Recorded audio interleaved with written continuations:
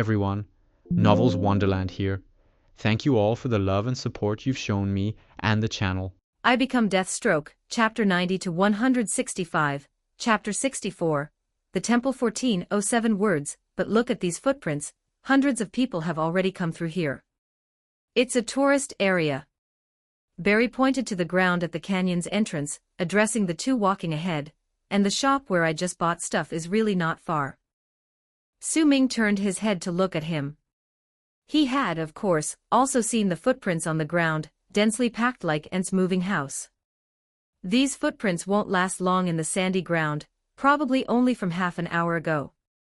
Barry appeared beside him in a flash of lightning, so I figured, if someone was having a strange party in the temple, would it not be discovered? Briss covered the lower half of her face with the bat cloak, the wind and sand relentlessly trying to get into her nose and mouth. I can tell you a bat fact, Egyptians are very skilled at underground construction. Su Ming also patted Barry's shoulder, walking arm in arm with him as they continued forward. The above-ground part of Egyptian pyramids is actually only two-thirds. For example, the Pyramid of Khufu, the pharaoh's burial chamber, is 200 feet underground, completely surrounded by giant stones, not buried by wind and sand. Mayan pyramids are formed by piling stones on the ground, but ancient Egyptians are different. They also excavated and built underground, a technique applied to temples. Briss continued toward that direction, speaking without turning her head. I thought after we've visited so many pyramids before, you would know when we reached the burial chamber. Oh, it's all dark and chilly around, so. Barry spoke as he shoved another sandwich into his mouth, and Su Ming thought he must have swallowed a lot of sand. Briss ignored him and asked Su Ming, the entrance to the underground should be inside the temple, what do you think? There might be multiple entrances, dark energy isn't edible, they need supplies underground. Su Ming speculated, this wasn't knowledge found in comics. Look, there's security at the temple entrance. The hawk priests can't bring large quantities of food and water and enter every day along with hundreds of tourists. But the entrance inside the temple is easier to locate, at least you don't have to search like a needle in a haystack. Briss squinted her eyes. Yeah, unless you don't want me to kill the security at the entrance, then it's up to you. Su Ming watched as the security ran over, one hand on her bat, and anyone upon seeing three uniformed people approaching artifacts would react this way. Visiting hours are over, it's best you three freaks leave. Oh, the tone of voice wasn't quite what I imagined, I thought this was a scenic area. Su Ming turned to Barry as he prepared to reach for his gun. Barry immediately held down Su Ming's hand. Su Ming was drawing his gun too quickly, so Barry had to use divine speed. Though being called a freak is a bit over the top, this is clearly an ordinary person, not enough of a reason to kill. Briss flicked her cloak and backhanded the security unconscious. She was quite restrained, she'd been called a freak not just for a day or two, and her heart was unfazed at the moment. The security here might be under magical influence, but she wouldn't be from the Owl Court. How couldn't they recognize Batwoman? The Bird tribe has been watching the successors of the Bat tribe for thousands of years. From her expression, Briss could tell, this person knew absolutely nothing, just a rude security guard. Su Ming released his grip on the gun, well, just to give Barry some face. As long as she's not blocking their way, it was fine, hopefully she'd learn some polite language upon waking. Stepping over the unconscious security to enter the temple, Barry kindly dragged her near the temple entrance, letting her rest against the pillar, saving her from being buried by sand. Set's temple didn't have anything impressive, maybe once had gold or gemstones, but a lot was lost during wartime, now only severely weathered statues remained and some replicas encased in glass cabinets. Pharaoh's golden staff, pity it's fake. Su Ming tapped the glass beside him. Under the spotlight of the display case, a shiny curved long staff lay inside, resembling a Christmas candy cane, except that would be red and white, with a peppermint flavor, whereas this was gold and blue, not edible. How should we find the entrance? Barry finished his sandwich and tossed the cling wrap into a trash bin. Briss took out a metal bead from her belt, it was her bat smoke bomb, and placed it on the floor casually. If there's a channel or hollow underground, under Earth's gravity, the floor above will always sink a bit, we just need to find the lowest point. The bead began rolling, sliding away towards a certain direction, She motioned for them to follow, weaving around statues and display cabinets, passing various slogans and information boards until finally it stopped at a location. Briss checked repeatedly, the bead was set on this spot. She pulled out a canister resembling hair gel from her belt, spraying a bat shape on the ground, explaining to Su Ming and Barry, "This is bat directional explosive, it can break open the floor here. Just cover your face, no need to hide too far away." Barry glanced at Su Ming, covered the lower half of his face with his hand, muffled. "I've actually seen this thing in our world, but I've always wanted to ask, why spray it like toothpaste? You draw a bat symbol, don't you think it's a waste of time?" Briss didn't answer him, acting as if she hadn't heard. The stuff dries quickly, and as soon as the two finished speaking, a strong directional blast occurred, but the sound wasn't loud. The ground broke open with a bang in front of them, and they fell along with the debris, down into a pitch-black passage. The alarms overhead blared, powder and dust settled upon them. Su Ming wiped the dirt off his eyepiece. "Doesn't that answer come naturally?" "Because he's Batman. Let's move, save the chit-chat for later." Briss swung two bat darts down both sides of the corridor. They quickly returned, and she pointed to the left. "That way, the automatic sonar has detected activity." Barry lifted the two of them. In the dark corridor, there was a flash of electric light. The next second, they found themselves in a place resembling a theater box seat, looking down to see a group of bizarre figures in black robes surrounded by numerous torches. They wore masks resembling giant bird skulls on their heads, completely concealed in hoods, stooped over as if mimicking ostriches. This is the typical attire of hawk priests. That cat from before was an exception. Unsurprisingly, there were over 10 hawk priests below, posing quite a problem, for they were over 10 mages, not just chickens. Defeating them would take effort. Briss, having no mettle and refraining from killing, could only restrain them, whereas Su Ming needed to punch them to death one by one, which would consume a lot of time. The priests were continually chanting around a black well below, strange smoke rising from within. The language was completely unrecognizable, not resembling any known human tongue, more like birdsong. The three of them were in bullet time. Here they could discuss freely, without fear of being detected by the outside world. "There are quite a few, what should we do?" Barry asked, needing to keep running around to maintain their current state. Su Ming answered him rather than Briss. "Use divine speed and lightning to restrain them. Each time toss one out for me to solve. Don't let them raise their hands or speak, and avoid touching any beams or objects they emit." Briss remained silent, tacitly approving this arrangement. Su Ming then turned to her. "While we're battling them, look for bat gold. It should be here somewhere, if it exists." "What does it look like?"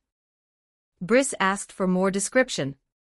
Su Ming recalled, "It looks like copper but emits a red glow, a kind of magic metal. The hawks won't have much, but if they do, it won't be less than a brick's size." "All right, let's do it your way. Barry, take us into the crowd." Chapter 91, Chapter 65, Assault 1540 words. In the next instant, an almost invisible electric light directly charged towards the crowd. Separated from the divine speed, Su Ming immediately seized the moment, pouncing on one of the hawk priests, rolling with her out of the crowd, while Barry circled around the remaining priests at super speed. Unlike when he carried others before, he used divine speed to draw the surrounding air, and a tornado swiftly manifested at the original center of the venue, the strong winds extinguishing the surrounding torches, plunging the entire cave into darkness. Whenever any of these priests attempted to escape or perform a spell, Barry would get behind her and shove, interrupting her movements. Meanwhile, Su Ming pinned the hawk priest to the ground, not giving it any time to react, striking the face repeatedly. From the last battle with the feline priest, he had gleaned some experience, and now he intended to try another strategy. Su Ming's memories originated from the Celestial Dynasty. Certain things Slade was unaware of, yet he knew them, such as meridian theory, and some things commonly mentioned in traditional Chinese medicine. Even though he was somewhat confused about his own identity now, it did not affect his use of this knowledge. He could recall various health TV programs Su Ming had watched, like those selling magnetic power acupoint massage shoes, acupoint massage pillows, spinal acupoint treatment devices, and some particular old family remedies chopping leaks. The ordering hotline was of no use now, but when all these fragmented pieces of knowledge were pieced together, they formed a relatively complete simple theory. The human body has 108 critical acupoints, of which striking 72 normally might not be fatal, but the remaining 36 are lethal acupoints, also known as death points. The death points are further categorized into soft numbness, fainting, light, and heavy, each category having 9 points, and there are Chinese medicine rhymes that describe their effects. Now they became the basis of his actions. Bai Hui surely brings one to the ground, Shinting does not revive, if Zhang Men is struck, 9 out of 10 perish, Sun and Yamen, surely see King Yama, spine fractured, no bone connects, beneath the knees, death begets haste. Since the enemy was humanoid creatures, there was no harm in trying it out. Like lightning, memories flashed through his mind. His fist, encased in promethium-made hand armor, aimed for the death points, focusing on the Bai Hui point at the top of the head, Zhang Men point at the back of the head, and the temples at the sides of the head. If one wanted to achieve fatal results with bare hands in a short period, both power and technique were indispensable. All roads shall lead to darkness. All things will welcome back. Baba to the hawk priest he had taken down still tried to shout slogans, but Su Ming punched its jaw, stifling the latter half of its words, and then continuously attacked its temples on both sides. Welcome your sister. Su Ming could feel his knuckles digging into the priest's skull, both temples dented inward, and for assurance, he delivered several fierce strikes to the Bai Hui point at the crown of the head. The priest's skull was completely shattered, red and white stained his hand, and the mask fell off entirely, revealing a shriveled face that looked mummified. A monster, its nose too pointed, akin to a bird's beak, its eyes occupying 1/3 of its entire face. No one would believe it was human, but at least its weaknesses were akin to a human's. Now it bled from all 7 apertures, utterly dead. Su Ming exhaled, suppressing the emerging memories and bloodthirsty desire, and shouted to Barry, "Push over another one."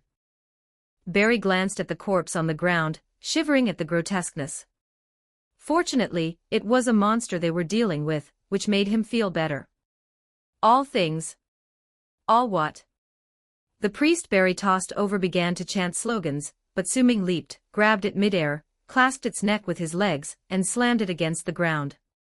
The stone ground would not harm them, the monsters were immune to such impact, but Su Ming's combat boots, made of promethium, still crushed its jaw. The tongue drooped from beneath the mask, Su Ming's eyes lit up, and he promptly tore it out, pulling down a bloody mass, silencing it entirely.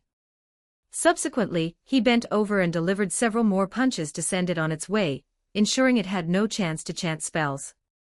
With a flick of the blood on his hands, he took a deep breath to quell the bloodthirsty urge. Even though relying on the flash to kill was not feasible, those things could hardly be considered human. How was it different from aliens or hell creatures? No wonder Barry, despite his formidable divine speed, could only serve as support in the Justice League, with Diana and Superman as the main damage dealers. In ordinary skirmishes, refraining from killing was fine, but on the brink of life and death in battle, not killing the enemy significantly increased the challenge. That's how Superman became useless. In almost every major event, he couldn't make any meaningful contribution, and was the first to be taken down by enemies. If Barry were replaced by Reverse Flash or other speedster villains, Su Ming wouldn't even have to lift a hand. Just triggering a Speed Force storm would annihilate all these priests. There was no choice, this was the cost of working with the Flash. Having convinced him to operate in the Justice League model was already commendable. At least Barry didn't stop him from killing those who needed killing. On Earth-11, choices were limited, so they'd have to make do for now. Toss another one over. While Su Ming and Barry dealt with the priests, Briss moved out of the combat area, skirting behind the black pit facing the priests, searching the rudimentary altar above for bat gold. There were some peculiar books there, possibly containing records of magic spells or similar content, along with miscellaneous items, all being animal remains or organs. There was no bat gold, the place resembled the Stone Age, without any sight of metal. But as she observed, she noticed something amiss above her. It was an owl specimen, appearing lifelike, its feathers and claws as if still alive. It was hung by a rope from its back, secured to the cave ceiling, simulating a flight motion. Briss squinted, discovering that the rope was made of coconut fiber rather than hemp. But if it were an ordinary specimen, even after being dried and fixed in position, the weight of the largest owl specimen wouldn't exceed 3 kilograms, given that it's a bird with light bones. Would dragging something weighing 3 kilograms necessitate the use of coconut fiber?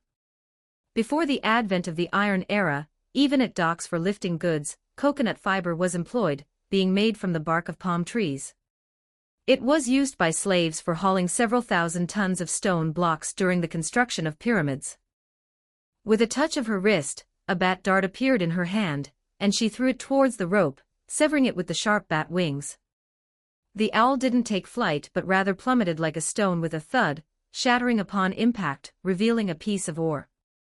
It had not been smelted, retaining its natural ore form, angular with a crystalline structure, yet just as Su Ming described it, copper-colored, emitting a faint red light. This was bat gold. In the Hawk Priest's stronghold, only a fist-sized chunk existed. In legends, it was also referred to as Set's bone, a traditional high-end casting material harboring potent magic power, a treasure passed down generations in the bat tribe, eventually stolen by the bird tribe. Unlike other metals, bat gold neither grants self-healing abilities nor can it be forged into sturdy weapons or armor, but it serves as a magic medium, amplifying spells for priests and mages, facilitating communication with the dark multiverse, peering at lurking monstrosities in the endless darkness. Found it. She lifted the hefty ore, the metal small in size but weighty, about 40 kilograms despite being fist-sized. Toss it to me. Su Ming signaled for her to quickly throw it over. The ore traced a red line through the air, caught steadily by Su Ming. With this in hand, the situation improved drastically, fewer punches were necessary. Each time Barry pushed one over, Su Ming only needed to smash the ore onto a temple or head top to resolve it, the sharp metal crystal coated in red and white viscous fluid. Like a gorilla crushing nuts with a rock, albeit overexerting force. The enormous power of a modified person ensured devastating damage, this angular or much more effective than anticipated. The priests still attempted to cast magic or resist, but their weapons and claws couldn't damage Su Ming's armor, nor could magic shields or similar defenses withstand the metal assault. The number of trapped Hawk priests dwindled, the bodies on Su Ming's side nearly forming a small mound. Briss merely turned away, exploring other pathways of the tunnel, without uttering a word. Chapter 92, Chapter 66, Resolution 1679 words. The number of surviving Hawk priests in the arena was dwindling, and they could barely utter a complete sentence. Barry strictly executed Su Ming's tactics, immediately going over to push any priest attempting to speak, interrupting their actions. However, the surviving priests realized there was a problem. Annihilation was inevitable. But they had one spell that required neither incantations nor movements. Without slogans or signs, their bodies suddenly exploded, and thick black sludge splattered everywhere. The intense gusts caused the entire cavern to shake. Barry felt he had dodged, yet several strands of black energy clung to him like maggots on a bone, and in an instant, as if transcending speed and space concepts, deep cuts were carved into his leg. His leg went weak, and he rolled over, crashing into the wall. Su Ming and the others were relatively far away. As the strong winds approached, Su Ming tackled Briss, his promethium armor offering decent protection and quite effective against magic. The strong wind pressed against his back, making him feel as if a giant beast had stomped on him. The black energy was blocked. He suffered some air current impact but only sustained minor injuries. However, more memories surged into his mind, causing his expression to turn grim. Briss's black bat suit looked gray and dusty, like a real bat. Su Ming pressed his head, trying to sort out these memories as best he could. "Barry, how are you?" He slowly stood up, dusting himself off. The cavern's shaking gradually ceased, with no more falling debris, indicating a temporary halt against collapsing. Cough, cough. "I'm fine, just minor injuries." Barry rolled over, lying on his back on the ground. His interrupted run had sent him flying quite a distance, crashing against the wall. "I thought they would shout something before committing suicide, but they didn't follow the rules." Maybe they chanted silently in their hearts. Su Ming approached, inspecting the wounds on his leg. The situation wasn't too serious, the black energy had not wrapped around the injuries. Briss also came over, crouching beside Barry to examine his wounds. Should we use some Lazarus Spring? Barry quickly shook his head. He knew Batman had once resisted the side effects with willpower, but he was merely a scientist, not a resolute warrior. No, it would cause a drastic change in personality, turning one into a bloodthirsty maniac unable to calm down without deathblow. My abilities are too dangerous. Once I lose my sanity, it would be trouble. Barry's right, bandage him up. Speedsters recover much faster than normal people anyway. Meanwhile, we can clean up here. Su Ming took the bandage Briss handed over and started wrapping his leg using battlefield first aid techniques. The spring water wasn't taken in vain. Later, you can bind Barbara and use it on her. It can heal her spine.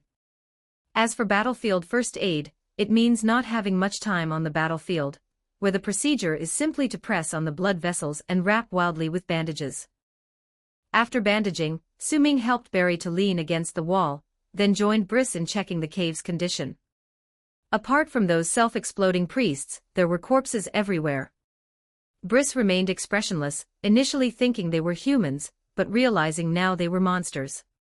If she had known earlier, she would have acted herself. Indeed, the Bat's no-kill rule only applied to Earthlings, not to aliens and monsters. Batman from the main world had once gone on a killing spree on Apocalypse Star.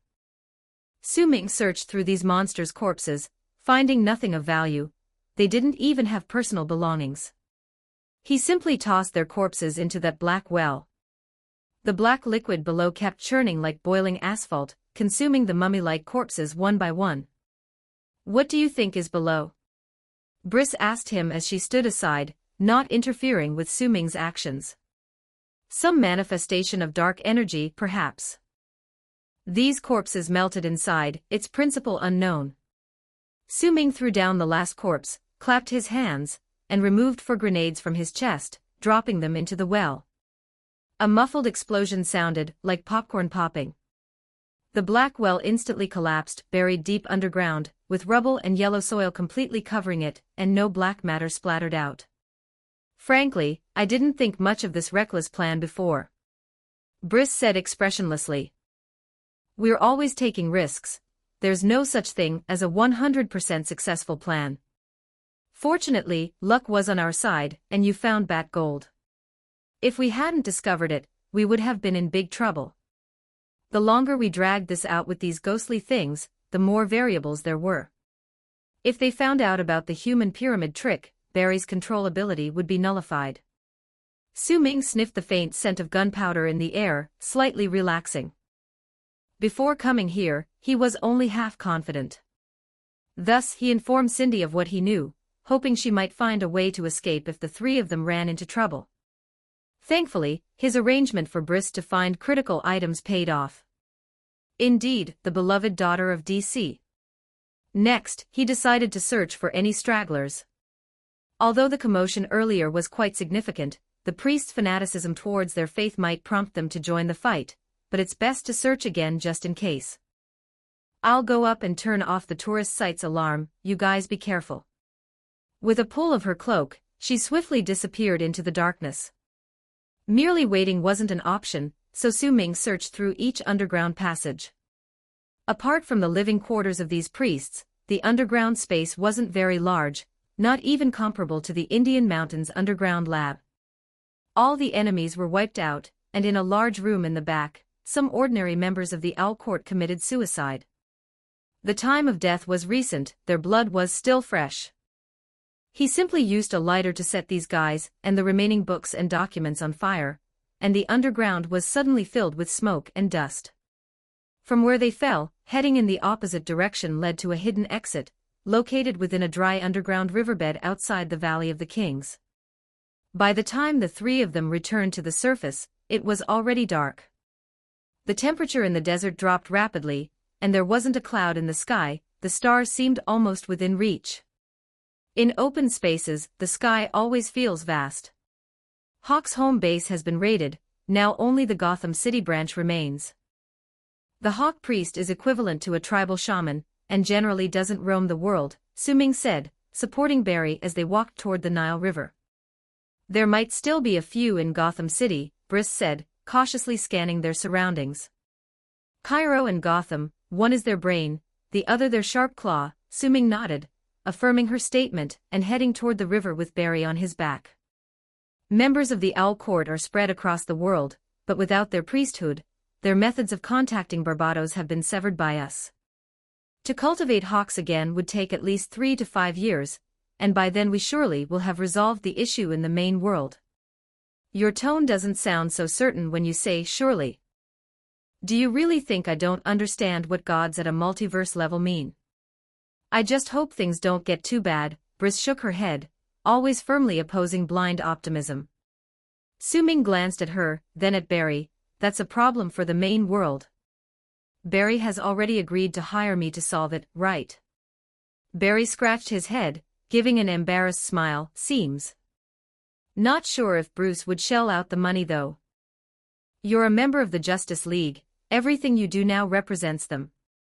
Bruce doesn't care about money, there's a 90% chance he'd be willing to spend. If he doesn't pay, I'll go to Lex Luthor, who considers himself humanity's savior. He wouldn't reject paying for the world.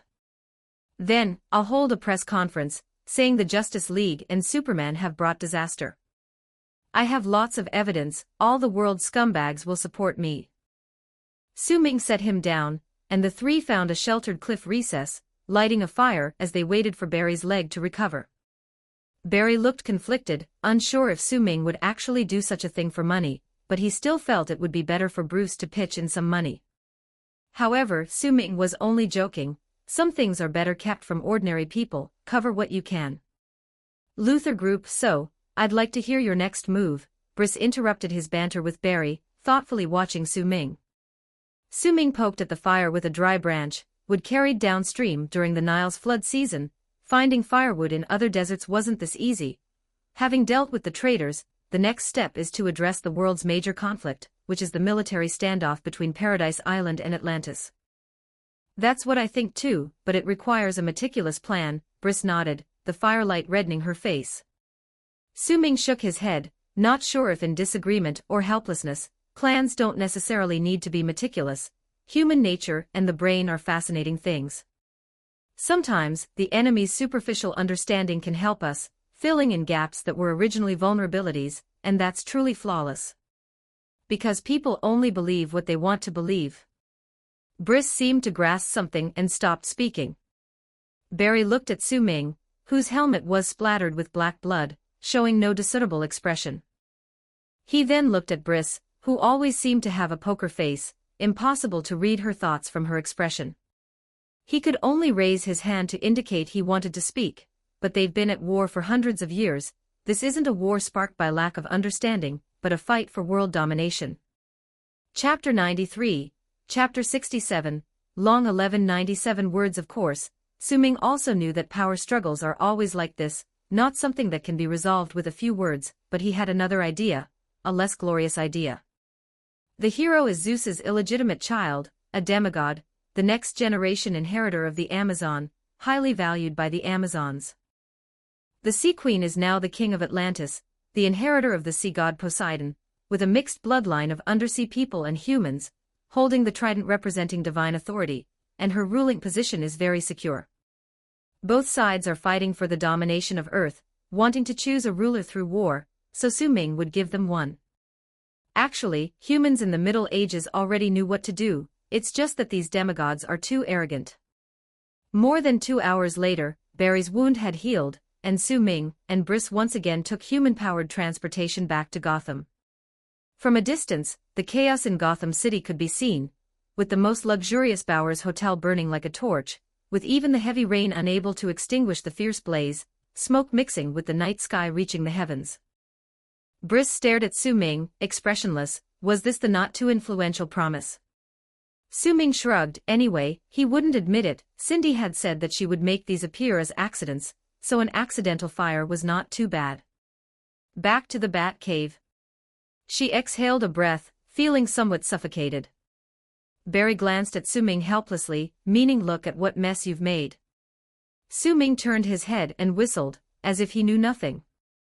Back in the Batcave, the three found Alfred dressing Cindy's wound, her armor placed aside, wearing only a tank top and shorts, her eyes completely crimson, suppressing the madness brought by the healing factor. "Ah, miss, you're back. Was everything smooth?" Ah Fu turned his head to look at the three, maintaining a proper smile, but his hands didn't stop, continuing to suture wounds and apply ointment. "Not bad. What's happening on your side?" Briss took off her helmet, sighed, surprisingly finding Cindy also injured. Without waiting for Ah Fu to answer, Cindy spoke up herself. "Zero Claw, really hard to deal with, no tactical room, had to go for an injury swap in a time crunch." Ah Fu added on the side, "Yes, that monster was well equipped, skilled in martial arts, not only were its weapons able to break Miss Cindy's armor but they were also poisoned." Su Ming glanced at Briss. It turns out she arranged for Ah Fu to follow Cindy. It seems she was already prepared. Zero Claw has been dealt with, and it seems the Gotham Owl Court is temporarily not a problem, at least the easy-to-discover ones are done, and soon Su Ming will give them a huge scapegoat so they can't cause trouble for life. However, he was curious about weapons that could destroy holy statue armor. Obviously, Ah Fu also brought back the opponent's weapon, which was placed casually on the workbench, looking inconspicuous. The whole thing was cast from pale yellow metal, matte finished, with a small owl head engraved on the knife handle guard. This metal was all too familiar. It turned out to be two daggers made of promethium. He picked up one to replace the old ordinary dagger, leaving the other for Cindy. "What do we do next?" Barry asked Su Ming, as whenever he had free time, he always looked for something to eat, which Ah Fu had already prepared. "How's your geography?" Su Ming asked him this question while removing his helmet, lighting a cigarette, and taking a hard drag. Barry was confused and, after swallowing the meat pie in his mouth, scratched his head. "Actually, besides forensic science, I'm also good at sign language, web design, and guerrilla language." "As a member of the Justice League, you've been to Paradise Island and Poseidones, right?" Su Ming asked again. By now Alfred had already placed a prepared ashtray beside him. Not many times, but you know partners always need to communicate often, and I just happened to communicate very quickly." Barry showed his innocent smile, seemingly shy, as he unconsciously twirled the remaining half of a hamburger with his fingers. Su Ming looked down at the transparent ashtray, discovering that it seemed to be natural crystal rather than glass, the decadence of capitalist tycoons. He unceremoniously tapped ash into it. "What about Dinosaur Island? Didn't the current generation of Hawkwoman take you guys there? There's their outpost in the main world." "Well, comparatively, I think Dinosaur Island is much better than Chimpanzee Island, although the residents are all raiders. At least the dinosaurs don't have mind control." Barry apparently recalled some bad memories, frowning, as learning guerrilla language was not something he had done voluntarily. "Then it's settled, we'll kidnap the hero and Sea Queen, and throw them onto Dinosaur Island first." Su Ming spoke of his plan, though there were details requiring the help of others. "The hero can fly, and the Sea Queen can swim. Even if Dinosaur Island is shrouded by mysterious powers and cannot be explored, it couldn't hold them. Methods are needed to disable their superpowers. Technology and magic could both work, but doing scientific research is definitely too late, so only magic is more reliable. There are many mages in DC, but only villains exist in Earth-11, so who to look for?" Su Ming had a rough idea. To strip a demigod of their divine power, someone knowledgeable in divine power is needed. Which Circe is a good candidate. She is the child of the first-generation sun god Helios, and the sea god's daughter Perse. She has spent thousands of years opposing the Amazons. She excels in various witchcraft and dark magic. She can easily turn people into animals like frogs. Techniques like petrification technique and mind control are dangerous for ordinary people, as she had repeatedly stripped Wonder Woman of her divine power, even turning her into clay and killing her once. But there's a problem: she's too strong to negotiate, and she loathes men immensely in the main world, needless to say in this one. She's eternally immortal, destroying her body won't wipe her out. Fortunately, Su Ming knew Circe's weaknesses. Firstly, her witchcraft is ineffective against demon exorcism spells from the divine race, meaning she cannot turn gods into small animals. Secondly, she fears an herb called moly, the so-called white-flowered black-rooted magic herb in Greek mythology. Hermes supposedly gave this plant to Odysseus to counteract Circe's spell, this being her origin story and fundamental weakness. Su Ming and the others just need to consume this herb, making them resistant to witchcraft for a considerable time. Although it sounds magical, it's quite ubiquitous for those in the know. Moly is scientifically known as snowdrop, a type of narcissus, originally from the Mediterranean, but in modern society, it's available in flower markets worldwide. Gotham City is no exception. A pot may be worth a few dozen US, but as a weapon, it's quite cheap. Chapter 94, Chapter 68, Preparations. 1458 words napping. Barry's face showed a conflicted expression. This word didn't sound like a good word. Let's put it differently. It's surveillance that restricts personal freedom for the survival of the world. Su Ming thought for a moment and reorganized his words, but the actual action wasn't going to change. Briss nodded. First, surveillance, that was acceptable. She did just that for Gotham City. That sounds much better, thank you. Barry sighed helplessly. Su Ming clapped his hands, telling Cindy to continue resting here. Her injuries and internal toxins needed time to be dealt with. Next, it would still be just him, Barry, and Batwoman taking action. So Barry, once you're full, we'll hit the road. Let's head to Gotham's flower market first. All right, let's go. Barry picked up Su Ming and Briss and dashed out from the Batcave's main door. Within divine speed, Briss guided the direction, and the three soon arrived in the area dense with flower shops. It was just past 6 in the morning, but it showed no signs of daylight. Dark clouds blocked everything, and a storm swept through the city. The streets were still pitch black. The three emerged from divine speed wading in water above their knees, with heavy rain washing over every inch of their uniforms. This is the place with the most concentrated flower shops in Gotham, and poison ivy often frequents the area. Briss led them to a street. Behind each shop were several enormous greenhouses, which looked like a botanical garden, but some roofs had been damaged by the storm. Speaking of poison ivy, Cindy first got a task where the jester wanted to send word to find you. Next time she asks, you'll be able to prove we delivered the message, right? Cindy is still waiting for her money. Su Ming kicked open a store's door, and inside was a scene of flooding, with everything submerged in water, and debris floating on the surface. The jester had better behave now. I don't have time to deal with her.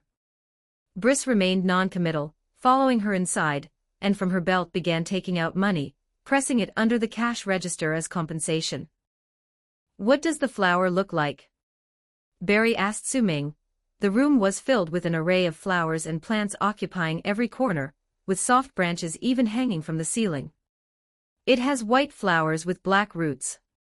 I can't describe it specifically, but the flower shop should have labels. You can look at the name on the pot. Snowdrop is it, and white-flowered scallion is another name. It might also directly say moly. Even if Su Ming had seen it, it was only the two-dimensional image from comics. Who knew what it looked like in reality? Both he and Briss had night vision equipment, and after searching the large flower shop while wading through the water, they finally found some in the greenhouse.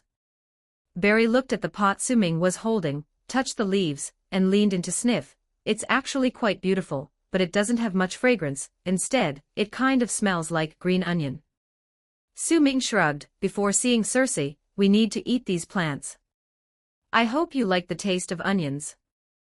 Briss's attention was not on that. She asked Su Ming, you said it can break witchcraft, is that a general statement? To be more precise, it's specifically related to witchcraft in Olympian mythology. I'm afraid it won't work on African voodoo. Su Ming picked up 2 pots, with scattered stems, which were enough. Vane Group would invest in cultivating this plant. If it's indeed useful, it might come in handy in the future. Su Ming headed out, shrugging easily. You'd better hope it works. If it doesn't, going to see Circe is really asking for death. Barry sighed. As a New Age tech-savvy youth, he never really believed in magic, witches, or any of that stuff. Even after becoming the Flash, most of his enemies were physicists or engineers, all about science. It was only after joining the Justice League and seeing Diana's enemies a few times that he realized what kind of monsters she was dealing with. Mythical creatures were everywhere, magic and witchcraft were innumerable, roaming the earth and the heavens like it was nothing, and nasty curses came in countless forms. He didn't like a mishmash of things he couldn't comprehend. Where to next? He scratched the top of his head, asking Su Ming. After several collaborations, Barry had gotten used to following Su Ming's directions. To the Joker gang's territory, Poison Ivy of this world is there, and I need some of her venom. Su Ming, keeping his habit of closing doors, pieced the door back together. Barry didn't say much. Lightning enveloped the three as they disappeared from the spot. Returning to the circus territory, the corpses on the ground seemed completely submerged. Su Ming handed the pot to Briss. Wait downstairs, they probably won't be too happy to see you. Briss, expressionless, took the pot and moved to the eaves. She wasn't afraid of rain, but the flowers would be smashed by the downpour. Su Ming let Barry take him upstairs, inevitably showing him the bodies strewn across the floor. Did you do this? Barry looked at him disdainfully. To follow Deathstroke back to the crime scene, this. Su Ming pushed open the dance hall door. The revelry of Harley and Ivy seemed to have ended, at least the music and dazzling lights had stopped. He pushed open the door to find Harley and Ivy cuddled together on a huge circus trampoline sleeping soundly. Harley was still smiling, who knows what she was dreaming about. Perhaps she could get drunk, but Poison Ivy definitely couldn't. Her body was nothing but chlorophyll and venom. She was a real plant person, and alcohol was like a nutrient solution to her. Ivy, I know you sensed me. Su Ming walked closer to the bed, speaking to her as she hugged Harley. Sure enough, she opened her eyes. For plants, sleeping or not made little difference. Why are you back? Planning to join our party? Poison Ivy tossed a flirtatious look with a smile. Su Ming removed his helmet, indicating no ill intentions, and shook his head. No, I need your help. I need some of your charming venom. And why should I help you? Poison Ivy stretched a little, sitting up, with a few vines tidying her hair. There are about 500,000 plant species on Earth. Even if a great flood submerges the world, some plants will survive. Still, marine plants account for only 2% of the total plant species. There's now a chance to save the other 98% if we have your venom. Armed with a lot of Slade's memories, Su Ming rattled off a string of data, and Poison Ivy, as a botanist, knew he wasn't lying. She tilted her head, looking at Su Ming, and then Barry, finally nodding. All right, you convinced me. The more plants, the better. She stuck out her tongue, licking her lips lightly, and her big eyes blinked at Su Ming, as if expecting something. Su Ming remained unaffected and took out his canteen from the gear on his leg, handing it over. She gave him an indignant glance, as if blaming him for being unromantic, but still extended a vine to take it. She held the canteen under her lips, letting her saliva drip into it. After a sigh, she used a vine to return the canteen to Su Ming. How long is the effective time? Su Ming screwed on the lid, fastened it back to his leg. Poison Ivy shifted slightly, leaning back, letting vines support her body. My venom, hee, without an antidote, it can last a lifetime. It makes people madly fall in love with the opposite sex in front of them. You're the first man to actively seek this, you know. She gently stroked Harley's hair, weaving a braid with her vines. Thanks for the reminder. I won't use this canteen again. We still have serious business. Su Ming indicated it was time to leave, but Barry didn't react. Turning to slap him lightly, Barry. Why are you closing your eyes? Oh, hee, right, time to go, let's go. Barry snapped back, and his face flushed almost as red as his suit. He let out a couple of awkward laughs, and a lightning flash swept by. Their exit process was unseen, but the vines felt their departure, and the door kept swinging as if blown by the wind. She sighed somewhat disappointedly, considering. Gently, she lay back down, kissed the smiling Harley's cheek, and closed her eyes again. Chapter 95, Chapter 69, The Oddball Hero Din. 1596 words. Briss remained in her original position, seemingly one with the darkness, the bat cloak completely obscuring her outline. Seeing the two come out, she wanted to return the flower pot to Su Ming. Poison Ivy actually cooperated like this. In fact, she didn't cooperate at all, it's just that her techniques are useless against me. Su Ming did not take the flower pot, indicating for Briss to hold it first. The Sea Queen's amphibious breathing ability is neither divine power nor an external thing, it's an inherent trait of her bloodline. I need Scarecrow's fear venom to induce her fear of water, making her psychologically incapable of approaching the sea. When it comes to inducing fear, Briss is an expert, but she only employs bat-related fear tactics, while Scarecrow's fear venom has a much broader scope. Most of the time, Scarecrow likes to use smoke-like toxins to spread fear, because it covers a larger area and affects more people.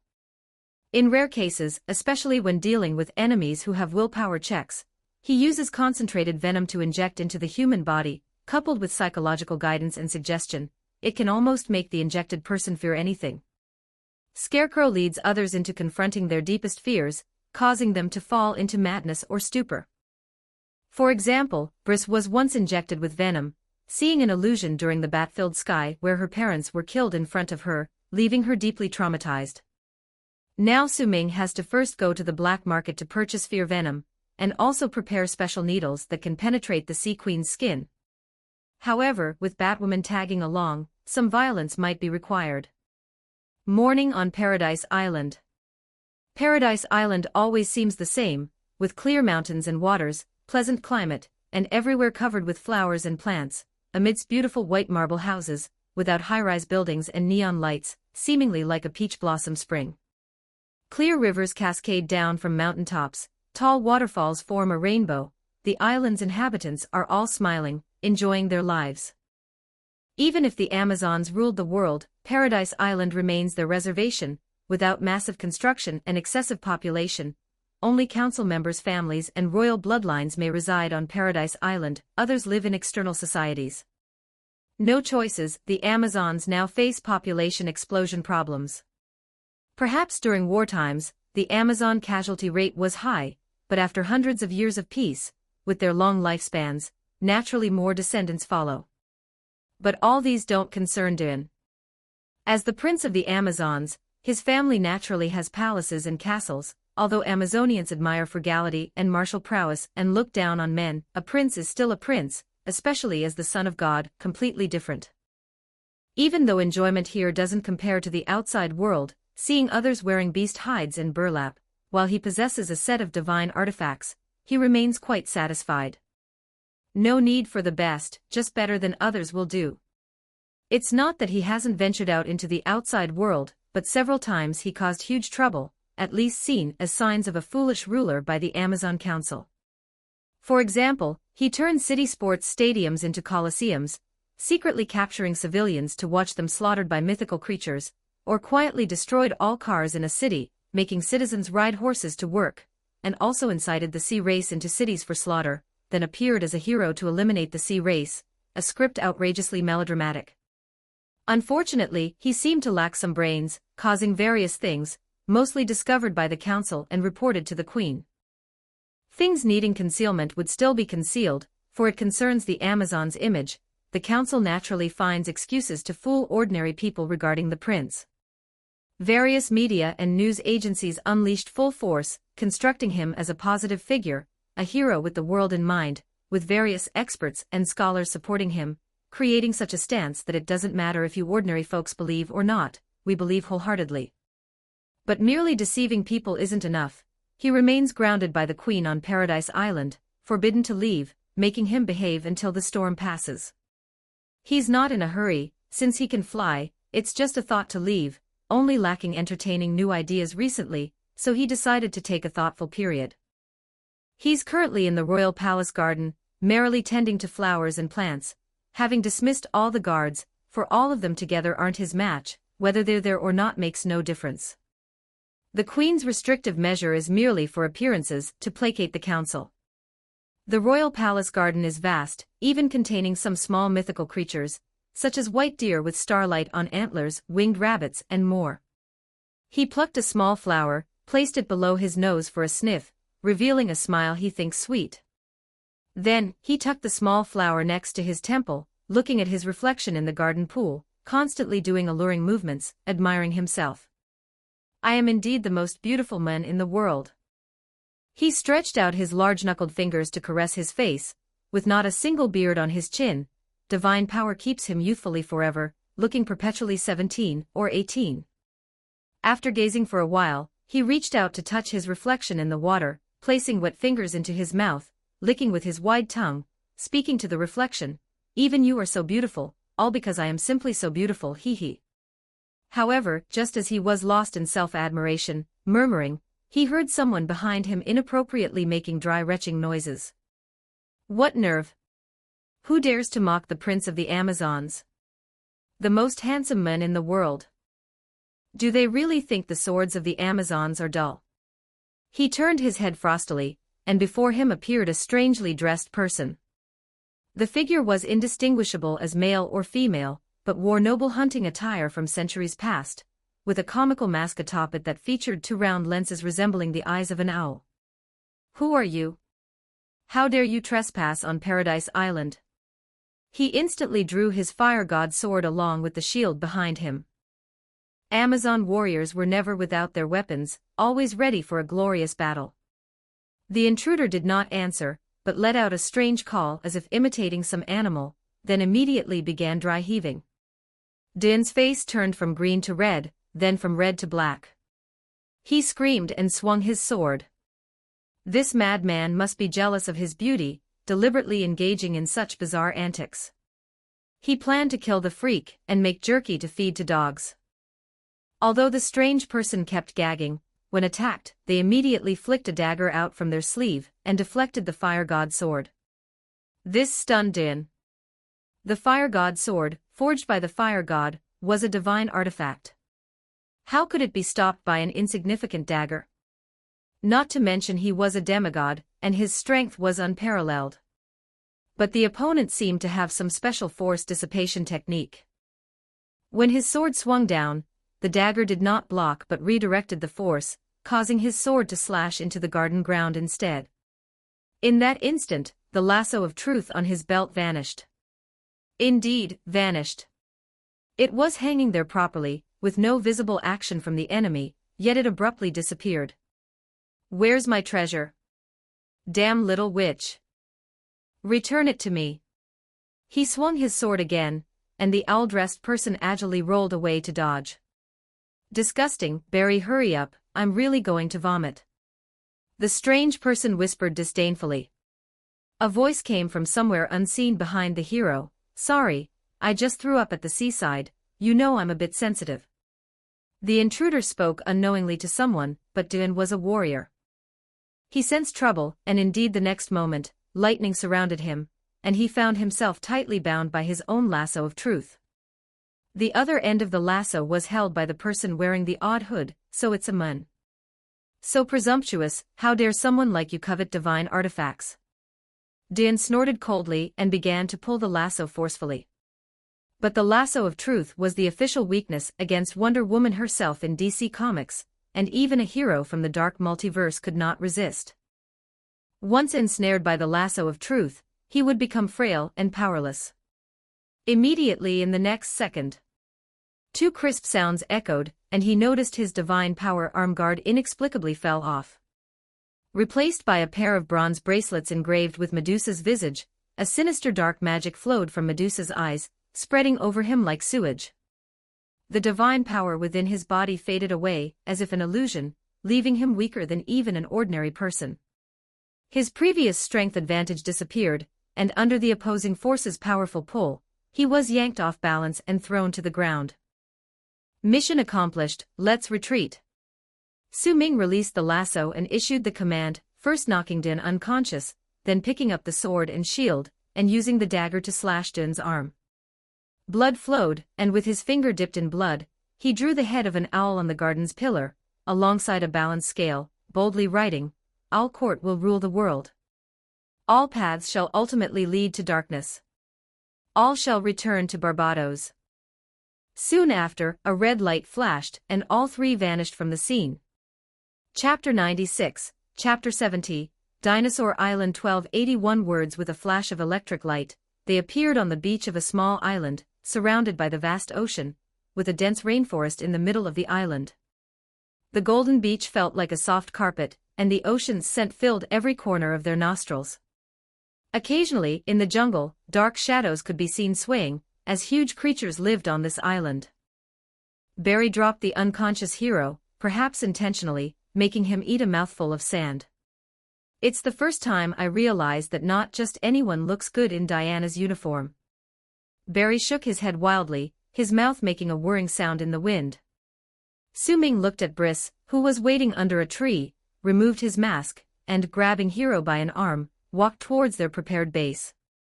He found Cersei in the temple on Iu Island, successfully obtaining props to restrain the divine descendants using the magical herb moly and his own martial skills, without much effort. The old witch obediently agreed to Su-Ming's demands, after realizing her witchcraft was ineffective. The Medusa bracelet seemed like a magical prop, but it was actually just for show. The key was the black liquid it secreted, the famous Circe's venom, capable of turning ordinary people into pigs and gods into ordinary people. This process is irreversible unless a professional mage breaks it. After the venom infiltrated Hero's skin, he became inferior to even an ordinary person. Su-Ming had to drag him away, fearing the damp sand would suffocate him. It seems everything went smoothly. Briss stepped out from the shade. She disliked acting during the day, feeling that wearing this attire in broad daylight was too conspicuous. Su-Ming tossed Hero onto the meadow, the peculiar plants beneath him like a bed, bouncing him slightly, and calmly said, "Everything went as planned." After being provoked, he was too combative and chose to engage in a fight with sword and shield to prove his valor. Then Barry had the opportunity to seize the lasso, use it to restrain him, and replace his divine power arm guard with the bracelet. Barry also approached, picked up a coconut, drank a few mouthfuls, and sighed contentedly, "Yeah, I never knew dealing with Diana was this easy." What's this world's Diana called again?" "Duin," Briss replied blankly, checking the person on the ground. Barry nodded, looking helplessly at the person on the ground. To be honest, he's not much to look at. Su-Ming was not surprised that Flash could restrain Wonder Woman. Actually, if Barry let loose, his abilities could easily reign supreme in this world. However, the kind-hearted little Flash often restricted his speed in cities to avoid the devastating damage sonic booms and electromagnetic forces could cause to those outside of divine speed. The displayed speed was already adequate enough. Coupled with the intelligence Su-Ming gathered from comics, dealing with this hero, who isn't the real Wonder Woman, was no challenge at all. In the comics, a cancer-stricken, dying speedster villain named Mayfly could even hang Wonder Woman out to dry without being as thoroughly prepared as Su-Ming. While he and Barry were executing the kidnapping, Briss stayed on the island, making preparations. Using various props, she made comprehensive preparations in a short time.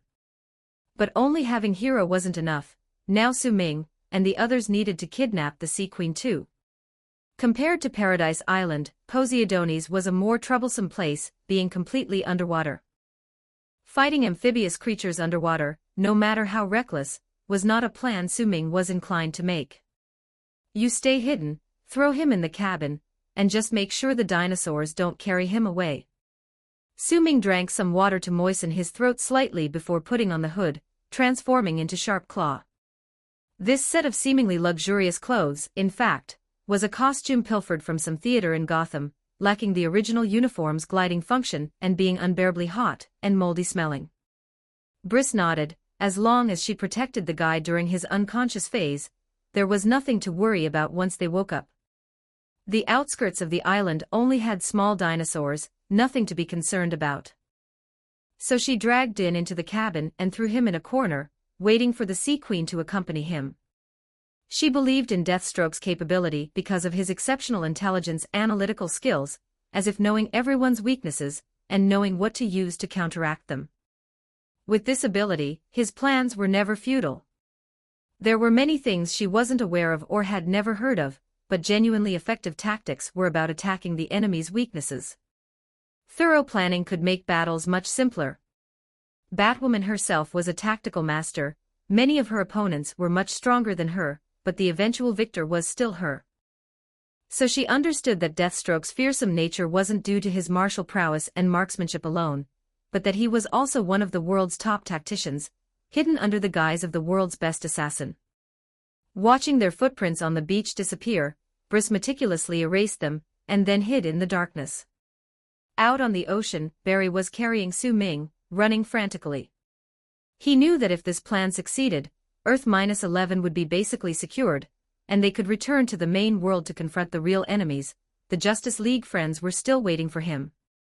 Su Ming's series of plans also filled Barry with confidence. He now entirely regarded Su Ming as an ally. Su Ming had already told him that their next destination was Cin Port in Maine. Of course, Maine was the main world's term. As long as Barry knew the geographical location, it was fine. There lay the Sea Queen's hometown. She was the illegitimate daughter of humans and Atlanteans, grew up on land, then surprisingly, inherited the sea god's trident and the undersea throne after a few years underwater. Unlike the main world's Arthur, this Earth-11 Sea Queen was more inclined toward the Atlanteans, more belligerent, with a mind completely filled with muscle accurately describing her. A ruthless undersea warlord was her character trait. Su Ming didn't intend to fight her underwater. Her strength was 1,500 times that of ordinary humans, let alone the fact that Su Ming couldn't outcompete fish underwater. Hence, he needed to lure the Sea Queen on land, collaborate with Barry to hit her with a dose of fear venom, and applying the Medusa bracelet that sealed divine power would ensure security. The battlefield choice, of course, was her hometown, the Cin Port Lighthouse. She had many childhood memories there and wouldn't bear to flood it with a tsunami subconsciously, preventing her from going all out, making it simpler for Su Ming. As for how to lure her out, watching the lightning disperse beside him, revealing the towering lighthouse on the cliff, he already had a plan. The lighthouse keeper here is the Sea Queen's father, but several years ago, he should have been killed by Black Manta. In the main world, Sea King and Black Manta mutually murdered each other's fathers, forming a deep vendetta. This lighthouse appeared to be maintained by someone occasionally from the town, because the small cottage under the lighthouse was completely without signs of habitation, seemingly abandoned for years. Her father's grave was not far away. Su Ming didn't intend to desecrate someone's grave. Although Slade's memory had done grave digging not once or twice, Su Ming's memory quite rejected it. It's highly unscrupulous, and there's no need for such actions. He could absolutely use this grave as a setup. Chapter 97, Chapter 71, Cin Port 1272 words, Barry, make a bonfire here, the kind that can roast a whole cow. Su Ming threw down his lighter and cigarette, stripped off his disguise, revealing the black and yellow intertwined armor underneath. Barry turned his head to look at the nearby cross-shaped tombstone. Though slightly damaged, at least it was still clean.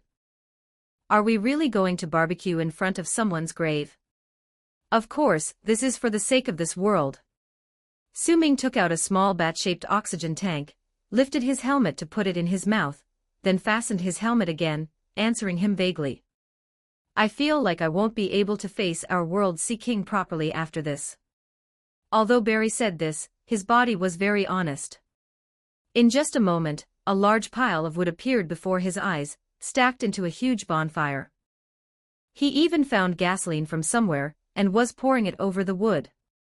Seeing him obediently following orders, Su Ming couldn't help but marvel at how effective righteous authority was, even making superheroes obedient. No matter if the action aligns with Barry's values or not, at least he doesn't have strong opinions and won't obstruct. Using the excuse of world safety works like a charm every time.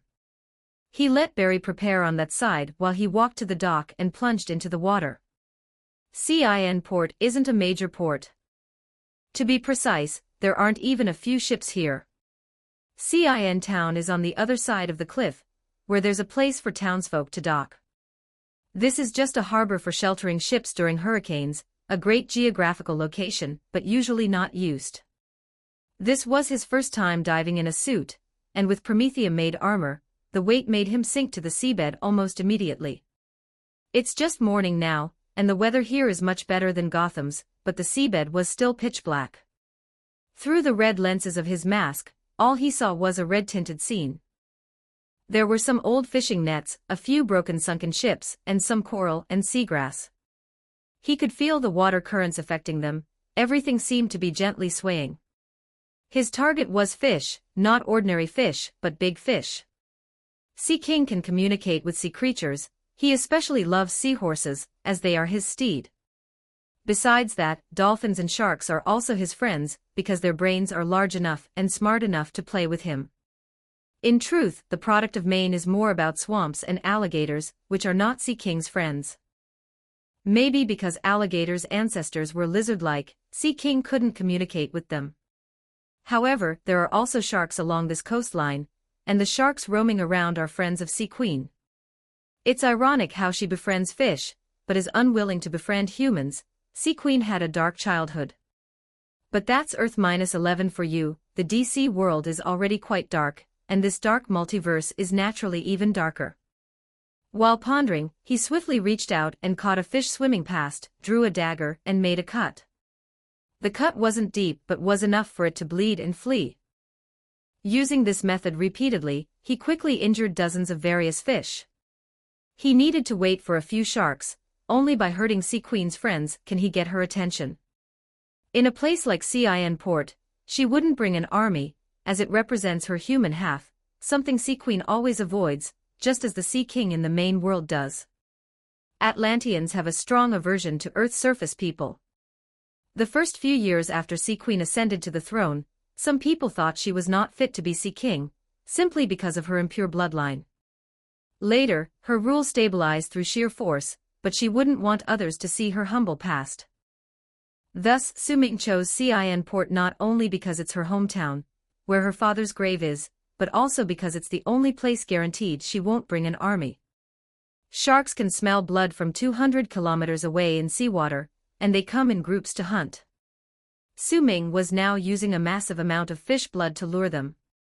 Briss's bat oxygen tank lasts a long time, giving him ample time to patiently wait, leisurely killing fish, and admiring the mundane underwater scenery. Time passed swiftly. About 10 minutes later, some huge black shadows with arrow-shaped tails were seen swimming from afar. Here they come. He put away the dagger and switched to a long sword, now aiming for a one-hit kill. Sharks, after all, are just fish with very limited intelligence. Coupled with Deathstroke's armor being black and yellow, orange is a warning color to sharks. It doesn't mean they will avoid it on sight, just that they won't actively attack. They swam around with their mouths wide open, densely packed sharp fangs overlapping, preying on the injured fish as the seawater gradually became murky. These sharks are quite plump, if the Japanese saw them, they'd probably drool.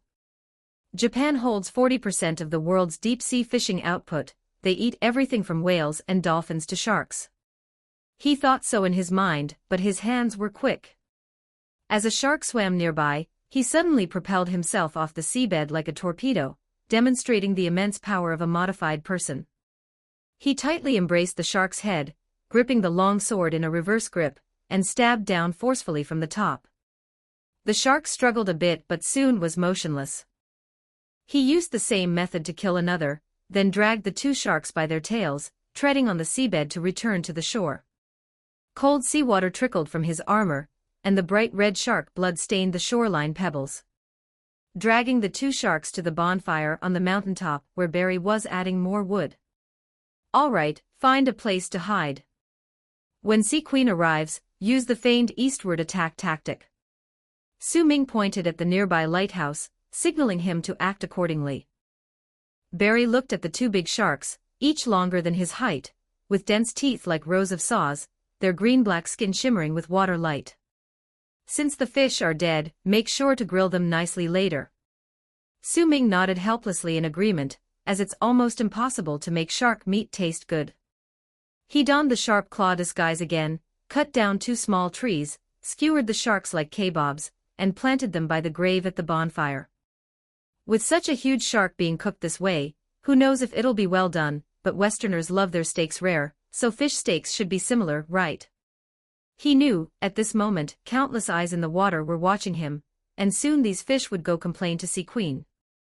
Looking around, this place atop the cliff offered a wide view, the gentle breeze bringing a true sense of camping. He even fetched a chair from Sea Queen's old home, and a tabletop, sitting vigil by the grilling fish. The tabletop was dismantled from an ordinary dining table, which he used as a large fan to direct the smoke towards the sea intentionally. The fat from the sharks dripped onto the bonfire, making crackling sounds, as the flames constantly licked the sharks' bodies, and a strange aroma began to spread around. Su Ming fanned the flames with one hand, continuously adjusting the angle of the roasted meat, but his eyes hidden behind the owl mask constantly stared at the vast ocean. Chapter 98, Chapter 72, Sea Queen. 1194 words 19,000 feet beneath the Atlantic Ocean, in Poseidonis. This is the capital of the Atlantis Empire, and the largest underwater city of the Atlanteans. The deep underwater was originally pitch black, but they used various bioluminescent marine plants and animals to illuminate it, making the entire city a lighthouse beneath the sea, visible from miles away. The underwater city of course has its advantages. It cannot be detected, nor disturbed by outsiders. Even if gales rage above the surface, the deep sea remains forever peaceful and serene. The Atlanteans possess the bloodline of demigods, allowing them to ignore water pressure and live like true deep-sea creatures. In the city, besides the Atlanteans, numerous marine creatures also coexist in harmony with the undersea people. Schools of colorful fish weave through the city, and the tall corals resemble trees. The stone-made buildings can stand for thousands of years. At the very center of these buildings stands a magnificent palace, the current Sea King's Palace, where the Sea Queen Arthur resides. At this moment, in the empty throne room, only she is leaning on the throne all by herself. She wears a golden scale armor top and green scale armor pants, the most popular color scheme among Atlanteans. Gold represents the sky, and green represents the sea. The Neptune's trident leaning against the side of the throne symbolizes monarchy. As a weapon, its power is mediocre, with durability as its only advantage. Then there's Poseidon's trident, the sea god's divine artifact, capable of stirring up monstrous waves and commanding all the world's marine life. Its power is unmatched. She usually just carries the Neptune's trident for show, while the divine artifact is enshrined in the temple to accumulate divine power. Sea Queen Arthur is currently lounging on her throne, resting her head on one arm, her mind wandering. Small fish swim past her, flicking her hair with their tails, but she remains oblivious. Her golden, short hair gently floats in the water, always radiating a beautiful glow in shallow, sunlit areas. However, this hair color was the main reason for her early opposition from the people, as blonde hair represents human beings. Humanity's overexploitation and excessive use of the oceans, their exterminating fishing of marine life, had long infuriated them, their anger accumulated over centuries. Though she secured her position with the might of Poseidon's trident and her iron rule, that alone wasn't enough. The Atlanteans feast on smaller fish as they lack thinking and consciousness, serving as food for the undersea people. But as the Sea Queen, to show she is the sovereign over all ocean creatures, she refrained from eating small fish, living on seaweed and terrestrial imported animals instead. The Atlanteans believe smaller fish can be consumed, but large marine creatures are their friends, with whom they can communicate and play. Many grew up as children accompanied by dolphins and whales. The companions that stayed with them, with one careless move, ended up on the Earth's surface people's plate. This is truly a deep-seated vendetta. Regardless, even small fish shouldn't end up in Earth's surface people's hands. Marine life can eat Earth's surface people, but Earth's surface people can't eat marine life. Even though Earth's surface people are an intelligent species like the undersea people, we tend to support kin over logic. Besides, Earth's surface people constantly release sewage into the sea, dump garbage, or even conduct nuclear tests on islands, greatly affecting their living environment, as if they were defecating on the Atlanteans' heads. It is not only a matter of interest but also a personal insult. In this world, the Sea Queen is entirely on the side of the undersea people. After her father's death, she had no goodwill left towards the Earth's surface people. What she's pondering now is how to eliminate both the Amazonians and Earth's surface people at once and dominate the world herself. Ordinary people are of little consequence, they should mostly perish in a few tsunamis, but the key lies in the Amazonians currently ruling the world. The Amazonians also possess divine power, and reaching the sky or diving into the sea is not out of their reach. If she launches an oceanic offensive, it will surely trigger a powerful backlash, with Earth's gravity siding with the enemy as well. After all, water flows downhill, and if they flood the ocean with venom, it would be unstoppable. The Atlanteans took a different technological path. They don't favor computers or other precision items, but lean more towards military equipment, such as large vehicles resembling metallic octopuses or fish-shaped tanks that can withstand damage on land. These have proven useful in large and small battles over the past centuries. But now, the Sea Queen seeks a one-time, permanent solution, tired of skirmishes and drawn-out battles. The strength of the Atlanteans lies in their robust physiques, and the ocean itself. How to use her strengths to destroy all the world's enemies is a strategic question. They have a purely monarchical autocracy, lacking even an Amazonian-style parliament, so she has no one to discuss military state affairs with, except various fish.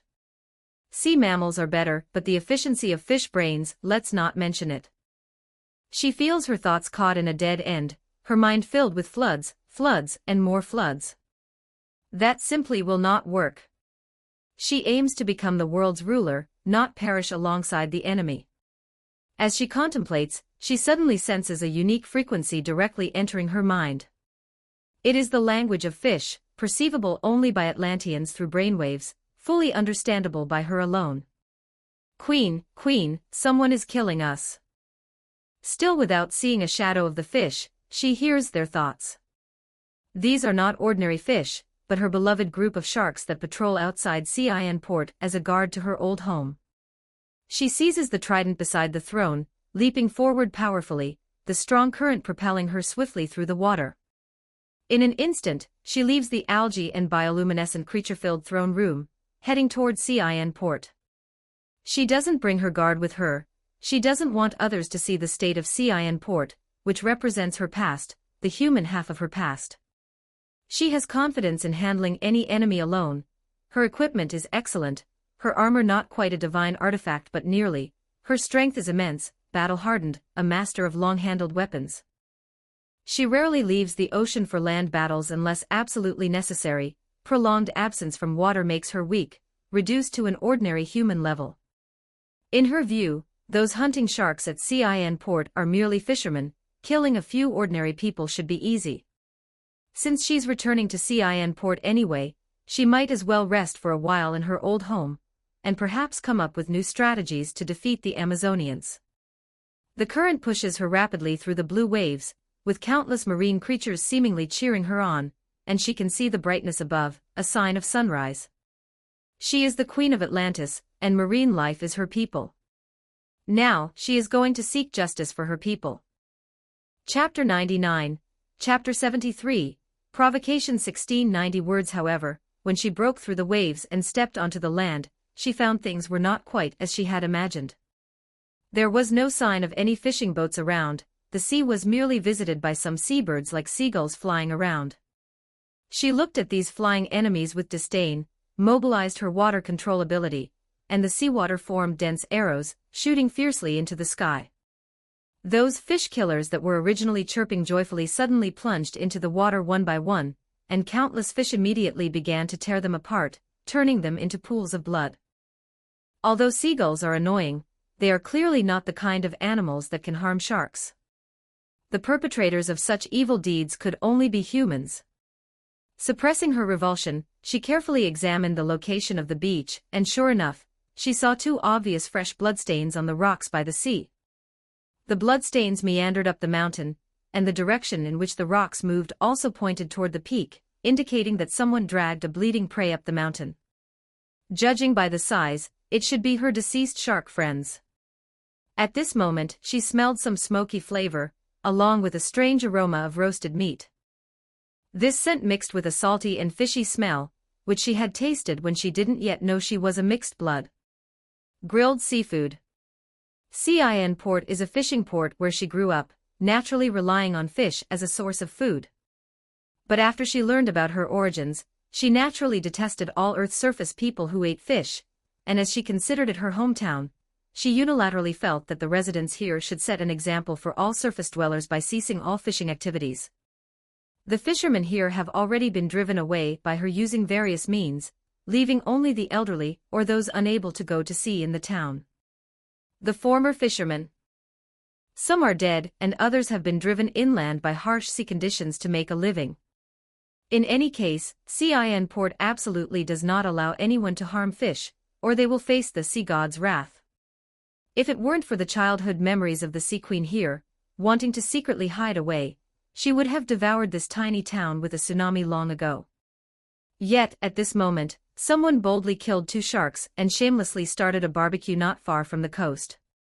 The direction of the rising smoke is near her old home, at the base of the lighthouse, where her father was buried. People in North America do not eat sharks. Hunting sharks is either for fun or to show bravado. Now this sudden smoke is definitely an insult. As the daughter of the lighthouse keeper, she often climbed up and down the lighthouse with her father in her youth, and their lives revolved around the lighthouse. At that time, she always gazed out over the endless sea, imagining what was on the other side of the ocean, listening to her father's stories about mariners. But later, she learned about her origins, and her attitude toward humans fishing for marine life clashed with her father's.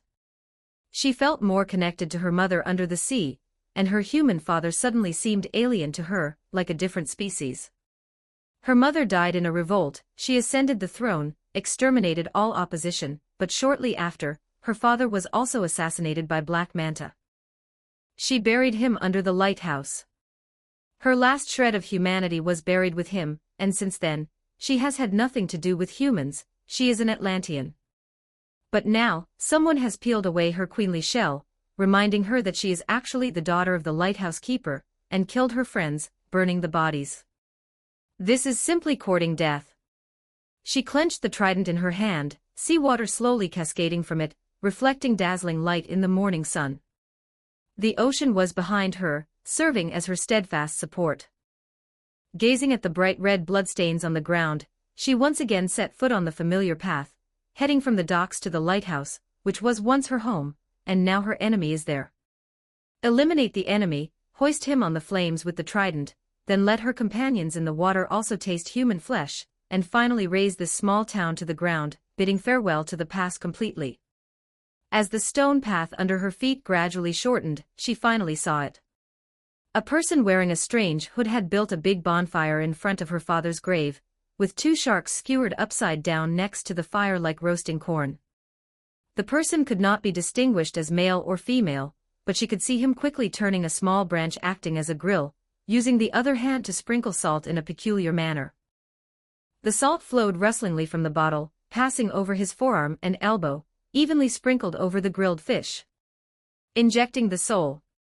The silhouette seemed to be talking to himself, however, his voice was so loud as if deliberately meant for her to hear.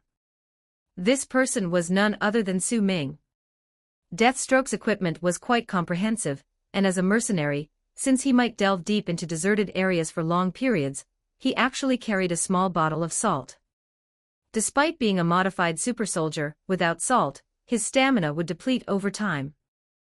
This salt was not just for seasoning food, but was used for emergency first aid in the wild. Saline could replenish electrolytes, alleviate the aftermath of massive blood loss, or disinfect wounds. In some underdeveloped regions, salt could even be used as hard currency to trade for some assistance. Having seen the Sea Queen arriving, he deliberately took out the salt, acting leisurely as he sprinkled it over the grilled fish. If it were really about eating, how could this modest amount of salt suffice for 2 sharks? He intended solely to provoke the Sea Queen. In the main world, King Arthur wasn't known for being crafty, similar to Thor next door. Once provoked, his mind would mostly be consumed with boldness. One must admit he had the capital for brashness, with strength 1,000 times that of an ordinary man, and his divine power rendering him invulnerable to most conventional weapons. Sea King always served the role of the main tank within the Justice League. Anyway, the plans were usually devised by Batman, who said to fight the boss, and would often not assign him overly complex tactics, just hassle the enemy. Hit and get knocked back, climb up and go again, repeat until unable to move. His large size, loud voice, and toughness made him convenient for drawing enemy attention, creating output opportunities for Superman, Diana, and Lantern Hero. Typically, at this stage, Batman and Barry would handle the minor enemies on the periphery. One didn't want to kill, and the other didn't dare to kill. Apart from being an organization against alien threats, the Justice League also held hidden implications of Batman using the others for supervision. Truly accounting for which major enemy was beaten to death by Sea King, there really was none. When push came to shove in a life-or-death scenario, people had to look to Diana. A well-trained warrior and a dockboy self-taught halfway were entirely different when it came to adhering to basic laws while attempting to kill. Now, as long as he enrages her, making her temporarily forget to muster the terrifying power of the ocean, Su Ming would have a chance. Killed my friends. Blood debts must be repaid in blood. Indeed, seeing this person cooking leisurely in front of her eyes, the action of sprinkling salt was so flashy that the Sea Queen's eyes turned red instantly. How dare a human eat marine creatures, such noble and kind beings? Without hesitation, she flung the trident in her hand like a javelin. Su Ming couldn't possibly catch it forcefully, given his current disadvantage in strength. He could catch it, but he would undoubtedly be dragged and flown away. He lay down and immediately rolled away, dodging the lightning-fast attack. The trident hit the chair where Su Ming had been sitting with a loud crash, shattering the stones, and wood into pieces that flew into the sky, carrying the morning dew. The Sea Queen immediately lunged over, forcing Su Ming back with a punch before pulling out the trident and thrusting it directly at his chest. Her strength was great, but her speed wasn't remarkable. No matter how heavy the attack, missing was a waste.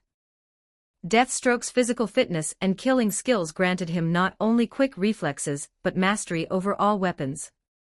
Having regained more memories, as the master of all weapons, he knew more about trident techniques than the Sea Queen. This kind of thing was not technically a weapon early on. Historically, it originated during Middle Ages peasant uprisings when they lacked proper weapons, only having farm tools and fishing implements. Things like grass forks, hoes, rakes, fishing spears, and sickles were more or less passed down from that era. While the Celestial dynasty might have a history with something like a steel fork, similar to a trident, at least there were attack patterns. This in the hands of the Sea King truly held no technical depth. Anyway, it relied on pure brute force, stabbing, sweeping, smashing, merely a few moves, with zero innovation. Su Ming easily dodged. Someone with only brute force wasn't a significant threat to a top-level martial artist. As long as he dodged carefully, she couldn't hit him. He had meticulously lured the Sea Queen onto land, now at least holding geographical advantages, was also prepared with a deadly weapon. What did the Sea Queen have to contend against him? Once again evading the trident's head thrust, he smoothly slid past the Sea Queen. Do you still want to eat fish or not? If you don't move soon, the fish will be overcooked. Chapter 100, Chapter 74, Spoils of War. 1397 words. Humph, do you have accomplices? It won't help, today you all must. Just as she sneered and swung her trident attempting to stab through Su Ming, she suddenly found herself unable to move. Forget about stabbing someone with the trident, it was difficult to even wiggle a finger. Looking down, she saw loops of glittering golden rope tightly wrapped around her body. She could feel her power still within her, yet she couldn't exert it at all.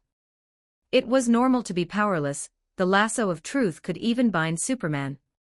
Diana from the main world had used it to bind Doomsday, and even Darkseid. Therefore, when dealing with Dun earlier, Su Ming had Barry snatch the lasso right away. Although Earth-11 and the main world were slightly different, among the hero's gear, the most threatening to Su Ming was undoubtedly the lasso of truth. Since it's so useful, it certainly could be used against the Sea Queen. It also had the power to make the bound tell the truth, though that was unnecessary for now.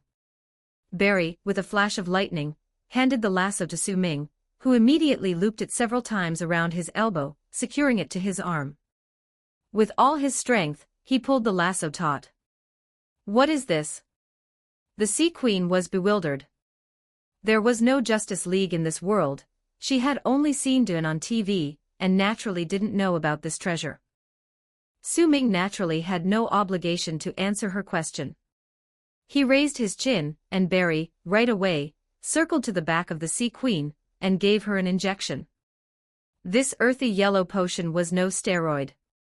It was actually the highest concentration of fear venom that Su Ming could buy at the Gotham black market. According to the thug-like boss, one shot of this could make someone terrified of air to the point they wouldn't dare breathe. Of course, the effectiveness of the venom wasn't based on advertisement but on results. Su Ming was now watching the Sea Queen to see her reaction. It had to be said, the body constitution of Atlanteans was far stronger than humans by more than just a little. He still had to exert all his strength to keep from being escaped from the lasso. Sweat was already dripping from beneath his helmet. This was the first time he felt his strength was insufficient. The lasso of truth actually amplified his strength and counteracted the opponent's. The Sea Queen couldn't move, and now Su Ming couldn't move either. They were in a state of tug-of-war. Barry, a few more shots. Barry hesitated for a moment, apologized internally, and injected half of the fear venom he had bought from the black market into the Sea Queen's neck. Her eyes slowly became dazed, and her struggling strength rapidly weakened. Panting heavily, Su Ming gestured to Barry that it was now a bit safer to come to her front and use the bracelet. With two crisp sounds, the Sea Queen wore the Medusa bracelet, instantly becoming an ordinary person. Are we really doing the right thing? Barry looked awkwardly at Su Ming. He didn't think fear venom was a good thing. Su Ming was indifferent. Had it not been for considering his and Briss's feelings, he could have made the scene incredibly bloody. For the world, there's nothing wrong. What's next? Once again pushed back by righteousness, Barry opened his mouth, but couldn't say anything, then resolutely gave up. Have you studied criminal psychology? That's a required course for forensic personnel. Barry revived at the mention of academic issues.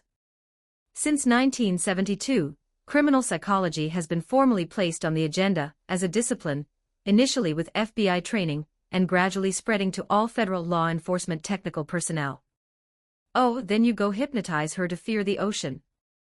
I'll go check if the fish is done.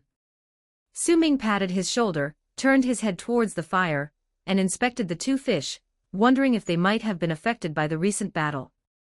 If they were dirty, they wouldn't taste good. Why me? Briss emerged from the shadows, watching Deathstroke throw the unconscious Sea Queen beside the hero. Now that both were captured, keeping them under control naturally could prevent both sides from starting a war, and instead concentrate their forces on investigating themselves. But this wasn't the method Su Ming called lasting peace. Here, this one's for you. Barry smiled and handed her a giant skewer of meat. Not only that, Su Ming was holding two skewers, stuck in a golden trident. What is this? Briss took the skewer but still questioned. Su Ming removed his hood and helmet, and wiped the sweat off his head. Grilled fish. Though it looks bigger than a steak, it's just grilled fish, considered a byproduct of capturing the Sea Queen. It's a bit strange. Briss took a small bite. It was mostly raw, full of primitive flavor. Su Ming also took a bite, and indeed the taste was odd. It's just to replenish some energy. Don't expect too much. Sharks shouldn't be on the dining table in the first place. I've already used the highest level of salt sprinkling technique. Barry stood beside them, all three standing under the tree shade, enjoying the sea breeze, looking at the two unconscious people in the little hut, and took a bite of shark meat. The strange taste reminded him of the sweet soup he had once had in the Bat Cave. What technique? Infusing the soul. Su Ming shook his head with a smile, as if joking, eating it raw would actually be fine. Barry flipped over the skewer in his hand, not noticing any difference. Briss, nonchalant about his remark, seemed to change as soon as she put on the uniform. What do you plan to do next? You can back off now. Let the bad guys be dealt with by me. No, let the Owl Court do it. Su Ming finished the meat in a few bites, stuffed his helmet into Barry's arms, and then put on the owl hood himself. Although washed in the previous heavy rain, it still had a strong scent of blood, slightly pleasing him. This familiar scent intertwined with memories in his mind, making it feel like soaking in a warm bath. Briss watched as his back moved towards the two unconscious people, squinting slightly. She was contemplating but soon swung her cloak and returned to the shadowy darkness. Barry tried to put Su Ming's helmet on his head. He had long wanted to try other uniform helmets. The Justice League didn't have a fully enclosed helmet. Wasn't this a great opportunity? Following Briss to hide, he clumsily searched for the helmet's catch. Su Ming walked into the little hut. This place was hard to say how it was. For now, it seemed light shone through every part. If it rained, the inside would probably become a water curtain cave. He looked down and saw that both were still unconscious, but estimated that it wouldn't take long for the hero to wake up. Let's disarm you completely first. Crouching down, he detached Din's battle skirt and chest armor. Now, the hero's set of gear was all gone. Immediately, he felt much better. A broad-shouldered, long-haired man wearing this. A low-cut chest armor and miniskirt. It was simply anti-human. Now looking at Din wearing just red underwear, it still felt more fair, so he stripped the Sea Queen down to just her underwear as well. Whether weapons, armor, or adornments, none could be left with them. Who knew what mystical functions might be hidden in them? Better safe than sorry. Seeing the pile of props outside the door, he only pondered for a moment before making a decision. Tridents and shields, such weapons, he had no need to use. Low-cut armor and miniskirts were impossible to wear. The function of the Divine Power Arm Guard was good but too effeminate. Leave it to Cindy, maybe if painted black and yellow, it could still be used. The Starlight Flying Crown was an Amazon monarchy symbol, could be used as a trump card, reserved for Briss.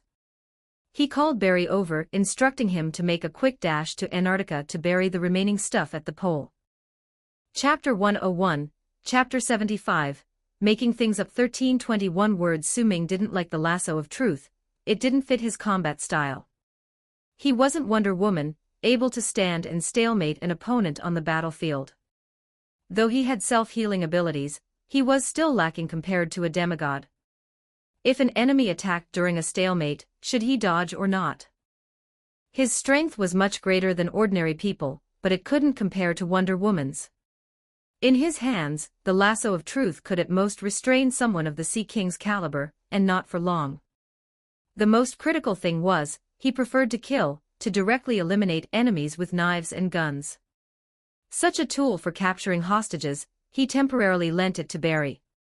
For Barry, who neither killed nor tortured enemies well, this tool was very useful. After arriving in the main world, they would have to face the Dark Knight Order, so any enhancement in their strength would be good. The only thing Su Ming planned to keep was the Fire God's sword. It was forged from divine gold, and though it wasn't related to this major event, divine gold was still pretty good stuff, and combined with the perfect craftsmanship of the Fire God, this weapon suited him well. As the name suggests, divine gold was metal used by earth gods, its full name being divine metal. Many of the old gods used it to craft their weapons and armor. In the comics, the gods said this sword was indestructible and held the power to kill gods, one of the most formidable weapons on Earth. Though divine gold was fine, it wasn't the hardest thing in this universe. Promethium was harder, and weapons made from it could clash head-on with the Fire God's sword.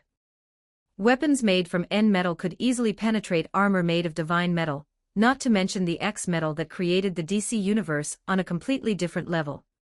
Other multiverse-level big shots also had their special metals, all of which were more powerful than divine gold. These metals aren't sourced from radioactive isotopes, but are from alien lands or the multiverse, and the old god's usage of them so far still falls far short. However, the Fire God's sword, at least, carried the title of a divine artifact. If the enemy had no metal to rival it, it would greatly enhance Su Ming's attack power. Besides, he had never used a divine artifact before, so he might as well try it. Looking at the two people unconscious on the ground, he leaned silently against the wall of the shanty, waiting. Where is this? Sure enough, the hero woke up first. He dramatically rubbed his eyes, stretched lazily, and suddenly realized he was down to just his underwear, letting out a scream, and covering his chest with both hands. Then, he saw Su Ming leaning by the door. He recalled it was this person, dressed like an owl, who defeated him using witchcraft tools. Lowering his head, he saw the Medusa bracelets on his arms still emitting a faint black light, rendering him with the strength of an ordinary person. Despite this, he wasn't willing to give up. He was a well-trained warrior, after all. He rolled forward and immediately launched an attack on Su Ming, but Su Ming didn't even bother to dodge, letting him punch his chest. Nothing happened to Su Ming. Though he appeared to be dressed in aristocratic apparel, crucially, under the coat and cloak, he wore his own uniform. What would an ordinary person feel punching Prometheum armor? He jumped back a step, rubbing his wrist constantly. He felt pain for the first time. In the past, when he was equipped with divine power and full gear, he was always the one inflicting pain on others. Now, with the pain falling upon him, the excruciating feeling brought tears to his eyes. Su Ming shook his head. He had to resolve this quickly, or he might indeed feel disgusted. Raising a hand, he grabbed Din by the neck, lifting him just slightly, causing his feet to leave the ground. He merely needed to clench his fist, and the hero would surely die. But he hadn't gone through so much effort just to kill them. With a fling of his arm, Din, whose face turned cyan and purple, was thrown out, landing on the Sea Queen, rousing her from unconsciousness as well. Behave, or I'll make you suffer more. Su Ming intentionally imitated Sharpclaw's voice, though not well, but his adversaries wouldn't know that. Who the heck are you? Such audacity. The Sea Queen stood up, supporting herself against the wall, feeling unprecedented weakness, as the mysterious bracelets drained almost all her strength. Sea Queen, hero, Kiki, since we've brought you here, haven't you guessed our intentions? Consciously leading them into wild imagination, while the plan wasn't meticulously airtight, and hard to bluff through by his speech alone, he aimed for them to indulge in severe overthinking as much as possible. Upon hearing Su Ming, the two instinctively distanced themselves, growing alert. Su Ming stood at the doorway, while the two took up separate corners of the room. Observing their reactions, Su Ming sighed internally. Diana of the main world was at least somewhat cerebral. Why was the counterpart from this world so clueless? We've already sent professional stand-ins to replace your roles in Amazon and Atlantis. Soon, the new you will issue orders for both sides to go to full-scale war. This world shall be destroyed by us. Feigning seriousness in speech, Su Ming was aware that Paradise Island and the undersea people's goal was ruling the world instead of Earth's destruction. Simply put, they only saw the benefits, and not willing to bear the possible war aftermath.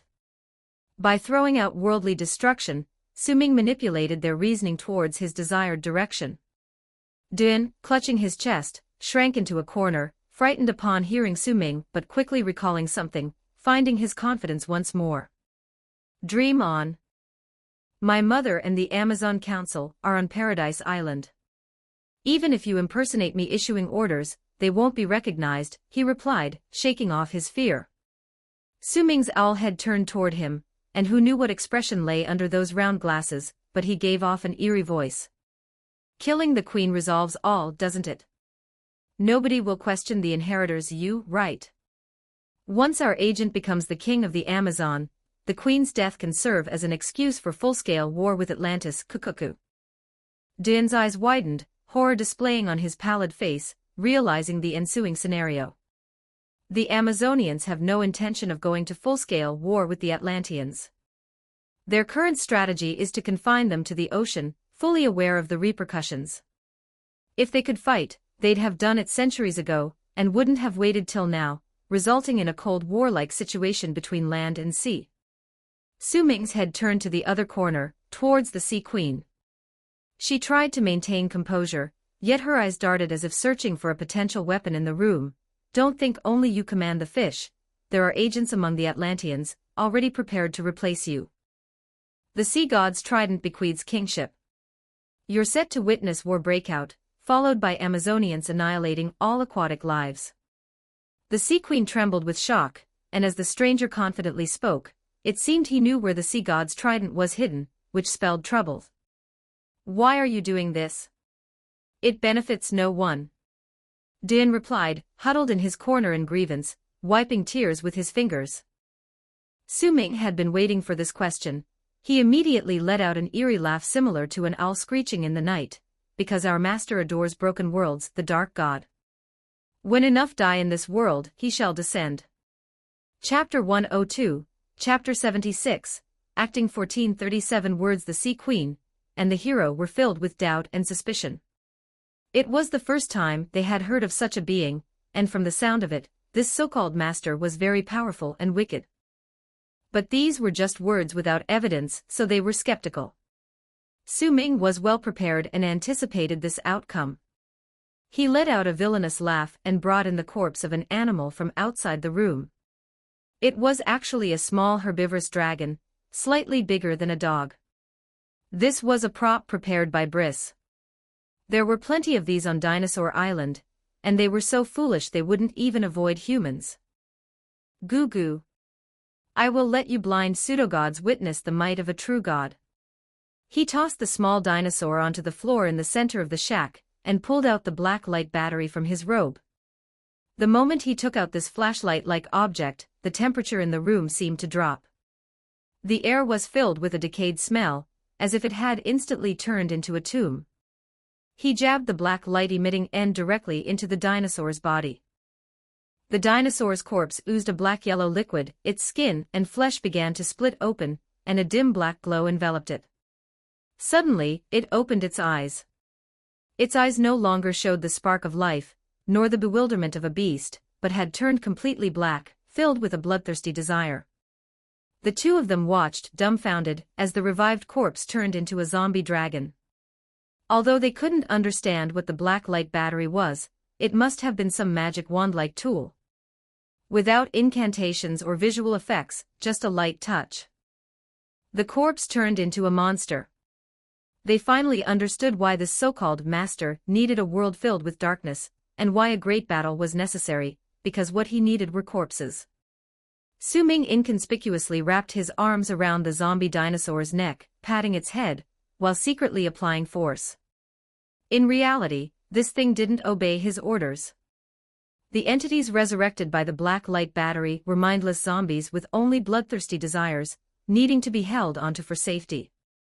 But in the eyes of the Sea Queen and hero, it seemed like the hooded man was lovingly whispering to the revived corpse. Even the zombie dragon's desperate struggle looked like it was trying to flatter its master, like a pet wagging its tail.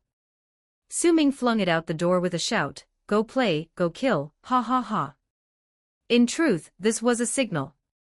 Briss, hidden in the shadows, would capture this zombie dino and quietly prepare for the next step of the plan. He turned back, looking at the two with complex expressions. "You see, this is the fate of this world. No one, whether they are Amazonians, Atlanteans, or the humblest humans, can escape death. All paths will eventually lead to darkness, and all things will ultimately welcome Barbados back." Actually, he felt his performance was a bit exaggerated. Sharp Claw would never say so much, their minds were mostly filled with court matters. But the point was he knew this, while the Sea Queen and hero did not. They were now feeling the fear and sensing the world on the brink of destruction. They imagined a world where corpses roamed freely, though the hero thought of a paradise island filled with the walking dead, and the Sea Queen's mind was filled with zombie fish.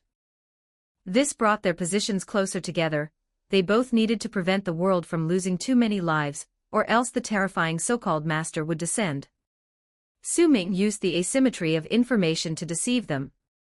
The Black Lantern and Barbados actually had no relation whatsoever, and even though the Amazons experimented with it on Indian Mountain, according to the records, they only knew how to use it, not the principle behind it. This kind of half-truth, half-falsehood was more believable, the unknown object once appearing in their history deriving from a terrifying existence. "Now, kneel before me, you two wastes. Beg for my forgiveness and for the master's acceptance." Su Ming recited his lines as if he were performing in an opera, acting mysterious. The Sea Queen glanced at the hero, clenched her fists tightly. "Dream on. Kill me instead. You'll never make me kneel." "I won't either," the hero mumbled timidly from the corner. He was a bit afraid of death, but the pride of the Amazonians prevented him from surrendering. There's no rush. I'll let you watch the world collapse, your important pawns, ha ha. Having achieved his goal, Su-Ming punched each of them, knocking them to the ground, continuing his role. Even if you commit suicide, it's futile. Your corpses will serve the master. I want to see how long you heroes can last. After speaking, he closed the door and left the shack, leaving only the Sea Queen and hero, as well as a dim environment inside. He listened for sounds behind him, and then proceeded to a concealed place not far away. Briss and Barry were hiding there, and the zombie dinosaur, which had been thrown out earlier, was now locked in a sturdy vine-woven cage, as if it had naturally been caught. Did it work? Barry, holding Su-Ming's helmet, sat on a stump eating a red fruit that looked like a pineapple. One crucial step remains, getting the two demigods fully united. Su-Ming removed his hood and fanned himself. The climate of Dinosaur Island was truly hot and humid, suitable for dinosaurs but not for humans. Sweat trickled down the lower half of Briss's face, but she didn't mind. Her eyes were fixed on the small shack not far away. I've installed microsurveillance devices in the shack, found a hidden cliff cave nearby as our temporary base. Su-Ming took his helmet from Barry's hand, rubbed it on his clothes, getting some red juice on it. How was my acting? Didn't notice, I was busy looking for food. Barry smiled sheepishly. Briss, leading the way, turned her head, exaggerated, you wouldn't have fooled them if not for their lack of information. Su-Ming didn't mind, he's a mercenary, not an actor. Using the black light battery for a performance took some confidence that he wouldn't be exposed. Anyway, now they have a common enemy, albeit an imaginary one. The hatred between the Amazon and Atlantis is real though. Briss said, plowing through the jungle, driving away small dinosaurs blocking her path. That's the advantage of monarchy. If both their kings become friends, the subjects must follow suit, hee.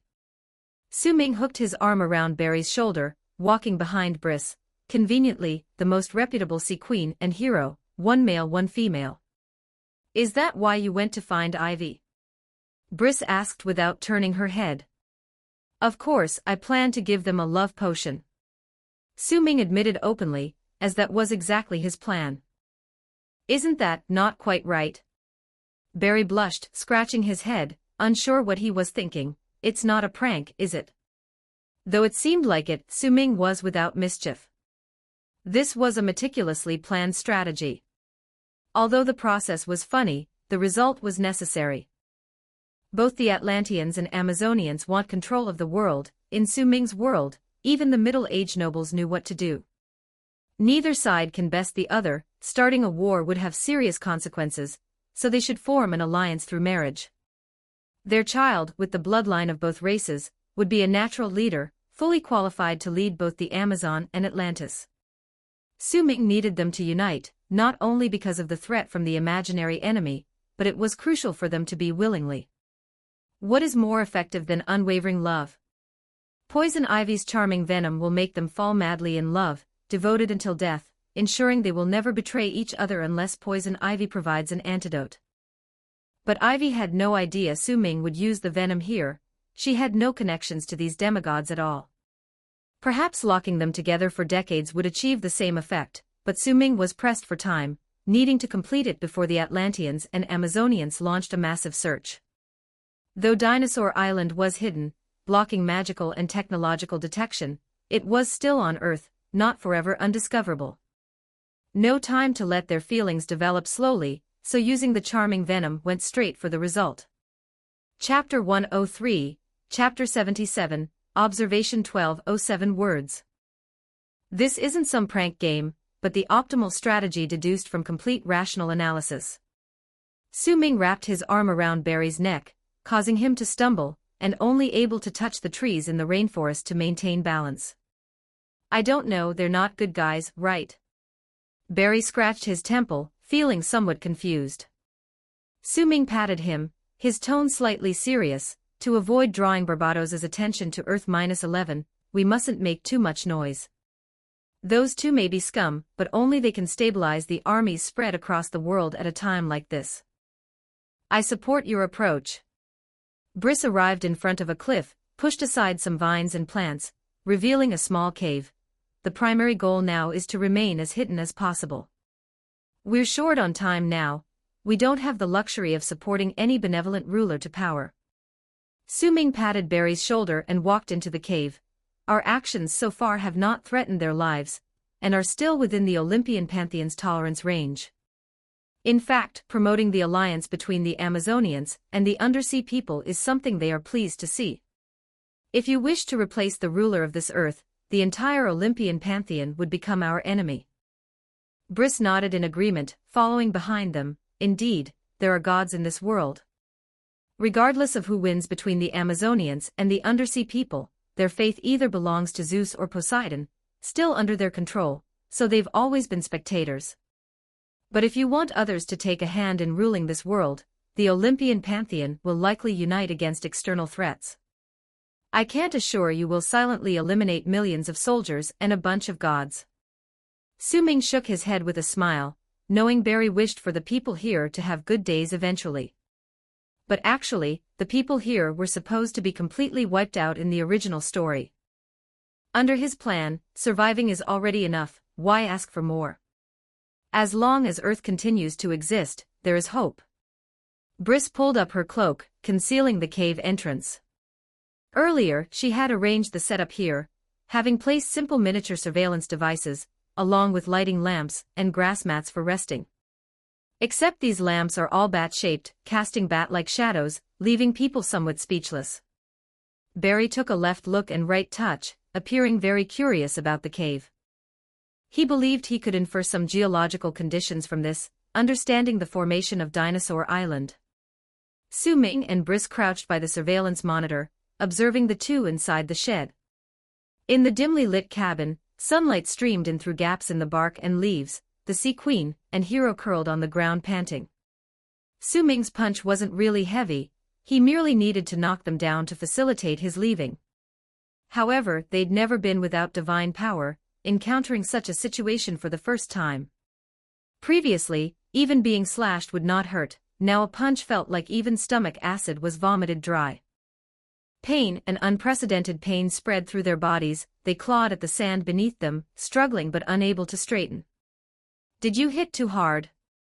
Briss asked Su Ming next to her, hearing the painful groans through the receiver while watching the screen. No, I think it was just right, letting them experience human suffering. Su Ming carelessly drew out the fire god's sword, lifting a corner of his clothes to gently wipe the blade. These gifted individuals have even less tolerance for pain than ordinary people. Even if Batwoman took the same punch, she'd still fly around the city unaffected, but the demigods, devoid of divine power, couldn't even stand. This unprecedented experience would deepen their fear. Briss nodded slightly, accepting Su Ming's explanation. The two continued watching the surveillance feed in the shed. The Sea Queen turned around, facing downward, finally gathered enough strength to climb up. Her body was covered with yellow fine sand, but she could only brace against the wall, clutching her abdomen panting. The hero's condition was slightly better, his demeanor had always been somewhat feminine, but he had undergone very professional military training from the Amazonians. Though it was his first time experiencing such pain, he adapted a bit quicker. Ha bah. He leaned against the wall, standing and gasping, his lungs felt fiery pain. Fish brain, look at what you all did. The Sea Queen glared at him. What did he mean by their doing? Mud person, who are you talking about? The hero turned his back against the wall, said disdainfully, if it wasn't for you always developing military power to resist our rule, how could their plan possibly succeed? The Sea Queen braced against the wall, slowly inching closer to the hero. Nonsense, if it wasn't for you polluting the oceans and slaughtering marine life, the Atlanteans would never oppose you. We can't live on land for long. Couldn't you surrender early? You all eat small fish too, don't you? Hypocrites. The hero retorted disdainfully, he seldom eats fish, and hates spitting spines. Humph, undersea people are indeed nobler than fish, eating fish is certainly no problem. But fish are nobler than Amazonians, who are merely toys molded from mud by Zeus. The Sea Queen argued sharply, exposing the secrets of the Amazonians. What about you all? Poseidon's lapdogs, heard he turned you into fish, and your intelligence into fish too. Naturally, the hero wouldn't lag, revealing the secrets of the Atlanteans. Su-Ming calmly wiped the treasure sword, lifted his head, observing the sword's tip again, swinging it a few times to find the weapon's balance, casually chatting with Briss by his side. Don't your world's people know Zeus and Poseidon are brothers? They do, they just won't admit it. Disputes among the gods have extended here, while the gods merely watched them fight. Briss sat on a stone, arms crossed on her chest, staring at the phone screen used as a surveillance monitor. In the current surveillance image, the two had already begun brawling, but unfortunately without divine power. Now wearing Medusa's bracelet, they both seemed terribly weakened, appearing like schoolkids squabbling. No one could harm the other, they simply rolled back and forth in the small shed. The progress is going well. Once they discover they can't harm each other, they'll search for ways to coexist. Su-Ming put away the fire god sword, then pulled out the hero's headband from his backpack, handing it to Briss. This is yours now, the starlight flying crown, symbol of the Amazonian royalty. At crucial times you'll know how to use it. Hopefully, that day will never come. I'll keep it safe. Briss didn't refuse. These two indeed aren't good things. If things worsen in the future, she can use this as a plan B. Su-Ming, anyway, was just fairly dividing the loot, each taking a divine artifact. Whether it's used is Briss's own matter. If you could find a way to merge divine blood, I think you'd make a great supreme leader of the world. Briss. She had no interest in ruling the world, showed no reaction upon hearing this. Chapter 104, Chapter 78, Scheming 1264 words. Time passed in waiting, regardless of how the two people in the monitor bickered like rookies. Su-Ming leaned against the stone wall of the cave, closing his eyes to rest. It had been more than 10 hours since Su-Ming arrived in this world. During this time, he'd been running around or fighting various enemies. Physical strength wasn't an issue, but in this boring moment, taking a break was welcome. This was the longest night he had ever endured, with things constantly rushing at him, leaving him unable to relax at all. As soon as things here were over, he would immediately head to the main world with the Flash. There was no time for sleep. The sound of water dripping in the cave was particularly clear in the darkness, as if symbolizing the passage of time. Finally, Sea Queen and Hero were exhausted from their fight. The two lay beside each other, panting heavily, taking quite some time to recover. Just as Su-Ming had said, after realizing they couldn't harm each other, they could only compromise. Though they didn't verbally concede, the surveillance showed them both approaching the door to listen for any sounds outside. After realizing no one was guarding them, the two dashed out of the shanty, heading to the seaside. Of course, with Batwoman's personality, the entire small island was covered with surveillance. She merely swiped a few times on her phone, capturing all their actions, even with dedicated microphones to pick up their conversations. Great, it's an island. Fishbrain, what are you waiting for? Hero jumped up in excitement, clapping his hands and spinning in circles in place, like a 200-pound child. Hurry home, and notify my mom to come rescue me. A certain evil god wants us to fight each other. However, on the golden sandy beach, Sea Queen didn't share his joy. She clung to a big tree, trembling, with the strange fruits on it nearly shaken loose by her. Let alone seeing the ocean, even the sound of waves crashing on the shore was thunderous in her ears. She just wanted to stay far away, and never hear the word sea again. What's wrong with you? Hurry and dive into the sea. Hero urged her, his eyes red, speaking words that held different meanings in Su-Ming's world. I can't, don't, let me go. Sea Queen tried to muster the courage, but the blue sea turned into a thick slurry of excrement and minced flesh in her eyes. Some fully skeletonized fish floated on it. The effect of the fear venom had altered her perception, making it impossible for her to look at it directly. Covering her eyes, she dashed back into the hut and slammed the door shut. Hero showed a surprised expression watching her retreating figure, puzzled at how Sea Queen could be afraid of seawater. If it weren't for this cursed bracelet, he would have flown away long ago. Relying on a dead fish was unnecessary. He looked at the sea again. He could swim, but now he only had the stamina of an ordinary person. In this vast ocean with no sense of direction, how could he possibly swim away? He wasn't ready to die. Unable to do anything, he glanced around while returning to the hut, exchanging glances with Sea Queen. The person dressed like an owl had blocked all their paths.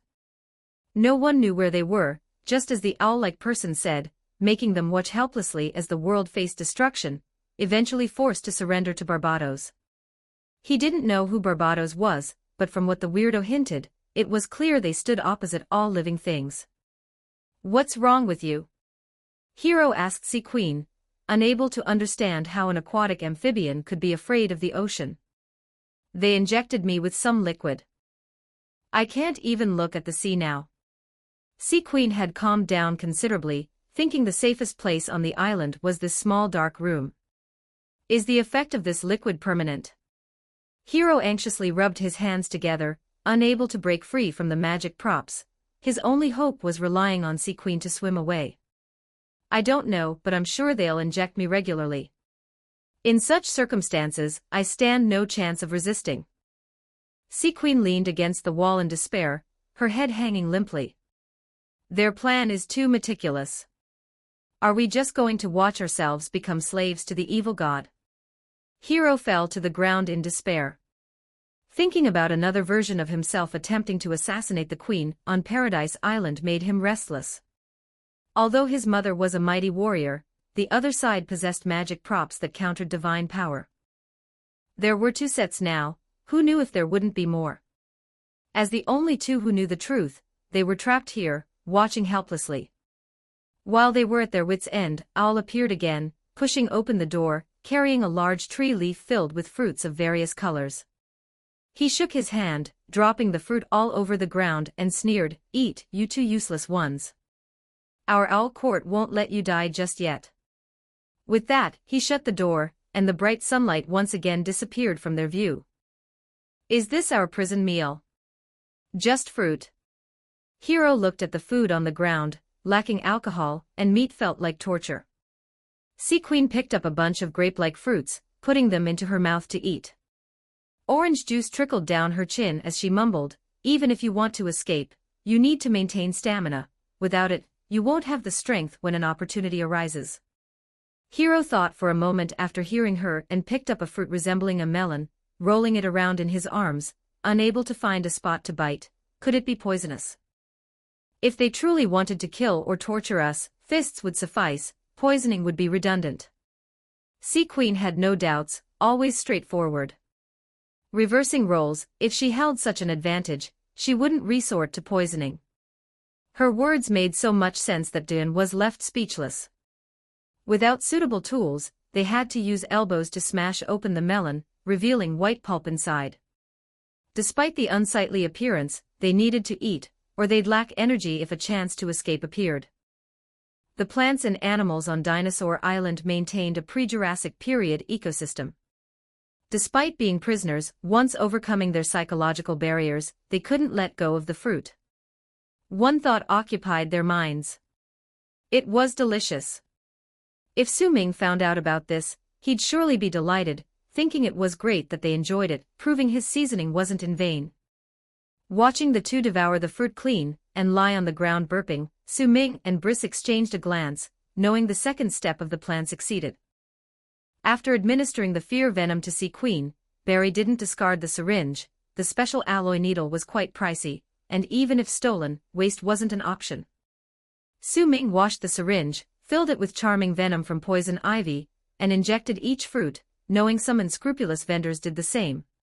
It was a pity they were on Dinosaur Island, or he would have made these DC World folks witness watered chicken and pork.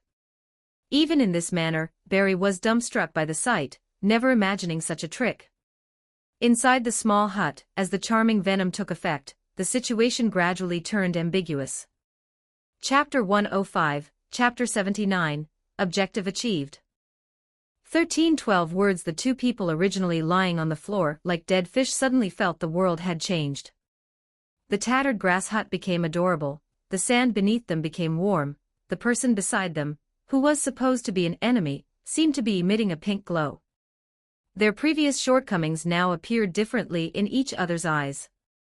In the hero's view, the Sea Queen's supreme marine biology theory, now that he thinks about it, isn't it just about protecting the environment and animals? How lovely. And organizing millions of the Atlantis army, isn't it about enhancing the physical fitness of the undersea people, promoting nationwide exercise? Anyway, the Amazon underwater can't manage it at all, nobody wants to stay underwater, so it's natural for others to take charge. As for the constant conflict between the undersea people and the Amazon for hundreds of years, it should just be a misunderstanding, right? Previously, they argued and fought, but now it's fine, isn't it? Moreover, she's really handsome, eh. Thinking about this, a strange blush appeared on the hero's face. At this moment, the Sea Queen also felt she had a brand new understanding of the person beside her. She had heard before how cruel the next ruler of the Amazon was, how cold-blooded. But now, after a fight and experiencing this together, she found that the rumors seemed a bit extreme.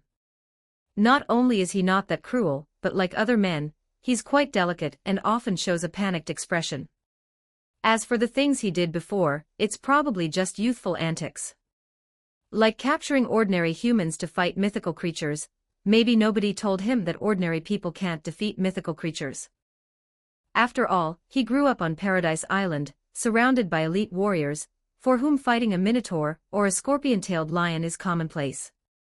As for destroying all the vehicles in a certain city, forcing people to ride horses, that might be for energy saving and emission reduction. Protecting the environment is not a mistake, she protects the ocean, he protects the air, aren't they a perfect match? And the previous battles between both sides surely were misunderstandings. Like now, explain clearly and they can live in peace, right? As she thought about this, her gaze unconsciously wandered up and down the hero's body. Moreover, he's really quite pretty, slurp. Briss turned off the phone expressionlessly and put it away. She didn't want to see what was happening in the small room anymore. When she saw them pounce on each other and start gnawing like beasts, she knew it was time to leave. A kind of gross, is this venom really that scary? Barry pouted, expression disdainful. Su-Ming leaned against the cave's stone wall with his arms crossed, waiting for the Sea Queen's fear venom to wear off. Dinosaur Island naturally couldn't hold them. They weren't good people to begin with, so naturally their way of expressing emotions is wilder, you have to understand. Su-Ming took off his costume. Barry's mouth twitched, wasn't that more than a little wild? How was he supposed to erase the scene from his memory?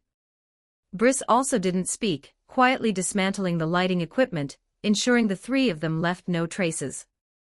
Su-Ming held his costume and the owl's hood in his hand, the fire god's sword showing its power for the first time, shredding this pile of tattered clothes to pieces, to be scattered into the sea on the way out without anyone knowing.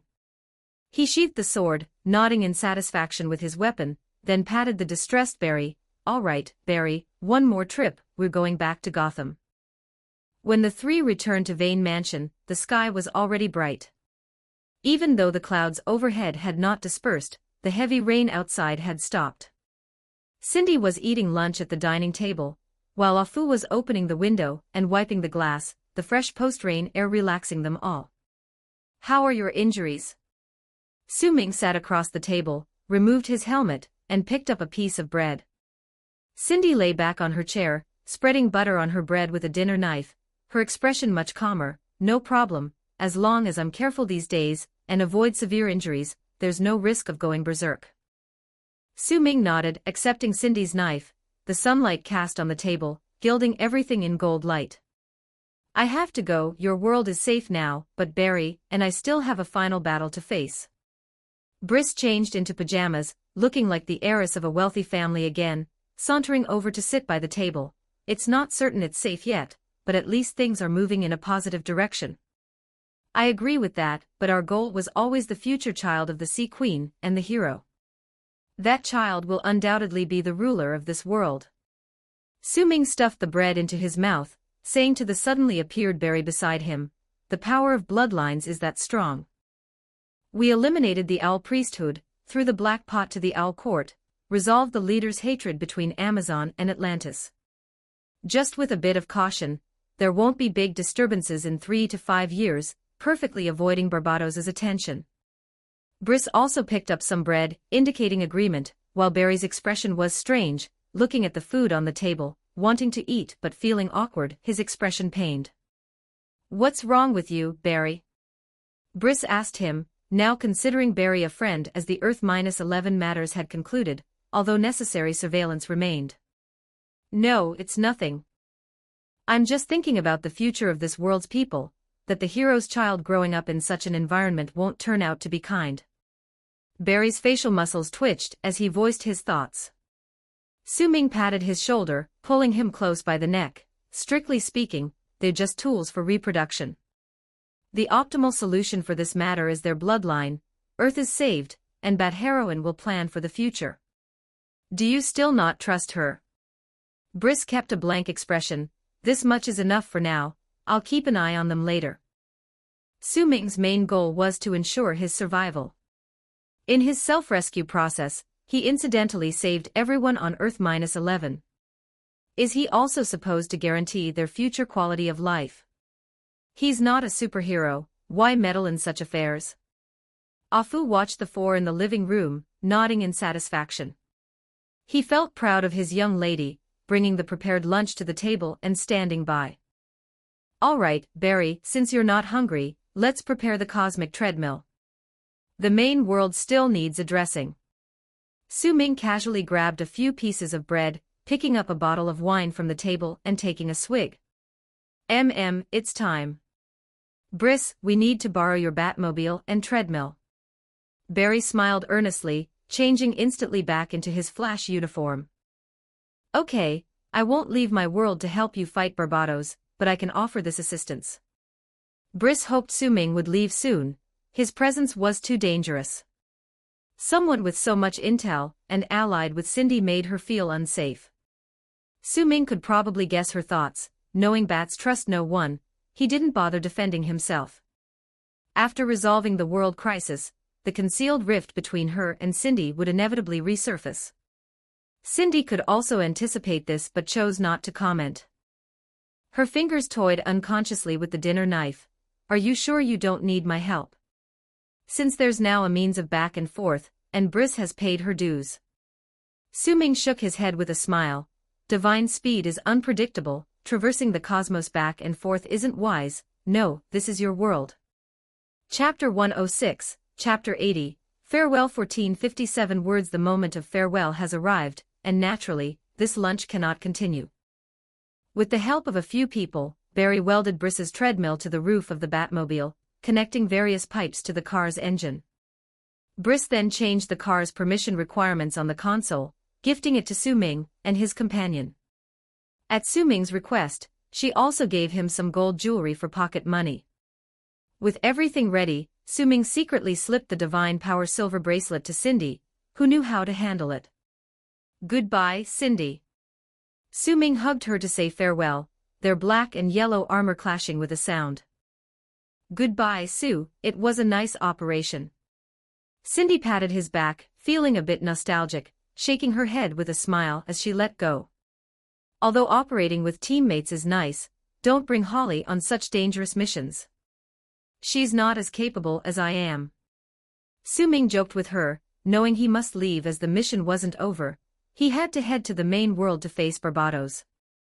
"All right, it seems you've seen through me again, haha." Cindy shrugged, showing a helpless expression, and then looked at Su-Ming, her face calming. "Take care." Su-Ming glanced at Briss and Afu talking with Barry not far away, and lowered his voice. "If those two get too violent, Briss might take action in the future. You could lend a hand to ease the situation." Cindy slightly nodded, raising one eyebrow. "If the price is right. A sharp claw of the owl might kill them on their way home from the theater, letting their child be haunted by bats fluttering in the alleys, and the richest men in Gotham would find this child." "Whatever makes you happy." Su-Ming smiled, shaking his head. The two of them exchanged a knowing glance without saying more, for she already had a plan. Next, Su-Ming shook hands with Briss and Afu in farewell, prepped his gear, and got into the driver's seat. His tasks were simple: just start the engine and keep revving it in neutral. The key to crossing dimensions lay with Barry. He climbed onto the treadmill on the car's roof, took a deep breath, and assumed a starting position. Well then, we're off, Briss and Cindy and Afu. Everyone nodded. Barry flashed an embarrassed smile, then turned to face forward, his expression growing serious. The golden electric light enveloped him once more as he sprinted on the treadmill. As his speed increased, the divine speed began to flow through the pipes, spreading over the entire car. Then, the colossal Batmobile, along with its 2 passengers, vanished from the Batcave, without sound or image, as if they had never existed. Cindy sighed, knowing that Su Ming had told her the main world was merely a stopover for him. He was going somewhere even farther, and she probably wouldn't see him again. But she had to continue her life, returning to the solo mercenary career. Briss's funds were ready, all in unmarked old bills. She could take the 60 million with her upon departure, and if she weren't a super soldier, she wouldn't be able to carry these 2 large bags of money. This money would allow her to take a break. Perhaps she could visit Egypt to enjoy the Nile's scenery, or try hot springs in Iceland. Since that's the case, I'm off too. Your Gotham probably won't have business in several decades. Briss turned to glance at Afu, who nodded slightly and answered, the members of the Owl Court are mostly Miss Wilson's major clients, this time. Batwoman nodded, her expression unemotional as she stared at Cindy. If there's any problem, I'd expect you to provide after-sales service, but for now, Afu will take you to the dock, and my private yacht will take you wherever you wish to go. Cindy gave a smirk, put on her helmet, and reassembled her weapons. You'd better prepare money, mercenaries charge extra for after-sales service. The following developments proceeded as Su Ming had planned. 2 days later, the Sea Queen's fear venom dissipated. They thought the Owl's estimation of the fear venom's duration was incorrect and celebrated jubilantly.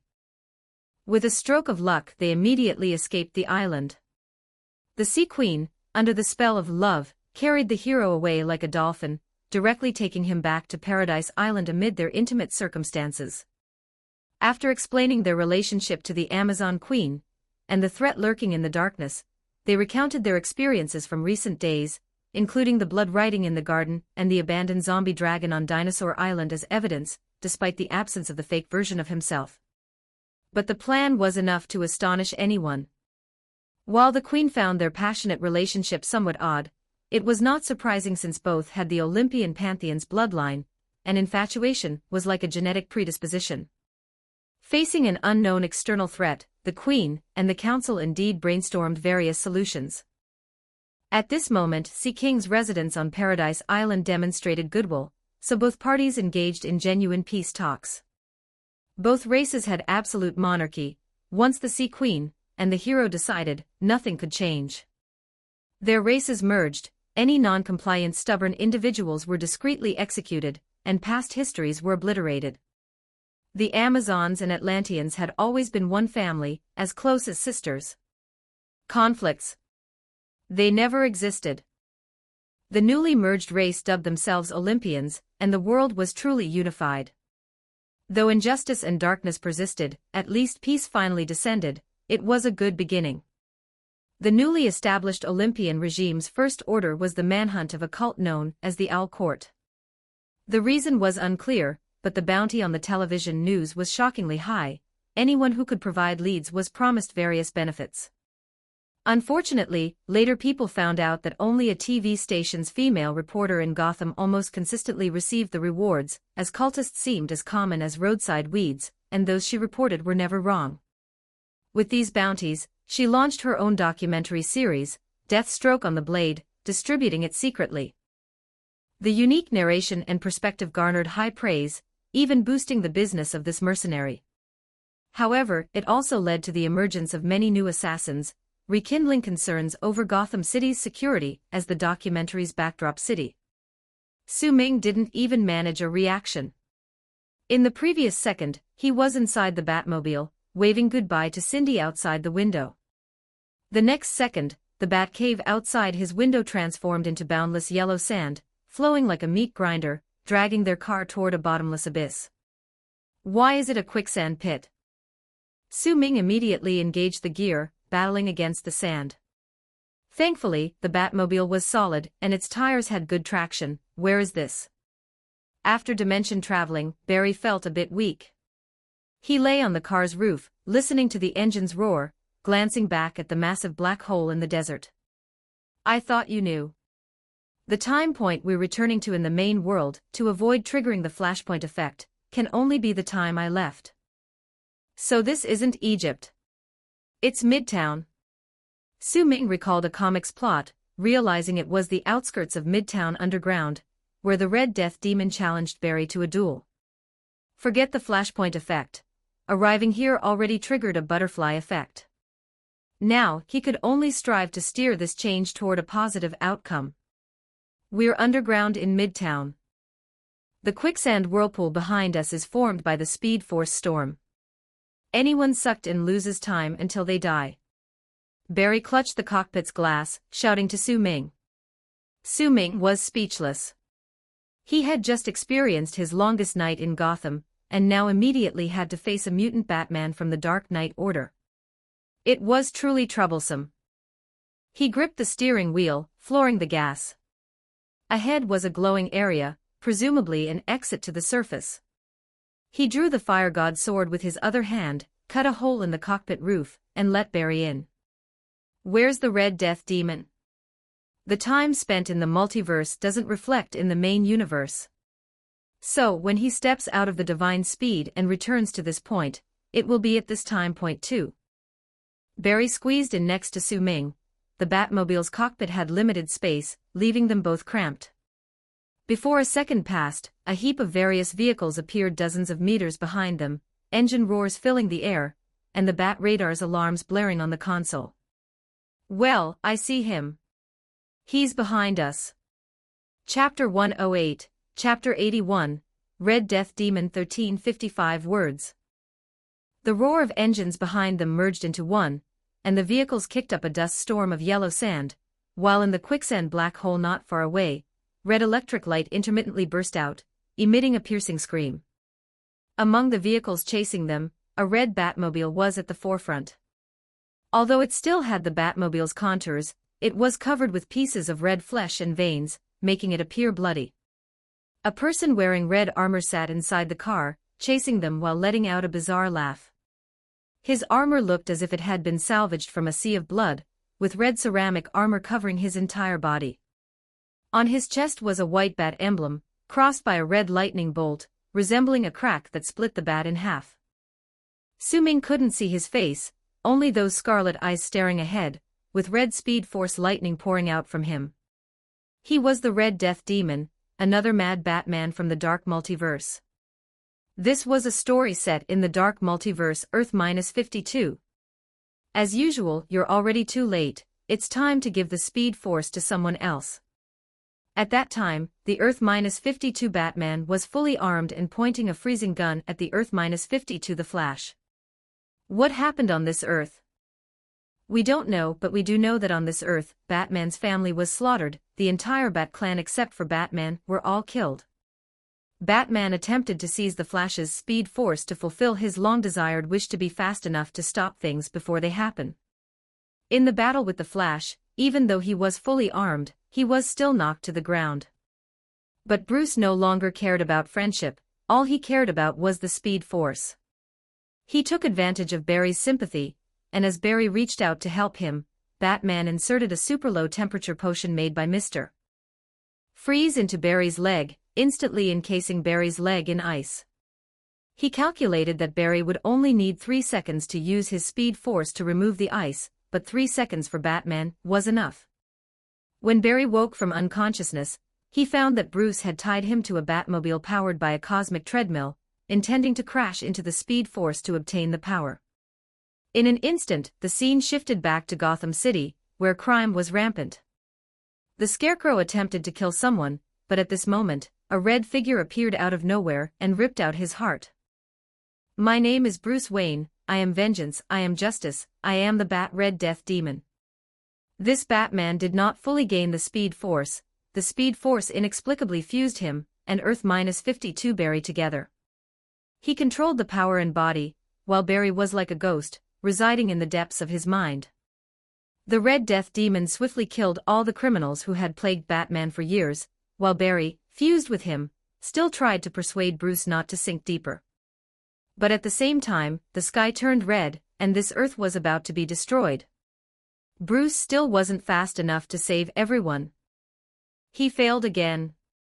But then a voice came, telling him he could find a new home and gain new life. It was the Laughing Bat using the power of Barbados to travel through the dark multiverse. The commotion here was too large. Bruce's abuse of the Speed Force had completely altered the timeline, and a crimson lightning feast destroyed his world. The moment of world destruction was like fireworks lighting up the night sky, catching Barbados's interest. The Barry in his mind urged Bruce not to listen to him, but Bruce was still drawn into the Dark Knight Order. After arriving in the main world Midtown, he triggered a Speed Force storm in the city, causing many people to lose time and age rapidly.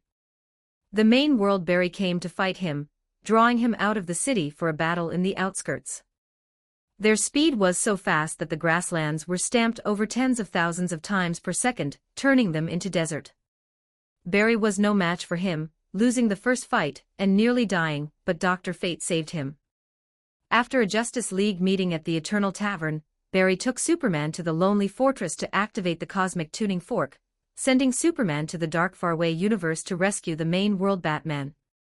Then he fought again with the approaching Dark Knight Order. He couldn't fight against many alone and had to retreat, but the Red Death demon followed. They returned to the desert outskirts of Midtown, where the Red Death demon triggered a Speed Force storm, creating a massive black hole pulling everything underground, forming a large underground cavern. With control of the Speed Force, the Red Death demon no longer needed strategy or tactics. He brought his toys from the dark multiverse, countless divine speed automatic combat vehicles equipped with cosmic treadmills, in pursuit of Barry. Barry had no choice but to enter the divine speed plane to outrun him, but accidentally hit something and fell into Earth-11, which is where the previous story began. "Keep running, little girl. I'll catch you and rip out your liver." At this moment, the Red Death demon behind them, driving a Batmobile erupting with red lightning, relentlessly chased them, while the black hole formed by the Speed Force storm devoured everything, twisting the world. Su-Ming floored the accelerator, trying his best to drive toward the exit of the cave. The Red Death demon wasn't in a hurry, even though his car could only trail behind theirs. He had countless toys around him, all vehicles filled with various killing tools. Giant tools stained with blood. There were super-large circular saws connected to automatic mechanical arms, hammers, chains, war axes, and so on, all without exception, shining with bright red light. I have to say, when you didn't have the lightning vehicle before, escaping into the divine speed plane was a good choice. Su-Ming looked in the rearview mirror at the situation, as those modified automatic combat vehicles, being relatively light, gradually closed in from all directions. "Thank you for the compliment, but do you have any ideas now? My Speed Force can't last much longer." Barry looked pale as he infused golden lightning into the engine, while sweat poured off his head. In the comics, Barry still lost this battle, taken by the Red Death demon back to Gotham and tied to the Dark Tower as a human battery. One could say Barry once again merely cameoed in the major event. However, the previous accident had altered the world, allowing Su-Ming to ultimately arrive here. The Dark Knight Order's tactic was to split the Justice League, preventing them from gathering, and defeat them one by one in single combat. Now the problem arose. The duel the Red Death demon anticipated changed, with the addition of Su-Ming, who happens to know his weaknesses.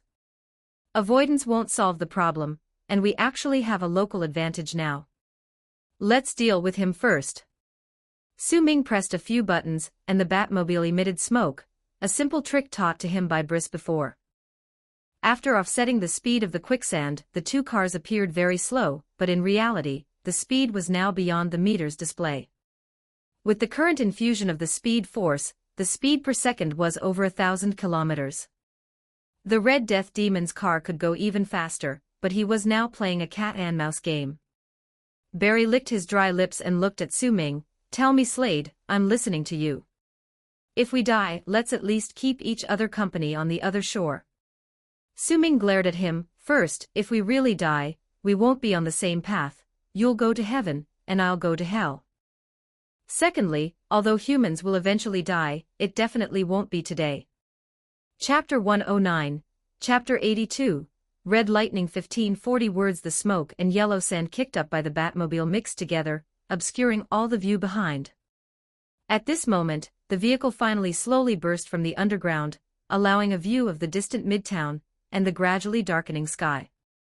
It was daytime, but Barbados' dark power was invading this world. Starting from the United States, the entire sky was gradually sinking into darkness, until it was eternally dark. We only have one chance. If we fail, our best outcome is to become batteries. Su Ming looked at the rearview mirror, at the stream of cars pursuing them relentlessly, and calmly said to Barry. Over the roar of the engine, his voice, altered by the helmet, sounded very distant. Become batteries? Barry was puzzled. Was his electricity that coveted? Su Ming didn't explain in detail. The treatment of turning into batteries had only been experienced by Superman and Batman. If I remember correctly, two things containing speed force colliding, the speed force as an energy would cancel each other out, right?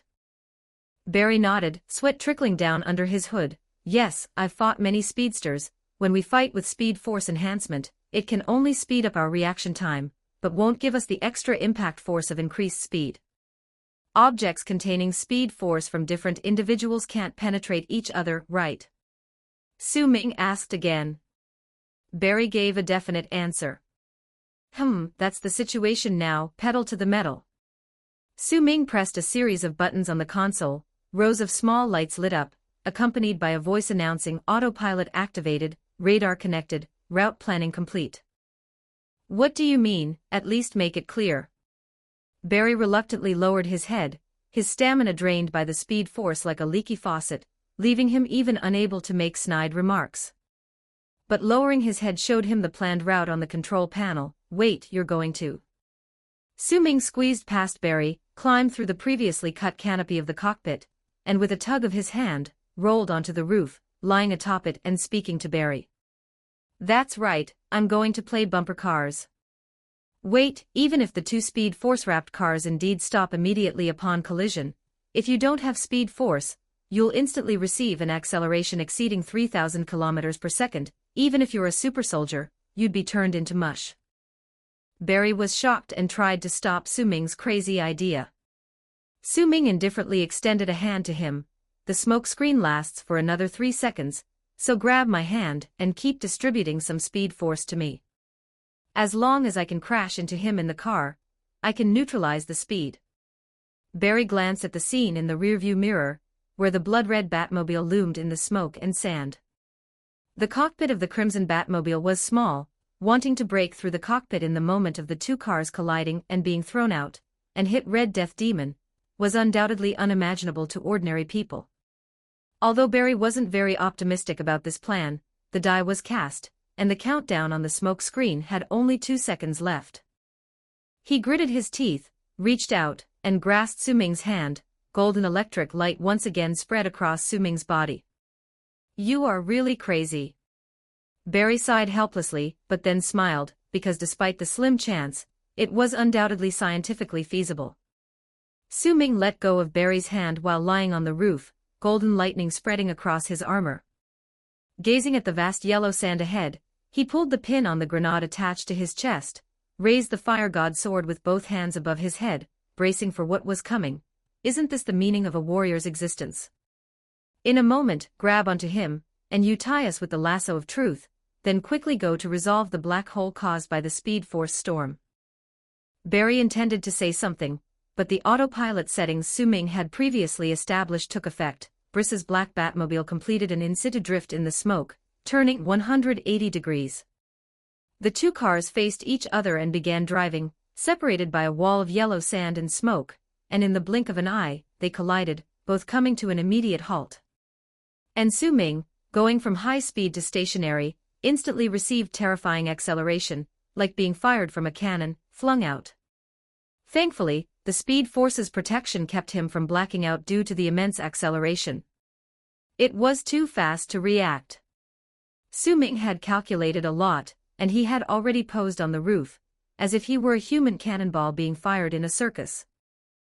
The opponent's Batmobile was slightly higher, a height difference giving him the opportunity.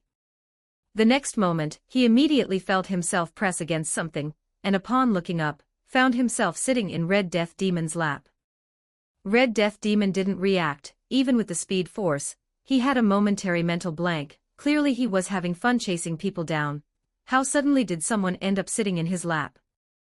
The Fire God's sword split open the opponent's cockpit and cleaved through Red Death Demon's chest armor, but for something not of metal, it couldn't harm the Dark Knight. But that was enough. Su Ming managed to get close to Red Death Demon, and they were both inside a narrow space, both with speed force, Su Ming firmly hugging him. He could even smell the blood and entrails on Red Death Demon, remnants of his past victims. Damn, you're not the Flash, you're Deathstroke. Red Death Demon locked eyes with him, realizing the one facing him wasn't the main world Barry he had been chasing, but someone in black and yellow armor. Originally, he wasn't bothered by Barry suddenly acquiring another car. In the realm of speed force, anything could happen, but an extra person was totally unexpected. Not to mention, the one appearing beside him under the cover of smoke was the tactical master Deathstroke. Su Ming didn't answer his question. Fighting against a speed force version of Batman, time is the most crucial factor. He tightly hugged Red Death Demon with his arms, their armor grinding noisily under immense pressure. Red Death Demon realized something was off, but in terms of strength, he stood no chance against this modified human Deathstroke. With Barry's timely assist, he was tightly bound to Deathstroke with the lasso of truth during the run to the Speed Force storm. He could not comprehend. Clearly Deathstroke had been defeated by the Night Order and tied to the Dark Tower. How could another Deathstroke have emerged? The men in black and yellow mask embraced him, even pinning down his arms, with the grenade trapped between their chests. Staring into his soul were the crimson lenses on the mask, and he heard a hoarse voice. Taking you to the sky. He struggled frantically, striking Su Ming's sides, but trapped by the lasso of truth, punches driven purely by forearm strength packed little power, and Su Ming's Prometheum-made armor could easily withstand these blows. Su Ming could feel in just a brief moment, he'd taken tens of thousands of punches to his side, his bones and innards damaged, with a bloodlust and numerous fragmented memories flooding his mind. He may have prepared to deal with Barry, but not with Deathstroke. The holy statue armor's toughness was very high, extracting Su Ming's innards was a distant goal. Even if Prometheum wasn't DC Universe's hardest metal, it surely ranked among the toughest, competing against the neighboring adamantium, and even better resisting magical attacks. Countless multiverse-level big shots use it to craft tools or spaceships. If it were Darkseid instead of Red Death Demon, Su Ming wouldn't dare such close contact, but Red Death's body is merely another Barry, and in terms of strength, among the weakest in the Dark Knight Order. He simply hugged Red Death Demon tightly, waiting for the bell to ring. A massive air current exploded between the two. Su Ming, using the lasso of truth, refused to let go, so the explosive airflow could only vent downward, launching them into the sky like a rocket. The Prometheum armor wasn't damaged, but the force of the repeated explosions close-up left him quite injured, feeling internal damage, darkness closing in around him, but simultaneously gravity began acting on him. The two had reached the highest point, beginning their descent. The dual hues of lightning started fading from their bodies. Su Ming extracted a bat gold ore from a small pouch behind him, the coppery metallic crystal glistening faintly, clutching the metal cluster, twisting his forearm to wedge it between them, pressing firmly with his damaged chest forward. Red Death Demon's chest armor was completely shattered in the explosion, leaving him totally unprotected. In an instant, sharp metal clusters pierced through his chest, a mouthful of blood sprayed onto Su Ming's mask. Deathstroke's immense power, combined with the metal that countered dark energy, immediately obliterated his heart. Su Ming used him as a cushion to crash down into the desert. Chapter 110, Chapter 83, Death 1530 Word Su Ming, along with the Red Death Demon, crashed to the ground. The scalding golden sand burst upwards as if it had exploded, then fell like rain. A large amount of fine sand seeped into the gaps in their armor, and both spat out a mouthful of blood simultaneously. Su Ming was severely injured. The Prometheum-made armor was not very shock-absorbent, and his self-healing cells were now screaming madly, urging him to immediately devour the person in front of him. At the same time, a flood of memories surged into his mind, recalling Slade's family life, his comrades and acquaintances. In a rainforest, not yet wearing the black and yellow armor, he was in intense combat with a group of dark-skinned people. There was a large python coiled on a branch, coldly observing the humans below. In an endless swamp, he, feverish and riddled with bullet holes, was being carried by Holly towards a helicopter coming to their aid, while a group of strangely dressed natives with automatic weapons pursued them from afar. In a dim, dilapidated laboratory, wearing an army green t-shirt, he was strapped to an operating table, and a radiant, transparent liquid was injected into his arm. Similar scenes continuously appeared in his mind. Initially, they were just like still photos, then they came alive, beginning to play like a movie, and finally, the perspective changed to first person.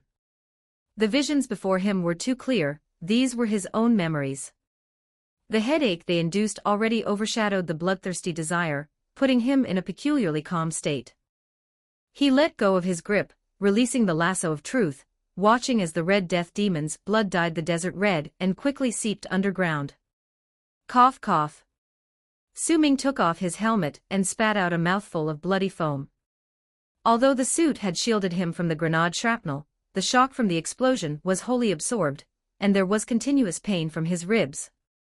His eyes were filled with red, and he could barely maintain his sanity amid labored breaths. But the plan succeeded. The previously blackened chest of the Red Death Demon was pierced through with bat gold, like a stake driving through a vampire's heart. The massive impact drove the sharp raw bat gold deeper into the Red Death Demon's chest cavity. After all, he was still an ordinary person, and even though users of divine speed regenerate relatively faster, there was no avoiding death from a pierced heart.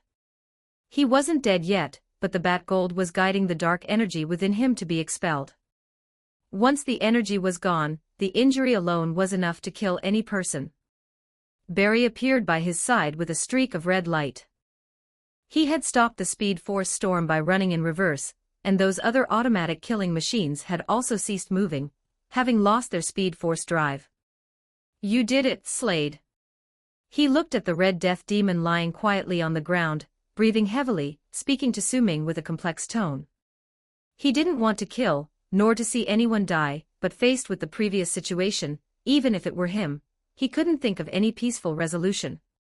"You better stay back, I'm worried you might recharge him." Su-Ming struggled to sit up, reaching out to remove the Red Death Demon's mask, confirming the kill. The Red Death Demon looked extremely thin, a result of malnutrition from excessive use of divine speed. At the moment, blood was flowing from his orifices, and he stared blankly at the darkening sun in the sky.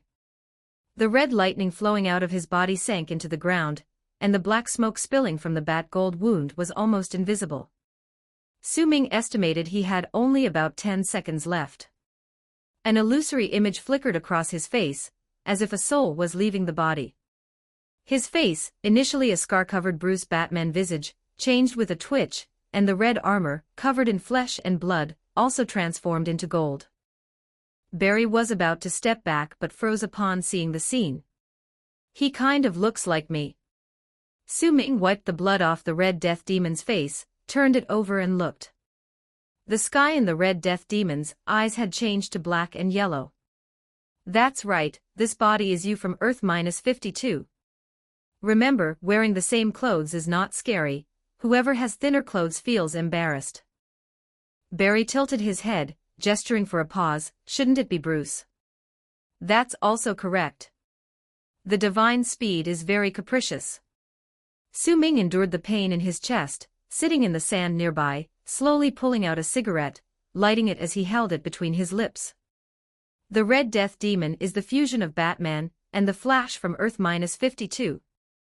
You know, divine speed is almost impossible for ordinary people to master. That Batman wanted divine speed, so the divine speed melded them together. He could be either of the two." Barry moved a little closer, watching as the man on the ground slowly approached death, feeling a bit reluctant. Su-Ming exhaled a light puff of smoke, his chest burning with pain. He thought for a moment. The twisted soul of Batman died with the dissipation of the dark energy. You can get a bit closer now, that Barry was a good person too. How much longer can he live? Barry paused for a moment, crouching beside Su Ming. Judging by the rate of blood loss, at most 10 more seconds. Su Ming stated a speculative number. Normally, such a wound would lead to immediate death, but the cancellation of divine speed and dark energy allowed the Red Death Demon to live a little longer, though he was beyond saving. The crazed Bruce was gone, his body gradually taken over by another Barry. He had for long been confined to a corner of the mind, watching helplessly as the Red Death Demon committed various atrocities with divine speed. Now, though he was about to die, he finally felt freedom and relief. When one became a threat, perhaps suicide was what a superhero should do. Deathstroke, thank you. The Flash, clad in the Red Death Demon's armor, spoke, and as he did, large amounts of blood and visceral fragments gushed from his mouth. Su Ming sighed, stood up, dusted off his behind, and turned towards the fire god sword fallen in the desert. You guys can talk now, time is short. The Red Death Demon looked at the other Barry, struggling to turn his head. He saw the familiar red costume and the lightning insignia on Barry's chest. A shy smile appeared on his face, identical to Barry's, but the loss of divine speed made him appear several times older. The Flash of the main world, I'm sorry. I did something wrong. Barry crawled a bit forward, dragging 2 marks through the blood-soaked red sand, clasping the Red Death Demon's hand in his own. Golden lightning spread from him onto the shattered armor. We all know it wasn't you. You were just not in control. The divine speed is no longer usable. I'm like a leaky bucket now, your power is dissipating in vain. The Red Death Demon spoke calmly, having come to terms with everything.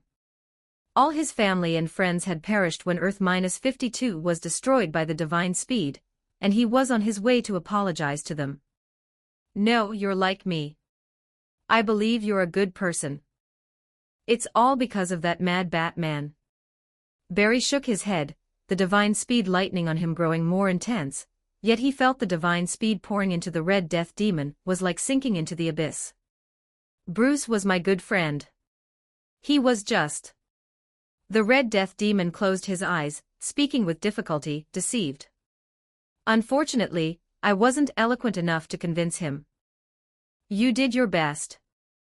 Barry panted heavily. He had crossed dimensions, raced the Red Death Demon, and then stopped the Speed Force storm through reverse running. He was thoroughly exhausted, and the divine speed lightning on him flickered intermittently. I didn't do enough. I'm sorry, the other me, we damaged your midtown. The Red Death Demon began to cough. He could already see it, see his loved ones beckoning in the divine speed, cough cough. Beware Barbados, he's too powerful. Barry's divine speed ultimately disconnected.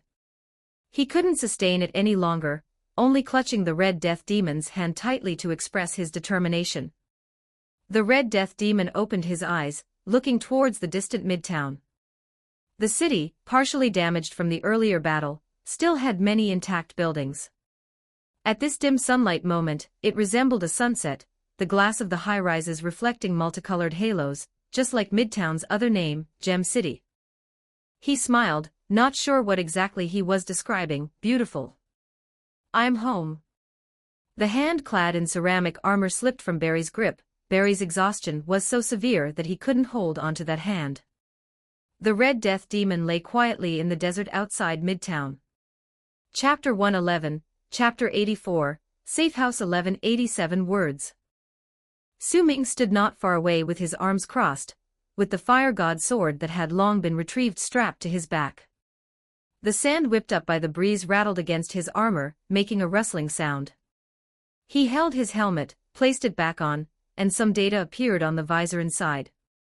He was trying to find a new car since the situation for both of them wasn't good, and they had to head into Midtown for a brief rest. This kind of unprepared battle was not his style. He first walked over to Barry, who was staring blankly at a corpse, patted his shoulder, and then bent down to pull the bat gold ore from the chest of the Red Death Demon. Let's go. There are others in the Dark Knight Order we need to deal with. Barry stood up shakily, even if Briss hadn't become the drowned, there would be a drowned in another part of the Dark Universe. The Dark Knight Order still consists of 7 people, right? The body of the Red Death Demon gradually turned into electricity, dissipating into the air, leaving only a human-shaped indentation gradually filled by yellow sand. He met the fate all speedsters eventually do, returning to the Speed Force. That's right. The Laughing Bat just needs a counterpart for everyone in the Justice League, making it his game, so there are definitely 7 in the Dark Knight Order. Su Ming wiped the blood off the oar carefully and put it away again. It was the only weapon he could use at the moment. Barry sighed, rarely showing a worried expression. He understood that even if they saved Earth-11, another Dark Earth would suffer. It all seemed meaningless. Despair, oppression. The main tone of the multiverse is like this, never influenced by any individual's will. But to save more worlds, the fight must go on. What's your next plan? I need some food to self-heal, and you've exhausted your Speed Force. We need a brief rest, and then we need to deal with those Nightmare Batmen, gathering the Justice League to take on Barbados. We need intel. Most of Earth is ravaged by war right now. Barbados has summoned monsters from the darkness, Barry said, sharing what he knew. Things had started to worsen before he left, and the status of the Justice League was unknown. Su Ming turned and walked towards the cars to see if Briss's Batmobile was reparable, but Midtown is temporarily safe. The Laughing Bat and the Tyrant are currently with Barbados in Gotham. Barry nodded, understanding that Deathstroke also needed to keep fighting for survival, and his stance hadn't changed. He was willing to continue fighting alongside him. All right, I'll check on the car. Briss's Batmobile and the Red Death Demon's Batmobile had collided earlier. It seemed the Speed Force enhancement hadn't turned them into a comet hitting the Earth. They simply stalled. Maybe they could still be repaired. Barry dismantled the cosmic treadmill from the Batmobile, rewired it, and used parts from the Red Death Demon's car to replace the broken ones. About 10 minutes later, the Batmobile was up and running again. All right, Slade, let's move into the city. Barry shouted to Su Ming, who was smoking a short distance away, from inside the cockpit. Su Ming discarded the cigarette but put on his helmet, climbed onto the Batmobile but didn't enter the cockpit. Instead, he clung to a groove, riding it like one would a horse. You're not expecting me to sit on your lap, are you? The car started moving again, with no Speed Force holes to disrupt it, and soon they were in Midtown. The roadsides were littered with destroyed cars and buildings, and some mummy-like bodies lay by the roadside, victims of the Speed Force storm, who lost their time and died instantly. Even Barry, usually talkative, found no words to say now. But as the vehicle moved deeper into the city, the damage gradually lessened, and they occasionally saw people hiding in the shadows of buildings or in their homes, peeking out nervously through gaps in curtains or makeshift covers. Midtown hadn't been built with a dark tower, because the Dark Knight Order had handed it over to the Red Death Demon, who had initially planned to destroy it with a Speed Force storm. Turn left at the next intersection. Su Ming tapped on the glass. Though unsure why, Barry followed his instructions and turned left at the next intersection. It was a mundane street, strewn with belongings left behind during people's frantic escapes. An ice cream truck had knocked over a fire hydrant, and water was gushing out incessantly. After proceeding about 500 meters further, Su Ming tapped the glass of the cockpit, indicating to stop. He first jumped off the rooftop of the car, massaging his chest, feeling a bit stuffy. Then he walked into a nearby alley, pushed aside a pile of blocking garbage, revealing a trapdoor on the ground with a rusty padlock. Su Ming pulled out a gun and fired, hitting the brass-colored lock that spun away. He opened the door and descended naturally. What is this place? Barry appeared beside him. A secret hideout of mine. Su Ming fumbled along the wall and turned on the lights. This was more than a basement, it was a safe house, to be precise. It's the hideout of this world's Slade. I can understand Vane Mansion having bat caves beneath it, but why do your Deathstroke safe houses from different worlds all end up in the same spot? Su Ming shut the door behind him and ventured into the room, which not only had ample food, but also enough weapons and equipment. It's no coincidence but calculation, Su Ming remarked, removing his helmet and uniform, finding some pain relief spray to apply to his wounds. My hideout is nearby. Though I didn't know where your world's Deathstroke would hide, our thought processes are alike. By factoring in all surrounding buildings, considering various factors like concealment and traffic convenience, and including the underground area, one can naturally deduce it. Well, I suppose you're half an owner here, so can we eat the stuff here? Barry removed his hood, catching a breath. Su Ming shrugged. It's not like this stuff belonged to him, of course, feel free to eat. You can take whatever you like. Oh, you're quite generous. Barry appeared on a chair immediately, opening a can of Spam, digging in. For storage convenience, the food here was mainly military-grade cans, offering only Spam and bean cans as options. The holy statue uniform wasn't damaged, only a bit chipped. After checking, Su Ming put it back on and then opened a side cabinet, replenishing hot weapons. Grenades, rocket launchers, automatic rifles, grenade launchers, all were taken out. Even if these weapons couldn't directly harm the Dark Knights and monsters, they still had their uses. Once he was fully armed, he strolled to the chair opposite Barry, took a deep breath, opened a can of meat, and quietly ate. Chapter 112, Chapter 85, General Objectives. 1425 words in the dimly lit basement. Su Ming casually filled his stomach. At crucial moments, he had no problem eating insects and rotting animals, let alone canned food. He quietly contemplated the map on the whiteboard at one side. This place wasn't far from the highway.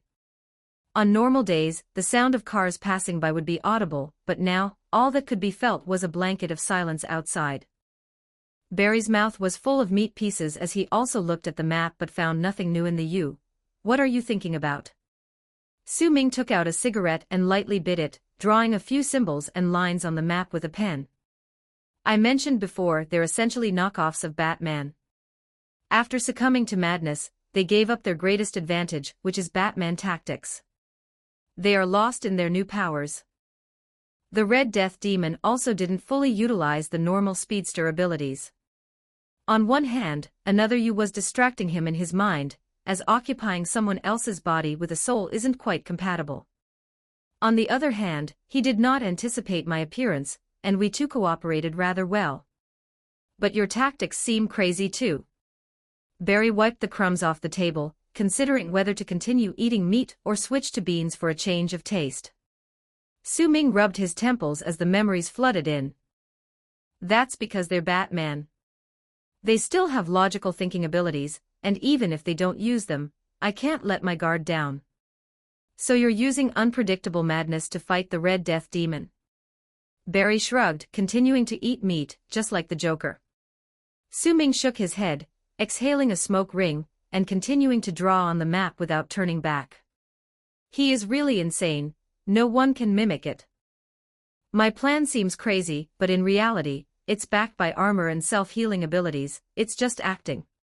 Barry struggled as he swallowed a large piece of meat, almost choking. Ever thought about leaving mercenary work to become an actor? Disguise is just a basic skill in special operations.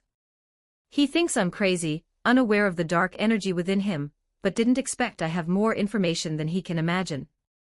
With Bat Gold in hand, I can completely crush him using information asymmetry.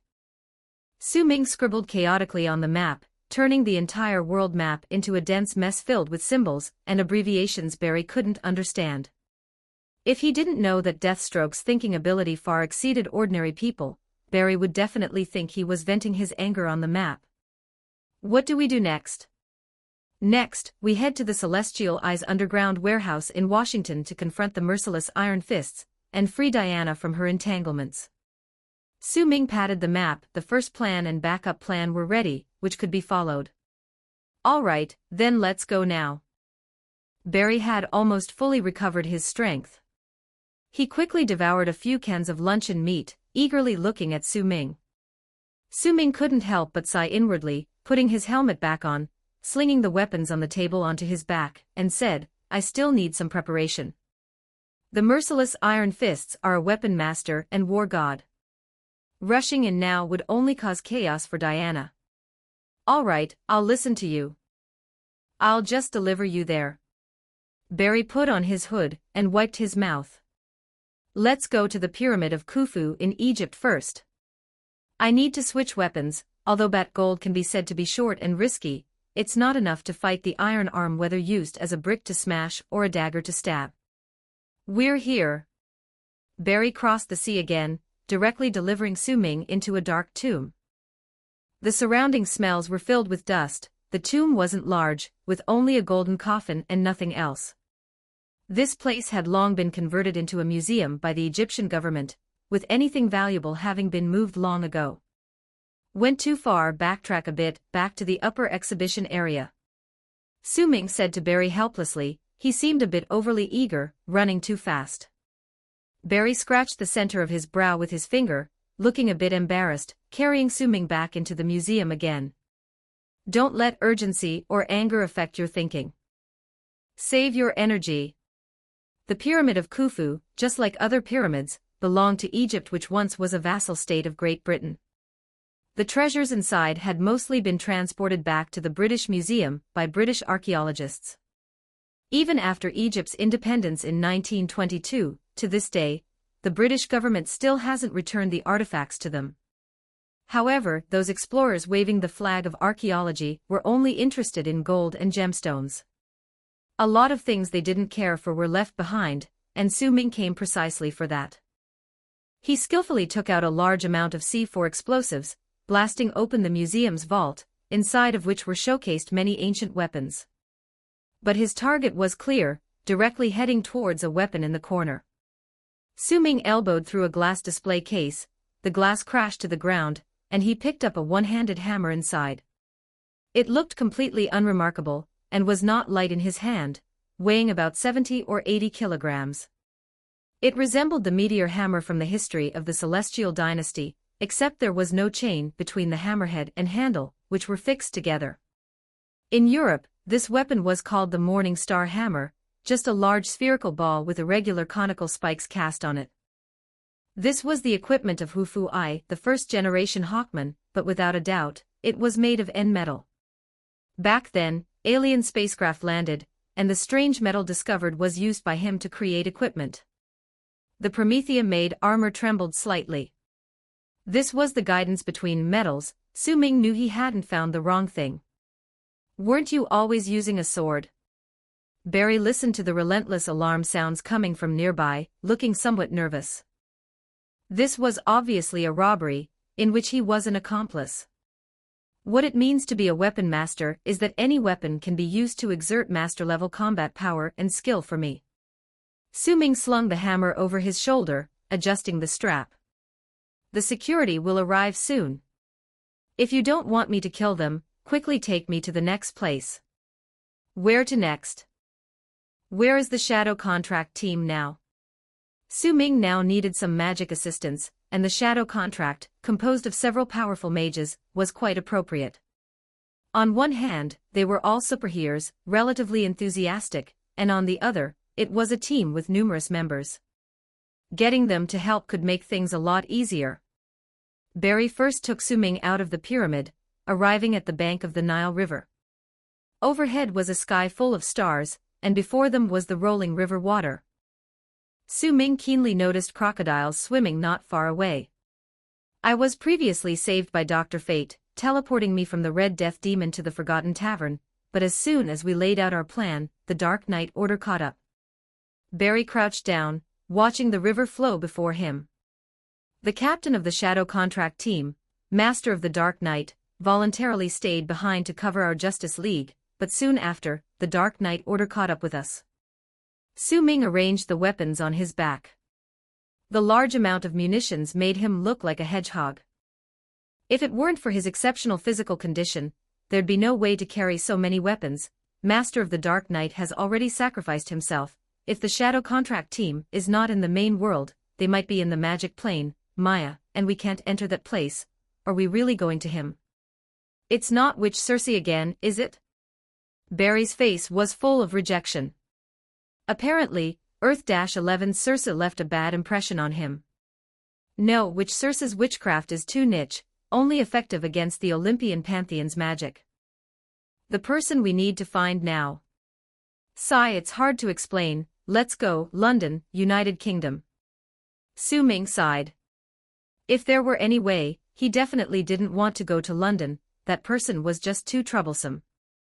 Chapter 113, Chapter 86, Constantine 1190 words. Barry's expression became even more peculiar upon hearing it was London. As a member of the Justice League, he certainly knew what kind of place that was. He let out a long mma sound, as if encountering difficulty in a restroom, before finally taking Su Ming along for a run. Su Ming felt Barry's steps slow down significantly, as if hesitant. Even the sand kicked up behind them wasn't as high. He had to reassure Barry first. Relax, you're my partner. If that guy tries to screw us over, I'll send a bullet into his little buddy. Ah no, better not. We're on the same side, and I don't want any bloodshed. Barry came to his senses and started to sprint. Laughter hissed out from under Deathstroke's mask. Of course, it's just a joke. I wouldn't be the first to think of it, and he has definitely invented spells to counter those ideas, like a little buddy protection spell, or an egg iron armor protection spell. Do you know what happens if you get side stitches running with divine speed? Don't joke when I'm sprinting. Barry's face, under the hood, was turning blue as he struggled to hold back laughter. Su Ming quickly raised his hands in surrender, fearing that if Barry laughed and stumbled, he'd get thrown into the divine speed. All right, I won't joke while you're running in the future, but I have a half-brother who might get along well with you. United Kingdom, London. This city, which once symbolized capitalism, now represents the twilight of an empire. Currently, it's the dead of night, and although it's quiet everywhere, there's little human presence. The point of Barbados's invasion was in the United States, so separated by the Atlantic Ocean, the United Kingdom was still temporarily safe. However, everyone had seen the devastation from across the ocean on their TVs or the internet. After the initial panic and refugee wave, the remaining Londoners chose to stay at home to perhaps live out the rest of their lives. One wonders if it would be like when the Titanic sank, with seasoned gentlemen dying in their immaculate suits to the sound of classical music. The streets weren't in disarray. Su Ming could still see a police officer on duty at a distant intersection, but judging by his dejected look, his mood wasn't the best. The two stood by an old street with no lights around. Barry, although aware of whom Su Ming was looking for, didn't know the exact location. However, Su Ming had an idea. He immediately started towards a red phone booth bathed in street lamp light by the roadside.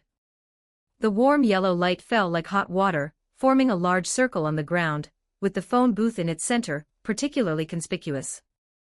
Its sides were lined with grid windows, with the glass divided into hundreds of tiny squares by wooden mullions.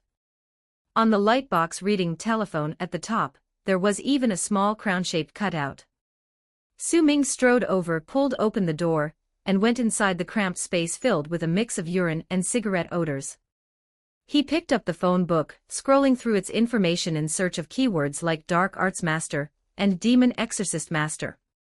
In both the UK and the US, public phone books were also known as yellow pages, containing not just common phone numbers but also some unattractive small ads, similar to utility poles in the Celestial Dynasty.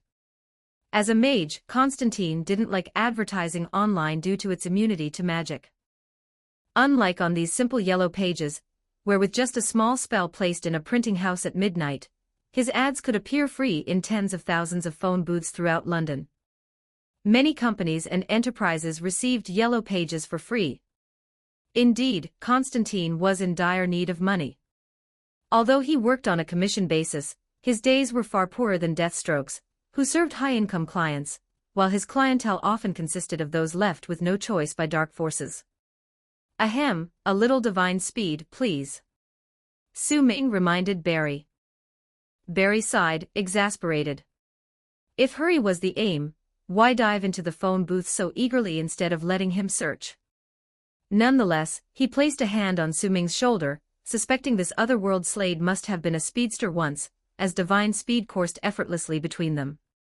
Swoosh! A sound like wood being sawed accompanied Su-Ming closing the book. Got it, do you have 30 pence? Is 50 US cents okay? I could go home to get it. Forget it. If I spent that effort, I might as well earn it myself. Su-Ming shook his head, removing a silencer from his waist and screwing it onto his gun. Then, he fired several shots at the phone, causing a cascade of silver coins to tumble out, reminiscent of playing slots in Las Vegas. He bent down, sneaked a few into his belt, all right, onto the next phone booth. Barry glanced at the distant police, feeling a bit guilty.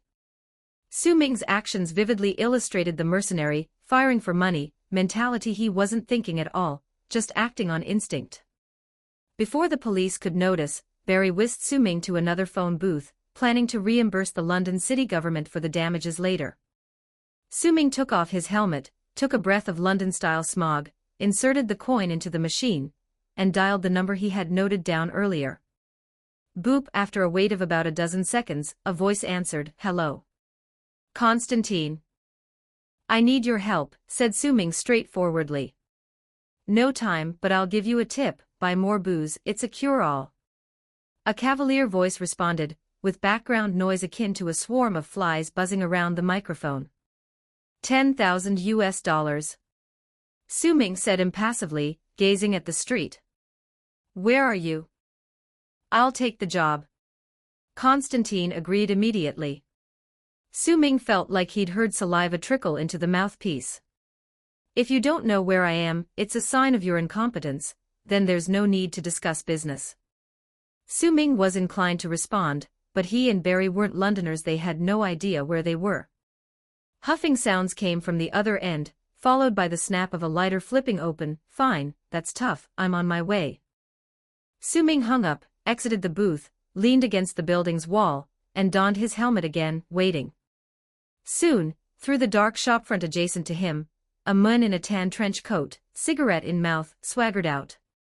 He spotted Barry standing by the roadside immediately, bowing his head to pinch his eyes. "Wait, what am I seeing? A Justice League member paying me, the fringe dweller, a visit in London." Barry raised a hand, gesturing as an invitation to turn around. Before Constantine could react, he felt a hefty arm loop around his neck, his back colliding with a suit of armor. "After getting hit so many times, haven't you learned to check behind doors?" A deep voice echoed in his ear. Chapter 114, Chapter 87, Mysterious House 1421 words. Constantine calmly raised his hand, flicked the cigarette ash from his mouth, and the night wind of London carried the grey-white embers far away. "I've done nothing to provoke anyone. If the Justice League beats me up on the street, it doesn't make sense, does it? You know why we are looking for you." Su-Ming tightened his grip on his armor, pinning Jia Kong, so he couldn't turn back. "I don't know."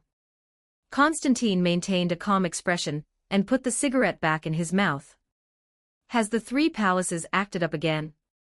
"Yes, I summoned him. He's a demon king, but you have to allow someone to visit their own family, right?" "No, that's not it." The dark power of Barbados was like a tide submerging the world, claiming that a mage didn't sense it would be fooling ghosts. "Then, is it about the witch? Even though she lost control and killed many people, and even injured Superman and Wonder Woman, hasn't it already ended? I was at the scene, but I'm really not involved in the whole matter." "Also not it." Su-Ming turned his head away. This guy looked like he hadn't bathed for ages, smelling like he just crawled out of a garbage heap, carrying a scent of spoiled food. "Are you referring to the raining corpses in the sky? Let me tell you, you should look for Lady Xanadu.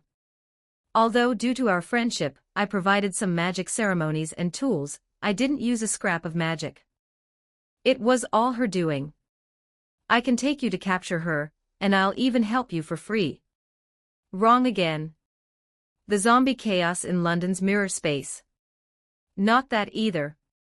The vampire rebellion. The missing lance of Longinus." Barry held his head, listening to one supernatural term after another spilling from Constantine's yellow-toothed mouth. He wasn't surprised at all. Despite Jia Kang's insistence that these matters aren't related to him, anyone with half a brain knows he's involved. The Justice League's biggest weakness is that none of them have any magic resistance. Diana is slightly better, having some divine artifacts for protection, but Superman is practically at zero when it comes to magic resistance. It's not the first or second time magic has countered him in history, and he's never thought to address this flaw. These magic-related mysterious events are generally handled by several magic teams, like Su-Ming previously mentioned the Shadow Contract, the semi-official Shadow Bureau, S. There's also Shazam's family, the Extreme Hero Alliance from the Witch Child, and then there's Jia Kang's own Dark Justice League, among others. Who do you think I am? Constantine exhaled a mouthful of smoke, licking his dry lips. Who else in the Justice League has such a dark voice? Batman, when you torture me later, could you avoid hitting the face? I'm quite familiar with Wonder Woman. Is he mistaking someone? Su-Ming certainly doesn't think so. This guy is trying to be clever. He released his arm and patted his arm armor, on which some of Jia Kang's skin flakes stuck. This guy probably hasn't washed his neck in ages. It's not Batman, and we're not looking for you for those trivial matters. Constantine adjusted his tie, cleared his throat, and turned around, briefly stiffening when he saw Su-Ming. Then, with a peculiar expression, he spoke to Barry behind him. So it's Deathstroke. I'm very curious, how come you're with them? He stopped midway, as if realizing something, and slapped his forehead. Is the Justice League planning to perform a magic ceremony to brainwash him into a superhero or something? Barry stared at his shoes quietly, disapproving, as brainwashing someone is too sinister. There's no good thing about it, and no mage could be trusted. Say another useless word, and I'll chop your head off. Su-Ming walked to Constantine's side, drawing a section of the fire god's sword, causing Jia Kang to wear a frightened expression. Don't think about running, my complete armor set is combined with N-metal, as a mage you should know what that means, you have no chance. Seeing Constantine reach for his lighter, Su-Ming instantly recognized his intention to use a blinding technique to escape, and immediately discouraged him. Constantine's face twisted in discomfort, squeezing out an awkward smile. Why would I run? Didn't you say there's a business deal? Su-Ming stared into his eyes. Barbados the Dark Dragon. Nothing can be done, can't help, goodbye then. Constantine threw out a chain of refusals, turning his head intending to walk through the door. But where does he outpace Barry's speed? Su-Ming tilted his head. Barry got the hint immediately, and with a lightning move, ushered Su-Ming and Constantine through the flashing door. In just an instant, they appeared in a desolate place. Before them stood a dilapidated wooden villa, its paint entirely peeled off, revealing the bare wood. Countless years of erosion and weathering turned the wood into rot. It's a miracle the house hasn't collapsed. Roaring winds swept across the wasteland, prompting the house's doors, windows, and even walls to creak and groan. All around were half-yellow withered grasses, as though life had been drained by some energy. At the far horizon where the sky met the earth, black clouds could be seen rolling. Why do you bother? Remember, I didn't invite you. Constantine displayed a sly smile. Su-Ming remained unfazed, merely linking his arm around Constantine's neck and casting him a gentle glance. When you left the door open upon exiting, I knew you had planned this. This is a magic portal, continuously consuming energy. This door was left for us to use, so of course, I chose to play along. Now, if you play any tricks, Barry will club a big bump on your head, making your escape via the mysterious house impossible because we're all here, trapped in the same cage. Fine, you win. Alright, I admit I indeed need some help, how about we make an exchange? Constantine lost his smug edge. Though a mage, he had heard of Deathstroke, the legendary tactical master, and realized his cleverness fell short. He could naturally determine the phone booth they were at beforehand and teleport there upon opening the door. He also knew who made the call. Initially planning to trap them in the spirit-thin prison for leverage, as this marvelous space is incomprehensible to non-magic users, he could easily hide with blinding techniques to negotiate terms.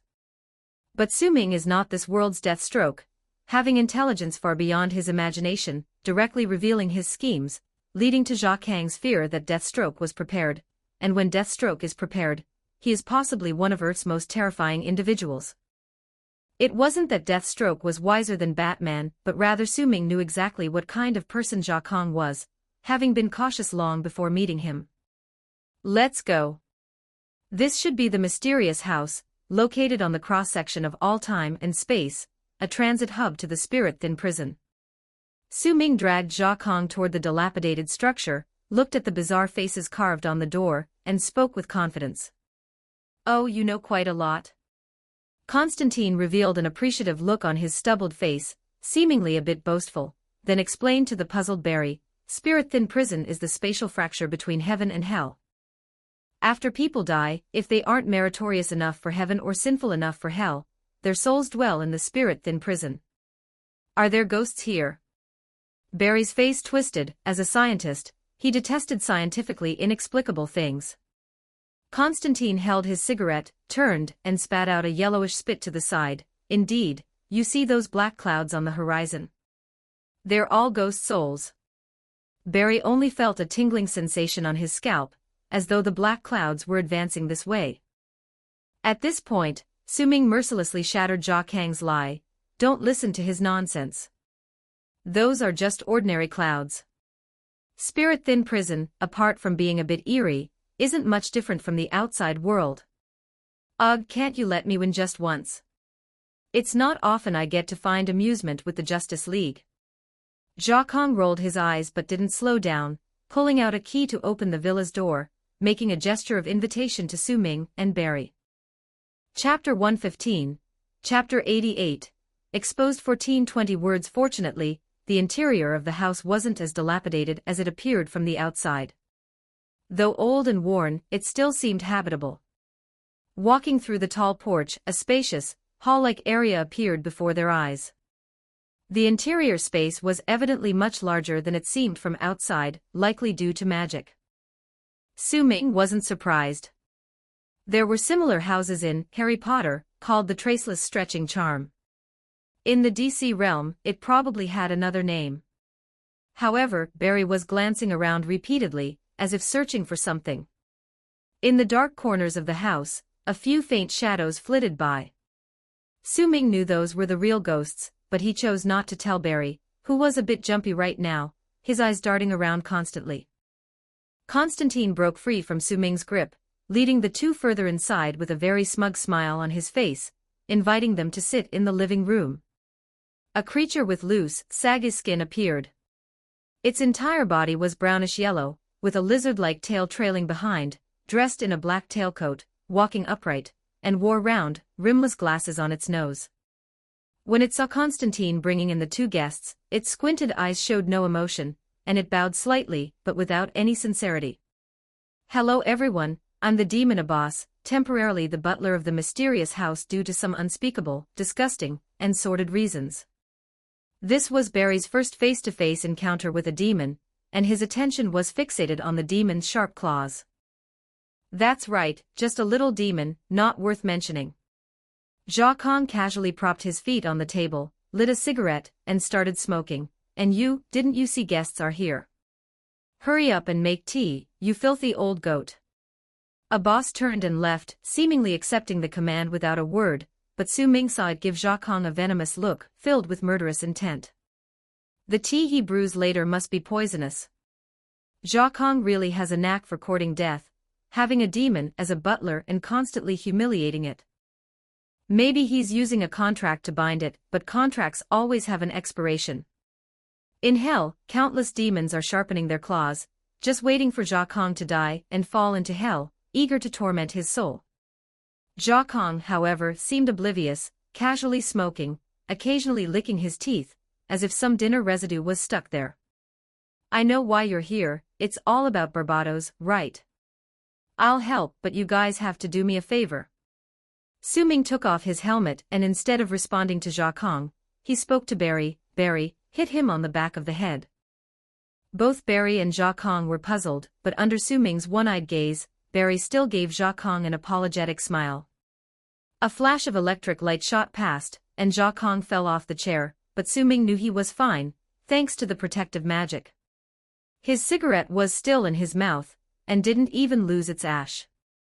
"What's going on?" "The Justice League is hitting people." Superman wants to exterminate humanity. He flipped himself back up, with Barry awkwardly glancing at Su Ming, still confused about why Su Ming insisted he strike Constantine. Su Ming lit a cigarette, exhaling a puff. Do you think I'm a fool? Barbados isn't something you can handle. You agreed so readily, were you planning to trick us? Constantine instantly denied it righteously. No way, I just wanted to contribute my strength. Su Ming chuckled coldly, raising his fist, which was the size of a cooking pot, looking at it back and forth, covered in dried black-red blood. I'm telling you, there are plenty to replace you. I'm not exactly a good person, and I can easily go to the Pentagram or the Cold Flame Association. Your rivals can offer me magical services anytime for a price. When I buy, I want the best, and if I'm paying, I'll surely hire a Demon King-level enforcer, but I can't control them in the main world. They must be eager to see you. Jia Kong showed a helpless expression, seemingly settling into the chair. All right, I admit we currently don't have the manpower to help you. I could have guessed. If everyone wasn't busy, the Master of the Dark Knight wouldn't have died. Su Ming flicked his cigarette ash, which oddly merged directly into the floor. If I'm not mistaken, the entire magic realm is likely combating the invasion of dark energy now. Constantine widened his eyes, changing from his originally sleepy demeanor to a serious one. Is this the real reason you came to find me and deliberately entered the space of the mysterious house? Yes, if only the shadow contract might hide in the magic realm Maya. The rest of you can't get through without the Forgotten Tavern. But the Forgotten Tavern has already been occupied by the Dark Knight Order, so during Barbados's invasion, other than Dr. Fate and Raven causing a ruckus outside, all the mages in the world vanished. Can you tell me where they might be? Su Ming pressed his hand against the table, smudging it, leaving a bloody handprint on the pristine tablecloth, as if an evil ghost had arrived.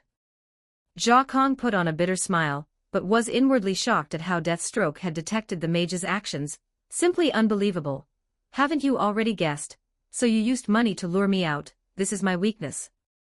Su Ming stood up, looking at him indifferently. You think claiming it's your weakness would make me believe you? It's not just money, even the smoking and drinking are just your cover. I know your real weakness well, but there are too many people now, so I'll give you some leeway. Constantine covered his face, rubbing it up and down, as if going mad. You're 100 times more troublesome than the Slade in our world. I concede, everyone come out. Barry was still puzzled by what Jia Kong meant by so many people when he couldn't see anyone. Just then, what seemed to be a hallway leading deeper into the villa twisted, and everything shattered like glass, revealing what was behind it. It turned out that was the real drawing room, and this was just a small side chamber. In the drawing room, dozens of people were either sitting or floating around, some shaking their heads with a wry smile, others simply mocking Jia Kong. Names like the most disgraceful great mage, the shame of the magic realm, and stinking dog shit were hurled at him. These people weren't randomly distributed, but were gathered around a giant magic array on the floor, channeling their respective powers into it. The array's design wasn't complex, but there was an intricate feel to its simplicity, emanating a purple glow, twinkling continuously. Su Ming stood up. The reason he instructed Barry to hit Jia Kong earlier was to demonstrate their deterrent power. With the divine speed, he could leave the spirit-thin prison at any time, bridging through the divine speed plane. At this moment, you could say most of DC's magic-type heroes were gathered here, including well-known teams Su Ming mentioned before, as well as mages he didn't recognize at all. This wasn't surprising. If the Dark Society's depths were like a vast ocean, then the magic realm was like an undersea trench, even deeper and more untraceable. In Su Ming's memory, attainable only through translated comics, there were heroes he genuinely didn't know, but he glanced at the array, and the pattern immediately matched his memory. Oh, it's the purple light array, used by John Dye in 1500 to design a defense against the scattering demons. With this here, those tainted with dark energy truly can't invade. The look on Jia Kang's face grew more bitter. Are you the mage, or am I the mage? Aren't you a mercenary? How come you even know this? Su Ming smiled and greeted the others, some politely responded, while others pretended not to see him. He didn't mind, mages were just like that. He patted Jia Kang's shoulder, making his legs go limp like noodles. Actually, we're quite similar. You are the dark arts master, and I am the dark tactics master. Almost the same. After all, being multi-skilled never burdens, isn't it normal to understand some magic? Constantine's eyes turned deadpan, not believing a word of that stiff explanation. Chapter 116, Chapter 89, even swindling himself 1450 words in the glow of the array, Su Ming's armor was coated with a faint purple hue, as waves of powerful magic swept over him like a tangible tide, gradually engulfing him. Your defenses are solid. What do you want me to do?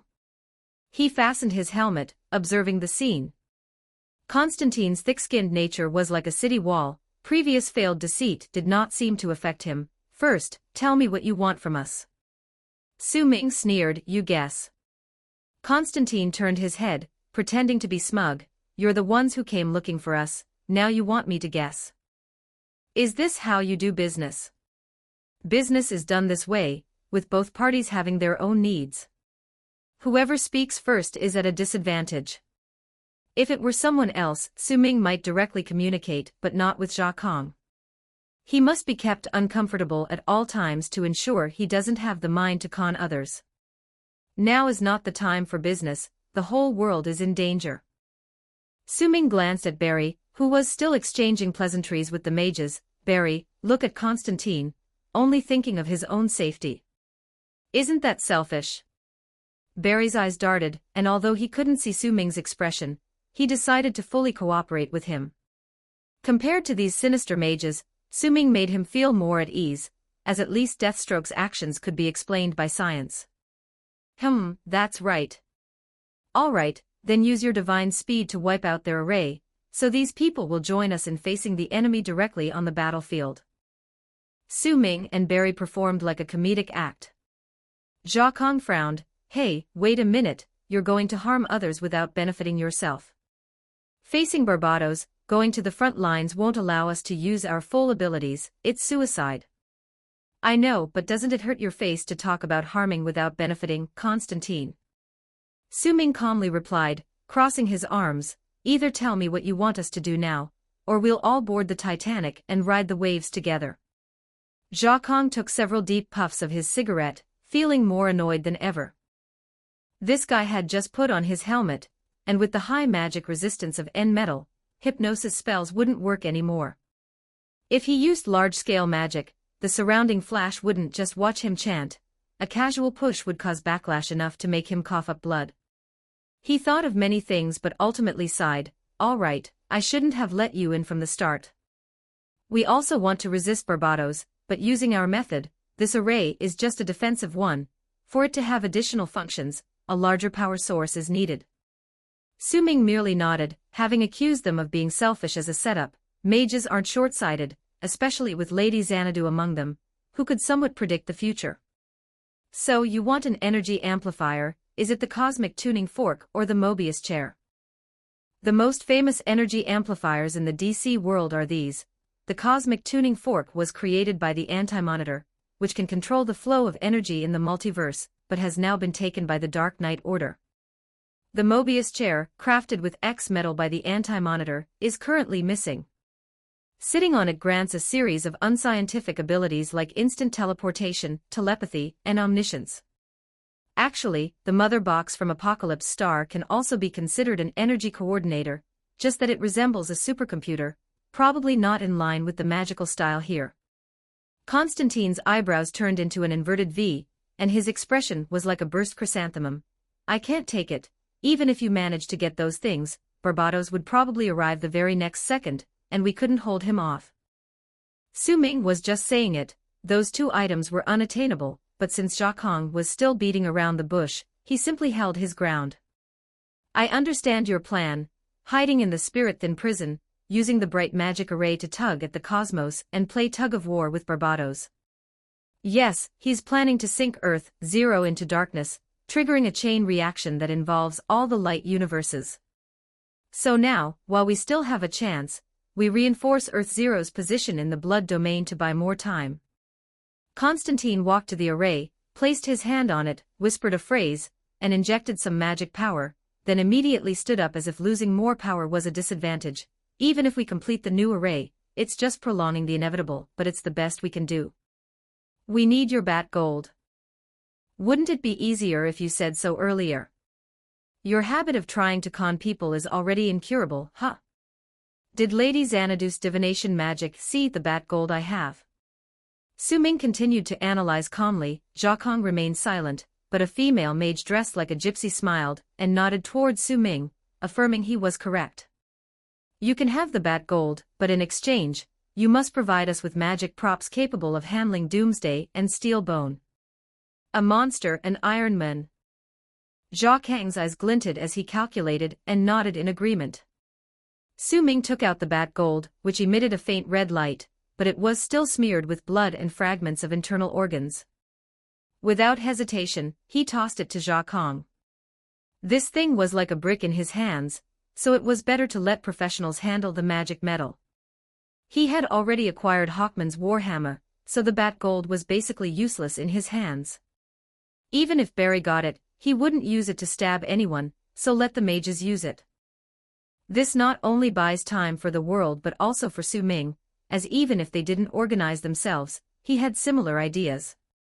Barry looked at the bloody ore, which covered Zhao Kang's hands in blood, and he showed an embarrassed expression.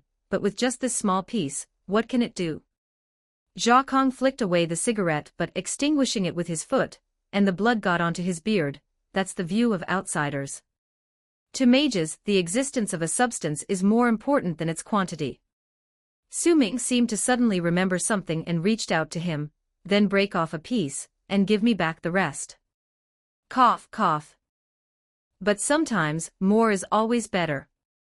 Zhao Kang immediately changed his tune, silently lamenting. Why did he have to act cool for no reason?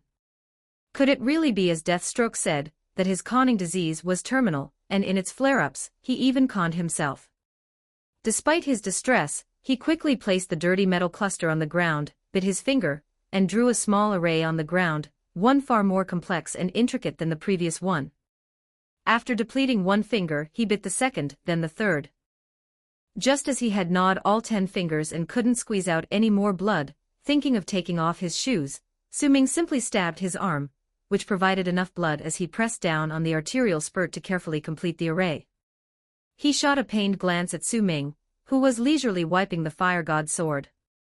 This divine artifact had decent magic-breaking properties, although ineffective against the nightmare bats. It sliced through Zhao Kang's protective magic like paper. Zhao Kang sighed in resignation and submitted to his fate, pressing down on the small magic array, as he chanted in an incomprehensible language. The bat gold, initially a metallic cluster, began to glow red and melt gradually until it transformed into spots of light, merging into the giant magic array. Su Ming couldn't discern what had changed, but several mages nodded slightly or smiled, indicating its effectiveness. All set, Barbados is producing energy through the nightmares of ordinary people to pull the world. Now with the bat gold from the bat tribe, we can at least hold for 3 days. The rest is up to you. Constantine covered his wound, sat directly on the floor, fumbling for cigarettes in his chest pocket. If we get through this safely, this giant array won't be destroyed but will remain in the mysterious house. Since it's your territory, that means your influence and strength increase because a magical miracle exists here. Su Ming, with keen insight, saw through Zhao Kang's scheme. He was still trying to pocket benefits for himself. Constantine paused, flashing a shameless grin. Well, it's a win-win for both of us. Chapter 117, Chapter 90, Volcano 1245 words. Su Ming glanced at him. He didn't want to meddle in those matters of the magic realm. If Zhao Kang wants to seek benefits, let him. Anyway, he wouldn't dare joke about the survival of Earth. Stop pretending to be a dead dog. I made sure that my slash was precise, only cutting 0.5 centimeters deep under the skin. I've given you what you want. If you can't provide what I want, Barry will immediately erase the array. Zhao Kang sighed, looking rather helpless. All right, Doomsday might be difficult for you guys to deal with, but just like Superman, he has no magic resistance, and his brain doesn't work as well as Superman's. But why don't you go after Kryptonite? Not Doomsday but the Tyrant. He's Batman from Earth-1, injected with the Doomsday virus. Although his mind is a bit affected by madness, he's not just an unintelligent beast. Su-Ming grabbed Jia Kong and walked to the small lounge where others had sat before. Although Doomsday is related to Kryptonians, he's not afraid of kryptonite at all. Listening to you would get us killed. Jia Kong was thrown onto a chair, adjusting his brown trench coat, while he bit down firmly on his cigarette. So killing it is hard, but there is a way to stall it. Just wait, I'll write you a scroll. Just burn it with a lighter when the time comes. Su-Ming frowned. Jia Kang's credibility was really in doubt. But dealing with the tyrant was supposed to be the last part of the plan, and with some luck, Batman and Superman might bring back X-Metal. With that, he could make Sea King and the tyrant clash against each other. Alright, if this scroll doesn't work and holds us back, then when the world ends, it'll all be your fault. Upon hearing this, Jia Kong hesitated, retracting his hand and adding a few strokes to the completed scroll. Don't worry, how could I mess with you regarding such a big matter? No problem at all. Alright, now let's talk about how to deal with the Batman version of Steel Bone. He's from Earth-44 of the Dark Multiverse. Su-Ming took the scroll Jia Kong handed over and carefully stored it away. Is difficult. We've observed those guys through magic. Being called a killing machine, it's hard to say if it's even alive at all. Jia Kong scratched his hair, and dandruff fell like snowflakes. It's controlled by the Alfred Protocol and modified by nanometal. Strictly speaking, it's a robot, Su-Ming revealed what he knew. Then I can't help you. You know we have nothing to do with high-tech. Maybe you should find Luther. Su-Ming shook his head, dismissing Jia Kang's suggestion. If it were a normal robot rebellion, one could certainly seek out the world's smartest scientist. But Luther, with that bald head sharper than a monkey, isn't even on Earth. After Darkseid turned into a baby, Luther is now the sovereign of Apocalypse Star, busy farming with alien girls. Su-Ming is just a super soldier. To go to Apocalypse Star, he'd need to gather mother boxes or find Steel Bone to open a sonic boom passage. The mother boxes are scattered, one inside Steel Bone, one on Apocalypse Star, and another somewhere unknown on Earth, while Steel Bone is now with Barbados. Its weakness is electricity. A high-voltage current can paralyze it. Do you have a solution? Su-Ming shook his head, dispelling inconspicuous thoughts. There's no magic prop that can supply that much electricity for long. I bet even your flash couldn't, or else you wouldn't be asking me. But maybe you can explore if there's any divine artifact that can do it. I'll admit, sometimes the gods are a bit stronger than us. Jia Kong stroked his mustache, plucking out a dried, unidentifiable crumb. He flicked it away, and it disappeared like a booger. Su-Ming pondered for a moment. He needed to prepare other things as well. It seemed Jia Kong truly couldn't deliver. Even if pressured further, it would only lead to a deceit. Trading Bat Gold for a scroll from him was already good. Su-Ming's bottom line was that Jia Kong only needed to provide intelligence. For the survival of the world, giving them Bat Gold was inevitable. Alright, use your mysterious houses anywhere gate to send us to Mount Etna. I'm going to find the fire god Hephaestus. Su-Ming stood up, leaving the tea brought by the butler untouched, heading straight for the door. Jia Kong paused, realizing Su-Ming had more to say privately, and followed. Returning to where they arrived, Su-Ming lowered his voice, "Be wary of traitors among the mages. Someone might join Barbados." Jia Kong flashed a cunning smile and winked at Su-Ming. "What traitor? People just have different pursuits for magic, but rest assured I'm prepared." With that, he pulled a key from his trench coat pocket, inserting it seemingly into the air in an invisible door, and the tip of the key gradually disappeared. This was a skill inherent to the mysterious house. As long as Constantine, as the owner, set a location in mind, it could directly connect a door there, allowing Jia Kong to appear quickly anywhere. Su-Ming patted Barry, signaling him to leave. After courteously saying goodbye to Jia Kong, the two stepped through the door. In the blink of an eye, they were in a pitch-black place, filled with an acrid smell and waves of damp heat. If there's no mistake, this should be the inside of the volcano. Due to being incredibly ugly and passionate about forging, the fire god Hephaestus hollowed out this mountain, creating a divine power furnace within the lava to forge equipment. If you wanted to find a divine artifact in the DC universe, the first place Su Ming thought of was here. Weapons crafted from divine metal are certainly of good quality, but what Su Ming needed now was a special tool capable of generating high-voltage electricity for a long time. Barry pulled down his hood and wiped his sweat. The temperature here was unbearable, it's so hot.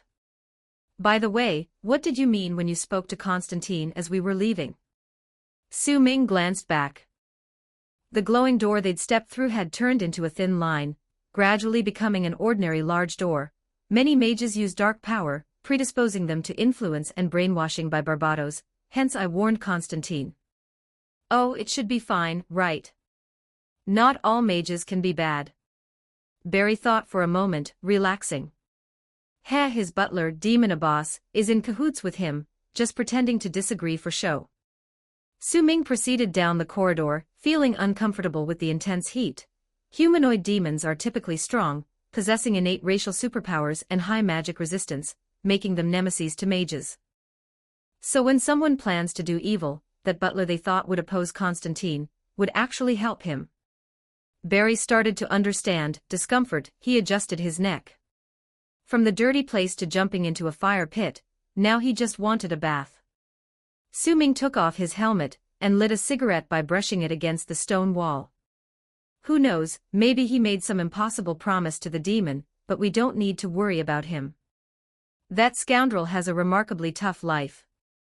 Chapter 118, Chapter 91, Rich but not handsome. 1436 words. As the corridor descended further, the temperature kept rising. Despite their modified bodies, sweat continued to drip from Su Ming, feeling as if it evaporated before even reaching the ground. However, neither of them were ordinary people, and they could barely continue forward. Finally, at the end of the corridor, an iron door appeared. Yes, an iron door, looking just like the back doors of the most common restaurants in alleyways, with peeling paint and rust all over. Who knew where Hephaestus, the god of forging, found such a piece of junk? Is this forging technique? Barry wiped his sweat with his sleeve, his face flushed. Why don't I take you to Pittsburgh or Detroit? Su Ming also felt a bit awkward seeing the broken door, but forging was just a hobby for the fire god. After all, this door wasn't his storefront. Never mind, this is already the best blacksmith we can find on Earth. Unless you can somehow send me to New Genesis Star. The life equation could also solve our current problem. Are you familiar with Darkseid's brother? I think it's better here, let's go in. Barry chuckled awkwardly, finding it hard to interact with those new gods on New Genesis Star. Su Ming just mentioned it, knowing the life equation is not the same as the anti-life equation, and has some issues. Its current state would only turn people into monsters. He touched the iron door, it wasn't too hot, and with a slight effort, it creaked open. What unfolded before them was a fiery red world. Everything was entirely red. Massive cauldrons, each as big as a basketball court, adorned the walls, with blazing lava cascading down into the furnaces below. In the center of the site was a huge device of unknown purpose, emitting bright light, supplying metal and other auxiliary materials. Hundreds of people in thick insulative suits were bustling around it, transporting materials to different furnaces, or taking forged items back to the warehouse. Yes, although there were hundreds of people working back and forth in the immense area, only one person was doing the forging. He looked like a half-beastman, standing 3 meters tall, incredibly ugly, and covered in a purplish-brown color with no hair at all. His hands were smeared with embers and ash, with molten lava swirling around them. He wielded an ordinary-looking hammer, striking something on the anvil. The immense roaring echoes filled the volcano, each hammer strike crashing down with thunderous force. Su Ming immediately recognized him as Hephaestus, the fire god, son of Zeus and Wonder Woman's brother. Despite his hideous appearance, his wife was Aphrodite, the Greek goddess of beauty, the most beautiful among all the gods. It's said that ordinary humans who saw her beauty would be so enchanted they'd forget to eat or drink until they starved, dying with her name on their lips, their souls still describing her beauty to the death god after dying. Such a way to die seemed quite suited for Jia Kong. Didn't he neither want to go to heaven nor hell? Just ask the fire god, and let Jia Kong meet the goddess of beauty, his soul would then belong under the Greek pantheon after death. Although the fire god looked fierce, he was actually one of the most humane and kind-hearted of the gods. He took in the men from Paradise Island who were supposed to be killed, letting them work here. Paradise Island, hundreds of years ago, before Diana, had a very terrible custom of raiding men at sea. Every 3 years, they would row their canoes across the ocean. Upon encountering human merchant ships, they would board, using either force or charm, engaging in wild gatherings with the crew and passengers for 3 days before killing all the men. Afterward, they would return to Paradise Island, waiting for the children to be born. Girls would be raised into warriors, while boys were thrown into the sea to die. Once the fire god Hephaestus found one such child's body, his heart softened, and he went to Paradise Island, negotiating that no children be killed. Every 3 years, he would come to take all the boys to the volcano. Though his temper was gentle and his speech was calm, he was genuinely a god, with divinity encompassing volcanoes, lava, thunderfire, weaponry, and more fields, causing the Amazonians to immediately submit and hand over all the born boys to him. Now these workers in the volcano were all abandoned children from Paradise Island. They had some Amazonian traits like longevity and great strength, knowing it was the fire god who saved them, so they willingly lived and worked in the volcano, forging and worshipping him. However, with the society's advancement in recent times, they no longer could do such things. Besides, in recent years, with Diana becoming the Amazon queen advocating for gender equality and secularizing Paradise Island, women were encouraged to find men by leaving the island to seriously date, and not just seek reproduction. Those who didn't want to find men and have children stayed on Paradise Island as caretakers. In short, it's been nearly 100 years since they last went out to raid men, so no new members have joined the fire god's side for decades. Su Ming knew the fire god had sensed his presence. Entering the volcano meant stepping into his divine domain, where any movement wouldn't escape his notice. Yet, he didn't consider himself an outsider, heading down the stairs behind the door. These stairs, constructed on the inner walls of the volcano, were made of special metal resembling spiraling ribbons. He walked straight to the fire god's back, watching him hammer something without saying a word, while Barry focused solely on wiping sweat. It wasn't until a few minutes later, seeing the shapeless mass of metal gradually form into a curved blade, that the fire god handed the finished blade to a worker for quenching, then turned to nod at Su Ming. I thought it would be Diana coming to seek me, not expecting the strongest human warrior from another world. I wouldn't say strongest, since right now I need the help of the Olympian gods. Su Ming's heart was as calm as still water. Despite the unbearably hot surroundings, he knew dealing with gods required caution. Even the gentlest lion was still a man-eater. I've made some preparations, come on, follow me. The fire god casually tossed aside the hammer, creating a small pit on the ground, gesturing for Su Ming and Barry to follow him. They walked to another direction within the volcano, where the fire god pushed open a large door and led them inside. It's so cool here. Barry instantly felt invigorated, seeing the surroundings made entirely from metal gleaming and reflecting, without a trace of heat. Oh, this is the residential area. I installed central air conditioning here. The fire god answered without turning his head. Cough cough, air conditioning. Barry was dumbfounded, nearly choking on his saliva. The fire god gave him an amused glance, with the rolling lava in his eyes looking as if it might erupt. What, do you think we old gods are all relics of the past? Or do you doubt my craftsmanship, incapable of crafting something as trivial as an air conditioner? No, I absolutely didn't think that, haha, why would I? Barry displayed a smile, awkward yet still polite. The fire god wasn't upset, instead taking a turn, directly showing them the warehouse, showcasing the finished products he had crafted. This is the supercar I made, entirely forged from divine gold, indestructible, with a top speed of 1,800 kilometers per hour. This is the private jet I crafted, also divine gold inlaid with gemstones, piloted automatically by divine power. Not only can it turn invisible, but it can also break through the atmosphere. This is the satellite I forged for the divine system.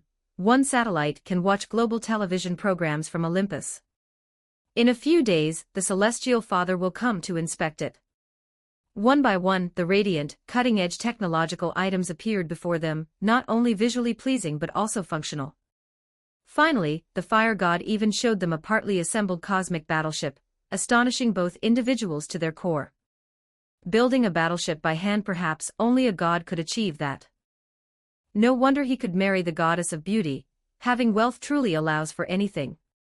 Bruce was thought to be opulent enough, but who would have thought that the real wealth lay with someone playing with collectibles inside a volcano? Chapter 119. Chapter 92. New Divine Artifact 1206 words. The heavy door fell behind the three of them, but Su-Ming still felt dazzled by the bright gold everywhere, while Barry kept rubbing his eyes. How is it? My craftsmanship is the best in the universe, right? The fire god led them in another direction. Yes, definitely, that's right, Su-Ming replied immediately, still relying on him for help. Flattering him a little wouldn't hurt. Ha ha ha. The fire god laughed heartily. He only has this hobby: when someone praises and uses what he forges, he's happy. He doesn't care whose hands his weapons end up in, or if the killings they conduct are just, as long as the weapon is effective as expected. That's enough for him. Anyway, whoever picks up a weapon is prepared to be killed, so naturally, it's right for the brave to win on the battlefield. Often, opposing sides find themselves embarrassed to discover that both have fire god forged gear, as his spears and shields are equally strong. In a way, he has inadvertently promoted fair competition. With air conditioning blowing, they walked through metal corridors where lights connected their shadows like a mountain. After many turns, the fire god led them to a small room filled with display cabinets. Inside, several sets of Wonder Woman's gear were displayed. Fire god sword, guardian silver bracelet, Amazon divine shield, starlight flying crown, lasso of truth, long boots, chest armor, and skirt. Several sets hung in the room. All are authentic, made of divine gold with impeccable craftsmanship, only differing slightly in design, like the length of the skirt or the size of the shield. He has also done extensive research here, displaying a heavy female armor like Saint Seiya's armor in a cabinet, shining brilliantly. Looks like Diana often comes here, Su-Ming observed, considering whether to ask for a sword to match. The fire god didn't show any intention to open the display cabinets, but went to a side, hauling out some boxes to open them on the table. She's my sister, used to come to me whenever she faced difficulties. Storing spare weapons and armor here is safer than on Paradise Island. Yet she hasn't come this time, over a major issue.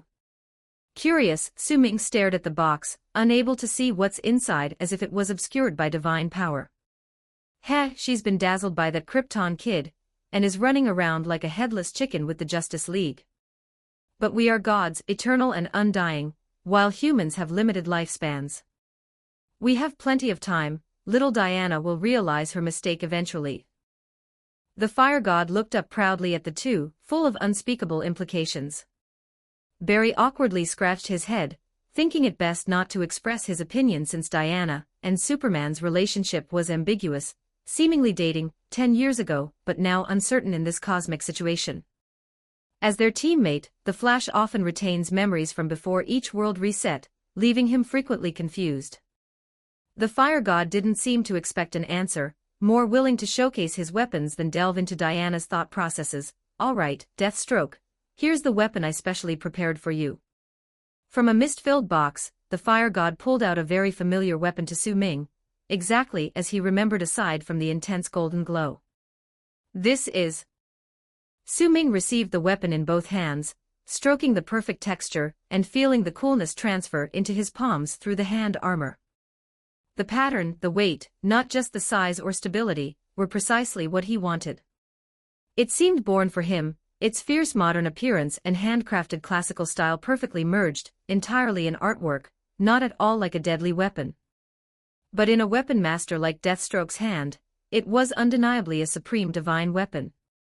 It seemed impatient to drink blood, eager to scream, longing for the battlefield.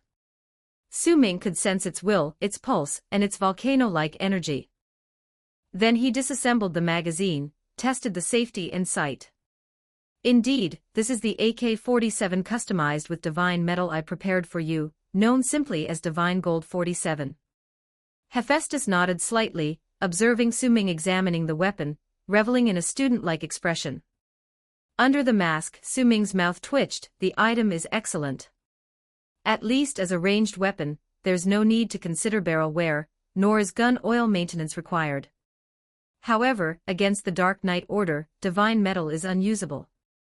Su Ming rotated the gun in his hands, hesitant to reject such fine work, reluctant because he couldn't currently use it, and divine gold is quite heavy. Still, the fire god's gesture was kind-hearted. There's no charge for it, so it's another favor owed. Thank you, I won't waste this divine artifact. The fire god grinned. No worries as long as you like it. After this event, come back to discuss your user experience, see if there's any possible improvement. These 500 divine gold bullets are handmade and complimentary. Return when you run out. Su Ming took a box of bullets, weighing it secretly, estimating it at 70 or 80 kilograms, evidently custom-made for Deathstroke, as ordinary folks couldn't dream of fighting burdened with it. The fire god nodded satisfactorily, then turned to Barry, sizing him up for a while before fetching several gold grenades from the box. These are yours as fast as you are, just secretly place them in enemy trousers after pulling the pin, kill more people, and later we can discuss user experiences. I don't kill, do you have non-lethal weapons? Barry awkwardly inquired, his principles decidedly against using firearms. Hephaestus' eyes widened. How can something that doesn't kill be called a weapon? The logic was irrefutable, leaving Barry speechless. We're facing the Dark Knight Order this time. Can divine metal disrupt their dark energy? Su Ming swiftly changed the subject, fearing Barry might be kicked out if this continued. The fire god's attention was indeed diverted by such inquiries. Closing the box's lid, he spoke to Su Ming. Why did humans invent firearms? Because cold weapons lacked enough power. Su Ming understood that humans have always pursued greater destructive capabilities in weapons. Exactly, during the era of swords, people invented armor to fend off slashing, which led to the rise of knights. When firearms were invented, didn't knights also retire from historical stages? The fire god gestured while elucidating his point. Su Ming slung the gun over his shoulder, disposing of the regular rifle while understanding something. So divine metal doesn't fail to harm dark knights, but its penetration and kinetic energy in cold weapon form aren't substantial enough. Indeed, which is why I gave you firearms. The fire god chuckled, contentedly patting his chest. Is it really effective? Su Ming was somewhat elated, liking firearms as they were safer for long range than close combat. The fire god nodded, bursting into loud laughter before suddenly becoming serious again. Ha ha ha, not entirely certain. If it's still ineffective, return to me for replacement weapons. I also have a divine metal Gauss rifle for you to try. Anyway, you have a speedster beside you, escaping quickly shouldn't be an issue. Su Ming's face turned stiff beneath the mask, seemingly being joked with. Chapter 120, Chapter 93, The Old God's Commission. 1335 words immediately. Su Ming felt the beautiful weapon in his hand turn into a golden burden, tasteless if consumed, a pity if discarded. Nevertheless, it was free of charge. The fire god likely gave the divine artifact as a gift due to Barry being Diana's teammate, though he claimed to be indifferent to Diana's lifestyle. His actions clearly hoped for their assistance. In an instant, many thoughts flashed through Su Ming's mind. He was somewhat puzzled. The gods clearly knew about Barbados' invasion, and were prepared for it, as if waiting for the heroes to seek help. Yet, they had no intention of joining the battle, acting merely as spectators. Now, the various divine systems were clearly treating it as a spectacle, making Su Ming feel as if he was back in the mythological era, where epic heroes fought tirelessly, seeking help from the gods, and then defeated monsters. But Barbados was too powerful, far from being a mere plaything for the gods to watch. How could they be so confident? Su Ming couldn't figure it out for now. He didn't plan to persuade the gods. After all, gods don't care much about humans, they only care about themselves. Su Ming picked up several magazines and started loading bullets, then packed them into his gear. Our actual purpose for coming here is to seek a divine artifact, one that can generate high-voltage electricity for a long time. The fire god showed a hesitant expression, one Su Ming saw for the first time, realizing he too could be in a difficult position. There is indeed such a divine artifact, but... Barry quietly put away the divine gold hand grenade, planning to hand it over to Su Ming later. He already got the point, after all, free is free. It's in the hands of my father god, named Thunder. It's always in the shape of twisted lightning, symbolizing my father, the god of the sky's divine authority, as well as the master of Olympus. Whoever wields the power of Thunder's divine retribution is the king of Olympus. The fire god crossed his arms, black slag smeared his chest, having no intention of coveting Thunder. That divine artifact is only for the main god to use. Zeus places his ruling position above all else, anyone who touches it will die. Su Ming remained silent. This was like a king's scepter. Not only was it impossible to ask for it, even borrowing it would be out of the question. But if you can mark the enemy's location, I can ask my father god to activate the divine artifact once. The fire god's eyes burned with flames, representing his shifting thoughts, and he immediately proposed a method. Thank you, but how do we mark it? Su Ming understood. Zeus loved striking people with lightning. Anyway, a strike is a strike, and helping out casually at a critical moment also helps maintain divine authority. The fire god rummaged through his apron pocket, some tools fell out. After some searching, he pulled out a gleaming phone, shinier than any titanium alloy phone Su Ming had seen before. We can add each other on Facebook, then you send a GPS snapshot when the time comes. Su Ming. The style seemed off, but it was indeed a method. Though many major cities were destroyed, the satellites in Earth's orbit remained unaffected, operating as usual. Unfortunately, he didn't even know which world he came from, and though he had a phone, neither Earth-11 nor the main world had a signal. Barry eventually went back to Midtown, fetched his phone from the laboratory, and got a prepaid phone for Su Ming as well. Barry's complexion wasn't good. Someone from Star Laboratory got injured in this incident, and was still in hospital care. But there was good news too. Barbados and the Laughing Bat currently hadn't moved, seemingly unaware that the Red Death Demon had fallen, sparing Midtown for now. Su Ming needed to act quickly, eliminating as many scattered enemies as possible before they reacted. At this point, if the Dark Knight Order hadn't noticed yet, then the Laughing Bat, Tyrant, and Killing Machine should be with Barbados in Gotham, guiding the cosmic tuning fork to concentrate dark energy. If they're grouped, he must avoid them first. The merciless Iron Fists was likely dueling Wonder Woman in the Celestial Eye Association's underground, while Dawn Deceit Lantern fought with Green Lantern hero Hal Jordan beneath Bin High City. Su Ming protected Earth-11, but surely another Batman from a dark Earth had become the drowned, likely with Sea King at Cin Port. With himself and Barry here, having also gained Jia Kang's magic scroll, and the Fire God's automatic rifle, their strength had increased yet still lacked effective countermeasures against the drowned. Underwater combat was a shared weakness for Su Ming and Barry. For now, following the original plan, the two should first assist Diana in dealing with the merciless Iron Fists. A Batman with purely physical output was easier to handle. Thinking of this, Su Ming glanced at the honest-looking fire god. His molten rock-filled brain probably had the same idea. Being so enthusiastic, it was actually for his sister, Diana. It's about time. We should prepare to help Wonder Woman now. Can you help me modify this warhammer to be more handy? Su Ming said, taking Hawkman's warhammer off his back. His original plan was to have the fire god enchant his sword with bat gold here, but bat gold was given to Jia Kang, and now the only usable weapon was the hammer. The fire god extended his large hand, took the warhammer, weighed it in his hand, and carefully examined it closely. Though the warhammer was blackened, it was unclear what he could actually discern from it. A weapon made of N-metal, good material, but the craftsmanship and design are trash. It's really clumsy. Can it be modified? Sure, just melt and recast it, takes a few minutes. The fire god headed out with the warhammer, signaling the two to follow him back to the forge. What kind of weapon do you like? Anything's fine, long spear, giant sword, tachi, wolf fawn club. Su Ming wasn't particular, as he could wield any weapon, but then he remembered, preferably a cold weapon. The fire god nodded, leading them to the volcano's center, where the magma was blocked by his strange device, its energy accumulating in a colossal container.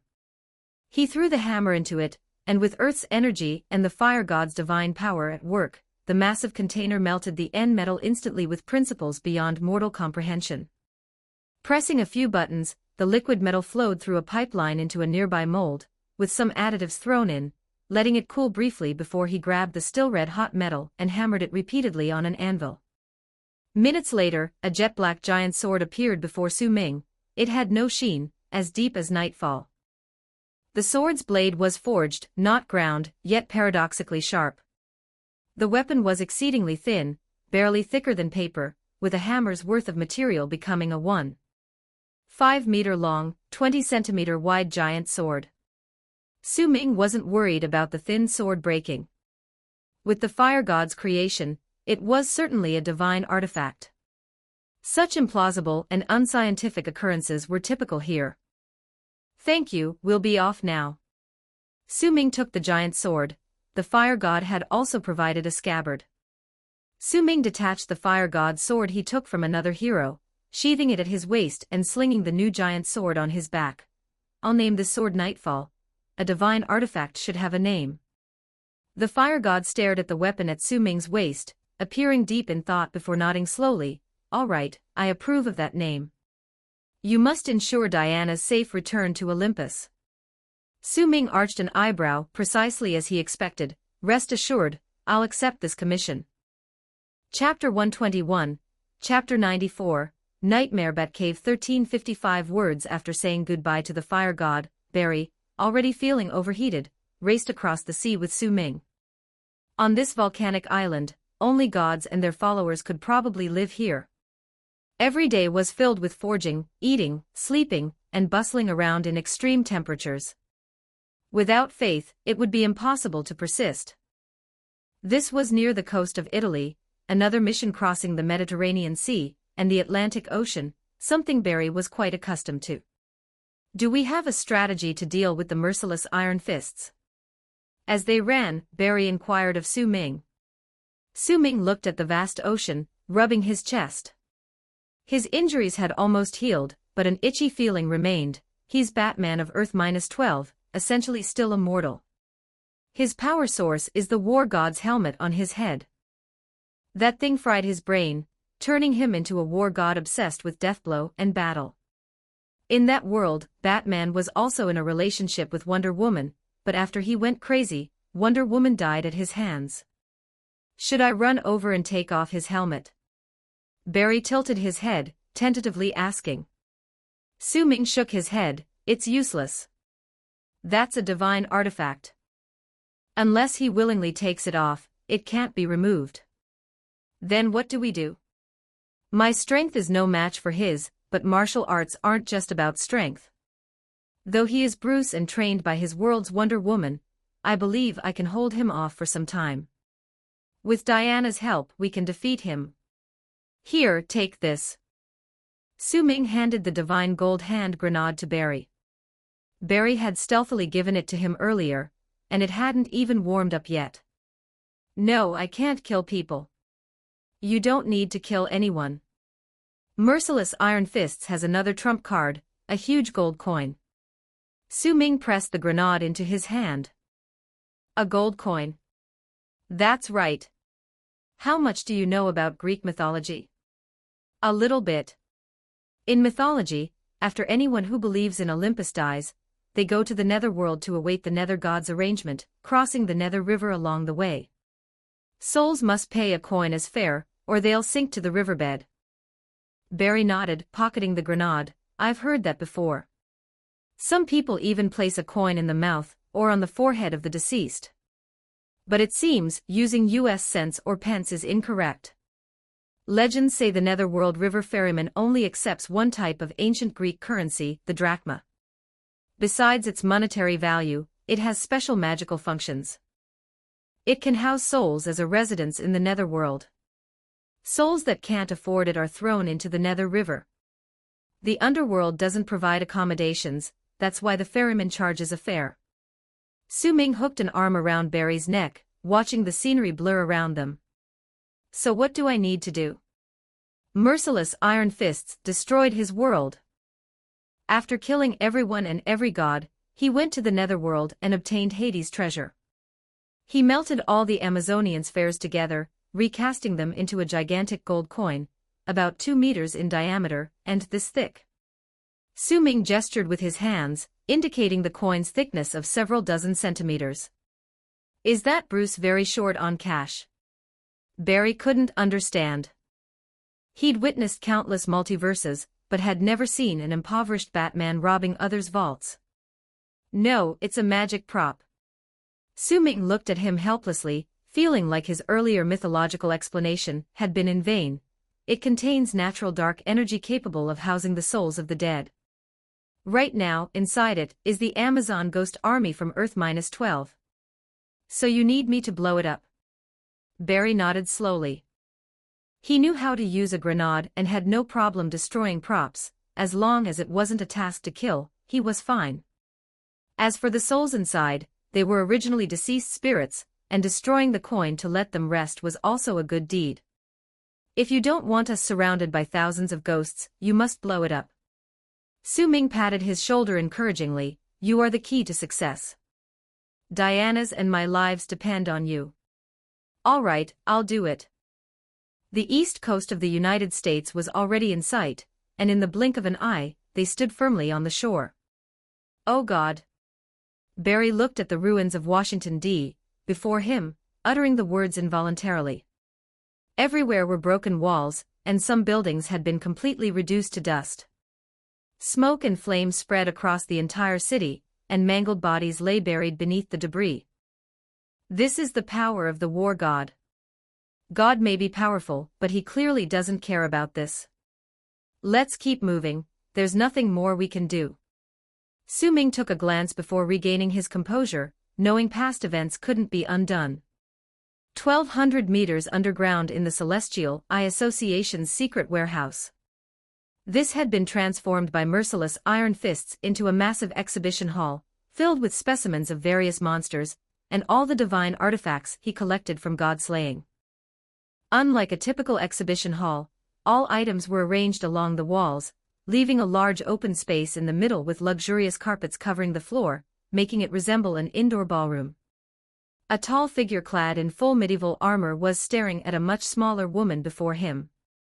The heavy armor appeared blue, not forged from divine gold, it was seized from the world of his Ares. On his chest was a white-winged bat emblem, though slightly different from Batman of the main world. Over his bat emblem was also the mark of Wonder Woman, resembling a flying eagle with double W's. The face of the war god's helmet was a massive skull, with earpieces like bat wings fanning out on both sides, and red light emanating from the eyes. Diana, do you like how I transformed the Batcave for you?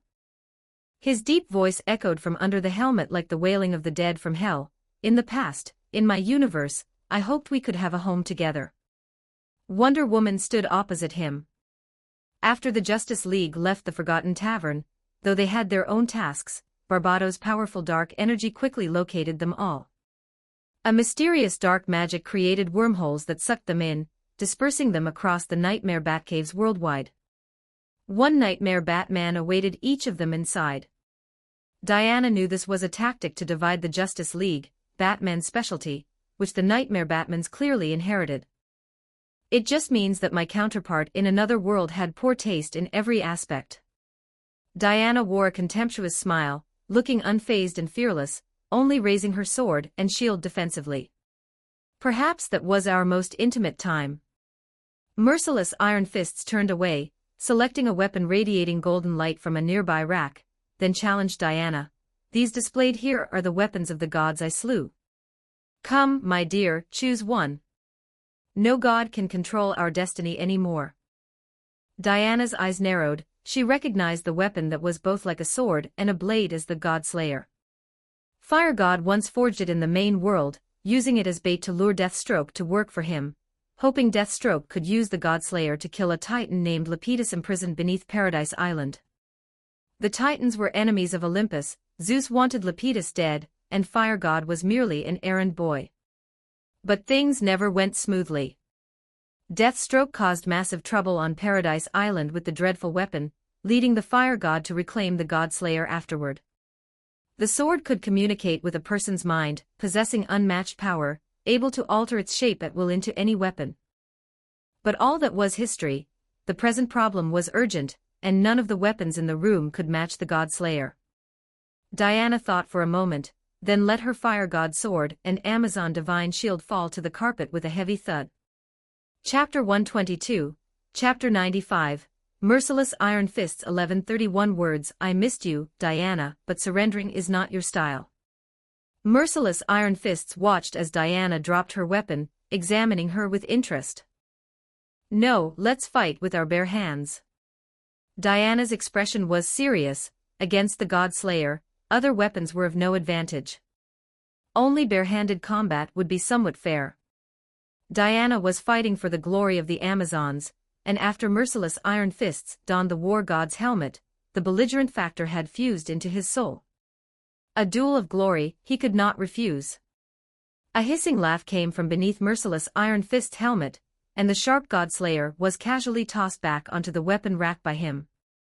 My Diana and I have been through countless wars. She is a warrior you could never compare to. Have no chance of winning.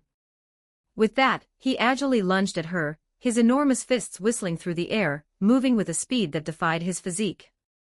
Diana calmly seized his arm, using his momentum to throw him aside. The heavy armor crashed to the ground with a thud, but he quickly got back up unscathed.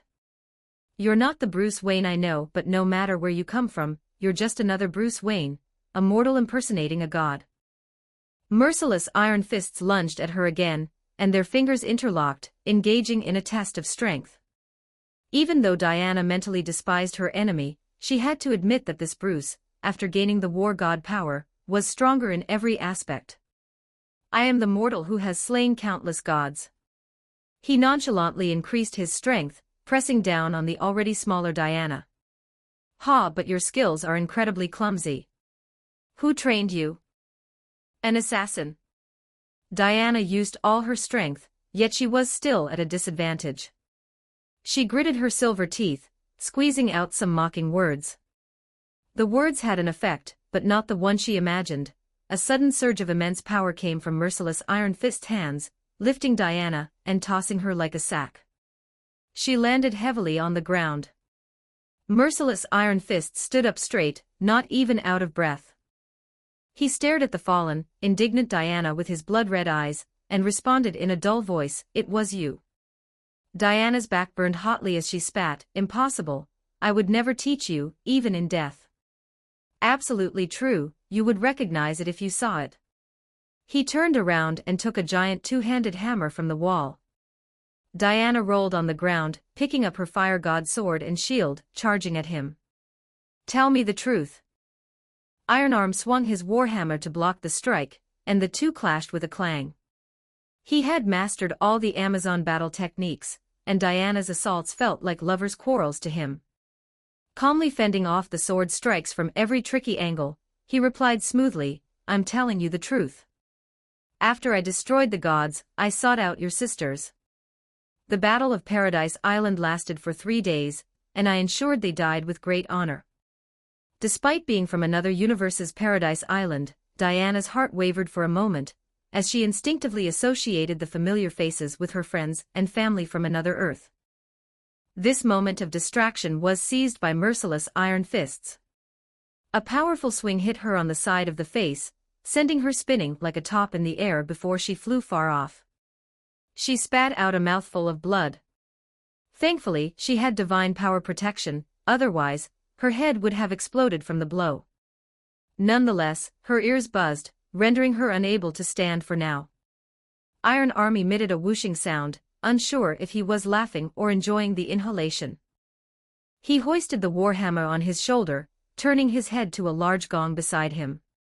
Diana's gaze also moved upward, but she soon realized it wasn't a large gong, but a massive suspended gold coin emblazoned with merciless Iron Fist's image. As if sensing her gaze, he went on to explain, "I have one large gold coin from your Bruce. I acquired the passage fee for every dead Amazon from the netherworld. They are vessels for their souls. They reside within, and I reforged them into this giant drachma." Merciless Iron Fists walked step by step toward the enormous coin, raising the warhammer in striking position. "They'll never reach paradise again, they will fight for me forever. Come forth, Amazon Legion, greet your queen." With that, he swung the giant warhammer at the coin. The power of the war god surged forth. Once this enormous coin rang, a ghostly unit of thousands would descend upon this world, slaughtering all enemies. However, just as the warhammer struck the coin's surface, a tremendous explosion occurred. The coin indeed emitted a loud sound but simultaneously turned to powder, and the souls inside emerged like translucent smoke, forming a cyclone that rushed up into the stone ceiling, dispersing. Merciless Iron Fists was also blasted nearly 100 meters away, the front of his blue war god armor charred, and inlaid with numerous fragments of gold. Yet he was unharmed. These non-metal fragments might shatter the war god armor, but his body remained protected by dark energy. Kneeling on one knee, Diana shielded her head with the silver bracelets on her arms.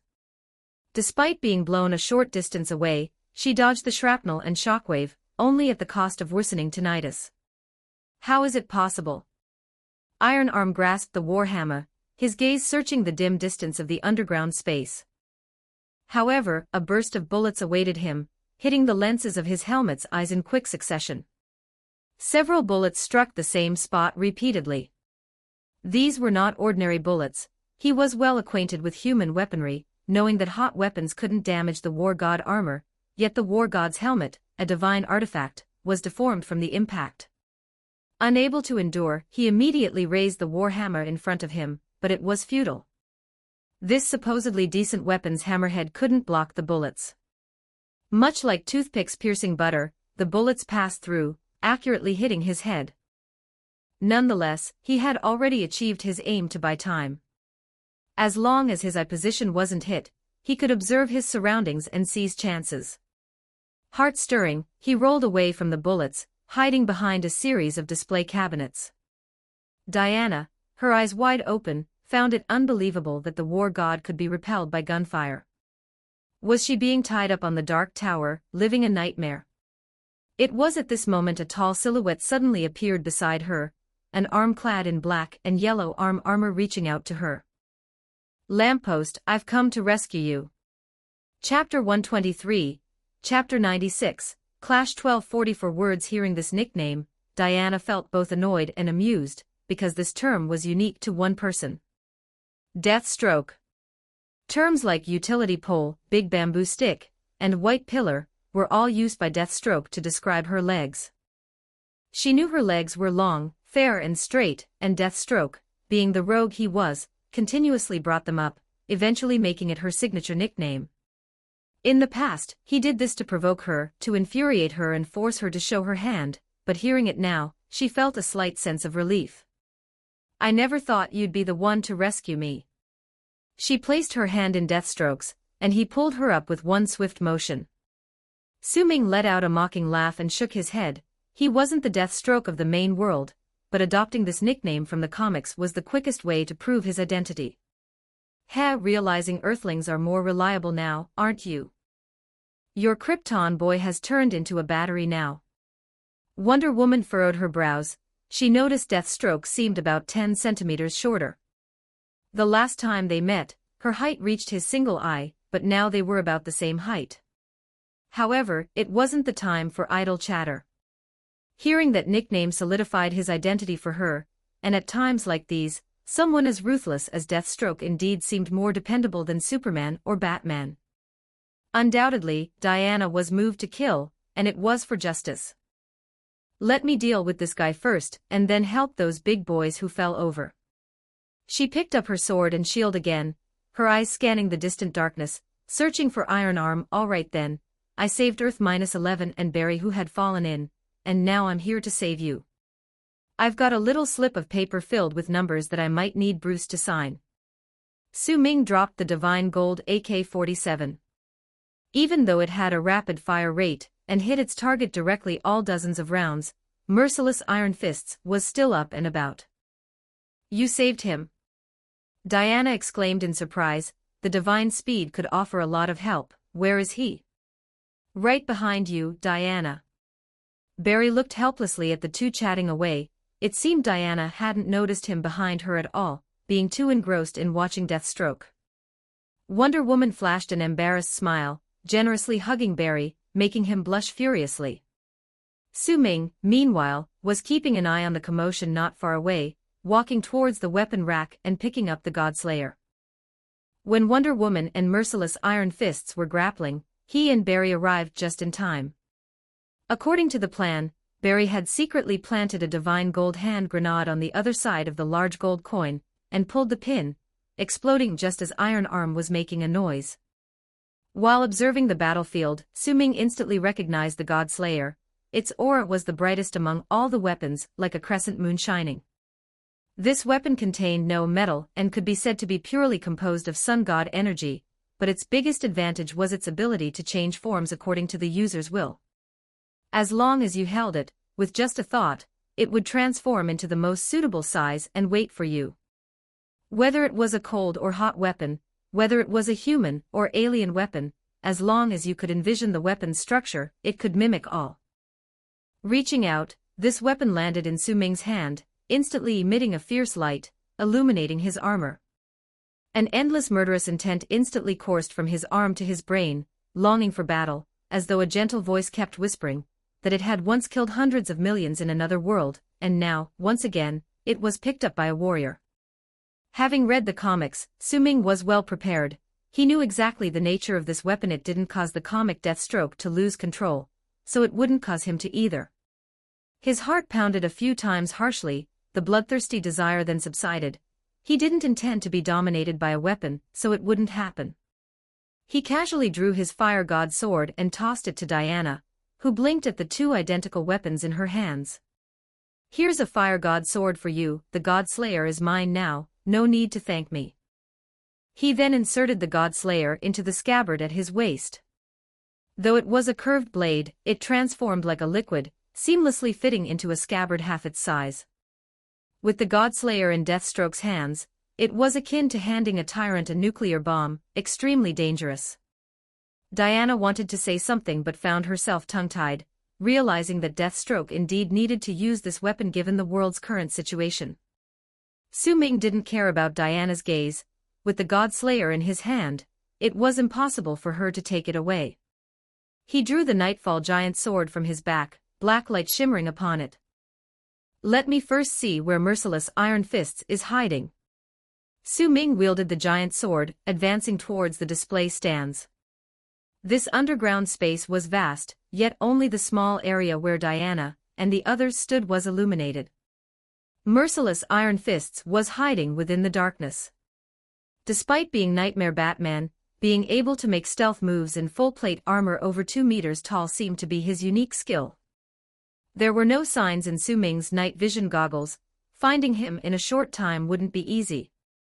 However, they were now blocking the entrance, trapping Iron Arm in the depths of the cave. Su Ming still had plans. He couldn't afford to linger here with Iron Arm too long. Did your Diana teach you how to be a coward? He knew Iron Arm loved a good fight, now probably not planning a retreat, but preparing to wipe them out. If he were Iron Arm, his first target should be the Flash, given his significant threat level. Although Barry doesn't kill, the divine speed is indeed annoying. As long as Barry is present, any hasty plan by Iron Arm won't execute smoothly. The best move now was to have Little Flash locate him.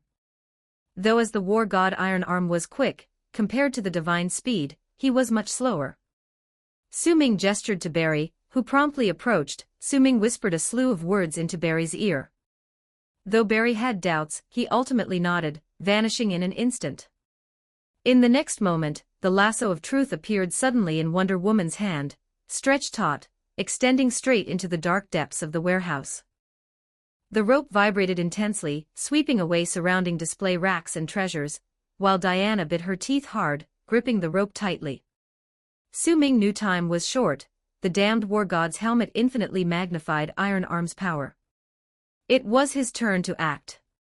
He immediately charged towards the location at the other end of the lasso with the giant sword held high. Just then, the sound of creaking burst forth, followed by the lasso of truth, glowing bright, unraveling into several pieces like noodles.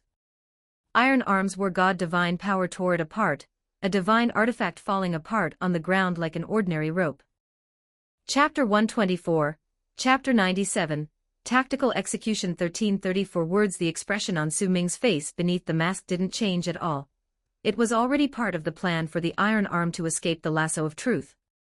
After donning the war god's helmet, he became a genuine god, although not complete, with almost no divine authority he could use. For instance, he couldn't summon an army of heroic spirits from thin air or incite the anger within humans' hearts.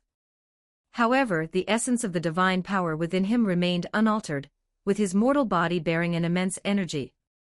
In the Olympian pantheon, judging by battlefield performance, the strongest was undoubtedly Zeus, followed by the eldest son of God Primordial, then Poseidon and Hades, and next was the war god. Whether the Titans could still be considered members of the divine system is debatable.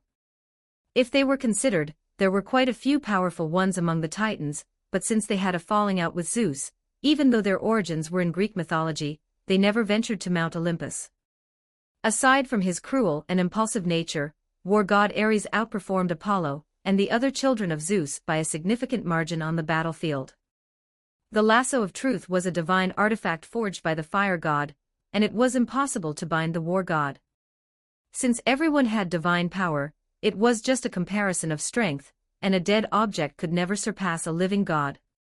This was Su Ming's initial plan. Diana would delay just a bit of time, and Su Ming would use the opportunity to stick close to the Iron Arm. Actually, this kind of task should have been done by Barry, but unfortunately, Barry's combat skills were limited to pushing people and running, and hitting the back of people's heads, neither of which worked against the Iron Arm clad in war god heavy armor. Even if Su Ming lent him the Nightfall greatsword, he wouldn't be willing to kill. Thoughts racing in his mind, Su Ming leaped into the air, delivering a jump slash towards the head of the Iron Arm who had just broken free from the lasso. Unsurprisingly, the Iron Arm easily caught the strike with a war hammer that resembled a beehive.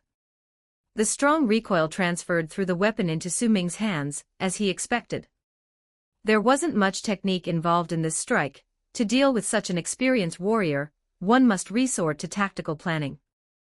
Using the force of the recoil, Su Ming performed a backflip, landing steadily on the ground, and followed with a thrust, continuing his plan. Impressive strength. Should I call you Bruce or Ares? TSK, TSK. A deadman asking for my name. You won't have the chance. The Iron Arm's giant warhammer deflected Su Ming's blade, immediately following with a sweeping backhand, which Su Ming quickly dodged with a roll, narrowly avoiding the hammer's path. Su Ming could catch all of Iron Arm's attacks, but could not take his attacks head-on due to the vast difference in strength. This was part of the plan. Su Ming didn't stand up, instead swinging his sword toward Iron Arm's ankle. If you changed your name, your mother wouldn't be happy, would she? What was her name again? Shut up, mortal. Iron Arm lifted his foot to dodge the strike, followed by his warhammer smashing down towards Su Ming. Su Ming quickly supported himself with one hand on the ground, dodging to safety. Oh. I seem to have remembered wrong. Martha must be the name of some street woman. Merciless Iron Arm didn't reply, continuing to swing his hammer at Su Ming, turning the previously flat ground into a crater-ridden surface, debris flying everywhere. Martha, oh hee hee. Su Ming could no longer attack, all his energy focused on dodging, but he continued to laugh lecherously, repeatedly calling Batman's mother's name on purpose. The red light in merciless Iron Arm's eyes intensified. Even with Diana attacking desperately with two fire god swords, his focus remained on Su Ming, seemingly intent on eliminating him first. Yet, defeating a weapon master in a melee fight isn't easy, and Deathstroke merely dodges without attacking, making it difficult to land a hit. Despite being a war god, the force of Iron Arm means nothing if it doesn't connect, as Su Ming could anticipate his moves just by observing the direction of his strikes or weapon lifts. With Si King absent, Su Ming had to bear the role of the meat shield. Without being as durable or strong as Si King, he could only taunt and insult to draw Iron Arm's aggro. Despite spewing insults constantly, Su Ming's mind was razor-sharp. Without a hint of amusement, facing a god is a perilous task. He could disrupt Iron Arm with deranged laughter and nonsense, but he couldn't truly believe Iron Arm wouldn't be able to deal with him. Does your Diana solicit clients? Actually, I'm your father. You're too weak, not as strong as your mother. No matter how much abuse and slander, merciless Iron Arm remained silent, but Su Ming could feel him exerting more force. The war god divine power seemed to affect everything around, stirring the bloodthirsty desire within Su Ming. It seemed as if he were enraged, but Su Ming knew Iron Arm saw through his initial tactics, merely playing along. He wasn't truly affected by the trash talk. If Diana or Barry became careless, they'd immediately face a deadly move. Barry stood not far away, massaging his knuckles. Having landed thousands of punches on the Iron Arm with no result, the armor remained intact, while his fists started to feel sore. Diana's two fire god swords had some effect, occasionally slicing or stabbing the Iron Arm's weak points while he attacked Su Ming, breaking a few joints in the war god armor, but the divine gold weapons couldn't cause effective damage to the Dark Knight. Observing the situation, Su Ming realized the plan could proceed. He had already drawn Iron Arm's aggro, making him perceive Barry and Diana as minor threats for now. Indeed, with Deathstroke wielding end-metal weapons, he was the highest threat, far surpassing the other two. Once again evading the warhammer, Su Ming seized the moment as Iron Arm seemed distracted by Diana's harassment, exposing a vulnerability. He noticed Iron Arm's strategy and decided to play along. Immediately, he swung his great sword towards Iron Arm's neck, knowing this wasn't a real opening but a trap set by Iron Arm. The warhammer returned with an exaggerated speed, forcing Su Ming to block with the great sword, utilizing force dissipation to minimize damage, but the strength difference was immense, and the Nightfall giant sword was sent flying.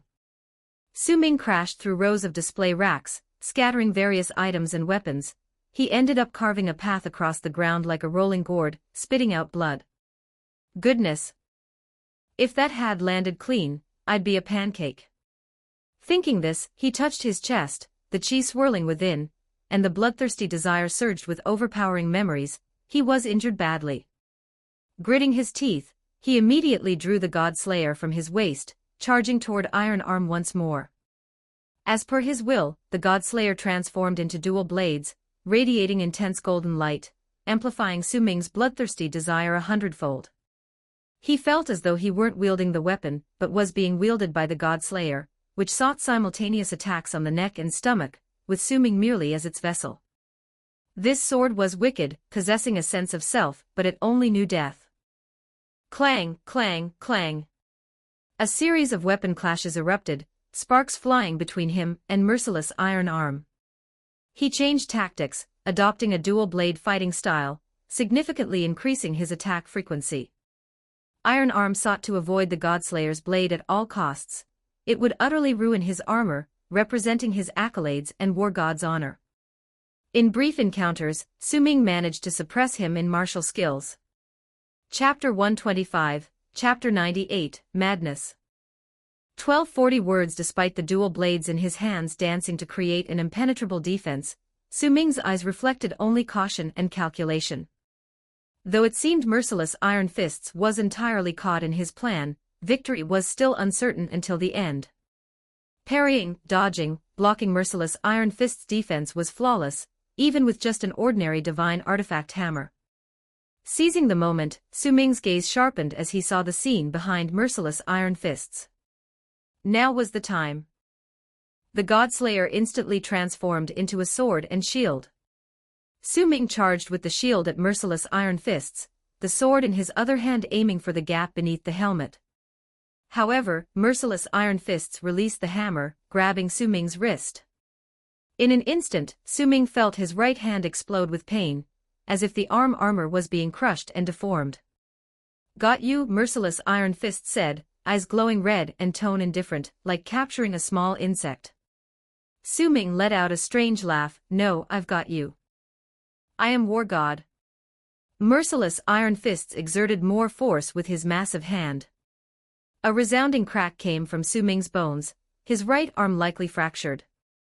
Yet he seemed unaffected by the pain, calmly saying, "If you're the War God, I am the Spartan ghost. You're done." In an instant, the God Slayer became a pair of massive handcuffs, binding their hands together. Before Merciless iron fists could react, Barry pulled out a lasso of truth, firmly tying them up. Although Merciless iron fists might have predicted the Godslayer's transformation, he couldn't have foreseen Su Ming bringing back another lasso of truth from Earth-11. Like being pinned to a cross, their arms and bodies pressed tightly together face to face. Su Ming immediately headbutted him. These tactics would only trap Merciless iron fists for 1 or 2 seconds, yet for a warrior that was enough. The next moment, a pitch-black giant sword pierced through Merciless iron fist's heart, and one of Su Ming's lungs. Both spat blood simultaneously. Merciless iron fists turned his head, looking at Diana standing behind him, gripping the Nightfall greatsword with both hands. He managed to utter a few words before his legs buckled, and both he and Su Ming fell sideways to the ground. The Godslayer instantly reverted to its curved blade form as Diana withdrew the great sword and lasso, finally separating Su Ming and Merciless iron fists. "Slade, how is it?" Barry lifted him, inspecting the promethium armor pierced on his chest. The Fire God's weapon truly lived up to its name, reinforced with the power of the Fire God. The armor was now hardly sturdier than ordinary clothing. Blood and bone fragments flowed from the wound, Su Ming's consciousness fading as madness threatened to take over. Though the great sword was intentionally tossed to Barry, and using himself as bait was all part of the plan. Still, that sword strike really hurt. "Give me the great sword, you two leave quickly." He extended his hand to Diana. Diana glanced at Barry, who nodded without hesitation. After handing the giant sword to Su Ming, he and Diana vanished instantly. He knew Deathstroke's bloodthirsty desire was now uncontainable. With the healing factor activated, he would be beyond reasoning. To avoid a life-or-death struggle, it was better to retreat and return later. Su Ming took the giant sword, emitting a strange growl. With a swift stroke, he severed Merciless iron fist's head, holding the helmet-clad head aloft, looking into the eyes now devoid of red light, laughing maniacally. "Ha ha ha." He raised the head high, letting blood flow from the severed neck onto his mask, through every gap in his armor. Warm blood, death, slaughter. He removed his helmet and drank deeply. Regaining his senses, he found himself on Paradise Island. At the moment, he lay on a simple stone bed, not even a mattress, just the fur of some unknown beast. As for how he knew it was Paradise Island, it was clear from the guards standing outside. The guards were all women, their armor bearing the emblem of a flying eagle, commemorating a pilot who sacrificed her life fighting war god Ares on behalf of Paradise Island. Not the pilot Steve from the movies who crashed on Paradise Island, but his mother, Diana Lockwell Trevor of the United States Air Force. She too fell on Paradise Island due to a weather accident. Being unable to leave because she was a woman, she joined the Amazons. With a warm heart and kindness, she used external scientific knowledge to improve everyone's lives, ensuring abundant food and clothing. Everyone considered her a true Amazon. After her sacrifice, to commemorate her, they adopted an emblem from her crashed plane as their totem, the United States Air Force's Flying Eagle symbol, representing heroism and motherhood. Queen Hippolyte even named her daughter Diana, in her memory. 20 years later, by some twist of fate, Steve's plane also crashed on Paradise Island, and it was then that the Queen likely recognized him as her old friend's son. Otherwise, he would have been fed to the fish long ago. Amazons even send their own sons to forge weapons for the fire god. If it were not for such a connection, could a man really stay on the island without reason? Seems I even frightened Diana after going berserk, sending so many to guard an unconscious man like me. Su Ming slowly sat up, removing his damaged holy statue armor, which lay beside a basin filled with blood-red water. The wound on his chest was bandaged and smeared with some pungent herbs. He touched it, still faintly feeling the break in the bone, a burning sensation in his right lung with each breath. The external injury was healing, but the internal organs remained in poor condition. The bloodthirsty desire was faint, but the self-healing cells were still at work. After venting his emotions, he felt refreshed, yet the injury was still severe. Judging by the healing speed, about an hour had passed. Clutching his wound, he rose and donned his armor anew. The Amazon warriors merely eyed him, whispering among themselves, not moving to stop him. The holy statue armor needed replacing, but the God-Slayer and Nightfall greatsword stood intact at the door. His stash of arms, including the divine gold AK, had also been retrieved. Fully dressed again, he grabbed a ceramic jar by the bed, drank some water, and headed outside. "Where is your queen?" "At the palace. She's summoned the Amazon Council, seems she's announcing something," replied a fair-skinned, red-haired female warrior with a smile, carrying a long spear, and wearing leopard skin as well as armor. Su Ming looked up. The so-called palace was on a nearby hill, hidden by dense woods. "All right, I'll find her." "Hey, wait." Another warrior approached, younger, curiosity gleaming in her eyes. "They all say you defeated the war god, is it true?" "Thanks for reminding me, just woke up a bit groggy. I'll add slaying the god to the Justice League's tab." In good spirits, Su Ming said this to the young girl offhandedly, then turned and left. The Amazonian gatekeepers broke into a cold sweat, realizing mercenaries cared not for honor but for money instead. Besides, they felt guilty. If word reached the queen that they had added more to the bill with idle chatter, they'd surely face her wrath in training. Chapter 126, Chapter 99, Annoying Flies. 1550 words. Su Ming ran along the mountain path towards the summit, the neat stone steps flanked by grass and flowers, a spring flowing not far away, painting a tranquil scene. Birds were poking their heads out from the trees, singing enchanting songs. As always, they sang of sunshine and life, despite the sky now being dim. This was no time for leisure. Su Ming understood that he had already lost some time due to losing control, and he needed to hurry. He strode directly into the royal palace. The guards apparently had orders and did not stop him.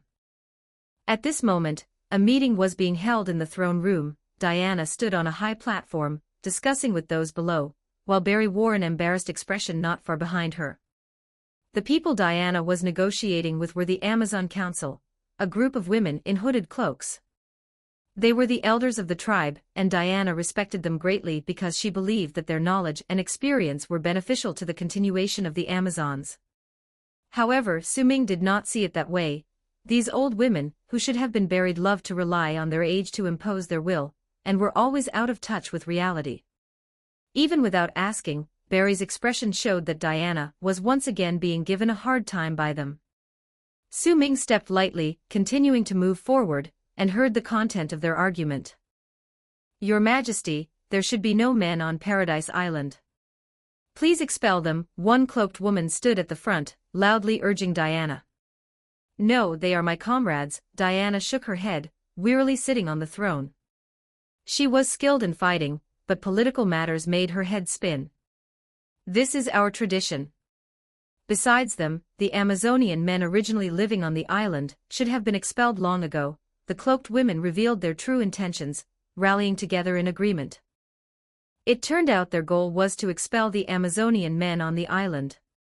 These men had been following the fire god in smithing, but when the eldest son of God Primordial attacked Paradise Island, the fire god had them return to help their kin. They helped the women drive back Primordial's minions, and Diana declared that they could stay on the island. However, the good times didn't last. One time, while Diana was away acting with the Justice League, a small group on the island rebelled, and they stormed the men's camp, killing them. When Diana returned, only a few out of hundreds of men survived by fleeing deep into the forest. After the rebellion was quelled, the men were terrified and now live in hiding in the depths of the forest. It seems the council still hasn't given up and plans to expel them. If Diana was willing to pay, Su Ming could secretly get rid of these gossiping hags for her. but without compensation.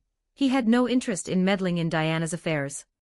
He walked straight through the crowd, standing before Diana, as if the surrounding people didn't exist. We should leave and proceed with the next step of the plan. Yes, leave our island quickly, disgusting men. The cloaked person next to him immediately clamored, showing a smug look. Su Ming sighed. The entire planet of Earth-11 was like this. He thought he was used to it, but such extreme feminist types were still annoying. He swung a backhand punch, and before the surprised council member could react, she flew out like a sack, losing half her teeth, and Su Ming could see blood-spattered saliva flying through the air. Su Ming drew the God-Slayer, the curved blade instantly filling him with infinite killing intent. Superman has come to Paradise Island before, and you didn't dare to expel him. Su Ming walked step by step toward the fallen person, while the surrounding people instinctively scattered. The killing intent emanating from him almost had a tangible thickness. Just a glance was enough to make one's spirit tremble. He doesn't kill, yet you fear him. I've killed thousands. Who gave you the courage to clamor here? Not good, Barry. Hurry, get us out. Diana saw things taking a turn for the worse and immediately spoke to Barry. She knew the council was making excuses, but the speed at which Deathstroke turned his face was also frighteningly fast. Barry ran to Su Ming's side and grabbed his arm. Let's leave it at that, we have more important things to do. After all, this is Diana's home. Su Ming nodded. In truth, if he really wanted to kill just now, he wouldn't have used his fists. He just wanted to teach these guys a lesson so they wouldn't be as annoying as flies. The world crisis hadn't been resolved yet, and they were here bickering over trivial matters, which was frustrating to see. Let's go, take me and the female hero to Bin Hai City. Su Ming sheathed the blade, and as a bolt of lightning flashed, the three disappeared from the throne room, leaving only the silent cloaked people behind. In the Speed Force space, Barry bolted with Diana and Su Ming, the scenery around them turning into beams of light. Are your injuries okay? Diana asked him somewhat apologetically. After all, it was indeed Su Ming's plan that defeated the merciless Iron Fists. She had instinctively brought him back to Paradise Island to recover, not expecting the council to cause such a stir. No worries, I've regained 60% of my combat ability. Dealing with the Dawn Ghost Lantern can only be done with strategy, so my physical condition isn't crucial, Su Ming replied, slinging an arm over Barry's shoulder, his helmet hidden his expression. Barry interjected at this point, by the way, your previous tactics were even crazier, using yourself as bait for mutual destruction with Iron Arm. Are you sure you couldn't die? Su Ming wasn't particularly pleased. If it weren't for Diana and Barry's presence, or without all the prior preparations, such tactics wouldn't have been possible. Since everything was prepared and the plan was meticulously arranged, using overwhelming numbers in a localized area, victory was inevitable, nothing to be overly excited about. The tactic's origin is Batman's Agamemnon contingency. Actually, we all know that's Batman's backup plan for countering the Justice League. He always likes to be prepared for any eventuality. Barry exhaled and shook his head. That's right, the kryptonite to deal with Superman was even found by Clark for him, Su Ming answered calmly, even though his mouth was still full of the taste of blood, and his chest felt like it was on fire. If it weren't for the tactical objective, I would never waste words during combat. The Agamemnon contingency was Batman's precautionary measure in case the heroes ever went astray, a comprehensive plan for defeating each member of the Justice League. For example, trapping Wonder Woman in an inescapable battle with illusions, hypnotizing Green Lantern hero to believe he's blind, or burning the Martian hunter's skin. But the most devastating one was perhaps the plan to deal with Green Arrow, which was extremely simple: just grab his arm. It implies that Batman believed anyone in the Justice League could defeat Green Arrow by restraining his arm. Batman demonstrated what it means to trust no one, even suspecting himself within those plans. In it, he left methods for dealing with himself too, such as insulting his parents or kidnapping his loved ones, allegedly distracting or enraging him. Su Ming used these without hesitation. Well, insulting Iron Arm's parents was a reasonable tactic. It's just that what you said was too terrible. I even thought you'd been possessed by something dirty from Constantine. Barry sighed helplessly. The Agamemnon contingency had long since been leaked, and these methods had been used time and again by villains on the Justice League, making everyone miserable since it also suggested dealing with the Flash by breaking his legs. Su-Ming laughed, patting him and drawing a deep breath, trying to let his newly regenerating right lung adapt more quickly. Don't worry, I always have proper plans, not much worse than Bruce's. This reassurance did little for Barry's peace of mind. Diana, however, nodded. She had seen the Dawn Deceit Lantern, and the Deceitful Lantern Ring had a lights-out program, completely countering the Green Lantern hero, so having a plan was a good thing. The title of Deathstroke as a tactical master was well-deserved, and his battle with the Iron Arm also proved he was more adept at eradicating enemies than Batman. All his plans aimed to completely annihilate the adversary, using himself as a tool without hesitation, and not hesitating to employ any underhanded methods. At least those crude insults about others' parents before, none in the Justice League could ramble on endlessly with such variety and deliver them with such lewd performance. Diana even thought that if they swapped Deathstroke with Bruce, they might still be entangled with Iron Arm to this day. Considering the current state of Earth, killing those nightmares was the best option. Diana decided to follow Deathstroke's tactical arrangements in the short term. At least until Deathstroke did something wrong again, she was willing to listen to him. Chapter 127, Chapter 100, Dawn Deceit Lantern 1475 Words soon, the three arrived in Binhai City. The situation here was slightly better than in Washington, at least the buildings in the city were intact. The reason for this was the nightmares manifested by the Deceitful Lantern Ring. The monsters manifested from nightmares were highly powerful and endless in number. Almost all residents had been tied to the Dark Tower in the city center, leaving it an empty city. Clatter. An empty can was blown off the trash can by the wind, falling and rolling a distance on the sewage-covered alley floor, with the sound echoing strangely loud in the desolate city. All three felt a strange oppression, caused by the void in Batman's heart manifested by the Deceitful Lantern Ring. The power of this void was so overwhelming, it seemed to beckon people towards annihilation. That guy has created a massive underground space in Binhai City to serve as his bat cave. Let us find it. Su-Ming drew his weapon, observing his surroundings. There was no life around. They were at the back door of a small restaurant, but even the usual cuisine rat kings in the trash cans had fled due to the ominous atmosphere. Roaches, flies and stink bugs, the insects that once thrived here, running in the shadows, had all disappeared. Why do these guys always like to dig holes underground in cities?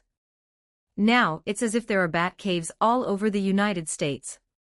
Barry said helplessly, as it was mostly up to him to trace the enemy's whereabouts and find the right clues in this vast city as quickly as possible. In an unknown time in the dark multiverse, on Earth-32. With 2 gunshots, the Waynes fell in the dim alley, their blood mingling with the sewage on the ground as life left their bodies. Neil, kid, I'm done. The robber who killed his parents pointed the gun at the young Bruce, holding a blood-stained wallet and pearl necklace in the other hand. Close your eyes and enjoy the darkness. As long as you don't look, I won't kill you. With that, the robber turned and ran away, disappearing behind a building. The young Bruce, eyes closed under the gunpoint, turned his head, missing the bat flying through the light. As the footsteps faded, Bruce opened his eyes and looked at his parents' bodies, feeling as if the sky had fallen. There was no fear, no despair, only an overwhelming emptiness remained, and his heart died. He felt powerless, not even human, as void took over everything, losing all emotions. He wiped his tears and pursued in the direction of the fleeing criminal, having lost the will to live. Just then, a green light rushed towards him at incredible speed, and an intensely glowing ring hovered before him, bearing an hourglass-like symbol. A voice echoed directly in front of him. Wise life form locked. Bruce Wayne from Sector 2814 Earth, you have the ability to overcome great fear. Welcome to the Green Lantern Corps. Bruce knew he hadn't conquered fear, he had merely discarded it, his heart was empty. Yet, the ring's mighty power drew him in, and he put it on, which then led him to the murderer. He soared into the air, hoping that by killing this criminal, he could feel alive again, dispel the emptiness. Kill him. Eventually, he found the murderer in a corner of Gotham, counting the stolen money from Bruce's father's wallet, stained with blood. First law of the Green Lantern Corps, lethal force not approved under current circumstances. The Ring countered. Bruce looked at the cringing criminal on the ground. His bullets were ineffective against the airborne Green Lantern hero. He could only kneel and beg for mercy, just as Bruce had. I don't care. I said, kill him. Willpower level at 100%, error.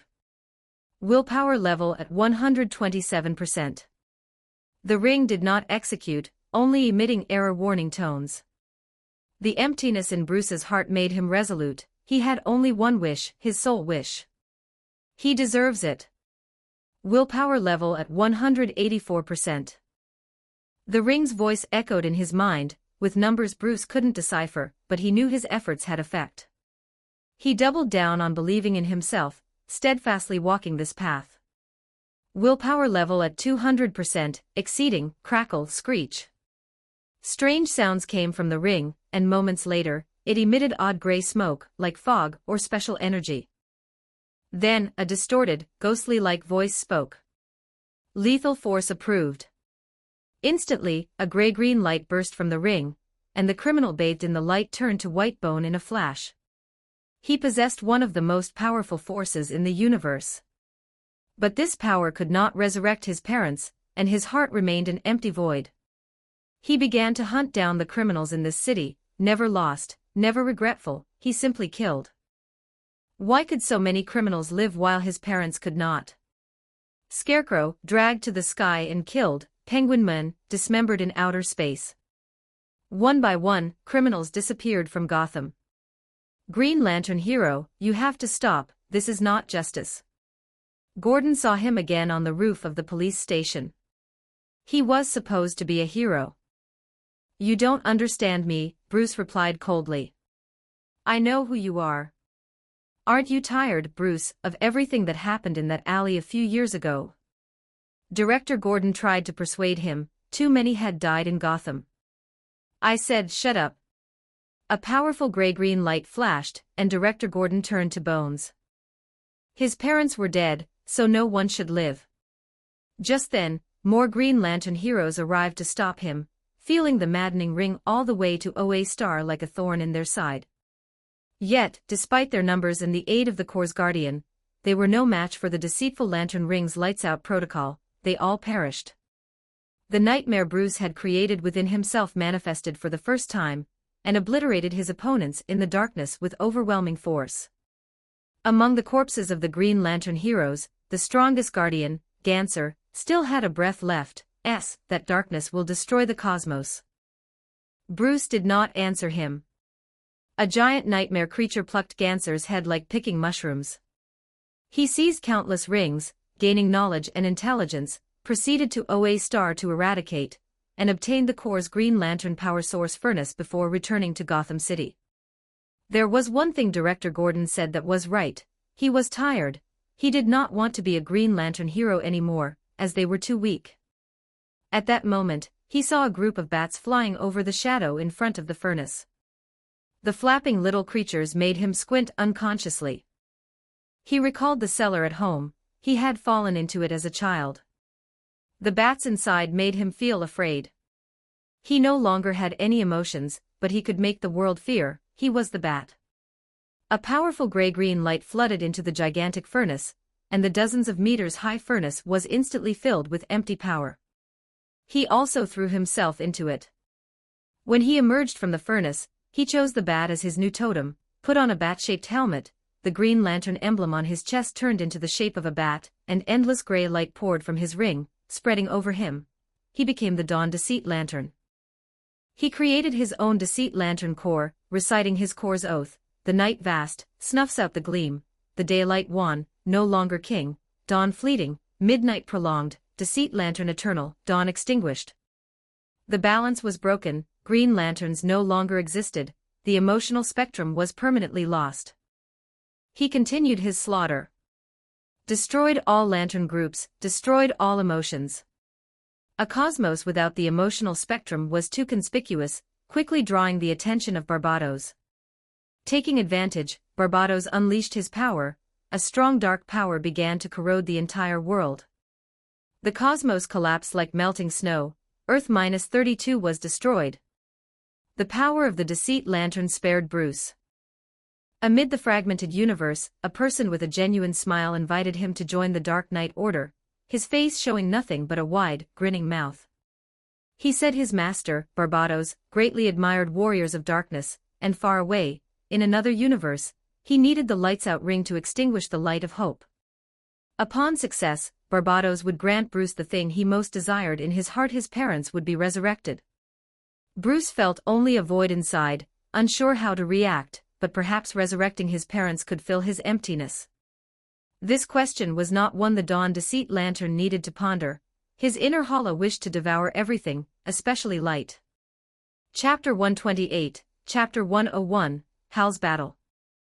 1352 words. A fist that seemed to materialize from the darkness struck Hal Jordan heavily on the chin, sending him flying into the ceiling of the hard cavern, and then crashing to the ground. His head felt like a busy downtown thoroughfare during rush hour, the cacophony of noise causing his mind to blur and stars to dance before his eyes. But he was the Green Lantern hero, and strong willpower was his foundation. As long as the ring had electricity, it could automatically provide a certain level of protection. He immediately soared into the air, searching for his enemy. Everywhere around was complete darkness, not merely an absence of light, but rather a gray energy blocking his vision, created by a lights-out program. Even with his ring operating at full power, Hal could only see a faint glow. Another punch hit him, sending him flying out once more. Hal, welcome home. Dawn Deceit Lantern concealed himself in the darkness, with only his raspy voice reaching Hal. Hal wiped the blood from the corner of his mouth and flew up. Ha! Dawn Deceit Lantern appeared beside him again to land a punch, making him fall headlong into the ground, creating a large crater. What's so funny? Hal got up to counterattack, but hit nothing but air. Are you little Bruce, claiming to be Batman from a certain universe's alley? You're quite amusing. Dawn Deceit Lantern suddenly appeared behind him, landing a heavy blow to the back of his head, sending him plummeting to the earth. What's so amusing? Let me in on it. The funniest part is you thinking I fear you, said Hal, charging his ring with energy. You think bombarding me with clips of Bin High City's destruction and some scary sound effects can terrify me? Heh, you should manifest a mirror and look at your face saying that. The voice of Dawn Deceit Lantern came from an indistinct direction. The Green Lantern ring emitted a light, illuminating a small area like a flashlight. With that light, Hal hunted for his enemy. Our Batman is much smarter than you. All you're doing is fueling my fighting spirit. Come out, let's settle this seriously. Your Batman is just a legend in his own mind, just like you. What can your light do? Get up at night to use the bathroom. I am the black hole that extinguishes all light. I am Dawn Deceit Lantern. He charged out of the darkness, wielding his deceitful lantern ring, and Hal's Green Lantern ring immediately extinguished, plunging everything into darkness. A flurry of blows echoed in the dark. Hal fell to the ground again, struggling to rise, gasping for breath, and spitting out blood. Your ring absorbs light, huh? Kudos, quite the novelty, but you can't absorb light that keeps disappearing. Hal raised his right hand, bringing his ring closer. Activate flash mode. Flash mode activated, the ring's voice responded. The so-called flash mode was like a high-frequency camera flash, alternating between bright and dark. The short bursts of light allowed Hal to see his foe, yet wouldn't be snuffed out by the lights-out ring. He saw it, Dawn Deceit Lantern hovering above him, and he wiped the blood off his face. All right, Dawn Deceit Lantern, let's dance. Dawn Deceit Lantern immediately rushed down, his ring emitting a spray of gray-green light. I once slaughtered the Green Lantern Corps. Missed me. Hal now could see him, sidestepping the energy beam effortlessly. Kai, Gale, John, even the Guardians are dead. Dawn Deceit Lantern emitted energy again. Missed again. Hal twisted, conjuring something with his hands in the dark. No one can stop me. Dawn Deceit Lantern threw a punch. Hal twisted like a fish, evading in midair. Why do you think you can? Dawn Deceit Lantern charged at Hal like Superman, fists clenched. Because, little Bruce. It was only when Dawn Deceit Lantern got close that he realized Hal had quietly manifested a giant robot under the cover of the flash mode, a fist as big as a person. Without hesitation, Hal operated the robot to land a punch, knocking Dawn Deceit Lantern away. You've never flown with me before. Hal followed up, punching Dawn Deceit Lantern repeatedly, using the flash mode to keep his target in sight. This punch is for Guy. He spun Dawn Deceit Lantern on the spot with his blow. This punch is for Kale. Hal knocked him into the ceiling of the cavern. This is for John. He grabbed Dawn Deceit Lantern and slammed him down into the ground. But in the gaps between the flashes, that bizarre Batman vanished again. Hiding again, are you? Hal searched for his enemy, but in the darkness could only see countless Lantern hero bodies displayed under glass, a collection from another universe, all gathered by Dawn Deceit Lantern. Why did I say again? Come out, the show's not over yet. The bodies included not just those from the Green Lantern Corps, but all other Lantern groups too, Dawn Deceit Lantern having destroyed it all. Dawn Deceit Lantern hid behind a stone pillar, watching Hal fly to and fro. He charged his ring with gray dark energy. As the ring was laced with gray-green arcs of electricity, he raised it. Then, Hal, do continue your performance. He adjusted his lights-out ring's absorption frequency to match Hal's flashing frequency, plunging everything into darkness once more. Ring, end flash mode. Hal turned around. The voice had come from behind him. Flash mode ended. Hal raised his ring, solidifying his beliefs in himself, his core, and his world. Endless green light poured from the ring, spreading like flames across Hal's body. The Green Lantern hero suit began to emit a strong glow, brighter and more intense. The whole cavern seemed to burn in the green flame. Let me teach you a lesson, Dawn Deceit Lantern. My ring wasn't handed to me, nor did it find me. He gazed at his ring, having once joined other Lantern groups, abandoning many rings, even dying once, but this ring was different, my own willpower forged it. I'm not just carrying it, I am it. He began to blaze fiercely, the green light forming the Green Lantern Corps emblem behind him. He just looked at Dawn Deceit Lantern floating in the distance, his expression resolute. Together with it, I blew up War World. We returned from the Netherworld together. We saved the lives of gods. He aimed his ring at Dawn Deceit Lantern, the dense energy on it roiling, about to erupt. Now, we'll burn your ring to ashes. Dawn Deceit Lantern clapped slowly. His face, less some flesh from his world's destruction, revealing red gums, now smiled widely. For a Lantern show, not bad. Want to listen to my song?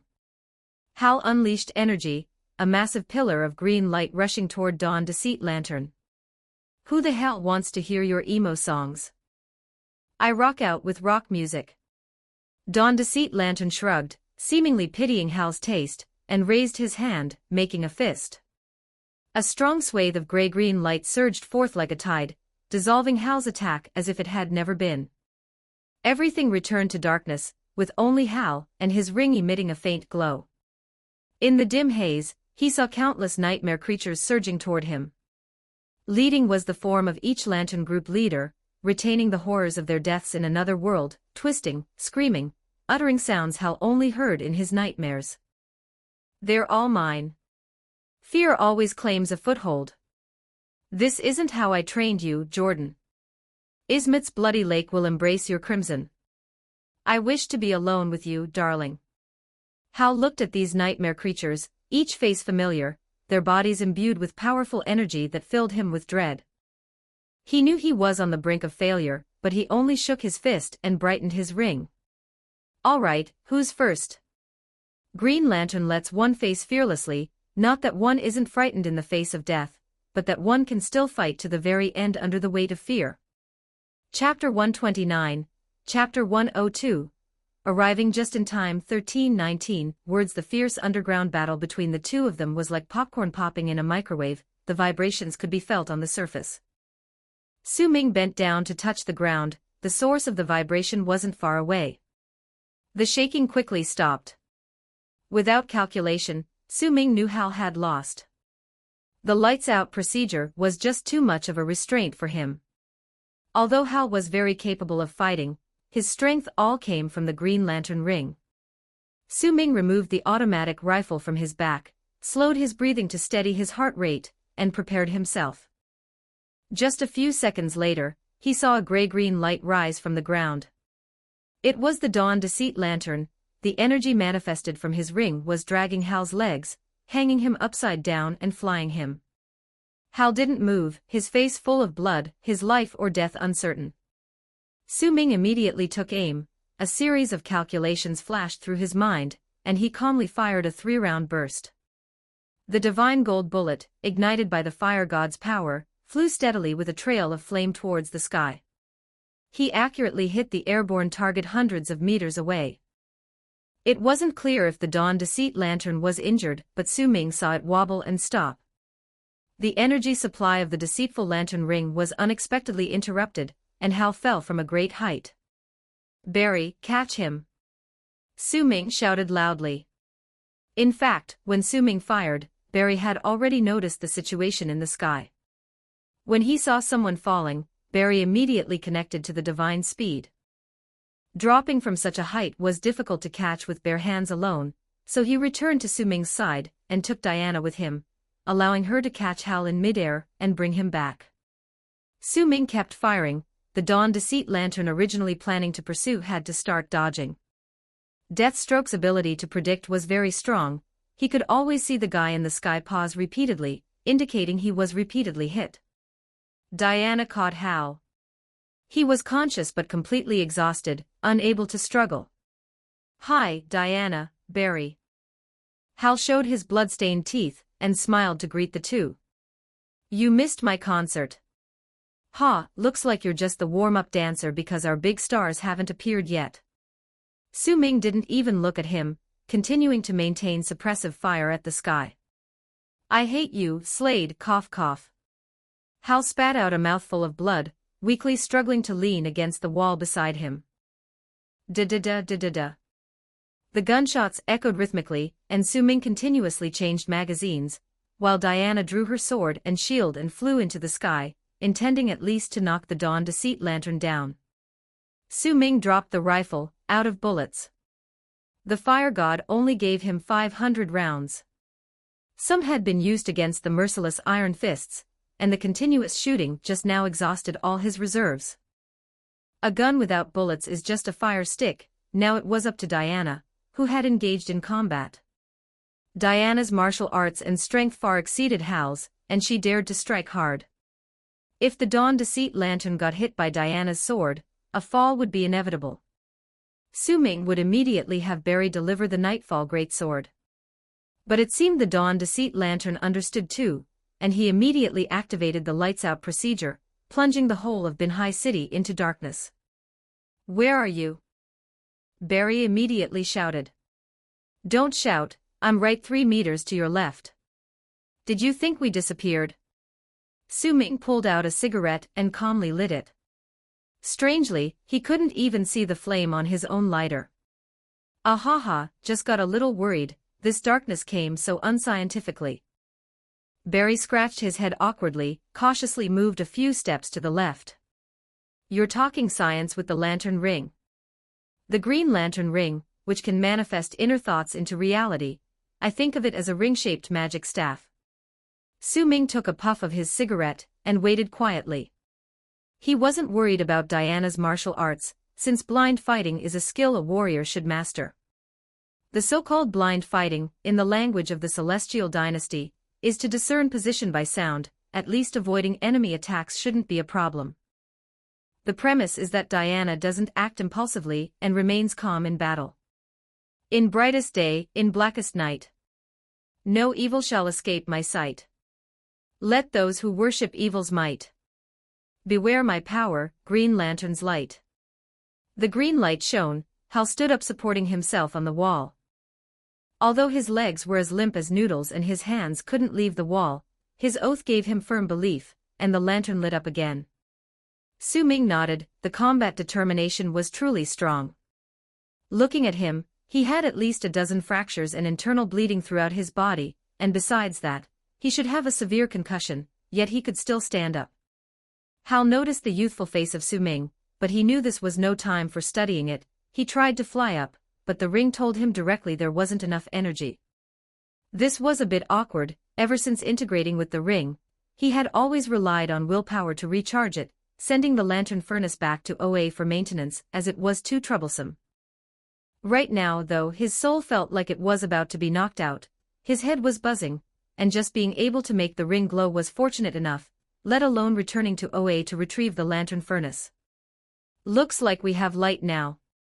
Su Ming dropped the cigarette butt and stamped it out, looked at Hal with a faint smile, which made the Green Lantern hero very frustrated. It's about time, Barry. Where's the good stuff we brought back from Earth-11? Good stuff? Barry tilted his head. He didn't remember having any good stuff, just a lasso of truth that got damaged fighting the Iron Fist. Fear venom, I remember I got a lot of it on the black market. Su Ming extended his hand to him. Ah, you call that good stuff? Barry rummaged through his belt, handing the remaining 7 or 8 to Su Ming. Using this at the right time certainly makes it good stuff. Su Ming took out a syringe and drew up all the venom. Be careful, don't touch me and don't speak. Saying that, he injected himself in the neck, and over 100 milliliters of venom flowed in instantly. Fear as if it were tangible. Emotions surged directly into Su Ming's mind, his strong rational thinking almost unable to resist this overwhelming sensation. He could only feel himself start to tremble, though his mind was still clear. His body had already shown a reflex reaction. This is human instinct, facing fear, hair standing on end, pupils contracting, adrenaline surging, muscles beginning to tremor. Even the modified warrior couldn't escape it, because he was still human. Su Ming fought fear with his rational mind, and in a daze, he found the scene before him had changed. The fear he was confronting vanished in an instant, and he was in a pure white space. There was no sky, there was no ground, it was all a blank slate, and he was the only existence. He took a step forward, but nothing around him changed. He couldn't even tell if he had actually moved. He looked at his hand, then touched the wound on his chest. Interesting, a consciousness space. He found himself now at peak condition, armored and wounds all gone. He was floating naked in midair. He sat down cross-legged, contemplating that something really seemed wrong with him now. Chapter 130, Chapter 103, The True Awakening. 1840 words. Now he was merely a consciousness, existing in the consciousness space, but what was the connection to the fear venom? Being influenced by bloodlust before didn't bring him here, but now great fear had led him to a place he had never been to. Deathstroke knows no fear, his brain remains perpetually rational. So, because he never felt fear, did experiencing this emotion for the first time cause his self-consciousness to retreat? Is this blank space the manifestation of his fear? The blank is my greatest fear at heart. What does it signify? Su Ming sat cross-legged in midair, scratching his chin. To leave this strange space, he had to understand his true inner self and face himself directly. The battlefield is no place for enlightenment. Outside it was a riot of action. If he remained still, he'd be a sitting duck. But honestly, there's something oddly satisfying about scratching your chin while floating in midair. That's it. I see now. He discovered his chin was clean-shaven, and his spiritual form was actually Su Ming, not Slade. In this world empty except himself, his presence symbolizes fear, and what Su Ming feared was becoming that mundane self again. The moment he realized this, countless figures appeared around him, walking towards him with smiles. From their attire, it was clear they came from different professions, some in suits, others in camouflage, some dressed as homeless, and some in mental hospital patient outfits. 100 or more people materialized, approaching him, and one by one, they entered his body, restoring a flood of memories instantly. These were former Slades, with an existence that let Deathstroke roam endlessly in the worlds, reincarnating time and again.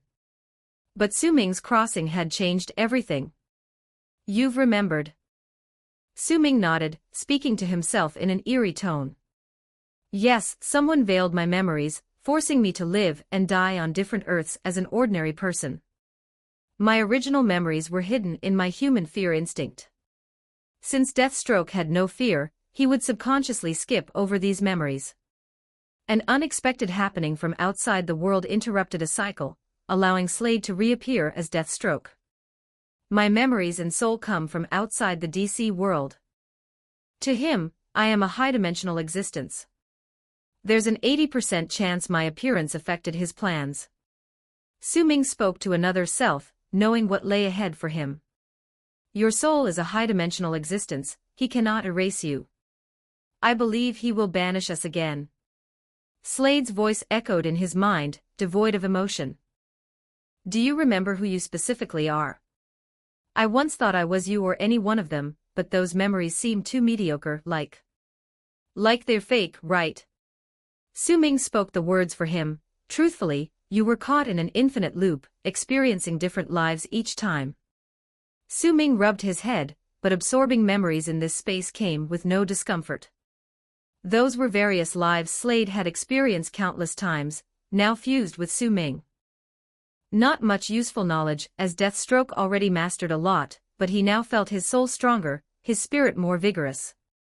Since Su-Ming's soul came from DC Outer World, it was of a higher dimension, and naturally became the strongest soul, mastering everything. I am from the Origin World, a character within the game Batman, Arkham Origins. Slade inside finally recalled his origin. An accident revealed to me that I was actually a character in the game. I found a bug in the game, transcended that world, but thus entered the DC main universe, encountered him, and was immediately thrown into an infinite loop. My soul isn't under his control. He may have to use new means this time. Su-Ming had gleaned some memories from those phantoms, all parallel worlds of DC, where Deathstroke previously reincarnated, likely being cast into the Infinite Earths era. Those lives were never complete, not a single one ended peacefully, all succumbed to untimely deaths. Not only was memory sealed, but even destiny was arranged. He will come for us, seeing me as a cosmic error. Slade answered him, and armor pieces flew in from all directions, reassembling on Su-Ming, arming him once again. Absolute rationality does not bring absolute power. Su-Ming was always unimpressed by that guy. You can rest, I'll handle him. Infinite cycles, maybe that was his plan to wear me down, but fortunately you arrived. Slade's voice resounded. Perhaps my soul will dissipate, but our memories will endure as a whole. Yes, we are all Deathstroke, and I have a plan to deal with him. Su-Ming was calm.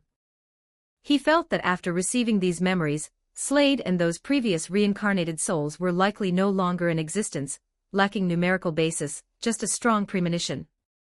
Slade's voice disappeared, and Su-Ming gained everything of his. He looked up, facing a world of white. I am Su-Ming, also Slade Wilson, codename Deathstroke. I am fear itself. The next second the white space was stained, as though blood flowed from distant skies, turning everything a blood red. The consciousness world subsequently shattered, and he returned to the streets of Binhai City, surrounded by nothing but a faint green light. From the dark sky above came the constant clash of weapons. Barry saw him open his eyes and leaned in a bit to tentatively ask. What's up, Barry? Su-Ming fumbled for his cigarette case, pulled one out, and lit it again. God, you actually overcame the fear venom.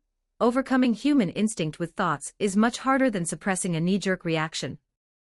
Barry reached out and touched his arm, only to feel the cold holy statue armor. It's nothing, although there was a little accident during the execution of the plan.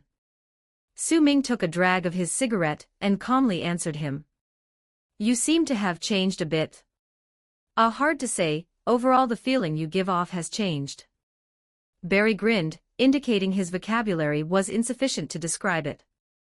As long as I'm not getting old, it's fine. Besides, the accident brought me quite a few benefits, I discovered an. He patted Barry's shoulder and then took out a cigarette for Hal. Hal waved his hand repeatedly. I'm a pilot, I don't smoke. Su Ming shrugged. He initially wanted to offer him some nicotine seeing how miserable he looked, but this guy didn't appreciate it. Your loss, this is a genuine import I brought from Earth-11. Smoking doesn't help our current situation. Hal leaned against the wall with a displeased expression, feeling pain all over. No worries, I'm just letting the ring fly a bit longer. Su Ming calmly drew his great sword, leaned it against his arm, and looked up at the sky. Hal wanted to ask more questions, but the scene before him answered them.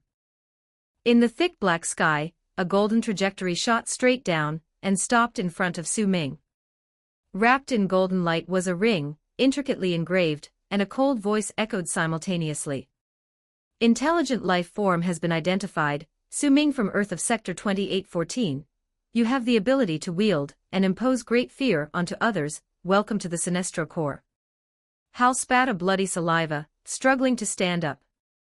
With an expression full of disgust, he said, I knew Deathstroke didn't overcome fear through willpower. You simply use fear as a tool. If not as a tool, what else could it be? Deathstroke could use anything as a tool to achieve his goals. Su Ming didn't care about Hal's remark. He never intended to wear the Yellow Lantern ring. Even if he wore the ring and became a Yellow Lantern demon, he'd just be a rookie. How to manifest fear constructs, how to use the lantern ring, he wouldn't know. How could he fight against the Dawn Deceit Lantern? The ring slowly approached him, indicating for him to extend a finger. But he only gripped the great sword, slashing down, and the ring shattered instantly. This action left Hal and Barry bewildered, their mouths agape. The Yellow Lantern ring was a famous powerful force in the universe. If he didn't want it, why did Deathstroke go through all that trouble? Injecting fear venom wouldn't be beneficial to one's health. What are you doing? Are you regretting it? Hal watched the fallen ring roll across the ground like fireworks, sparking until it gradually dissipated. He asked Deathstroke with a face full of confusion. Hal Jordan, do you still not understand why? Another voice rose from the sky, speaking in a familiar tone, but the attitude was anything but friendly. Hal was instantly struck as if by lightning, his whole body stiffened, stunned for a second or two before slowly sitting back against the wall. Sinestro. He realized why Deathstroke destroyed the ring. Sinestro, as the Yellow Lantern leader, would certainly know where the ring flew to. If it happened to head towards the Green Lantern Heroes' city. Hal had previously worn the Yellow Lantern ring, and even served as a vessel for the Lamp Beast, but he had since turned over a new leaf. If anyone in Bin Hai City became a Yellow Lantern, the prime suspect would be Hal Jordan. Sinestro was once a Green Lantern hero, as well as Hal's mentor and comrade. However, after going through some events, he defected from the Green Lanterns and became the leader of the fearful Yellow Lanterns. Hal had fought him countless times and cooperated with him countless more. Their entanglements could not be easily expounded. When he discovered a Yellow Lantern ring flying towards Bin Hai City, he immediately took interest, following the ring here. Initially planning to mock Hal a bit, deal him a blow, and then take Hal back to the Yellow Lantern headquarters to throw him a welcome party. He still regarded Hal as a friend, and the Yellow Lantern Corps needed a strong Green Lantern traitor like Hal. But to his surprise, the ring was not attracted by Hal, but by Deathstroke. And that wasn't all. It seemed he had absolutely no regard for the lantern ring, casually destroying it. Sinestro slowly descended from midair, glancing at the sky, then at the laid-back man put away his great sword while smoking, a cunning smile appearing on his face. A good plan, I like clever people. If you wish to join my corps in the future, I can give you another ring. You have great potential, even the lantern ring fears you. Su Ming just played with his helmet in front of him like a noble, and nodded slightly, offering no response. Sinestro was quite pleased, enjoying signs of submission to authority, thus focusing on Hal again. Staring at his half-alive ring emitting a faint green glow, he chuckled, his fiery face's mustache curling upward. Green lanterns are useless, Hal, I've told you before. Now I'll let you see how the enemy you can't defeat succumbs to fear. Chapter 131, Chapter 104, Parallax Monster. 1800 words. Su Ming watched as Sinestro, enveloped in rich yellow light, ascended into the sky, understanding that he was determined to show off in front of Hal. At this moment, the fear power of the yellow lantern had been greatly amplified. Barbados's dark ritual was devouring the entire universe. The fear not only strengthened Barbados but also became the power of the yellow lantern. Su Ming had already planned ahead. Dealing with flying enemies adept at energy emission skills was his shortcoming. He could only strategize by borrowing the strength of others. Those who wear rings should be left to deal with those who wear rings. However, if an ordinary lantern hero came, even a whole corps would definitely not be a match for the Lights Out program. The Lights Out program is like an exploit. The more reliant one is on the ring, the more it's restrained by it. But among the precept holders, Sinestro is an exception. He is not only the leader of the Yellow Lantern Corps, the strongest Yellow Lantern demon, but he also harbors the Parallax monster within him, an incarnation of the origin of fear in the cosmos. Barbados uses darkness and fear as power, while Parallax is fear itself. This means that when Barbados buffs himself, he's also giving the same boost to Parallax. The stronger the Parallax, the stronger the Yellow Lantern Corps. Seeing Sinestro join the battlefield, Su Ming felt relieved. He simply sat down beside Hal, patted his shoulder, and leisurely started smoking. Do you think Sinestro can handle the Deceit Lantern? Hal looked up at the sky, where the yellow light flickered in the darkness. Times have changed. Normally, Sinestro can't. The fact that the version of him in that world died has proven this. But now Barbados has incited fear throughout the universe, and this power has been added to Xiaohuzi, making him the god of fear now. Su Ming lazily replied to him. In fact, Hal could also figure this out. After all, he had once become the vessel of the Parallax monster. He deeply understood the power of fear, but he just wouldn't admit it out of pride. Seeing Hal rendered speechless, Su Ming didn't want to hit him any further. He gestured to Barry to be ready to take him over as soon as the Dawn Deceit Lantern was hit to the ground. Sinestro and Diana both lacked metal, they lacked the ability to deliver a fatal blow. In the sky, the Dawn Deceit Lantern was tightly entangled by Diana, and Sinestro's yellow fear beams were being wildly unleashed as if they cost nothing. What originally resembled a Quidditch match in style was turned into something reminiscent of a Seven Dragon Pearls battle after Sinestro joined. At this moment, the Dawn Deceit Lantern felt troubled. Even if his Lights Out program was fully operational, the yellow light was so brilliant it seemed that the entire universe was against him, filling him with a foreboding sense. Sinestro sensed his inner turmoil immediately, and joy spread across his red face. I smell it. I smell the scent of fear emanating from you. I once killed you, and I can kill you a second time now. Haha, look, another lantern hero making bold declarations. I've killed more reckless youngsters like you. Their bodies piled together could form a planet. Sinestro raised his ring, and the yellow lantern energy formed a massive light ball. Everything in the city turned as bright as day. Diana seized the opportunity to strike the Deceit Lantern's lower back with her sword, only managing to tear through his uniform, cutting off his 100 treasures belt, but not even scratching his skin. Before the Dawn Deceit Lantern could revel in his defensive prowess, Sinestro's energy bullet came rushing in, forcing him to counteract with Lights Out energy. As a veteran powerhouse, Sinestro had been through countless wars. He keenly detected that the enemy seemed to have some special protection. He began to ponder a strategy. At this moment, he wanted to see if Hal on the ground had any opinions, but Hal was dejected and confused. Meanwhile, Deathstroke beside him pointed with his great sword. Sinestro understood, letting out a smile. He appreciated smart people, yet dumb fools and madmen comprised most of his Lantern Group members. Deathstroke was an excellent choice. Terror Yellow Lantern's emblem appeared in his eyes, and in his view, the Dawn Deceit Lantern was as good as dead. The Dawn Deceit Lantern, of course, saw this smile, and his heart unwittingly skipped a beat as a strong sense of crisis surged through him. He shouted, and immediately, a swarm of nightmare creatures poured from the ring. They were indescribable abominations brimming with tentacles and formless organs. Against ordinary people, this would undoubtedly be an effective move, as merely witnessing these monsters would drive regular individuals insane. However, his current enemy was Sinestro. The moment these creatures appeared, Sinestro's power surged instantly. He relished fear-inducing things, and these monsters manifested by the deceitful lantern ring were right up his alley.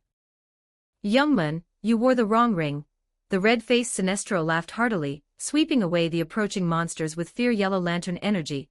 "There's a void in your heart, and now I'll fill it with fear." He watched as the Dawn Deceit lantern tangled with Diana in the sky, constantly changing positions, then brought his hand in front of his eyes, tightened his fist, and the yellow light began to ripple like a tide. He was instantly armored with golden armor and a cape. "Black day is vast, white night is bright. Evil followers and treacherous party, fear my divine light. The terrifying fire burns, those who oppose me perish. Fear is the source, Sinestro's dominance." Sinestro swiftly approached the two, gripping the Dawn Deceit lantern's hands forcefully, facing him at close range, and coldly said, "Witness fear." As soon as he finished speaking, an immensely huge monster emitting endless yellow light burst out from Sinestro's chest, spanning the sky. It looked like a centipede, yet like a beast, embodying every monster form imaginable in nightmares. It was the manifestation of cosmic fear emotions. The lamp beast of the Yellow Lantern Corps, the Parallax Monster. The nightmare creature manifested by Dawn Deceit Lantern was not even the size of one of its tentacles. Now, with the cosmos engulfed in fear, the Parallax Monster's power was more formidable than ever. Unlike the worried expression of Hal beside him, Slade was not concerned about Sinestro destroying the world. The Yellow Lantern Corps also represented a force of emotion. If the cosmos were destroyed, there would be no one left to provide him with fear. Thus, no matter how powerful the Yellow Lantern is, it's naturally opposed to Barbados. The mighty lamp beast immediately slammed into Dawn Deceit Lantern, whose sharp fangs and claws should have pierced through his armor and torn him to pieces. However, protected by dark energy, this earth-shattering blow merely sent him flying towards the ground. Seeing the sudden appearance of a sonic boom cloud in midair, Su Ming immediately seized the opportunity. "Barry, now's the time." Barry looked up at the sky, hoisting Deathstroke as the two entered divine speed. In bullet time, Su Ming raised the Nightfall giant sword with both hands, striking a pose aimed at the sky. The two reappeared directly below Dawn Deceit Lantern, and if the calculations were correct, Dawn Deceit Lantern would be impaled on the great sword. Su Ming meticulously calculated the position, aiming to pierce his heart, rather than his intestines and other organs. Yet, while being struck down, Dawn Deceit Lantern was not brainless but not powerless. Just before Su Ming impaled him, he called out loudly. "Teleportation." Barbados mastered dark magic, and when Nightmare Batman prayed in his heart, he could sense it and instantly teleport the Dark Knight away.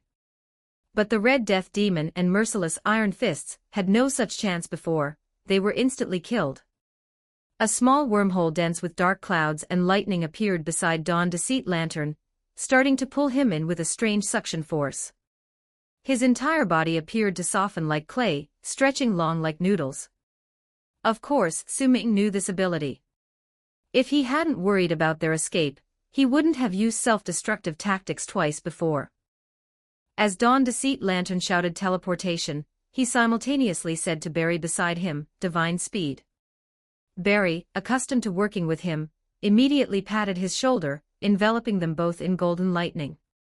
At the moment Dawn Deceit Lantern was sucked into the teleportation channel, Slade suddenly accelerated and leaped high, looking at the twisted Dawn Deceit Lantern, delivering a jump slash with the Nightfall greatsword.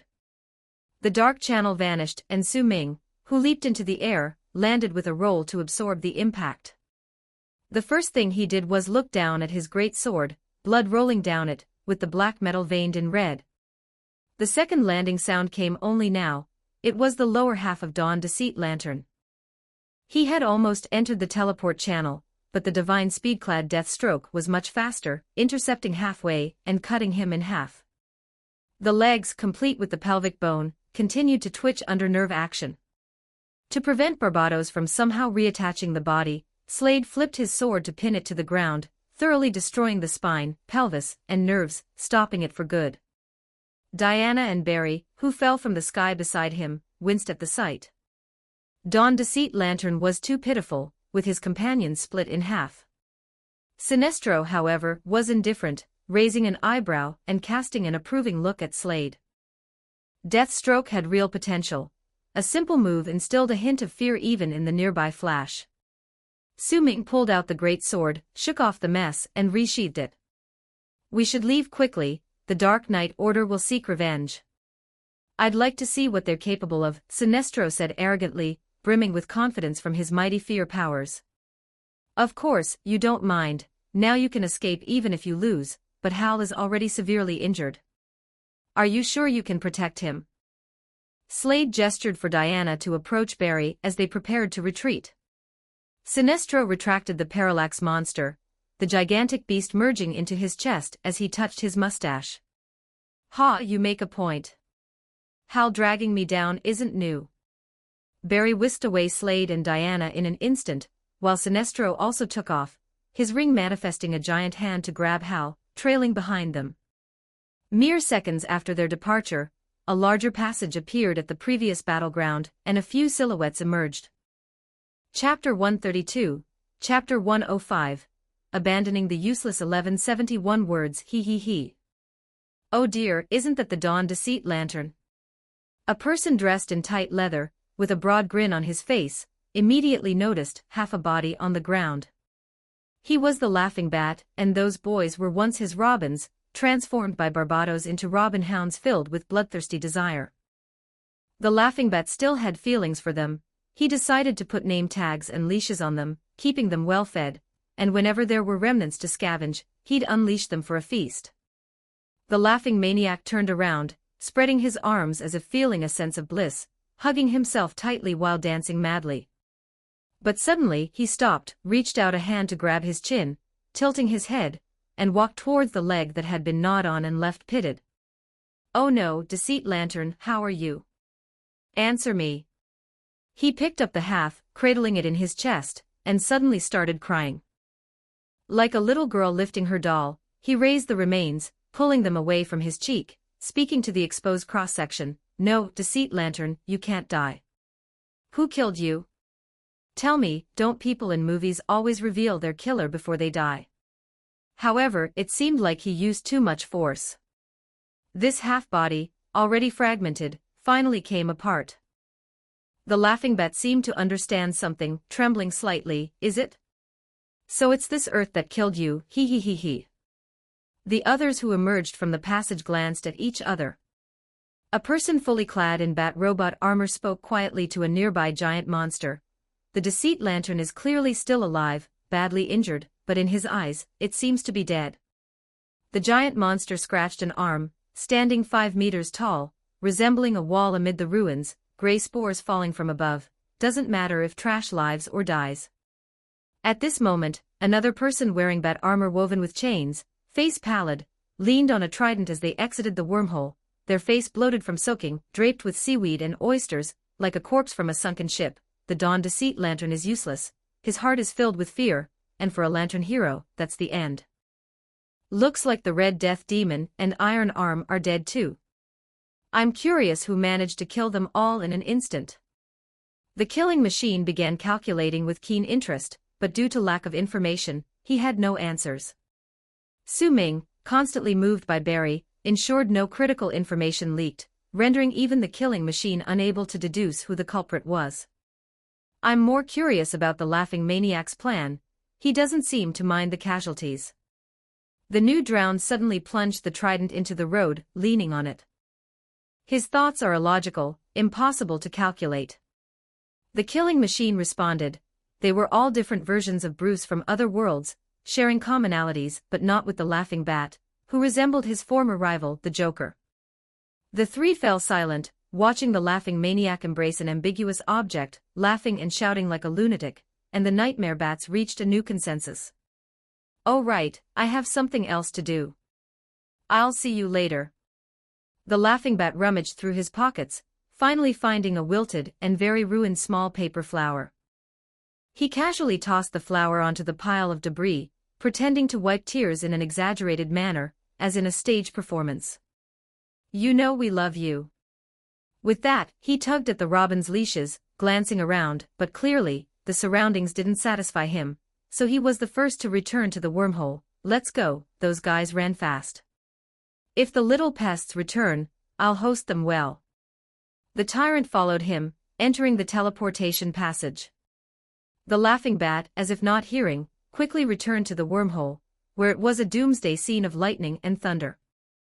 This is Gotham, where Barbados' formidable power used this place as the base to influence the entire cosmos. Under this power and the Owl Court's prolonged preparation, a mountain rose in Gotham City Center, dividing Gotham City in half. Everyone suddenly knew its name, Challenger Mountain, like it had been poured into their minds from a nightmare. The mountaintop was wide and flat, large enough for over a dozen football fields, where the stolen cosmic tuning fork was placed, gathering the dark power of the universe as an anchor point, with Barbados' gigantic body winding around the tuning fork like a serpent. In the darkness, only the occasional purple lightning tore through the sky, illuminating his silhouette. Through the teleportation gate, you could see the half-dawn deceit lantern lying beside, gasping for breath. Barbados' dark energy kept him alive, but his pale face revealed severe injury and unease. "Where's my leg?" "Laughing maniac, master can heal me." He reached out a trembling hand, asking the laughing bat for his other half, eyes filled with urgency. The laughing bat tilted his head, smiling even brighter. He, a ring went dark. "It's just because I'm injured, no strength. Once the master pieces me together, I can still fight." The dawn deceit lantern felt a chill in his heart, realizing he'd been deemed useless. Strange, an illusion. The laughing bat held his chin, looking around as if searching for something. "I just buried the dawn deceit lantern. How am I hearing his voice again? Am I sick? Look at me. What are you planning?" "I fought for all of us." The dawn deceit lantern immediately crawled toward him, trying to grab the laughing maniac's clothes. But the laughing bat retreated several steps, spinning as if dancing, then really bursting into a tap dance. "Well, maybe it's just sleep deprivation getting worse here, He released the chain, sticking out his tongue to lick his teeth. "Rest in peace."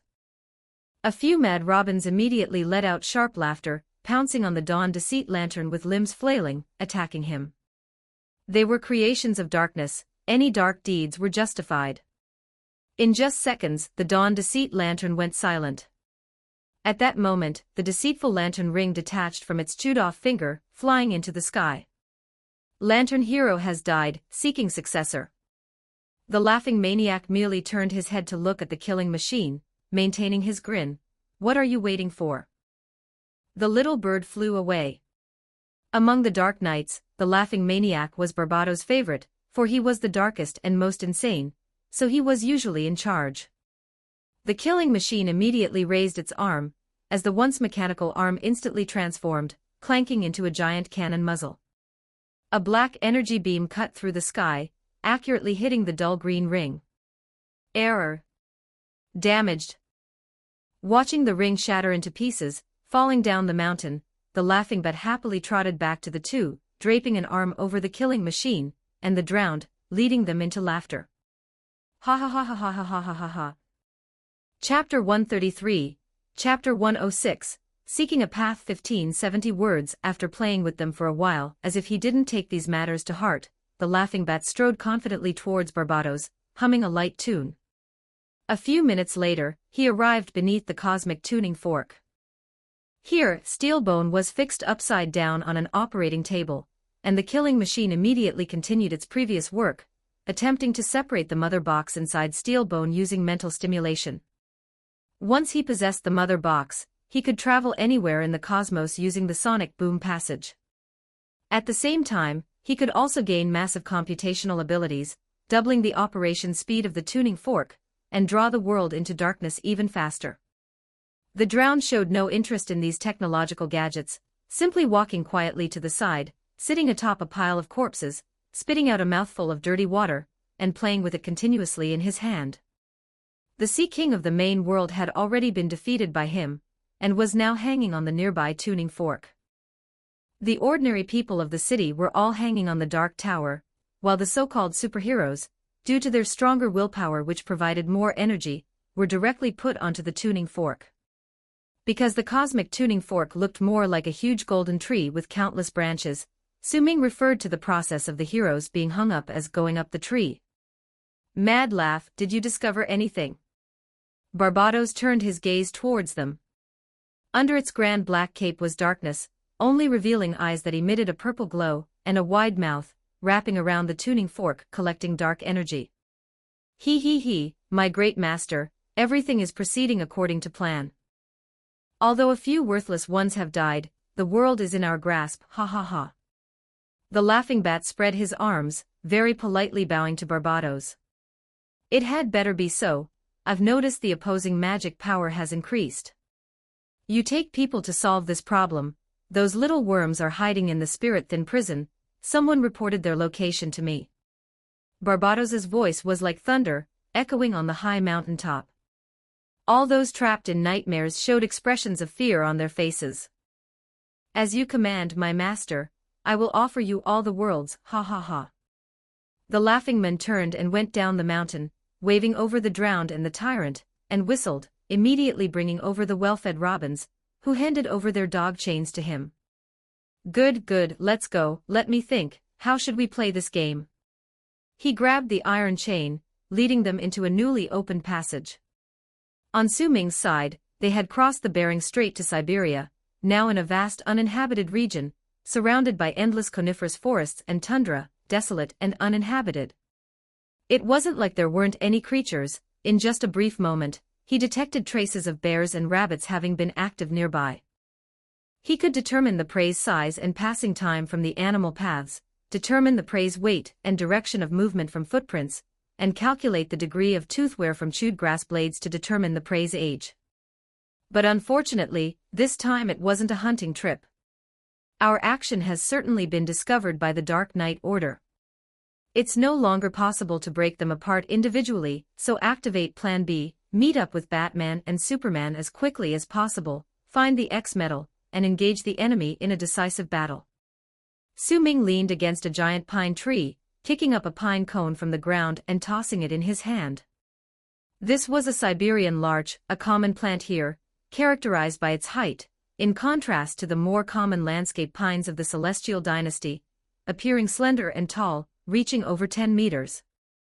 Watching Diana and Barry check Hal's injuries, he calmly communicated his plan to them. Hal's injury is too severe, he must receive immediate treatment, and will need time to recuperate.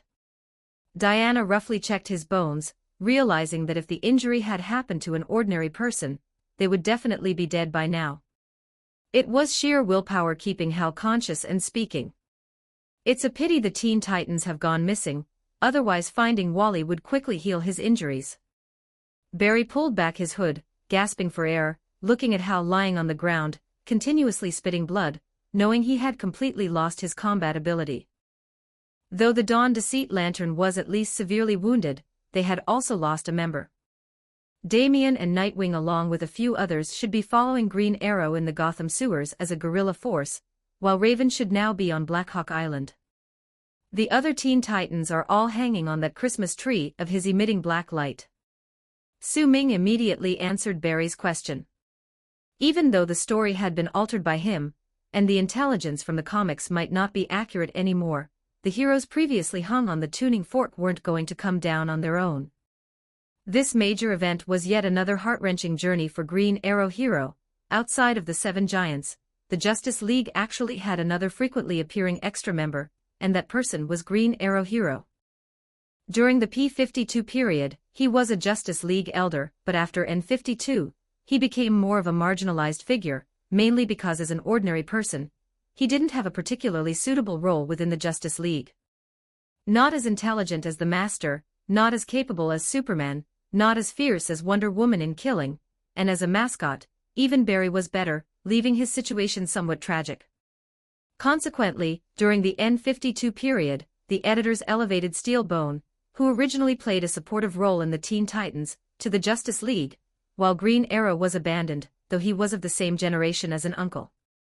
Now he could only lead Damian, Nightwing, and a few kids in Gotham conducting underground hide and seek.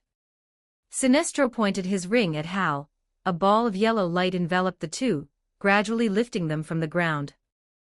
I will take him away from Earth for treatment. The rest of the matters you solve yourselves. Goodbye, Hal. Wishing you a speedy recovery. Su Ming waved his hand, but his action only drew Hal's listless gaze. Sinestro handled matters cleanly and efficiently, saying it and doing it, immediately elevating and taking Hal, disappearing into the sky. Barry rubbed his face, looking at Su Ming and Diana, a complex expression on his face. Hal won't run into any problems, right? Will Sinestro take him back to OA Star? But that's the Green Lantern's headquarters. Those little green aliens really hate the little yellow men. Su Ming tugged at the hole in his chest armor. Going to OA is out of the question. Sinestro will never return to OA to do good deeds in this lifetime. Chances are, he'll take Hal to the antimatter universe, to the Yellow Lantern Corps' home on Kovad Star. Well, now Diana and Barry didn't know what to say, only able to pray for Hal's good fortune. Nevertheless, Su Ming knew Sinestro was very proud, and Hal was one of the few he acknowledged. Sinestro wanted to see Hal submit to his power and fear power, absolutely wouldn't allow others to kill Hal. Hal was seriously injured now. Sinestro would definitely save him. Despite inevitably getting a dose of sarcasm and persuasion, it would likely be the usual mantra of how superior the Yellow Lantern is, and how lousy the Green Lantern is, to which Hal had long been immune. Su Ming glanced in the direction where they disappeared, organized his weaponry and equipment, taking a look at the dazed Diana, indeed finding this armor looked much better on its original owner, as the previous hero was too much of an eyesore. Diana was bewildered. Why did Deathstroke look at her with a weird expression? Also, Barry had been acting strange lately, like he didn't dare look at her at all. However, Su Ming quickly shifted his gaze, speaking to Barry again. Now immediately take us to Black Hawk Island, we don't have much time. Aren't we going to rescue the Sea King? Barry saw a squirrel passing overhead, nibbling on something. No time, he must have gone up the tree by now. Su Ming had already deduced the outcome. When they arrived at Binhai City, Hal was already almost taken away. Under the assault of the Drowned's Dead Water Army, the Sea King's situation wouldn't be much better than when Hal was surrounded by nightmares. Diana flicked her hair, crossing her arms and listening to Su Ming. Then what's at Black Hawk Island? Barry already told me about the N-metal. That thing is of limited use, and cannot deal with Barbados. I can't figure out what else could be of value on Black Hawk Island. Do you think what the Black Hawk Squadron showed you is all there is? Haven't you learned anything from Bruce? Su Ming raised his hand, gesturing Barry to start running, saying these matters on the go. Everybody thinks the Black Hawk Squadron is a hero team. Do you know who they are working for? Seeing Diana had no objections, Barry picked up the two and entered Divine Speed. Chapter 134, Chapter 107, Heading to Black Hawk Island 1534 words, who are you working for? The surrounding scenery had already blurred into spots of light, and the tundra below had turned into barren mountains. Diana frowned, pondering the question Su Ming had posed. On the other side of Barry, Su Ming was holding the wound on his chest, which was really itchy during the self-healing process.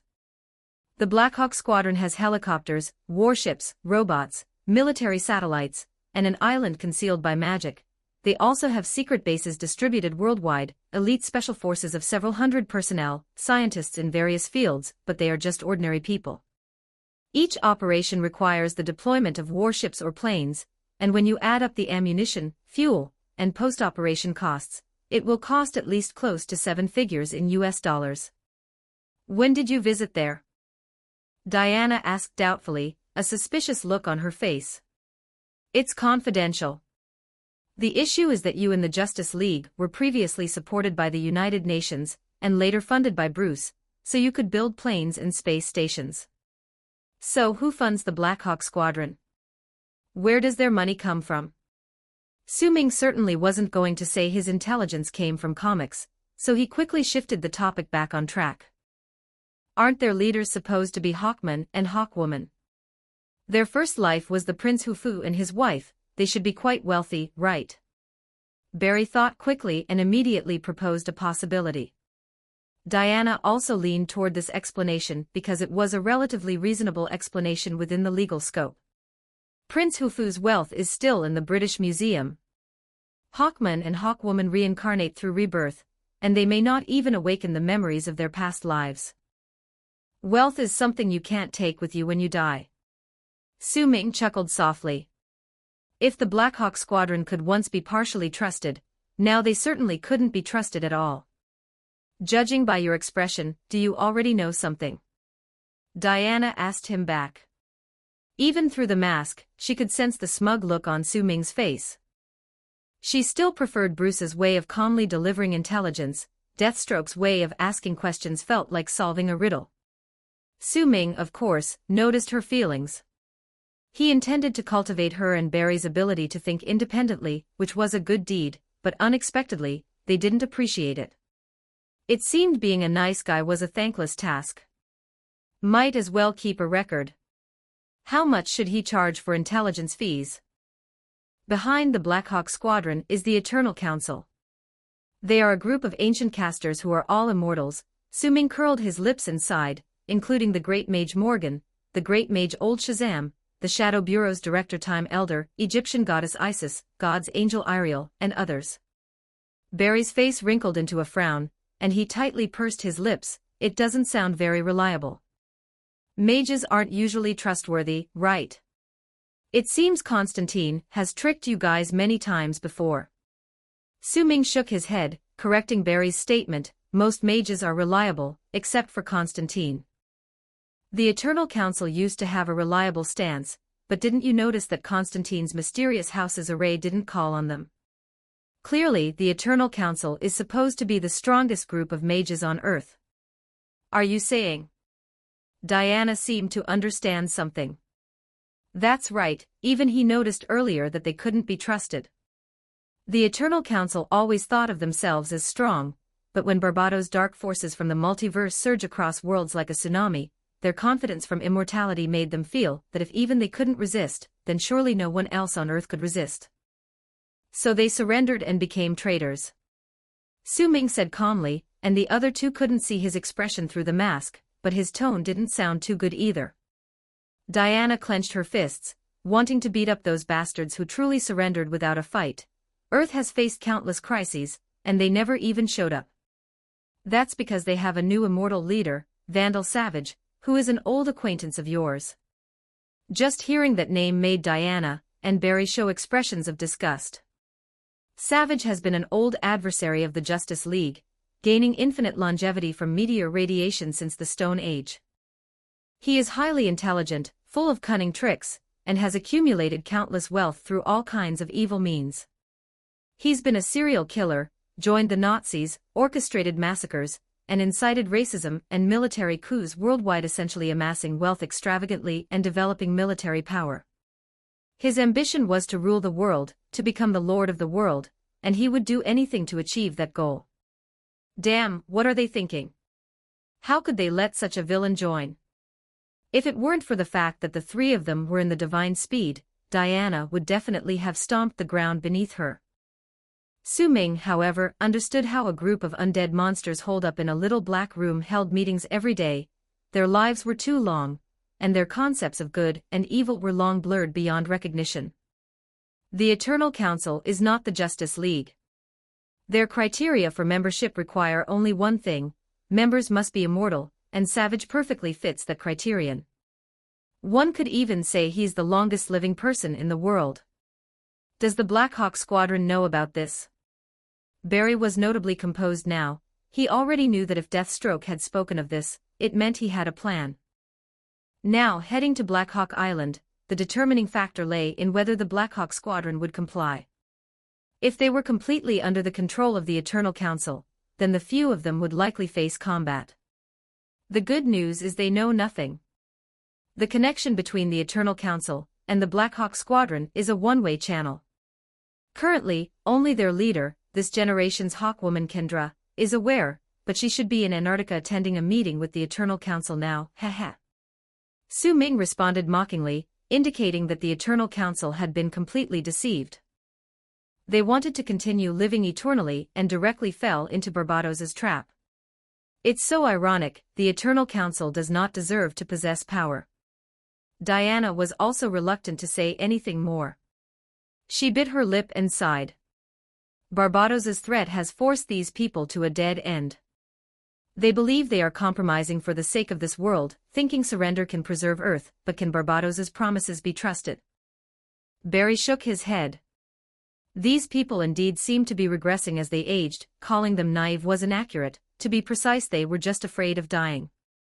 Su Ming patted Barry's shoulder vigorously to comfort him.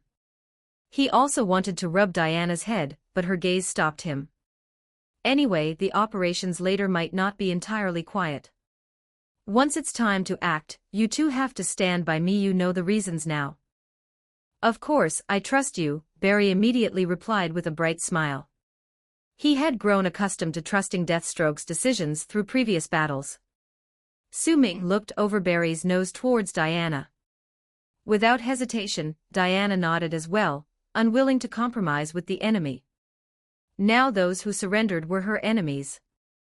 Great, our target is the spaceship in the underground secret hangar on Black Hawk Island, the Cheongji.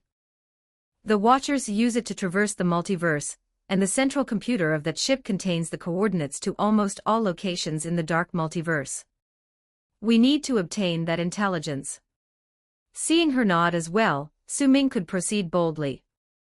As for dealing with any possible guards, they were just ordinary people, and didn't require any tactical arrangement. Are we not going to use that spaceship? The Cheongji was originally intended to travel across the multiverse dimensions, wasn't it? Diana stared at the sea beneath her. The three of them were already above the ocean. The Cheongji is now the property of the Eternal Council. After its members surrendered, Barbados became aware of the Cheongji's existence. If we pilot the Cheongji to the center of the dark multiverse, we will be as conspicuous as a target in the dark. We'll have to use other methods. Su Ming immediately dismissed this option, as in the comics, Justice League members traveled on the Cheongji, and were ambushed by the Dark Knight Order, escaping only thanks to Steelbone's sonic boom passage. Now the plot had changed. Without Steelbone on Su Ming's side, getting caught in the cosmic gaps would be a dead end. Makes sense. So what do we do? We still have to get the coordinates right. Barry nodded. Things were indeed as Deathstroke described, with the Cheongji's cosmic battleship being too conspicuous. Su Ming didn't answer, just looked at him through the blood-red goggle of his mask. Barry? Deathstroke's silence made Barry uncomfortable, slowing his steps, and he turned to see Diana looking at him meaningfully. Barry? Diana's gaze turned sharp, as if suggesting something. Stare, is it me again? Barry smiled wryly, already understanding the next part of the plan. Chapter 135, Chapter 108, Batman's Dream Realm, Part 1, 1255 words. Bruce sat up from the sofa. He didn't know when he had fallen asleep. As you get older, it's easy to get confused. This is the study room in Wayne Manor. In the exquisitely beautiful fireplace, flames were blazing. Although there was lightning and thunder outside with a torrential downpour, it was still warm indoors. He was sitting on a sofa not far from the fireplace, a blanket covering his legs, and a half-empty glass of whiskey on the small round table beside him, glistening in the firelight. The voice calling him was that of his little granddaughter, Damien's daughter, 4 years old this year. At the moment the little girl was wearing a white puffy dress, standing with her hands behind her back at the doorway of the study, her large watery eyes looking at him. What's the matter, my little princess? Why aren't you playing with them? Outside the door, there were many children, laughing happily and playing strange games. Bruce thought he really was getting old. He couldn't understand what was so fun about those games anymore. Grandpa, I want you to tell me a story. All right, how about I tell you the story of Zorro against the governor, and how he won the heart of the governor's niece? No, those are all fake. I want to hear something true. The little girl shook her head, her braids swaying in the air. showing a dissatisfied expression as if saying, "You still think I'm a little kid? Okay, then you can pick a Batman story from the bookshelf and I'll tell it to you." Against the wall in the study were a dozen tall bookshelves, filled entirely with accounts of his early experiences. More than a decade ago, he had finally locked up all the world's villains in the safest prison, and he could retire. On the bookshelves were not only memoirs of these events, but also various keepsakes given to him by the Gotham government, and photos with some old friends. The little girl approached the bookshelves, her hands clasped behind her back, pacing back and forth as if selecting something from the names on the spines. "But there's just too many." Bruce rubbed his brow, feeling his vision blur. "That's why I need to record them all. But even so, half of them are contradictory, unable to connect with each other. But I assure you, they're all true." He lifted the blanket off his legs, spread his arms open, and spoke to her with a smile, filled with kindness. He was already old, just a retired elder. The little girl quickly darted over to him, deftly climbing onto his lap and pulling up the blanket with her little pink hands to cover her own small belly as well. She handed the book in her hand to Bruce. Bruce took it and found the title was The Mystery Case of the Chemical Company, the beginning of it all. "Grandpa, I want to hear this one." Bruce's gaze inevitably shifted, and he saw the accompanying photos in the book, and memories surged along with it. It was his first time as Batman, involved in a case in Gotham. "Strange, I don't remember the story starting like this." "Don't get confused, Grandpa, this is how it starts." The little girl hugged his neck, her eyes fixed on the book, whispering sweetly in his ear. "Ah yes, what was I thinking? I'm sorry, everything started with that window." He chuckled, patting the little girl's head, and lifted the book again. "Everything began with a window and a scream. Come out, I know you're there." A young man held a gun, trembling, pointing it at the darkness in the corner of the house. A bat dart flew in from another corner, knocking the gun out of his hand. "I've been in for a while already, returning to the scene of the crime isn't a good idea for you." The young Bruce stepped out of the darkness, wearing his old-school uniform, the blue and gray one he wasn't too fond of. "Who are you?" The man clutched his injured wrist, terrified as he looked at him, seeing only the figure of a bat in his eyes.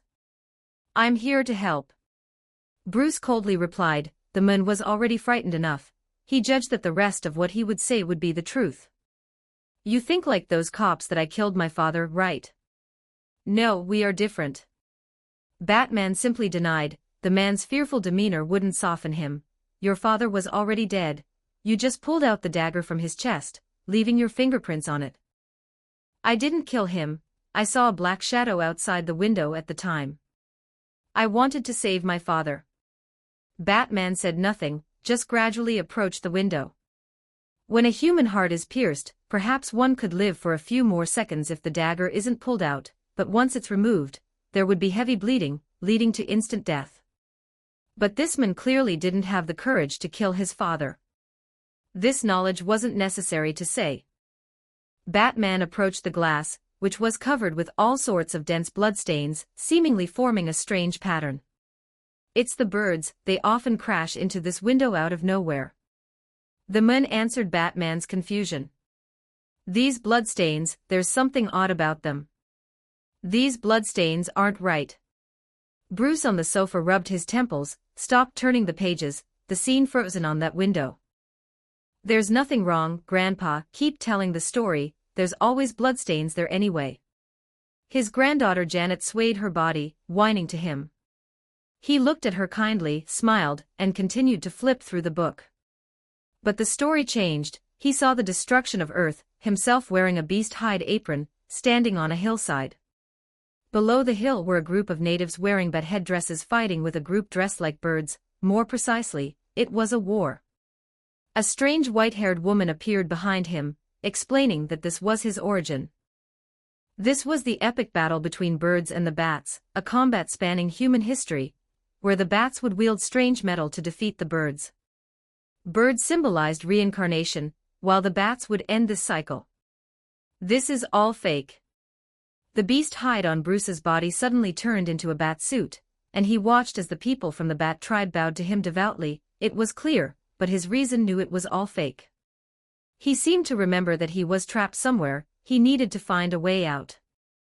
The pages in his hand turned again, and the story returned to Gotham. Yes, it was still that same case. Turns out the murderer was the deceased's partner, who framed the son after killing the father, so the chemical company could be his alone.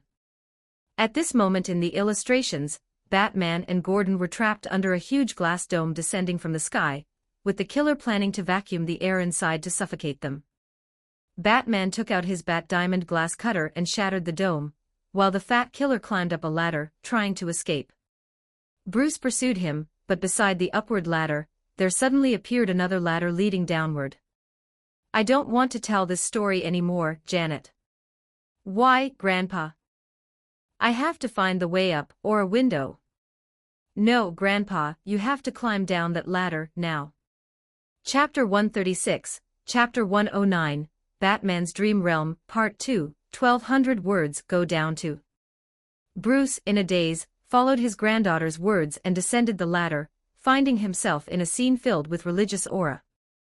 Stained glass windows, lit candles, a pristine altar, and a dagger that had suddenly appeared in his hand. His attire had changed again, turning into a red-hooded robe. Not far away, a short-haired woman lay naked on the altar. A group of people with vintage wigs stood beside him, resembling the style of the Owl Court, but their clothing bore the bat symbol. Hurry up, Bruce. The bat ritual is ready. Hurry, we don't have much time. They urged him, pushing him to kill the woman who was the sacrifice. But it was too late. A powerful explosion occurred somewhere, causing everyone to stagger, some even falling into the blazing flames. It's too late, Barbados is coming. People ran past him towards the ladder, fleeing the basement. No, that woman, I need to save her. Through the flames and heat, he moved closer to the altar, the fire even licking his robe. Yet, the woman sat up, calmly looking at him. They will not come to save us. They've nailed the door shut. After I melt in the flames, they will build a city over my grave, marked as your city. I am dying for you. In an instant, Bruce's red robe transformed into a bat suit. He dropped his dagger, realizing this beautiful woman was a personification of his past girlfriends, all of whom had died for various reasons. The woman only pulled up a piece of burning cloth to cover herself, smiling at Bruce, with a bat reflected in her eyes. They thought I was the door, but I'm merely a stepping stone, allowing you to see outside through the window, and letting the outside see you.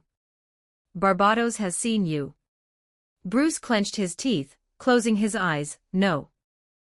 The pages turned, and he found himself with 3 other ordinary people dressed in bat suits, being hunted by the citizens as the Joker mayor ordered that tonight, anything goes. Anyone can hunt Batman. At this moment, a little girl dressed as Bat heroine next to him said, "We have to hide and make a living." Not far away, car lights approached, illuminating the streets strongly as countless Gotham citizens waved weapons to hunt them down. I can finally kill Batman today. It's so damn satisfying. The people in bat suits around pulled Bruce, running towards the distant darkness. Run, what are you waiting for? Yeah, if we hide in the darkness, we'll be safe. Bruce shook off their hands, watching them vanish into the dark while he stood on the street, watching the lights close in. No, I won't run, not anymore. Bruce knew it was all a lie. He must find a way to break free. The pages turned again, and he returned to the chemical plant, where he caught up with the murderer, who laughed maniacally and jumped into the pool of chemicals. Tell me what you saw. The melting, corroded murderer spoke from the green ooze.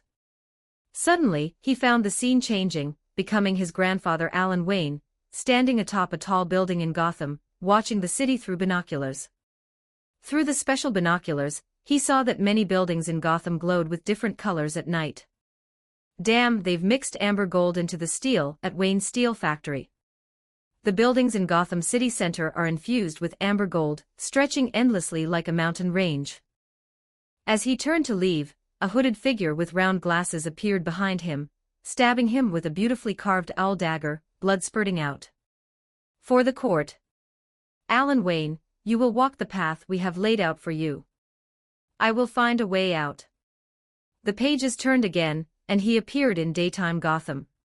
He ran through the streets in his pajamas, on roads bustling with people and vehicles, capturing the look of Gotham several decades ago, when life was peaceful. Two policemen carrying wooden batons ran up, initially planning to catch a pervert, but recognizing Alan Wayne, their demeanor changed noticeably. Wayne, is there anything we can help you with? I need to find a door or a window. At this moment, the two policemen suddenly vanished, and Bruce noticed a flash of skirt disappearing into the crowd, catching his attention. Female hero, he pursued, is it you, Diana? Diana disappeared into the sea of people, but her voice echoed from within Bruce. It's me, Bruce, hold on, we are transmitting ideas through the resonance of metal. Slade here has promethium and N-metal, we are on our way, hold on. Suddenly, a black hole appeared beneath his feet. As he fell, the voice drifted away from him. The story turned pages again, and he found himself on a spacecraft amid a distant universe, witnessing a shattered Earth. He and Harley Quinn were the only survivors. Bird-shaped space fighters pursued them, firing black energy beams. What's going on? Have you hit your head? I brought you up to the dark curtain, all to avoid the war.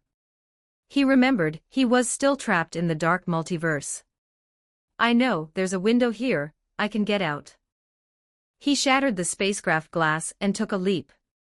The story returned to the beginning, the scene of the factory manager's murder. Gordon led the police to escort the criminal, and everyone's faces were full of smiles. Yet, the voice of his granddaughter, Janet, inexplicably appeared. Grandpa, your case is solved, see, Director Gordon gave you a medal, and the mayor, he's smiling so happily on TV. But Bruce held the pages in place, not turning them, the scene remaining at the murder site.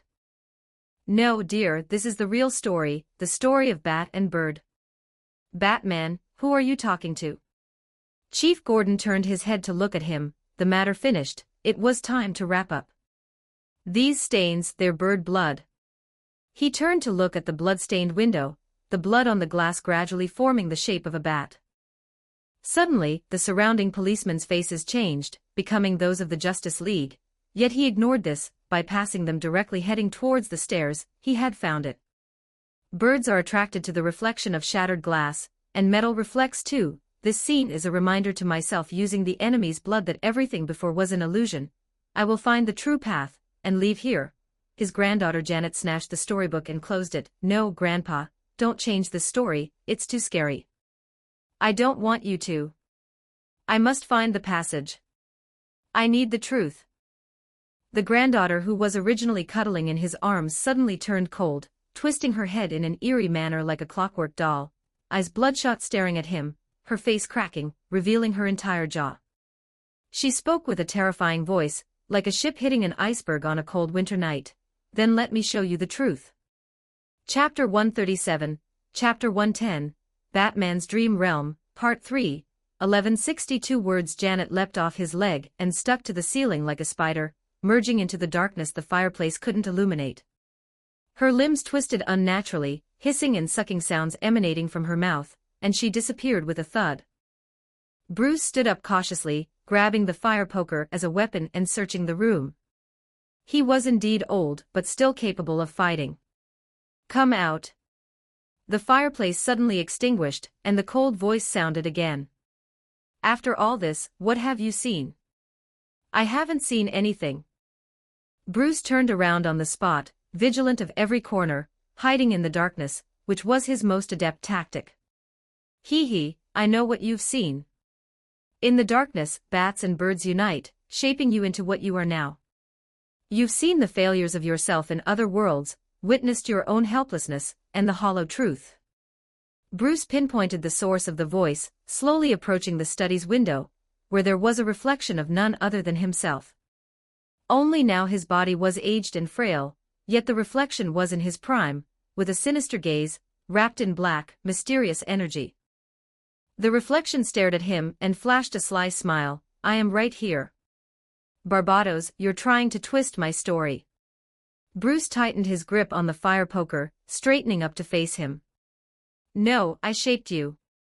I've seen you in the torrent of time. Barbados spread his hands and tilted his head as he replied, I've always been lurking in the darkness. Before Bruce could respond, he rambled on about his plan. I saw you dress like me, turning me into a symbol of hope. You are a perfect channel, so I created the bat tribe followed by the owl, my dark bird race. They constructed you, your family, your history, your story, your city. Bruce leaned closer to the window, no. You madman. Barbados laughed, his grin containing a peculiar emotion, elusive whether it was disdain for Batman or the joy of a plot fulfilled. I am the bat. Barbados' phantom instantly transformed into a bat, flying swiftly and colliding with the glass, leaving only a small stain of red blood. Bruce raised his fists, pounding the glass tirelessly until his hands bled, yet the window remained steadfast while Barbados appeared again outside the dark window, watching Bruce's struggles with interest. You're nothing. I will get out, Bruce frantically hammered the glass. When you used the bat as your emblem, we became inseparable. You can't escape. We've shared decades in your nightmares, you have no hope. Darkness and fear are the bat's strength, and he is the dark god, the bat god. Barbados reached out and touched the glass, calmly telling him, I merely showed you a few worlds, and in the darkness, there are countless stories. Those in the Dark Knight Order are truly you, stronger and closer to the door. Bruce shook his head, unwilling to accept this reality. Barbados unfurled his cloak, projecting scenes of nightmare Batmen slaughtering within their own universes, each possessing powers strong enough to destroy worlds. Without my help, you will ultimately be worthless. Look at me. Look at them. Cackling. The window was insurmountably sturdy, he couldn't escape regardless, he found an exit but lacked the strength. He took a few steps back, unwilling to see any longer, while Batmen granted power in other worlds lived, those who rejected Barbados perished. He couldn't distinguish truth from falsehood. Numerous worlds perished, countless people died. He knew that was once his in the infinite universe, he felt that was the truth. Those universes were destroyed, melted away. He didn't want to look any more. Yet just when Bruce was about to despair, the reflection shattered. A thin, black glowing giant sword stabbed directly into the reflection's head, the glass before him vanished in smoke. Outside the window was wind, rain, lightning, and in the distance, endless darkness, no road nor familiar Gotham, only the garden in front of Wayne Manor below. A peculiar battle cry came from afar, he couldn't comprehend the meaning of the word, but sensed it was an opportunity. Yes, the window was open, he had important tasks to do, a running start, and the aged figure leaped from the window, unfurling the cloak that suddenly appeared behind him, flying into the distance. Are you sure you didn't save the wrong person? Diana, wearing a transparent oxygen mask, questioned Su Ming beside her. They were now floating in an empty cosmic gap, where there were also numerous dark towers, taller and larger than those in the main world, countless heroes from different worlds bound atop. This was the anchor point located within the dark faraway universe. Barbados used it and the Gotham anchor point in the main world to draw the universes closer. That's right, my sword and armor are vibrating, it's the resonance between metals. He is Bruce from our world, only he has an excess of heavy metals in his body. Su Ming answered Diana, while cracking a cold joke, continuing to use the great sword to sever other chains on the tower, completely freeing Bruce. But he... Barry tilted his head, searching for the right words, looks much older. Yes, he's spent decades in nightmares, and under the influence of dark power, his body has aged accordingly, it's just a small issue. Barry showed a dubious expression, this close to dying of old age, yet it's a small issue. Su Ming then used the great sword to free another person next to him. This equally aged entity was Superman deceived from the main world. Clearly Batman left a coded warning for the Justice League, yet the rest lacked the intelligence to decipher it, allowing Barbados an opening. Superman walked right into the trap, captured and hung on the tower. All right, let's get them on the plane, let's hurry and evacuate, countless villains from various worlds patrol here, all have sided with Barbados. Su Ming casually stuffed a bat oxygen tank into Bruce's mouth, signaling Barry to act quickly. Their operation on Black Hawk Island was less than smooth, but sometimes when reasoning fails, fists suffice. Diana and Su Ming's collaboration plus Barry's divine speed equated to half a Justice League. The Black Hawk squadron was entirely knocked out and captured. Su Ming found the Cheongji, where Detective Gorilla and Raven, having fled from Forgotten Tavern, studied the ship seeking the truth. With their help, utilizing the battleship's cognitive computer to calculate the occurrence points of gravitational waves in the Dark Universe, Su Ming and his team obtained the anchor point coordinates within the Dark Multiverse. Subsequently, they modified a small Black Hawk squadron transport, mounting a cosmic treadmill, letting Barry bring them there. Now with the rescue achieved, it's time to escape. Far in the cosmic expanse, he already saw several points of light approaching. They certainly weren't allies. Chapter 138, Chapter 111, Dream Country. 1280 words. With Barry's divine speed, they managed to disappear from the Dark Universe before the enemy arrived. In the last moment, Su Ming even felt that those covered in dark energy almost touched the wings. Those people once lived in the world-devouring realms of the Dark Multiverse. They're not really the living nor the undead, they exist by utilizing dark energy, surviving in the cracks of the Dark Universe as slaves of Barbados. Barry panted heavily. They succeeded. Although they didn't know exactly where they were, at least they were far from the enemy. He had never tried converting an airplane into a treadmill for the world. The consumption was enormous. He felt like he was running until his liver ached. Su Ming got down from the pilot's seat. In such a cosmic environment, there weren't even concepts of up, down, left, or right, not even directions. He was there just for show. Diana was at the back of the plane taking care of two elderly folks.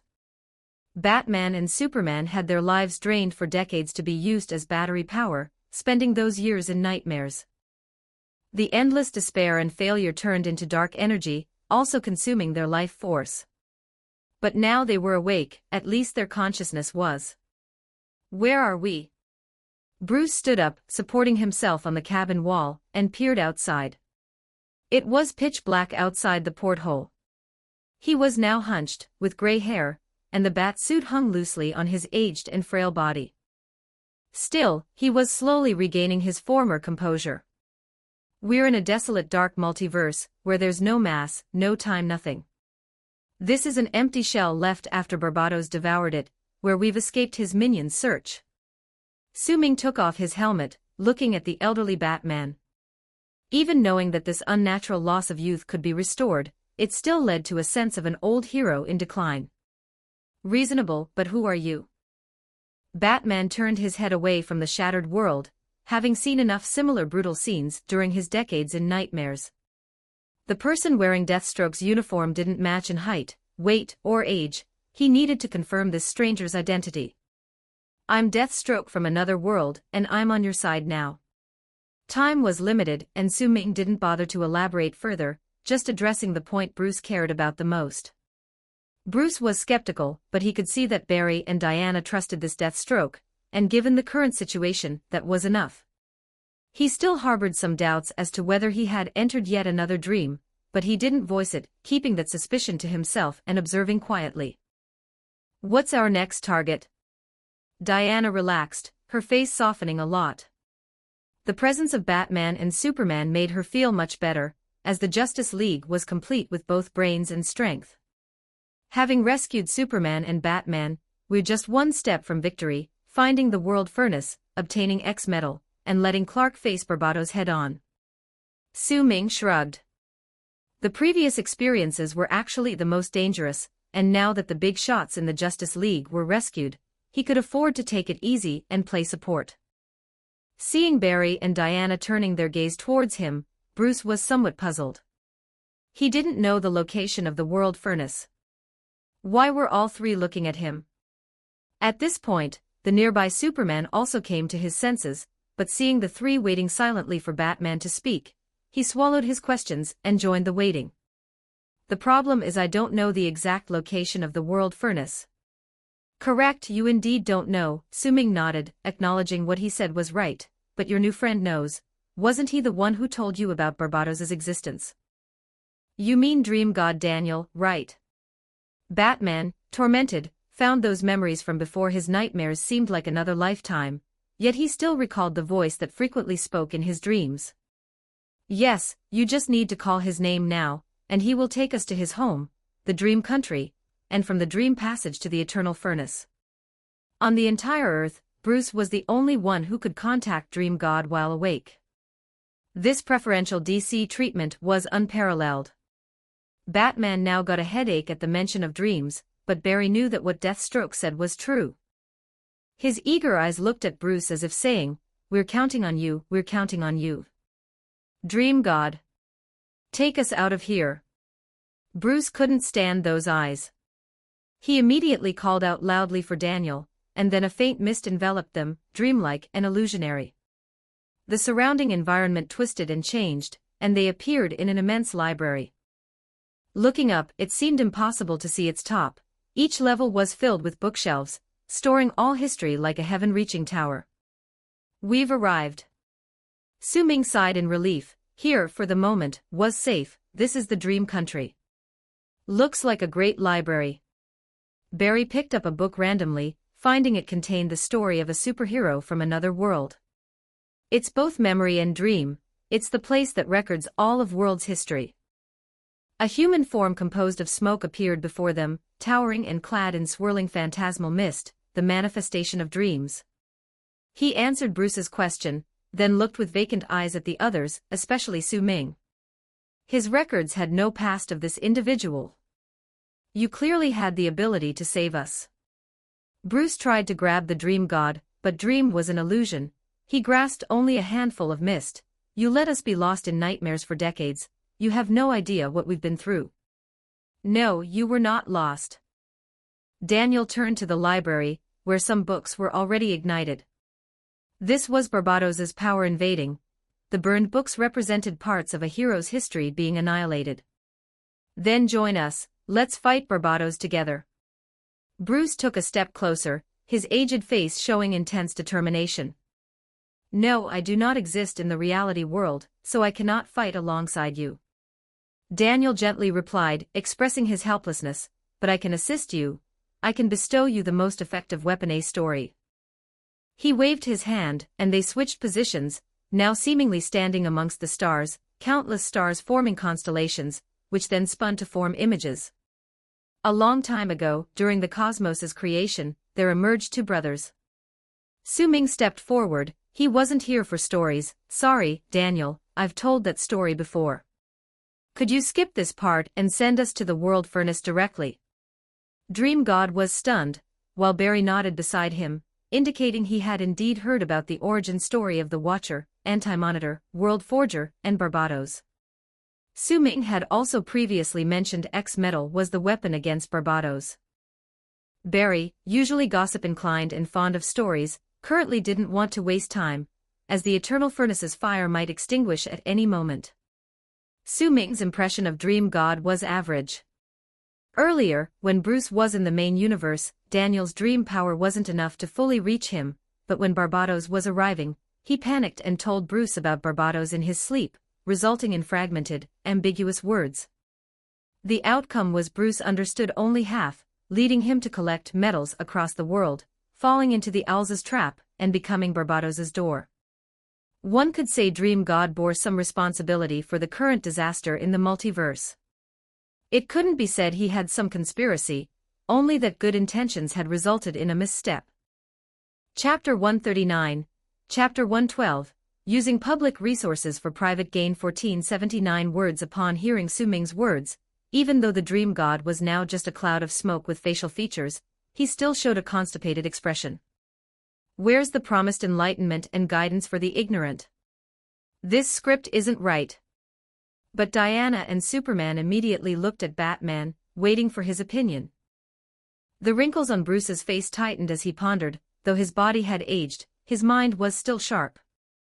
Deathstroke is right, the story can be revisited later, but time is the most precious now. Dream God, please send us there. Su Ming knew well that once Batman's team was rescued, the power to speak would immediately shift to him. The Justice League had grown accustomed to relying on Batman's wisdom. But that didn't matter. As long as they reached the world furnace, where Superman and Bruce could take a dip in the X-Metal's magma to rejuvenate, Su-Ming could just sit back and relax. By then, the main force would be Diana. Once she obtained the X-Metal, she should be the strongest, and in great condition as she's almost unharmed. The Dream God was helpless, all his plans thwarted, and he could only sigh. He waved his hand, and in the distant starry sky, a white swirling vortex appeared, resembling a passage made of smoke, concealed in the starlight. "Let's go." Batman tugged his cape and was the first to enter the passage. Superman picked him up to assist his flight. Barry looked at the Dream God, gave an apologetic smile, and carried Su-Ming and Diana through. Through the passage made of smoke and dreams, like traversing through clouds, they arrived at an open area that resembled the crater of a dormant volcano, with high rock walls surrounding a circular flat ground. The ground was warm, but in the visible area, there was no open flame. "Are we late?" Barry showed a worried expression, and even Bruce frowned. "No, the world furnace is still burning beneath us, it's just that the surface layer has cooled, and the X-Metal is underneath this layer of rock." Su-Ming immediately explained the situation was actually slightly better than in the comics, at least the corrupted Hawkman hadn't appeared here to guard yet. Bruce flicked his cape, slowly squatting down as his knees were a bit stiff and uncooperative. He reached out and touched the ground. The ordinary black-brown volcanic rock didn't reveal anything, but having reached this place, he chose to trust Deathstroke's information. Based on his understanding, Deathstroke never joked about serious matters. "Clark, use heat sight to drill a hole in the ground."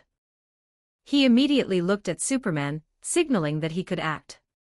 Although Superman had also aged, his powers hadn't deteriorated.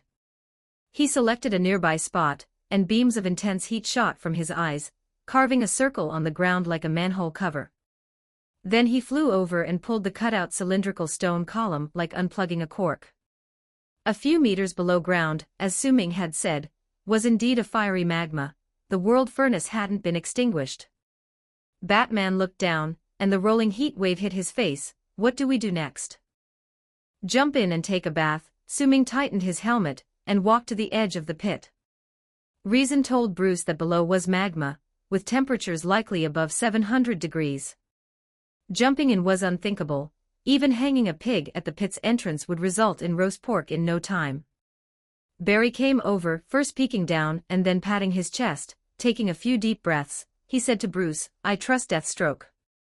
While I don't fully understand the principles of world forging, it's probably magic or a higher level of technology, and we can't judge it by common sense, so I'll jump first." Su-Ming felt touched. Having read the comics, he knew there was no danger, but seeing the Flash willing to ignore his common sense at that moment to support him made him happy. The magma below appeared fiery but was just an illusion. X-Metal is both a metal and an energy source. The magma in the furnace is just a blinding technique. In reality, X-Metal lies beneath the magma layer, posing no danger. The original form of X-Metal is a liquid cosmic origin substance, glowing silver-white like molten silver but brighter than a diamond. It possesses numerous properties, such as transforming into any matter and shape according to the user's will. It contains powerful world origin energy that can counteract other types of energy, and it's illogically weightless, yet indestructible. It was used to create super-divine artifacts in the DC world, such as the Mobius chair, Mother Box, and Miracle Wishing Machine, all crafted from X-Metal. If Su-Ming had cosmic god-level abilities, he could easily drop into the X-Metal, scoop up a piece, mold it into a small ball, and imbue it with some concept and abilities through special means, making it a treasure at least on par with the neighboring Infinite Stones. The Infinite Stones were originally one, pre-existing the Marvel world.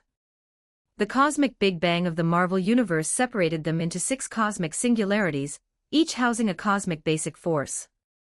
The X-Metal, meanwhile, is the material for forging the DC Universe, essentially the origin of all DC worlds. In terms of origin, it lacks nothing. However, no great figure has yet managed to grant them complete concepts. Su-Ming, of course, lacked the immense means of cosmic giants, and his understanding of space, time, and reality was as limited as anyone else's. Like others, his use of X metal would inevitably be at the primitive stage. No more discussions. Since I said it's here, I'll jump first. Su Ming looked at the few who were whispering and saw that only Barry believed him, which was understandable. But this perfectly fit into Su Ming's plan. By rescuing the skeptical Batman, he anticipated the current situation upon arriving here. He took the opportunity to seek benefits for himself first, while potentially increasing the sense of guilt and debt from Diana and Clark, killing two birds with one stone.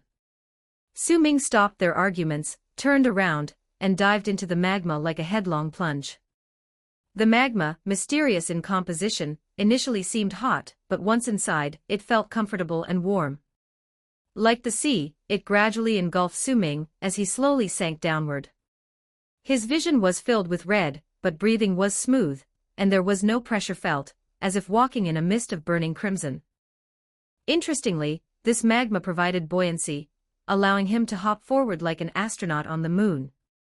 Not far away, he spotted a silver gleam on the ground, precisely the X metal. It was a silver spring or a natural conduit, but the silver liquid it emitted was nearly dry, with only a drop occasionally overflowing into a small puddle on the ground. The small pool wasn't large, akin to a regular children's bathtub. In the past, the X metal flowing from here could forge countless worlds daily in the hands of the World Forger, yet now, there's barely enough to make a single car. The world furnace was indeed close to extinguishing. Once the liquid ceased to flow, the DC world would have no future. X metal not only serves to forge new worlds but also to repair and maintain all current worlds. However, as long as Barbados is eliminated or sealed, resolving the current crisis, maintaining the cosmic furnace can be addressed gradually. He glanced at the route he descended. The Justice League hadn't followed, probably waiting for him to confirm safety. Given the current circumstances, with his present abilities and knowledge, he saw only 3 ways to use the X metal.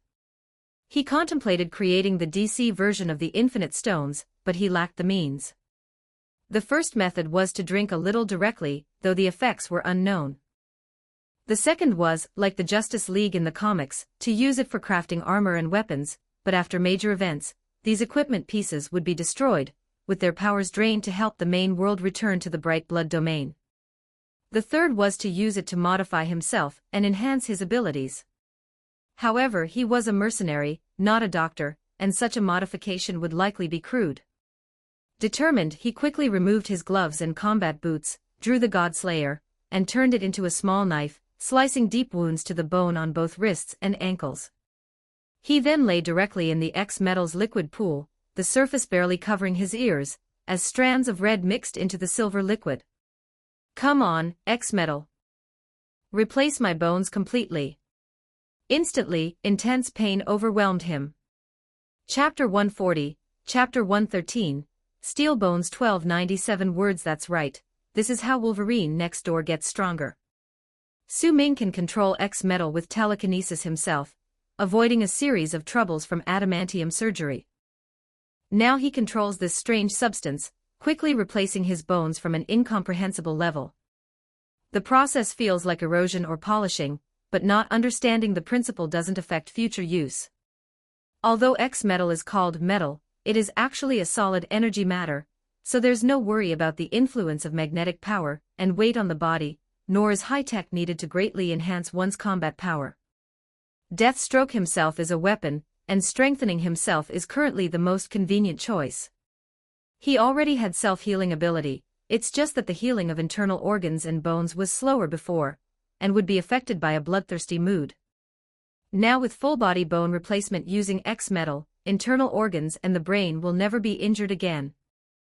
The modification process was slightly different from imagined, although Su Ming directed it to replace bones, and it automatically avoided nerves. A kind of soul-level pain still continuously attacked him. Had he not possessed double soul strength as a trump card, he would surely have fainted from exhaustion. The energy contained in X metal was too advanced, and his modified body almost couldn't bear it. Fortunately, the modification speed was very fast, changes visible to the naked eye as his original bones were expelled from wounds like ash, sinking to the bottom of the X metal pool. He succeeded. Very good. He panted slightly for a few seconds, slowly stood up from the pool, tried moving his limbs, and jumped on the spot.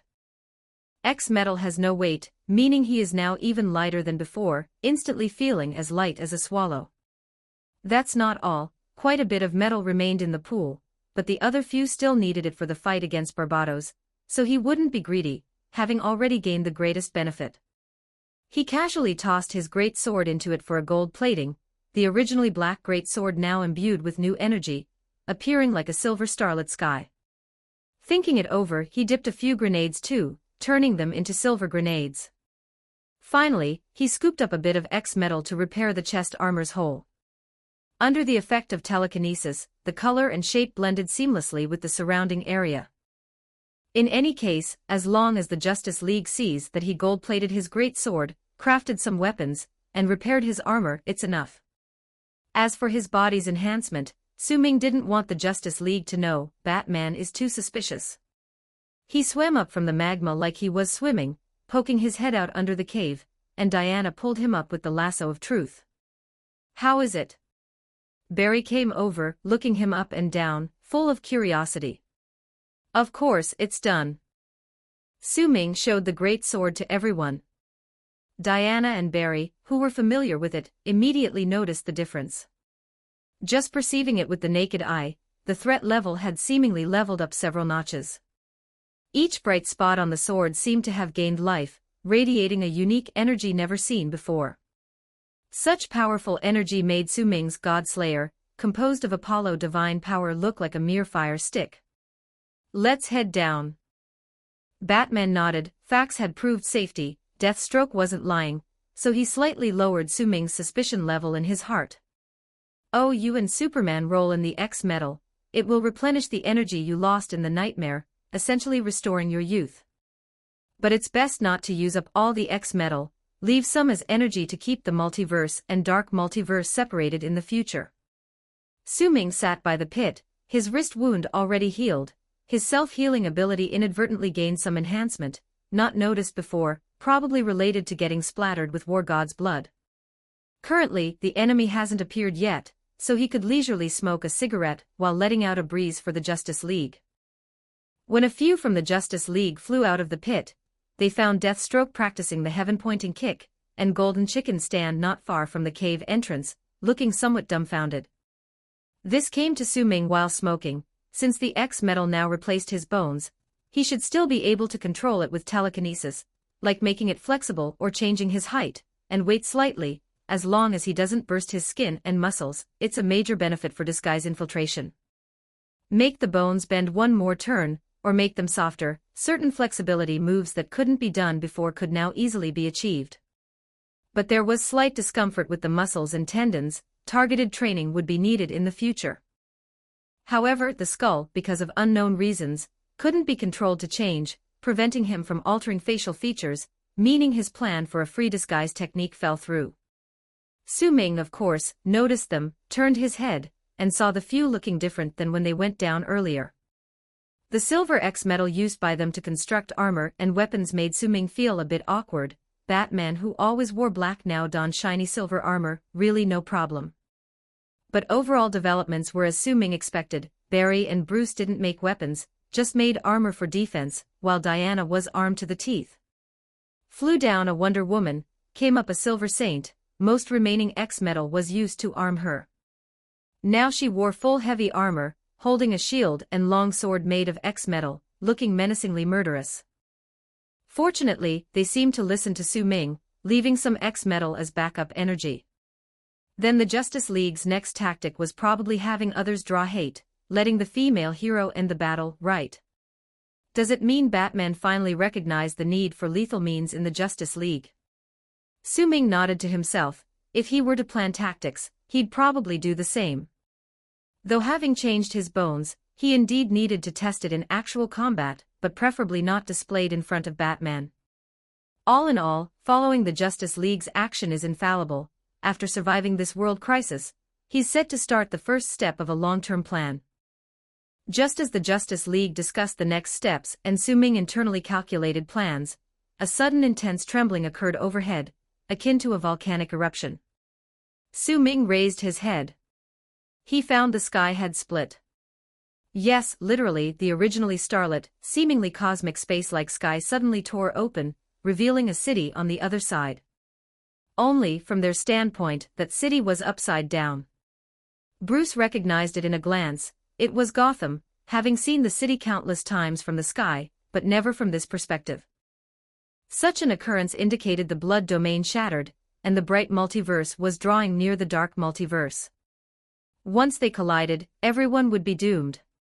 Damn Kong, didn't he say with Bat Gold it could last 3 days? It's only been 3 hours. Su Ming immediately felt a headache, knowing that Guy was unreliable, promptly noting Constantine a black mark in his heart. The original plan needed altering.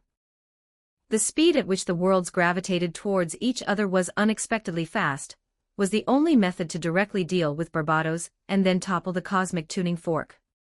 As Su Ming pondered the plan, a gust of strong wind swept from behind. Upon turning, a colossal dark figure about 50 or 60 meters tall appeared behind them, landing pressure making Su Ming struggle to breathe.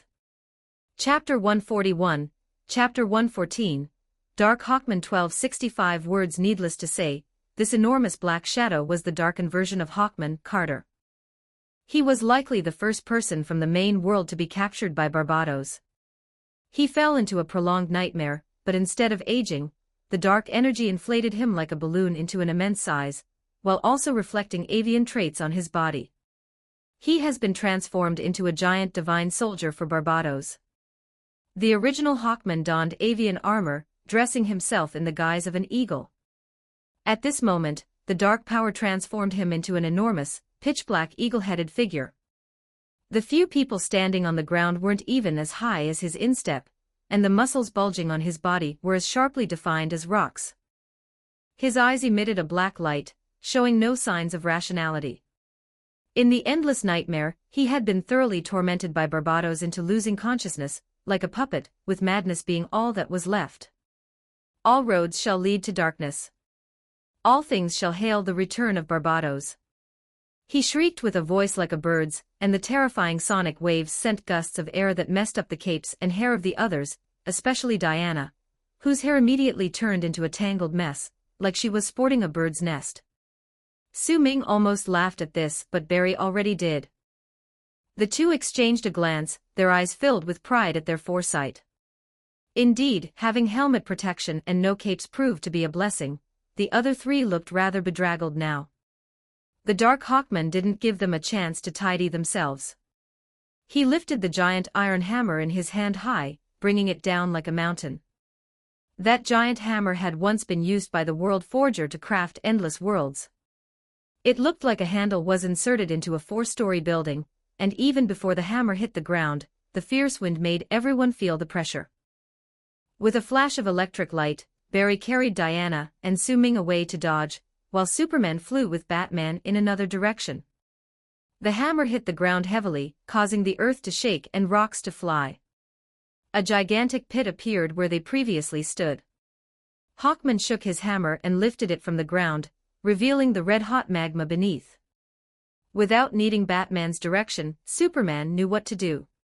He released Bruce, then flew high into the sky, with his red escape drawing a beautiful trajectory in the air. He struck Hawkman's chin with a punch, forcing the massive enemy to take a few steps back, each step landing like an earthquake. The spectacle was visually bizarre, like a butterfly beating its wings and forcing an elephant back.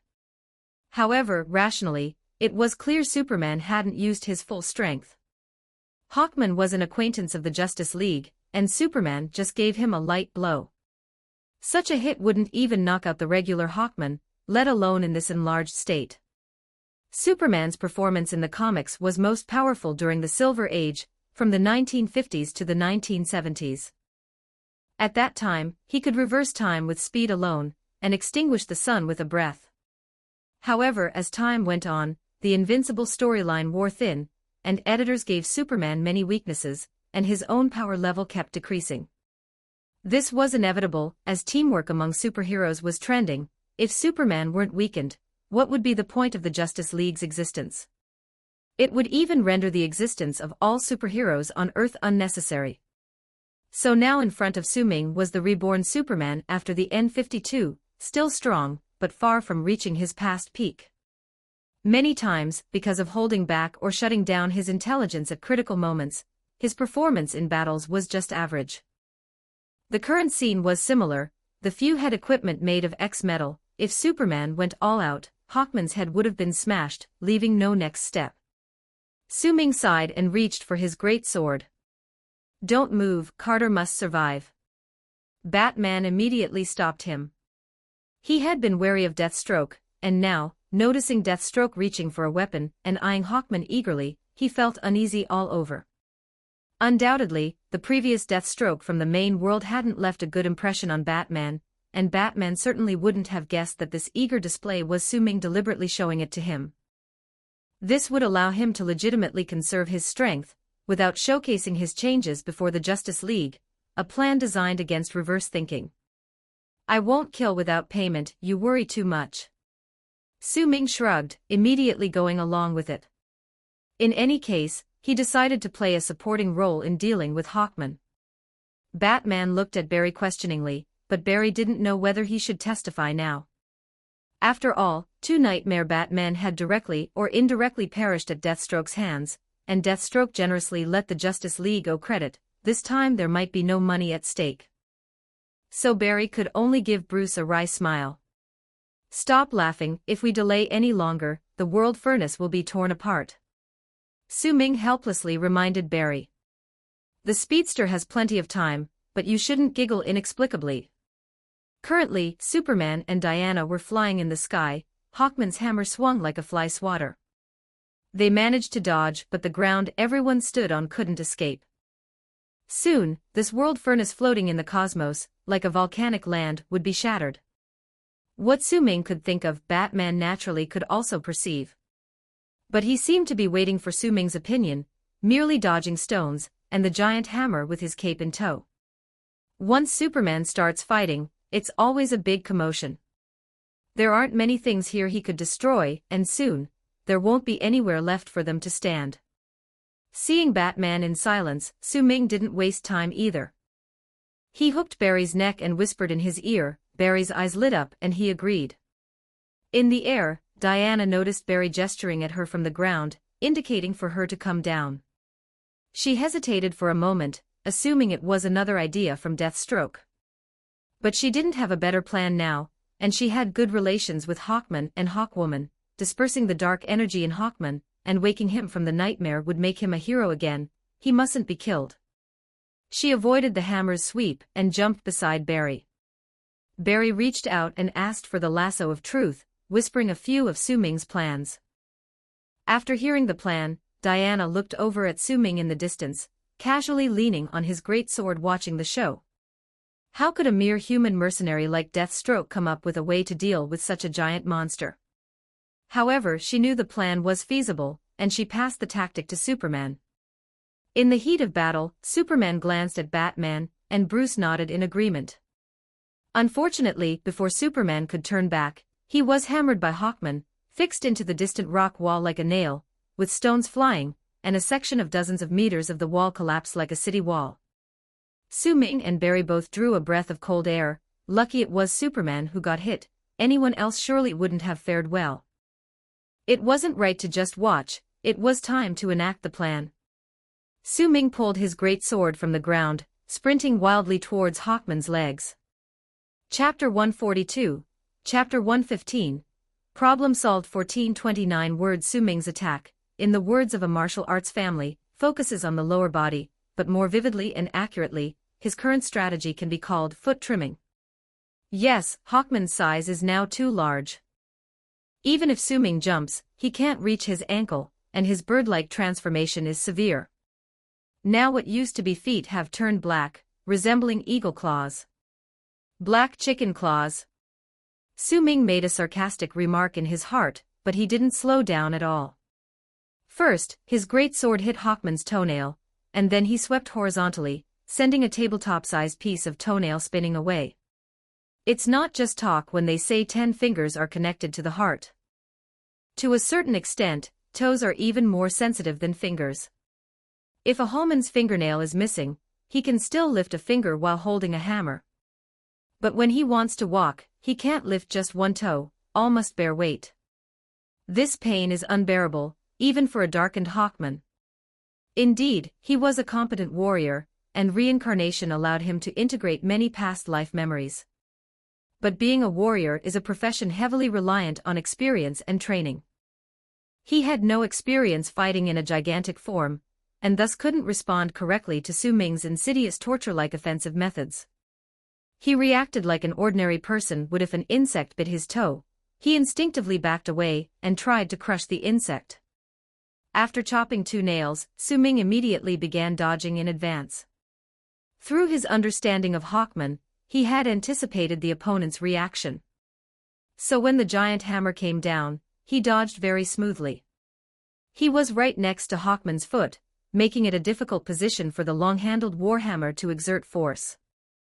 After a series of rolls and fish leaps, Su Ming chopped off 2 more toenails, prompting Hawkman to lower his head and seriously search for Su Ming's whereabouts due to the pain. But Su Ming was as slippery as an eel, continuously circling and evading around the 2 bird legs, causing Hawkman to spin around in circles, occasionally snapping off toenails with a quick double slash. Hawkman could only scream in anger, unable to effectively fight back against Su Ming. After several nail clippings, everything went as Su Ming expected. Although the dark energy disoriented Hawkman's mind, disrupting enemy and ally identification, he hadn't forgotten how to fly with his wings. When he was left with no choice, he decisively took flight, attempting to crush Su Ming, the little ant, from above with his hammer. But this just played into Su Ming's tactical trap.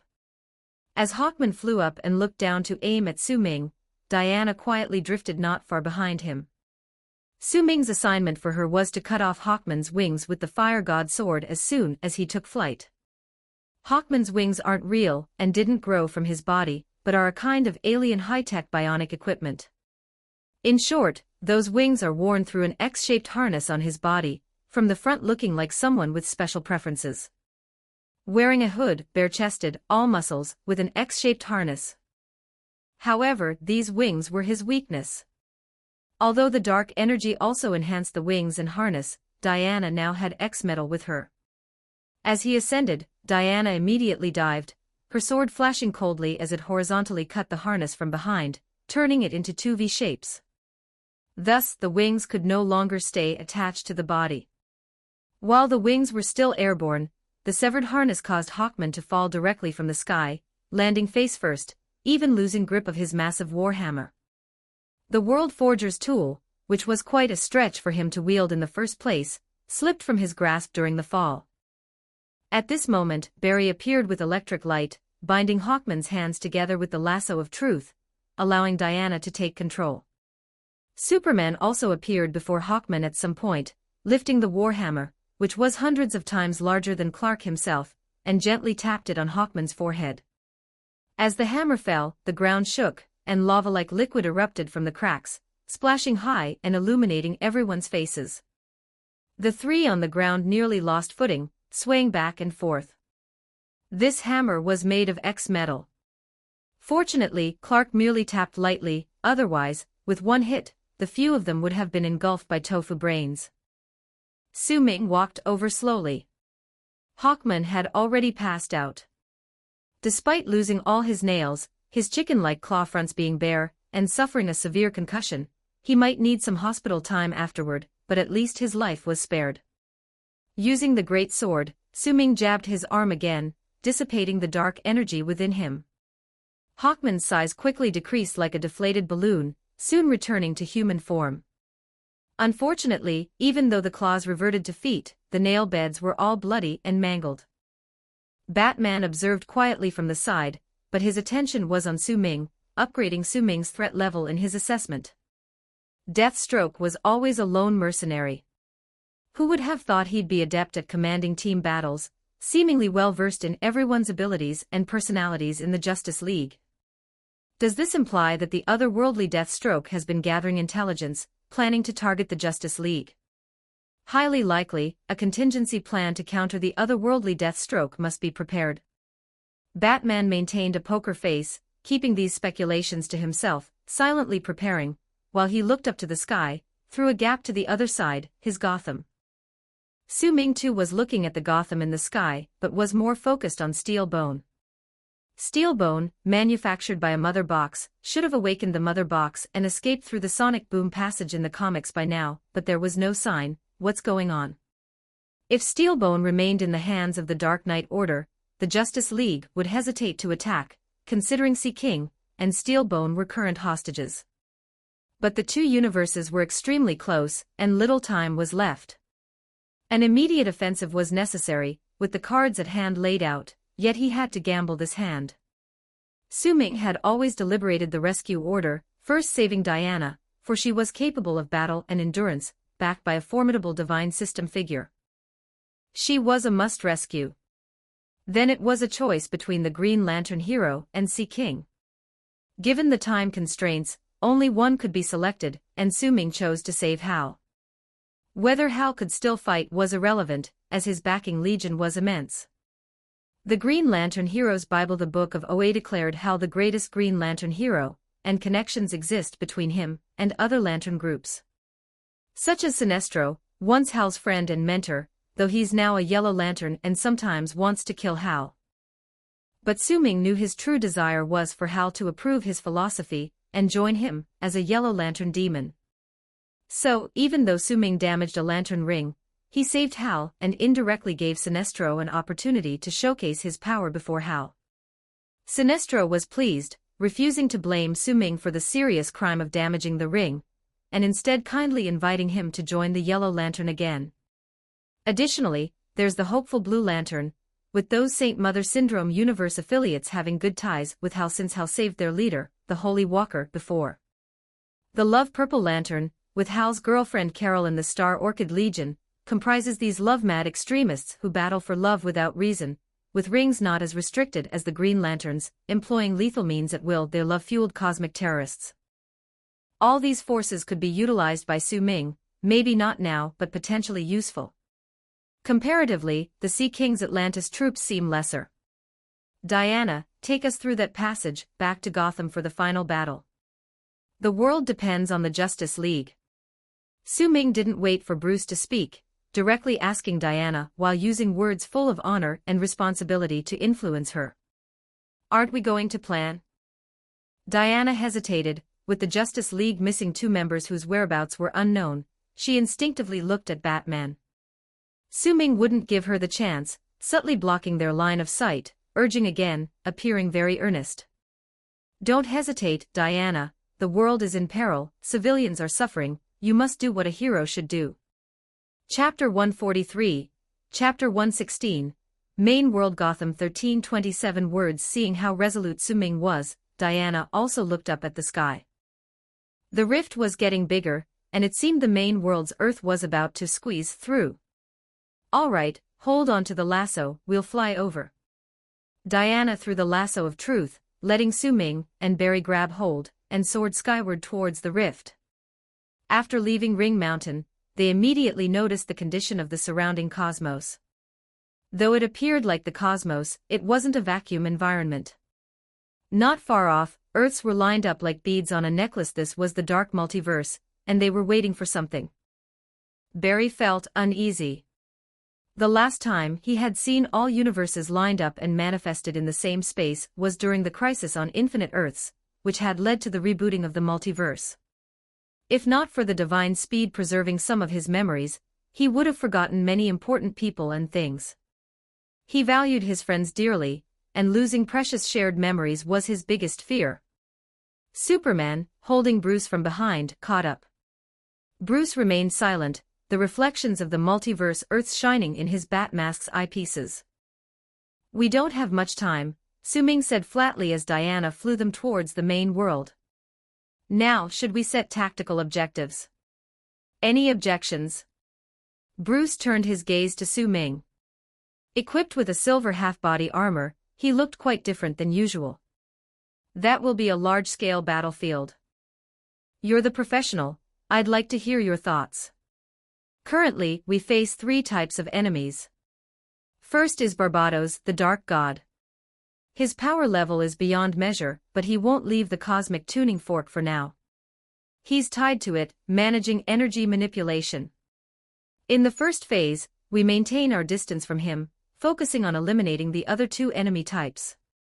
Su Ming outlined his clear tactical plan: cut off Barbados's wings first. Bruce thought briefly, then nodded. Feasible. With Bruce's acknowledgement, there was no need to worry about Superman and Diana's attitudes. The second enemy type comprises villains summoned by Barbados from the multiverse. There are around 1,000 of them, so that's Superman's task. Use frozen breath or other means to contain them to buy us time. I expect reinforcements will arrive soon. What reinforcements? Barry was quite uplifted. Reinforcements were surely good news. I don't know, Su Ming replied tersely. Barry's jaw dropped, like a robot suddenly powered down and seized up. In mid-flight, Diana stumbled slightly, giving him a sideways glare. Her large eyes clearly conveyed her thoughts. So why do you believe reinforcements will come? Su Ming looked at their destination. Gotham City's outline was becoming clearer. Because this is a crisis threatening the multiverse. We're not the only ones fighting Barbados. Heroes from across the multiverse are waiting for the right moment, for someone to lead the charge. Time is running out. We will start the decisive battle first. Those unwilling to submit to Barbados will undoubtedly join us. Batman naturally considered this reasoning, but he remained silent, gesturing for Su Ming to continue. Despite being tightly held by Clark from behind, which made things look odd. The third enemy type is the Dark Knight Order, those deranged Batmans. Su Ming continued explaining his plan. Everyone couldn't help but glance at Bruce, but his expression didn't change. Those were dark multiverse Bruces, entirely different from him, and he bore no burden for them. Currently accounted for are the Tyrant, Drowned, Killing Machine, Laughing Bat. It's uncertain if the Dawn Deceit Lantern survived, but he was scared witless by Sinestro, and couldn't use the deceitful lantern ring. I even cut off half of his body, so even if he's alive, he's a cripple. They must be handled separately, just as the Dark Knight Order aims to handle us separately. Batman interjected, understanding himself, these Batmen were like nightmares. Su Ming raised an eyebrow, Batman's thoughts completely aligned with his. So we divide and conquer. Unlike before, we'll select who's best to counter whom. I'll take on the Killing Machine and Tyrant. Opting to handle the two most formidable foes left others perplexed, but Su Ming offered no explanation. Only Bruce understood it as the ancient Eastern tactic of Tianji's horse racing. Use a weaker horse against an opponent's strong horse, a medium horse against their weaker horse, and a strong horse against their medium horse, achieving 2 out of 3 wins. Besides, in this scenario, Deathstroke might not necessarily lose. Battle isn't a horse race, he only needs to delay. The truth was, Su Ming had long been ready for this moment. Wasn't that the point of waiting? Continuing with assignments, Diana, take on the Laughing Bat. You must kill him quickly, remember, only complete annihilation is safe. Diana glanced at Bruce, Batman nodded, so she followed suit. No problem. Once Diana finishes with him, she'll assist Barry, Su Ming said effortlessly, looking to Barry. Your job is to handle the Drowned. It's a land battle, just keep pushing him, poking his eyes. Barry readily agreed, once having dealt with the Sea Queen, which bolstered his confidence. Finally, Su Ming turned to Batman. Bruce, your task is to find Steelbone and Sea King on the Cosmic Tuning Fork, and rescue them right under Barbados's nose. With your stealth and opportunistic skills, you're the best candidate. Batman acknowledged the briefing, initially thinking Deathstroke intended to abandon the two. Could his previous judgment have been wrong? Yet, Su Ming merely wanted him out of the way to command the tactical battles of specific areas himself. Whether Batman saved the two or not, it wasn't in Su Ming's consideration, but the strategy left Bruce no room for refusal. Everyone received their assignments and none were light tasks. Only Diana's was somewhat easier, but she was the breakthrough point for the entire battle. As tactical assignments concluded, the group of 5 descended from the sky, landing at a corner of the plain atop Challenger Mountain. Purple lightning sliced through the sky. In the darkened world, blood and death were all you could see. While aloft, Su Ming sensed Barbados's awareness of them, his dark, deep gaze seemingly fixed on them. For an instant, he felt his insides turn cold. But he quickly overcame it, and they swiftly descended. Before them, countless villains from the multiverse surged like waves. These foes bore traits of some main world villains, yet differed in many ways, such as Su Ming spotting a cheetah donned in Wonder Woman's armor or Mr. Freeze wielding a flamethrower. Clark immediately soared into the air, inhaling deeply to freeze the oncoming swarm with his frozen breath. Yet, several kryptonite bullets or rays quickly fired from the enemy lines, alongside energy projectiles of red sun origin, striking his armor. Superman wasn't adept at dodging attacks, but these previously effective measures merely struck his X-metal armor, reflecting or absorbing them. He shone silver, impervious. Realizing his foresight in armor-making was spot on, initially compelled by Bruce's insistent demands. Did Bruce foresee this? Feeling invincible, Clark touched the silver-glowing S emblem on his chest, inhaled deeply, then unleashed it upon foes, instantly entrapping dozens who couldn't evade within ice. This wasn't lethal, just mere containment. Diana, strike your silver bracelet, Su Ming requested upon seeing Clark's performance had temporarily stabilized the front lines. Her gear, plated with X-metal, now shone beautifully silver. Is it to announce our presence to the Dark Knight Order? Diana raised her arms, clashing her wristbands forcefully. A shockwave soared into the sky as her bangles emitted a crisp chime, barely audible yet resonating through the battlefield into everyone's hearts. It's both a signal and a war cry.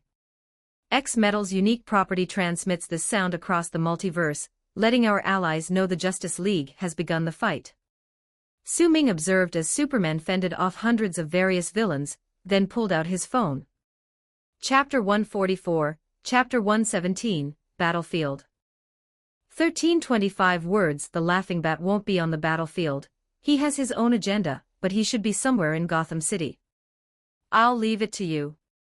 Bruce gestured for Diana to take action. He had already spotted his target on the battlefield. The massive figure of the tyrant was particularly conspicuous a few hundred meters away. Batman disappeared in the blink of an eye, and so did Barry. Now only Bruce stood in place, fiddling with his phone. Honestly, the Justice League and the Avengers next door really have different styles. They don't even shout a battle cry before joining the fight. Maybe it's a difference in leadership style. Captain America likes to shout "Avengers Assemble!" while Batman usually quietly murmurs "Let's go" or "Start the operation," after making all the plans. Thinking about these random thoughts, Bruce took a deep breath, adjusted the GPS info on his phone to standby mode, put it in his bag, and started advancing toward the battle line. Naturally, this made him a target for many enemies. Solid bullet weapons, no need to dodge. This punch is aimed at the head, dodge aside and cut off its leg with the great sword. Energy beams, Godslayer mirror shield to reflect it back. He quickly charged into the crowd, with all sorts of attacks coming from all directions. He moved swiftly, his mind calm, with various countermeasures flashing through his mind one by one. Like a stone thrown into the sea, blood and severed limbs around Bruce constantly flew into the air, staining the black rock beneath his feet red. Among these otherworldly villains, some he could guess the identity of, others he couldn't. But now he had steel bones and enhanced self-healing, balanced armor for both physical and magic defense, and the Nightfall greatsword coated in X-metal. These villains might be stronger than the cannon fodder, but not enough to stop his progress. He fought his way upstream through the crowd, steadily closing in on the tyrant under Clark's cover. Finally, he saw his target. Perhaps because of the presence of the doomsday spores, other villains still kept a certain distance from the tyrant, leaving a small blank area around him.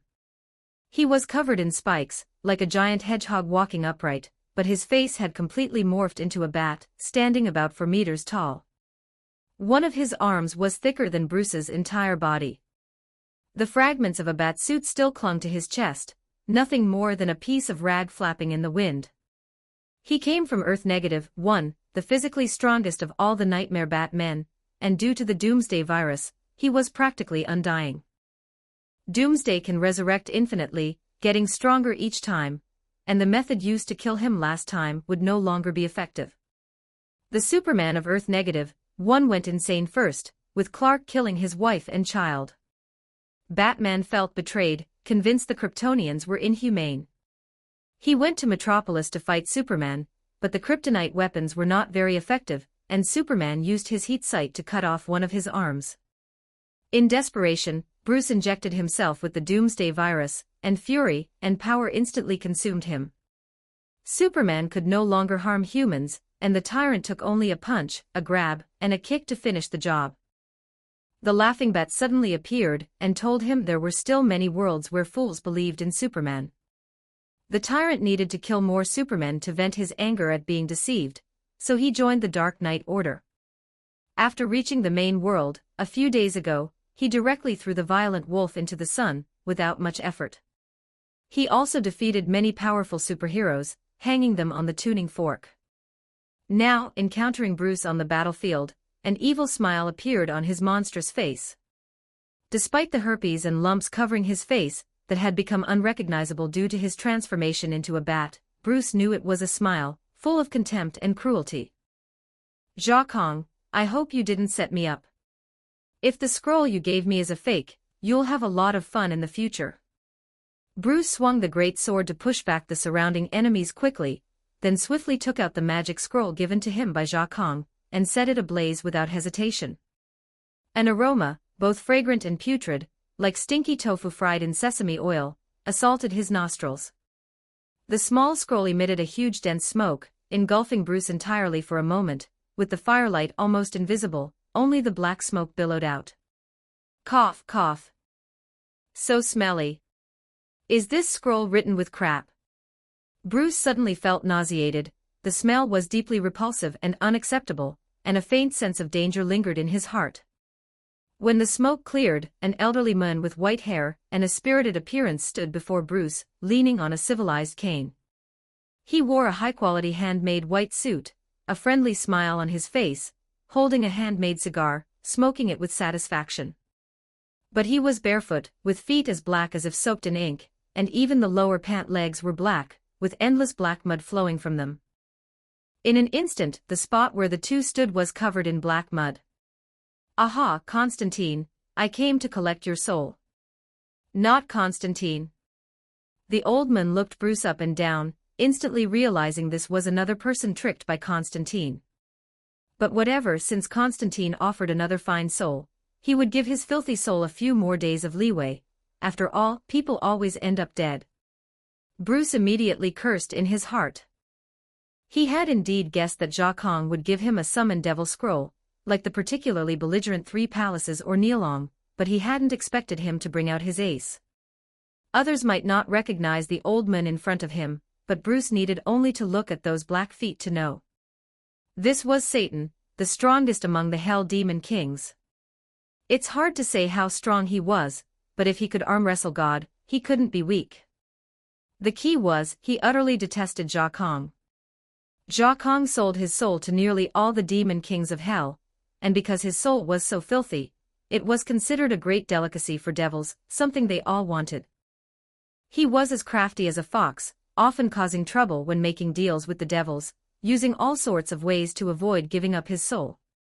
Last time, he tricked Satan into doing a series of major tasks for him, and when the dust settled and Satan reached out to claim his soul, he handed him a chicken. It turned out the blood on the contract scroll wasn't his. He used a blinding technique to replace it with chicken blood. Essentially, Satan had signed a contract with a chicken. When completed, the contract could only claim the chicken's soul. This infuriated the Hell Demon King to the point of exploding, but there was nothing to be done. The rules of hell dictate that everything is a transaction. While Bruce pondered, Satan turned to survey the battlefield, as if he understood something. A multiverse crisis. "Human who summoned me, would you like to make a deal with me?" A low laugh emanated, and a burning pentagram instantly appeared on the ground, isolating all approaching enemies. Both bullets and energy were blocked by the rapidly rising wall of fire, instantly redirected to the hell plane. What deal? Bruce licked his lips, deep in thought. The nature of the deal was no mystery, it would involve his soul. He had merged with Slade's soul, which was likely no cleaner and stronger than that of ordinary people, making it certainly tempting to the devil. But he feigned ignorance to stall for more time. Chapter 145, Chapter 118, Pit Within a Pit. 1392 words. Satan looked at the enemies outside through a wall of fire, gently rubbing his civilization cane with a serene smile on his wizened face. How about this? I help you resolve this crisis, and in return, your soul will be mine. At first glance it sounds quite powerful, but the devil beneath this human skin is full of traps in such conditions. He claims to resolve Su Ming's crisis, but don't expect Satan to confront Barbados head-on. Satan's solution is most likely to teleport Su Ming to hell for refuge, or turn Su Ming into a lifeless statue, or create illusions to deceive. In a sense, these actions would resolve Su Ming's crisis, followed by Satan claiming his soul for nothing. Su Ming certainly wouldn't fall for such a trick, but with Satan here, if Su Ming doesn't make a contract with him, he's likely to immediately turn and seek another soul to claim from the many lunatics among the enemies outside, which would be troublesome. At this moment, Su Ming noticed the eager tyrant outside the fire wall, seemingly ready to jump into the circle of fire. Ahem, of course, I'm willing to sign a contract with His Majesty the Demon King. It's an effortless matter for you. Then speak up, after all, you were introduced by Constantine, he's an old friend of mine, haha. Satan said this, but when he mentioned Jia Kang's name, his gritted teeth hardly indicated any friendship. Su Ming pointed to the hopping tyrant outside the fire wall, and said to Satan, that fool jumping around behind you is called the tyrant. If you're truly able to kill him, my soul will be yours, how about it? Satan turned to look, indeed a huge figure, evidently much weaker compared to this human before him, making this a reasonable trade. However, the name tyrant is quite unfamiliar. No matter, these kinds of monsters are just a wave of a hand away from death for the Hell Demon King. All right, I agree, let's make the contract. Satan was already a bit salivating for them. The dirtier the soul, the more useful it is, and the tyrant's soul outside was filled with rage and darkness, while the human soul before him was twice as valuable, both excellent catches. He took out a parchment from his suit pocket, pressed a finger to it, and murmured a few spells. The parchment then flew towards Su Ming, laying flat in front of him, accompanied by a pen appearing out of thin air, indicating for him to sign at the bottom right. This was a standard demon contract. The textual content was indeed the trade agreed upon by both parties just moments ago, but outside the text, there was a complex floral border hiding demonic text, laden with traps and hidden clauses. I wouldn't dare to sign this contract, I'm not ignorant. Su Ming didn't even reach for the pen, but instead took out his own paper and pen from his backpack to draft a clean contract. As a mercenary, acquaintance with contracts and carrying a paper and pen for signatures were basic operations. Satan raised an eyebrow, but it was no matter, it was just his habit to deceive, and if he couldn't, then so be it. He reviewed the contract, finding no issues. As long as he genuinely killed the tyrant, Su Ming's soul would be his. Until the contract was fulfilled, Satan was forbidden from harming Su Ming and the Justice League. If Satan personally failed to kill the tyrant, he must take it to the hell plane to continue trying. Simple and straightforward. Satan signed his name with his pen, and flames began to consume the contract. Su Ming felt an unfamiliar energy attempting to connect with his soul. The contract was completed. To be fair, Satan's sense of service was commendable. After the contract was signed, he allowed Su Ming to rest for a while in the pentagram, maybe write a last will or something, leaving the tyrant outside to him. However, it didn't take long for him to realize he was tricked. This monster named Tyrant before him couldn't be completely killed at all, and was growing stronger. Each time he killed it, the last finishing move would become entirely ineffective once it revived. Be it hellfire, dark magic, or demon power, he almost used them all, but the tyrant always stood back up, even turning to ash or being torn to pieces would quickly regenerate, each time faster than before. Satan was filled with a familiar sense of humiliation from being tricked again, his gaze towards Su Ming brimming with escalating vengeance, nearly approaching the level he held for Constantine. Ahem, no need to look at me like that, Your Majesty. I'm just a mercenary, honor is important. Take it back to hell and try slowly, just let me know when you finally kill it, I can wait. Su Ming suppressed his laughter, speaking earnestly to Satan, though perhaps the sincerity would show more if he weren't sitting back with his legs crossed enjoying the show. I'll remember you, mortal, you're quite something. With a sweep of black smoke, a crack appeared on the ground, and both the tyrant and Satan disappeared from the battlefield. Su Ming breathed a sigh of relief, though he was set up by Jia Kong, yet he had once again fooled Satan using the information disparity of the multiverse. Though his trickery would certainly earn him a place on many demons' grudge lists, leading to potential troubles in the future, for today this hurdle was overcome. The protective circle of fire around him vanished, and he leaned down to evade a slashing weapon, retaliating to kill the attacker behind, continuing his search for the killing machine among the crowd. Compared to the tyrant's massive form, the killing machine was harder to find, but all it took was to look for a group of butlers in suits amid the masses. The killing machine originated from the Batman of Earth-44, whose butler Alfred was killed by Bane. At Alfred's funeral, Bruce asked Steelbone for help to create an AI butler to accompany him. For Bruce, Alfred was not simply a butler, he also played the role of a father. Looking at an inconsolable Batman, Steelbone from Earth-44 couldn't deny his request, and thus wrote an AI program named the Alfred Protocol. At first, it was merely a simple program existing within computers, able to control a coffee machine at Wayne Manor or chat leisurely with Bruce. However, Bruce wished for Alfred to live once more, possessing a body. So, leveraging the financial resources of Wayne Group, he developed nanorobots that could combine to form the likeness of Alfred as he appeared in life. But issues arose because initially designed as a butler program, the core command of the Alfred Protocol was singular: protect Bruce Wayne. Thus, the artificial intelligence crisis erupted on Earth-44, with nanorobots infinitely replicating themselves, forming a robotic army in the likeness of Alfred, conducting a massacre in Gotham to thoroughly protect Batman. Those who ever harmed Batman must all be eradicated. Next came the Justice League, since Superman had previously battled Batman, injuring Bruce, and thus must be killed. Wonder Woman might potentially take Bruce away, thus she needed to be killed too. Sea King, who once looked down on Bruce for lacking superpowers, must also be killed. Everyone in this world who burdened Bruce must be eliminated. However, Alfred's power was lacking. It was merely a program requiring Bruce to merge with it. With its earnest pleading, Bruce relented, refusing Steelbone's suggestion to destroy the protocol, allowing the Alfred Protocol to modify him instead. He became the killing machine, a Batman constructed of nanorobots, replacing all flesh and blood. He attained immortality, never to part from Alfred again. Subsequently, they annihilated the Justice League and wiped out everyone on Earth, ensuring the killing machine would never suffer harm again. Yet, at this juncture, a smiling figure informed them that dangers lay beyond this universe, and the killing machine was not yet completely safe. To live peacefully with Alfred, they must venture into another universe and completely eradicate its inhabitants. To protect Master Bruce, the Alfred Protocol was, of course, duty-bound.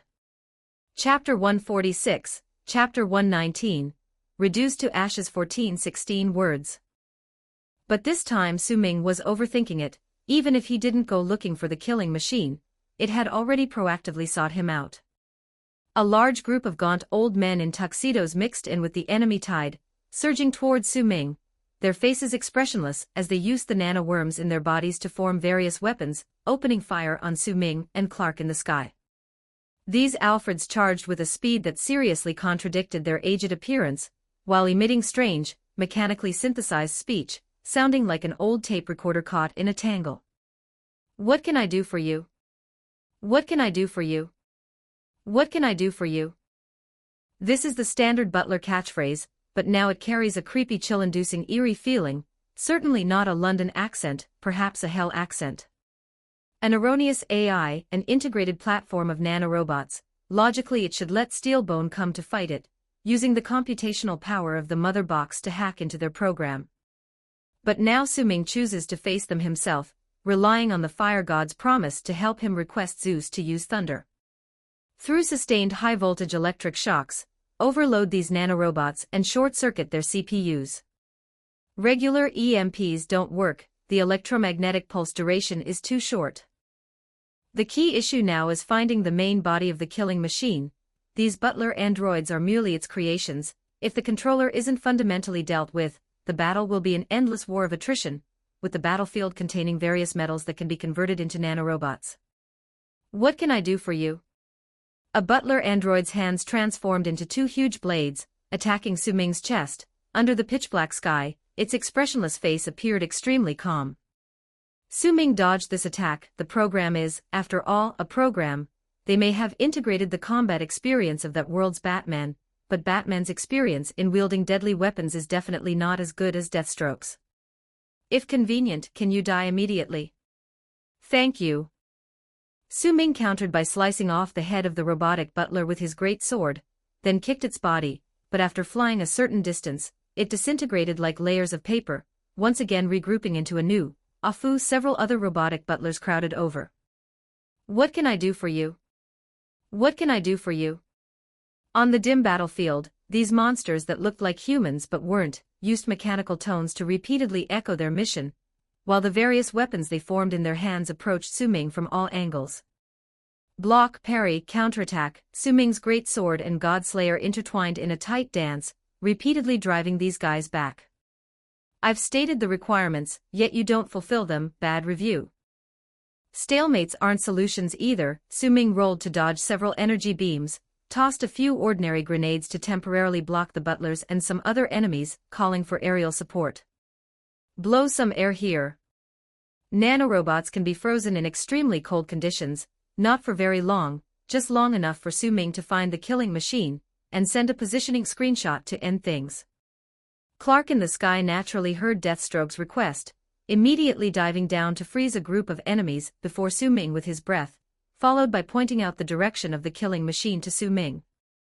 Running quickly through several ice sculptures, Su Ming dashed forward. The hiding place of the killing machine was in an inconspicuous crater on the battlefield. If not for Superman's X-ray vision spotting it, it would have been completely invisible to Su Ming. The surrounding enemies kept flooding in, but Superman could handle them. All Su Ming had to do now was rush towards the target. Position is about right, locating. He didn't get too close but maintained a long distance from the killing machine, took out his phone to send a screenshot to the fire god, a photo showing a rock with two sharp ears of the killing machine exposed. The killing machine naturally noticed Su Ming's actions through the eyes of the surrounding Alfreds, but he couldn't comprehend why someone would be playing with a phone on the battlefield. It wasn't logical. He instinctively decoded Deathstroke's signal, only to find it was a picture uploaded to some social media site. What is this ruse? Is this Earth so unique that not only do people take selfies before a meal, but also on the battlefield? After being transformed into a mechanical life form by the Alfred Protocol, the killing machine was the one among the Nightmare Batmen most focused on logical thinking, given that his brain had been replaced with a computer, now filled with the digits 0 and 1. This allowed him to connect directly to various data networks on Earth, like steel bone, at the cognitive level, manipulating most automated devices. But it also brought him a drawback: he couldn't comprehend things that didn't align with human behavioral logic. He possessed all behavioral models of the Joker from another world as records, self-assuredly believing he could understand any madman. Until now, he realized there were actually two Deathstrokes on this world, the previous one not much different from the one in his own world, easily strapped to a tuning fork by the Dark Knight Order. But this one, not only did his weapon threaten him, but his behavior was somewhat incomprehensible. He experienced a slight glitch, feeling his brain's CPU overheating, but eventually determined this was a meaningless act of vanity. Humanity's useless vanity, TSK TSK. He prepared to mobilize more Alfreds to eliminate the foe, himself retreating to Barbados's side. Yet at that moment, daylight dawned. Originally shrouded in darkness, with the cosmic rift hanging straight above in Gotham City, suddenly it became bright as day. A massive lightning bolt cascaded down from the sky like a waterfall, abruptly striking the killing machine, along with many robotic butlers and otherworld villains enveloped in the blue-white beam. In the column of blue-white light, these figures immediately disintegrated and disappeared. The intense electric current instantly broke them down into particles, turning them into a wisp of smoke. The killing machine persisted for a second or two longer, but was ultimately consumed by the light beam. Su-Ming crouched on the ground, the lightning strike blew countless rubble, directly blasting a huge gap in Challenger Mountain, small stones hitting him with ping-pong sounds. Was this lightning? It clearly seemed like some sort of space-based weapon. Su-Ming felt the ground shaking intensely. Looking up, a golden light and some shadows appeared in the sky. Faintly discernible was an old man with a white sheet and white beard holding a golden long spear, seated among the clouds. That bizarre metal weapon was instead the most dazzling, not only emitting intense golden light but also twisting constantly, like a perpetually splitting live lightning. Around the old man were figures similarly draped in sheets, indistinguishable in the strong light, but Su-Ming could confirm they were likely the Olympian gods. Of course, the white-bearded old man couldn't be run. Tuesday Zeus had intervened, after Su-Ming fulfilled his promise to help Diana eliminate the merciless Iron Fists. The Olympian pantheon, as agreed, delivered their reward. And Zeus had evidently exerted real effort.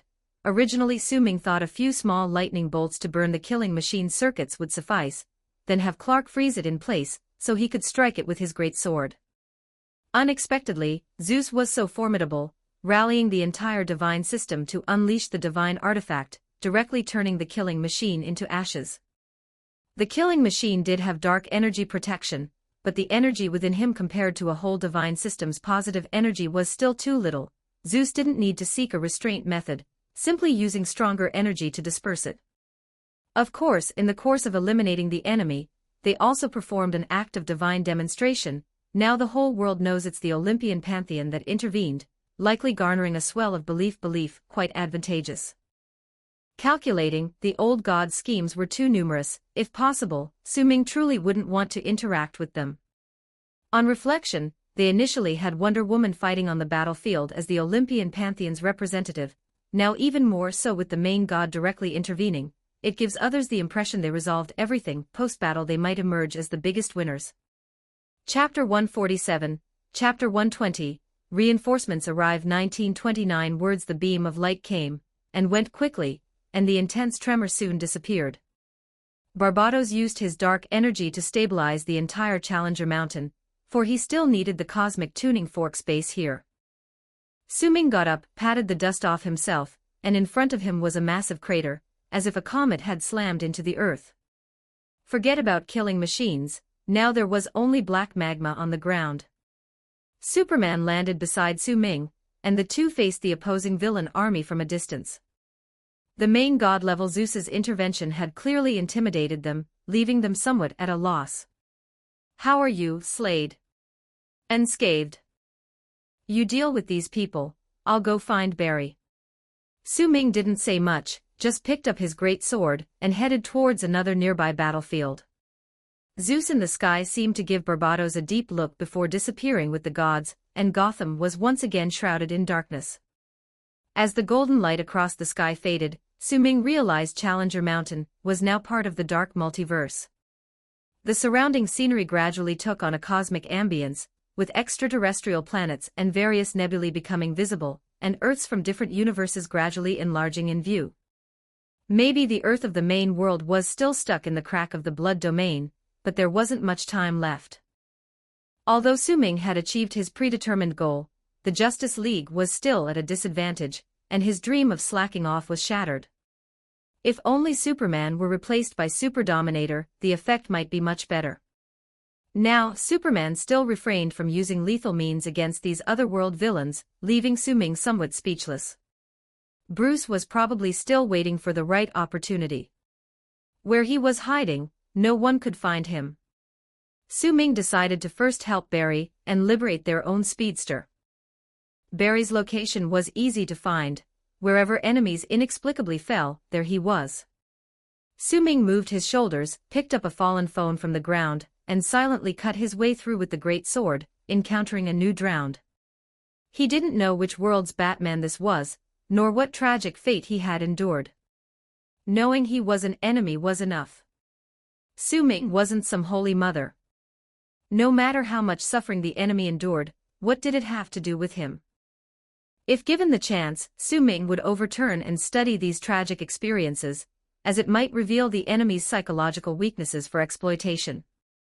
Killing them through these weaknesses, sparing them future torment, was the greatest mercy Deathstroke could offer. Honestly, this place was not suitable for the drowned to wield his capabilities. Firstly, this was a small plateau atop a mountain, with not a drop of water around, making the water-based modifications of the drowned useless here.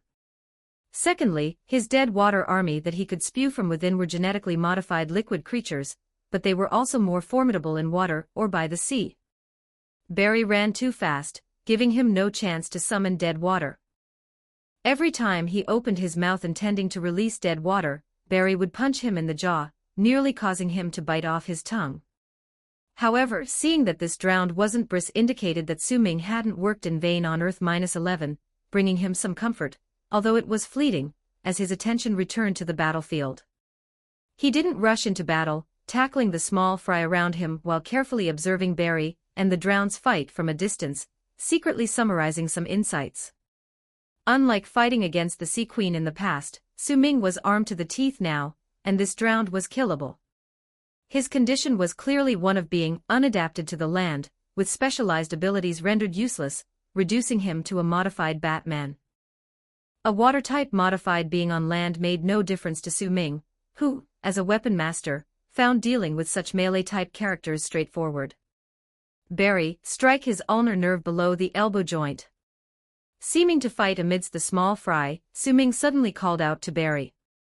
Though he couldn't accurately pinpoint Barry's location, seeing only faint shadows and a flicker of electric light, Su Ming called out, and unhesitantly leapt from the crowd towards the drowned, raising his greatsword to slash.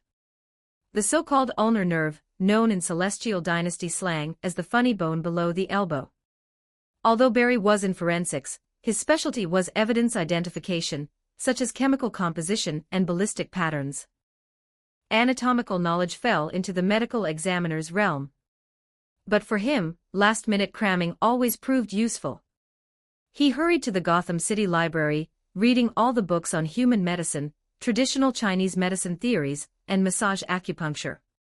Upon returning to the battlefield, except for Deathstroke who slightly indicated movement, everyone else appeared frozen. Su Ming might not have realized it, or perhaps he did, and didn't mention it, but Barry repeatedly pointed out his increasing divine speed compatibility, leading to ever faster speed. Though he was still not a speedster, he was far faster than ordinary humans. Previously, as a modified super soldier, speed wasn't Deathstroke's forte, with a 100-meter dash in about 4 seconds. Yet after operating together for some time, Barry noticed Deathstroke's progressive speed increase, recently achieving a massive leap. Now, he could finish a 100-meter run in just over half a second. Being able to run nearly 10 kilometers in a minute was a significant speed for a non-superpower user, and gave him considerable advantage, even as a temporary surge. Lacking divine speed or other superpowers, reaching such speed with sheer physical prowess left Barry baffled about the cause. But Barry isn't Batman, he doesn't dwell on these matters.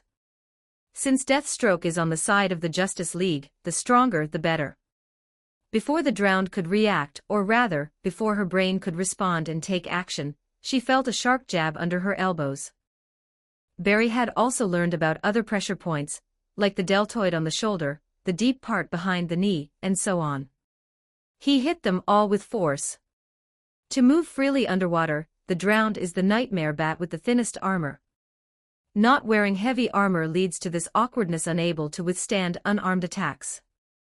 After Barry gave her an all-over massage, in an instant, her entire body went numb.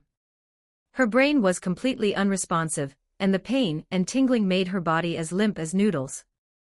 The trident covered in barnacles and seaweed clattered to the ground. Just then, Su Ming descended from the sky, and the black, starlit great sword came crashing down on her head. The drowned indeed reacted, trying to dodge. However, Su Ming wasn't any ordinary warrior. All angles and directions the drowned could dodge were calculated and completely blocked. The fact is, the drowned really chose the wrong battlefield. Fighting on a mountain is like driving a duck into a pen.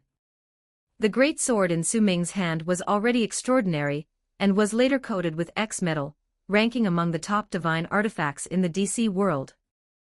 This strike not only chopped off one of her arms, but also split her head and body in half like cutting a watermelon.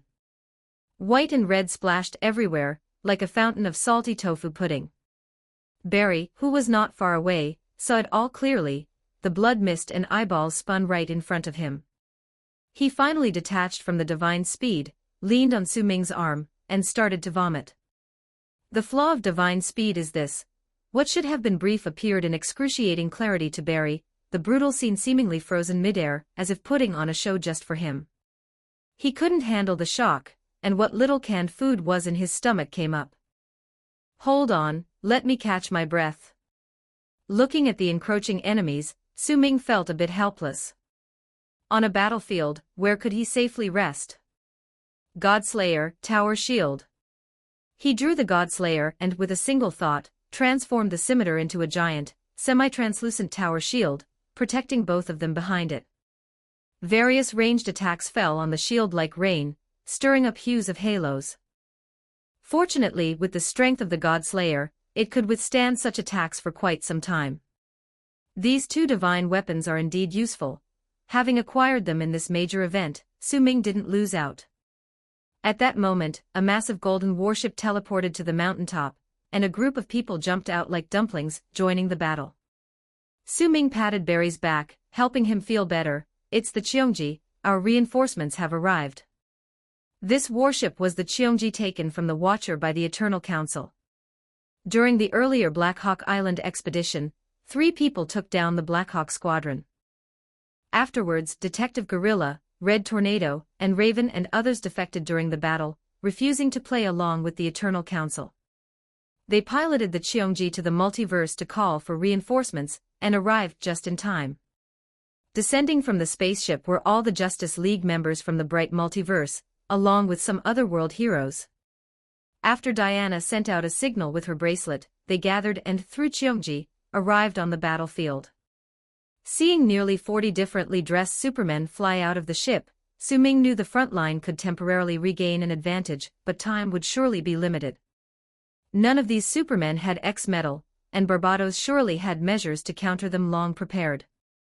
But Su Ming needed to see Barbados's next move to decide his strategy. Their preliminary plans had already failed, necessitating adaptability.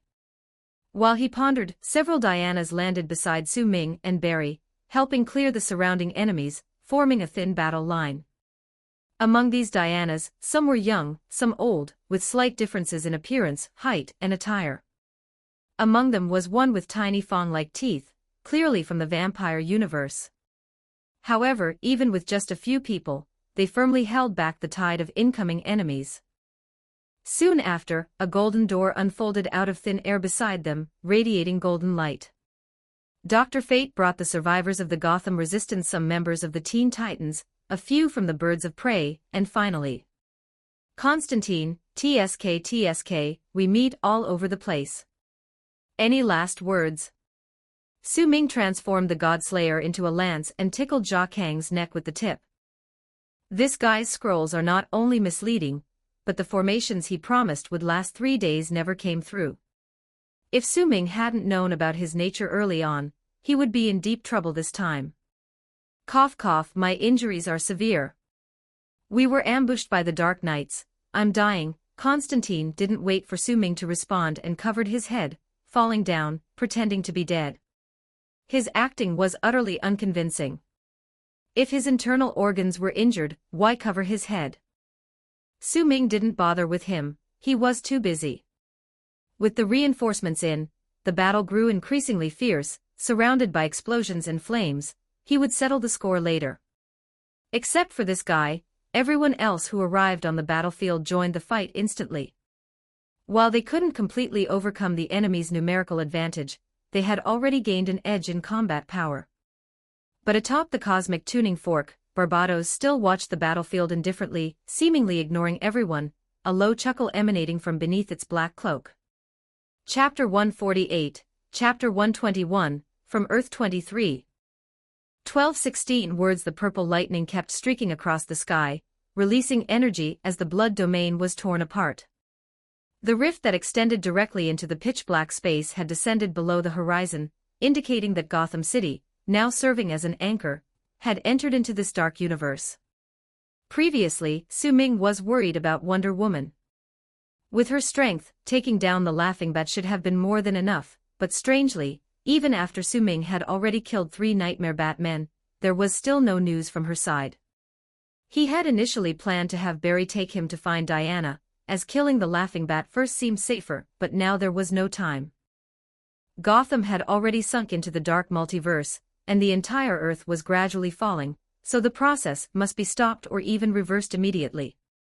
This meant they must first deal with Barbados and destroy or reverse the cosmic tuning fork. This world shall ultimately fall into my hands. As he helped Barry think, Barbados atop the cosmic tuning fork finally took action. He manifested a horde of monsters through dark magic, creatures with Joker-like heads and worm-like bodies.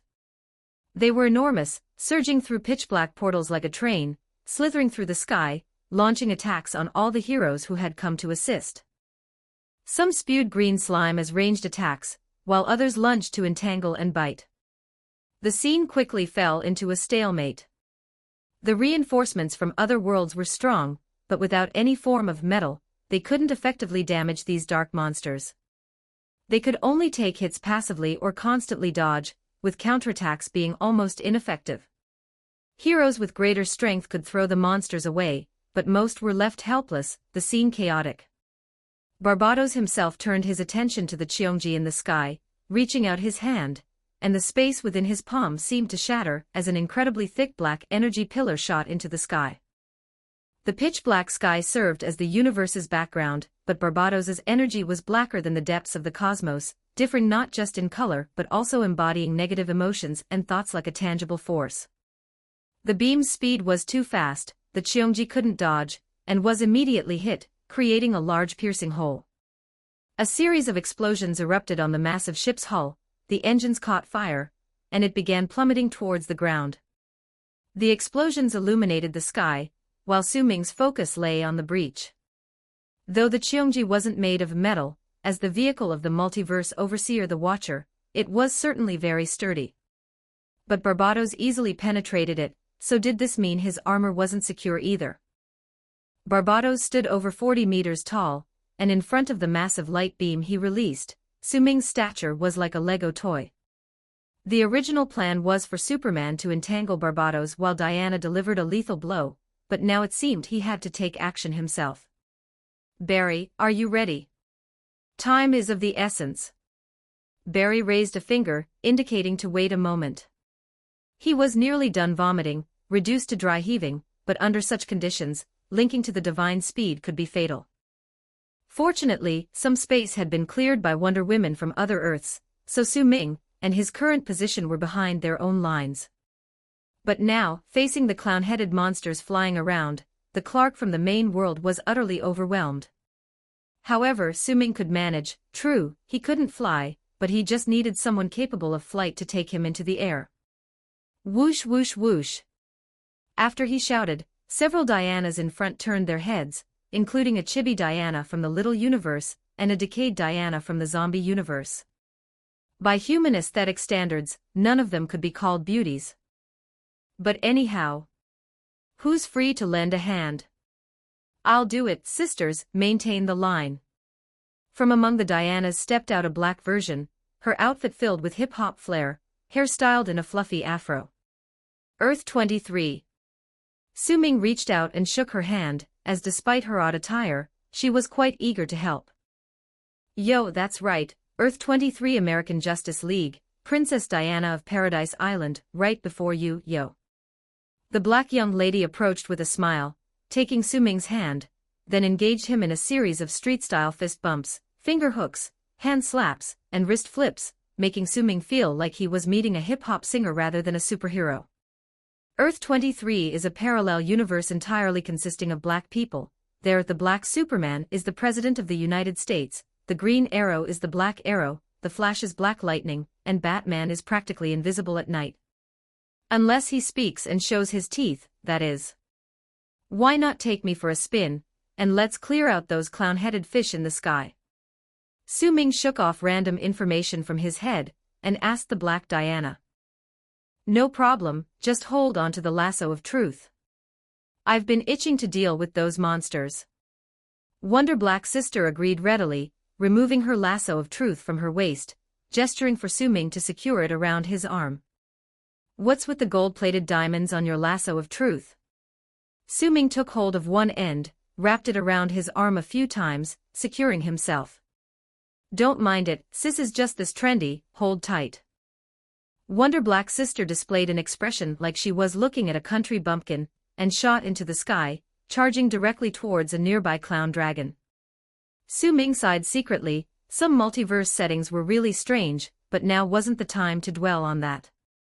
He drew his great sword, and leveraging the momentum of flight, he really sliced the incoming clown dragon from head to tail like cutting a bony herring. They flew swiftly, and the great sword was sharp. In an instant, the monster was split into two halves, falling from the sky. Just like that, let these green-haired bitches witness the might of the Black Sisters. The Super Black Sister glanced at Su Ming's black great sword, showing an approving expression, indicating his choice of black was quite tasteful. Then she took him toward another dragon-like monster. Fragments of monsters fell from the sky in sections, gradually turning the battlefield tide in their favor. After clearing a large area of airspace, Su Ming signaled to be let down. Before parting, Wonder Black Sister invited him to visit Earth-23 when he had time, where their Justice League would host him well in the Black Palace. Su Ming smiled and agreed, but he had no such plan. Earth-23 was too peaceful, not fitting for a mercenary like him, nor would he fit in with the Black Justice League. The density of monsters in this airspace had greatly diminished, and before Barbados noticed this blank area, Su Ming planned to launch a surprise attack on him. Now he was about 1 kilometer away from the cosmic tuning fork, but Barry was still throwing up non-stop, and the flash from other worlds was nowhere to be seen. He needed a quick method to get close to Barbados.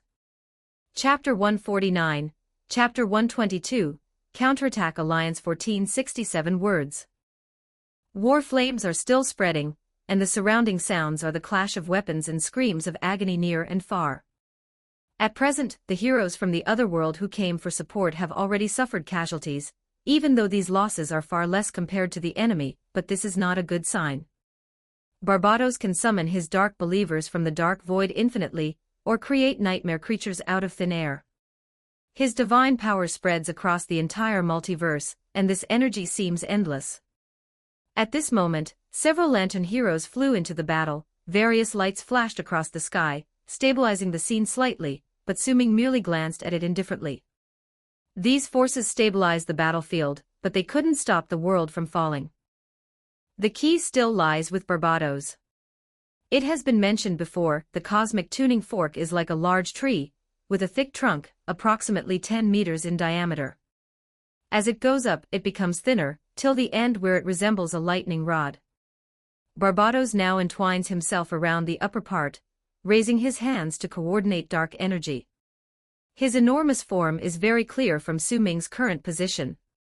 After some calculations, Su Ming believes there is at least a 50% chance of success in launching a surprise attack from here. Whether it hits Barbados or the tuning fork depends on luck. He raised his head, searching for something in the sky, specifically, looking for a person with a red cape. Superman, over here. There are too many people in the sky, with both enemies and allies flying back and forth, engaging in battles, and colorful energy beams constantly slicing through the sky. Just like bees fighting wasps, the sky is chaotic, with people or monsters occasionally plummeting to the ground, creating large craters. But Su Ming's eyesight is very good. He happened to see a Superman flying by not far away, and with Superman's hearing and vision, as long as he is willing to help, he will surely notice him. Sure enough, that red light veered in mid-air and landed directly beside Su Ming. Rasvish, Master Davari. This Superman warmly shook hands with Su Ming, while helping him clear the encroaching enemy ground forces. But Su Ming's expression turned somewhat quirky. This Superman spoke with standard suburban Ukrainian Russian, almost as if his voice carried the taste of caviar and borscht. Once he landed, Su Ming could see that there wasn't an S on his chest, but a symbol of worker-peasant unity. This is the Red Sun, why has he come too? The timeline of Earth 30 is much faster compared to the main world, and after DC rebooted N52, Su Ming truly doesn't know the situation over there. Currently, this Superman still seems young, maybe the story of the Red Sun is ongoing, or perhaps that world has started to cycle again, undergoing its own reboot. But that is his destiny, his story, and Su Ming does not intend to interfere. Hello, Comrade Clark. Su Ming greeted him like a comrade, then explained his plan in Russian. As a competent mercenary, Deathstroke mastered almost all the languages in the world. After all, the more backward the place, the more rampant warlords are, and the more business for mercenaries. Whether it's Big Beard or Black Uncle, whether it's tribal chieftain, or some self-proclaimed general or governor, mercenaries mastering some foreign languages always facilitates business. And mastering Russian, it means easier access to mass cheap arms and ammunition. Su Ming wanted to launch a surprise attack, originally intending to have Superman attract Barbados's attention. However, at that moment, a group of people ran by, instead attracting Su Ming's attention. Counterattackers assemble. The leader was a man dressed like a medieval crusader, wearing blue chain armor and a white coat, holding a red semi-transparent energy shield, charging towards the thick of enemy lines, calling out a battle cry as he ran past Su Ming. They were a group of heroes unlike the DC's usual style, moving towards the tuning fork, making quite a racket to clear a path. They are the Counterattack Alliance from Earth 8, an Earth in DC that parodies and pays tribute to the neighboring world. Yes, instead of the Justice League, there's the Counterattack Alliance, essentially DC's version of the Avengers. The leader who just ran past was the American Warrior, DC's version of Captain America, and even Captain America's qualities are magnified in him. He is brave and fearless, pure in character, with unmatched leadership and tactical ability. If the perfect knight meets all the descriptions of warriors in the Bible, then he is a saint walking out of the American Constitution, perfectly aligned with the values of Americans. Not just him, those behind him are all Marvel heroes of sorts. There is Machine Head, a super genius wearing high-tech armor he designed himself powered by a round boat reactor. There is the Blue Giant Infant, transformed into a giant monster by beta ray radiation. There's the super female agent Red Knight Demon, trained by the Forebear, the alien Black Thunder God Wang Jina, the Insectman, who can change size at will, the powerful mutant young lady Silverwhite, which the Ladybug hero, who became super after being bitten by a mutant ladybug. Also, Earth 8 hosts two mutant organizations named G-Men and Brother Gang, and on the Himalayas lies Kama Taiji with a super mage fond of taking apprentices known as the Special Effects Master. In short, whatever Marvel has in terms of heroes and villains, Earth 8 has a parody version of them, and their past stories greatly contrast with the usual DC vibe, they're quite humorous.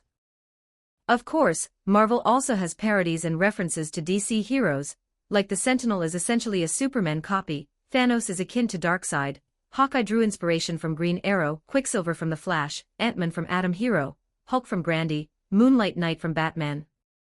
Just that unlike DC, Marvel hasn't crafted a whole world around them. Positions of the fans from both sides are distinct, always trying to claim one is superior, yet writers from both companies switch over frequently, and casually interact, like having tea or meals together. They talk about creative ideas, sharing stories, no accusation of plagiarism, just creators exchanging views together. There was once when the comic market was bleak, Marvel Company was in bad financial shape, and DC brought together a crossover issue, Justice League vs. Avengers. Everyone is a comic company, sharing the same business space, the relationship between them involves both competition and collaboration to maintain the market. Whenever the market dwindles, they would unite to produce crossover comics, like featuring the ace characters from both sides, Batman and Spider-Hero, Superman vs. The Amazing Spider-Hero, and the combination of regular humans who rely on faith, Batman and Captain America. Such works are numerous, including Wonder Woman and Conan the Barbarian, Batman vs. the Invincible Hulk, X-Men vs. Teen Titans, Batman and Night Demon Hero, Batman and Punisher. Hence DC crafted a parody Earth-8 and the Counterattack Alliance, and Marvel didn't mind that. Su Ming doesn't mind it either. These familiar-looking heroes are still heroes after all. Their presence on the battlefield only brings benefits, not harm. Currently, their target coincides with Su Ming's plan. Presumably, the American warrior determined through tactical analysis the importance of Barbados as a target. Although they lack means to cause effective harm to Dark Creation, they still charged. Like Captain America, even when knowing something is unattainable, heroes need to go forward.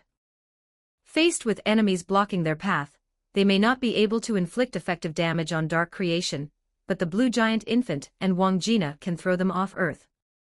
Thus Barbados's gaze inevitably falls upon them, because their team is unique in the DC multiverse. Even having destroyed countless universes, Barbados has never seen them. Nestled atop the tuning fork, Barbados felt perplexed. His gaze shifted to the Counterattack Alliance. Su Ming noticed him slightly tilt his head, seemingly pondering something. This granted Su Ming a considerable opportunity. "Comrade Clark, please take me into the sky, and then throw me towards Barbados." He held onto the Red Sun's arm, the muscles beneath the blue tight-fitting suit harder than steel, maybe due to climate and diet reasons. He's even taller and stronger than Superman from other worlds. "Are you sure?" "Comrade, you'll face great risk and possibly death. I think I should handle this better." Superman hesitated. The man before him doesn't exist in his world, but for now only seems like an excellent warrior, not beyond mortal. "Don't worry, Comrade Steel, I have super self-healing abilities. My whole body's bones will never fracture. I am the sharpest weapon." Chapter 150, Chapter 123, Surprise Attack. 12-15 words. As the saying goes, tactics are never constant, like water takes no fixed form. After arriving from the world furnace, Su Ming's plan changed time and time again. Originally, he wanted to rely on Superman and Diana to solve everything, but his plan to slack off came to a halt when Diana went missing, and Batman's attempt to save Sea King and Steelbone was unsuccessful as they disappeared. After that, he thought of sending Barry to find Diana, but Barry just kept vomiting and couldn't run at all. Sure enough, when you rely on mountains, they collapse. When you rely on water, it dries up. At critical moments, you have to rely on yourself. Su Ming sighed helplessly and nodded to the Red Sun beside him. He had made up his mind to meet Barbados in person. Though it seemed like he was left with no choice, there was a part of him eager for the challenge. After merging with Slade's soul, facing such a powerful opponent, how could a warrior not engage in battle? As long as he's not directly hit by Barbados' dark energy, his life should remain secure. However, if he delays any longer, waiting for all worlds to collide, that's when they truly face doom. The wind from the battlefield blew up from the foot of the mountain. Though the distance was far, it seemed to carry the scent of gunpowder and blood, stimulating his adrenaline to surge wildly. Brute force against Barbados is futile. A tactical approach is necessary, starting with a surprise attack to take the initiative. If the timing is right, he might severely hurt Barbados in an instant. His great sword was coated with X-metal, a nemesis of the Dark God. The challenge in defeating Barbados was not in how to attack, but in how to approach. Once he got close, even hacking away indiscriminately could solve the problem. The Red Sun picked up Su Ming and shot away from the battlefield at high speed, everything below appearing insignificant. Challenger Mountain looked like a twisting centipede, and Barbados was merely a small black dot in view, like a sesame seed on the head of the centipede. "Is this position okay?" the Red Sun asked him, and at this moment, the two were floating above Gotham City. However, the surrounding scene was no longer the gray sky, but a series of otherworldly Earths, like a bunch of blue fruits of different sizes, looking particularly conspicuous. "The distance is about right. Wait for an opportunity." Su Ming gripped his great sword tightly, slowed his breathing, and prepared himself. What opportunity? Superman observed the battlefield with his special vision, seeing things Su Ming couldn't see right now. Wait for Barbados to attack the Counterattack Alliance. This was Su Ming's plan. Barbados felt curious about the counterattackers, but this was a battlefield. He could not allow these unknown capacity enemies to approach him. When they got within a certain range, he would definitely attack them, as the other minions were not enough to stop a combination as powerful as a knockoff Green Giant with Thunder God. Distraction tactics. I can understand that, but I'm not familiar with the people in the Counterattack Alliance. Would they suffer losses? There shouldn't be a problem. Their leader is a man who uses belief as his shield, and you know, belief in humans is a power that can't be precisely quantified. Su Ming couldn't see the detailed situation on the battlefield, but answered Clark's question matter-of-factly. If he doesn't want to fall, he can hold out under Barbados' bombardment for an entire day. Given that the American warrior was somewhat stronger than the original Captain America, with an additional great treasure sword, he could probably hold out a bit longer. Their tactic should involve the American warrior tanking damage and taunting, with the Blue Giant Infant and Wang Jina drawing attention, while the killing blow would be the Silver White Witch's powerful magic. However, the flaw in this tactic is that Barbados is still too strong.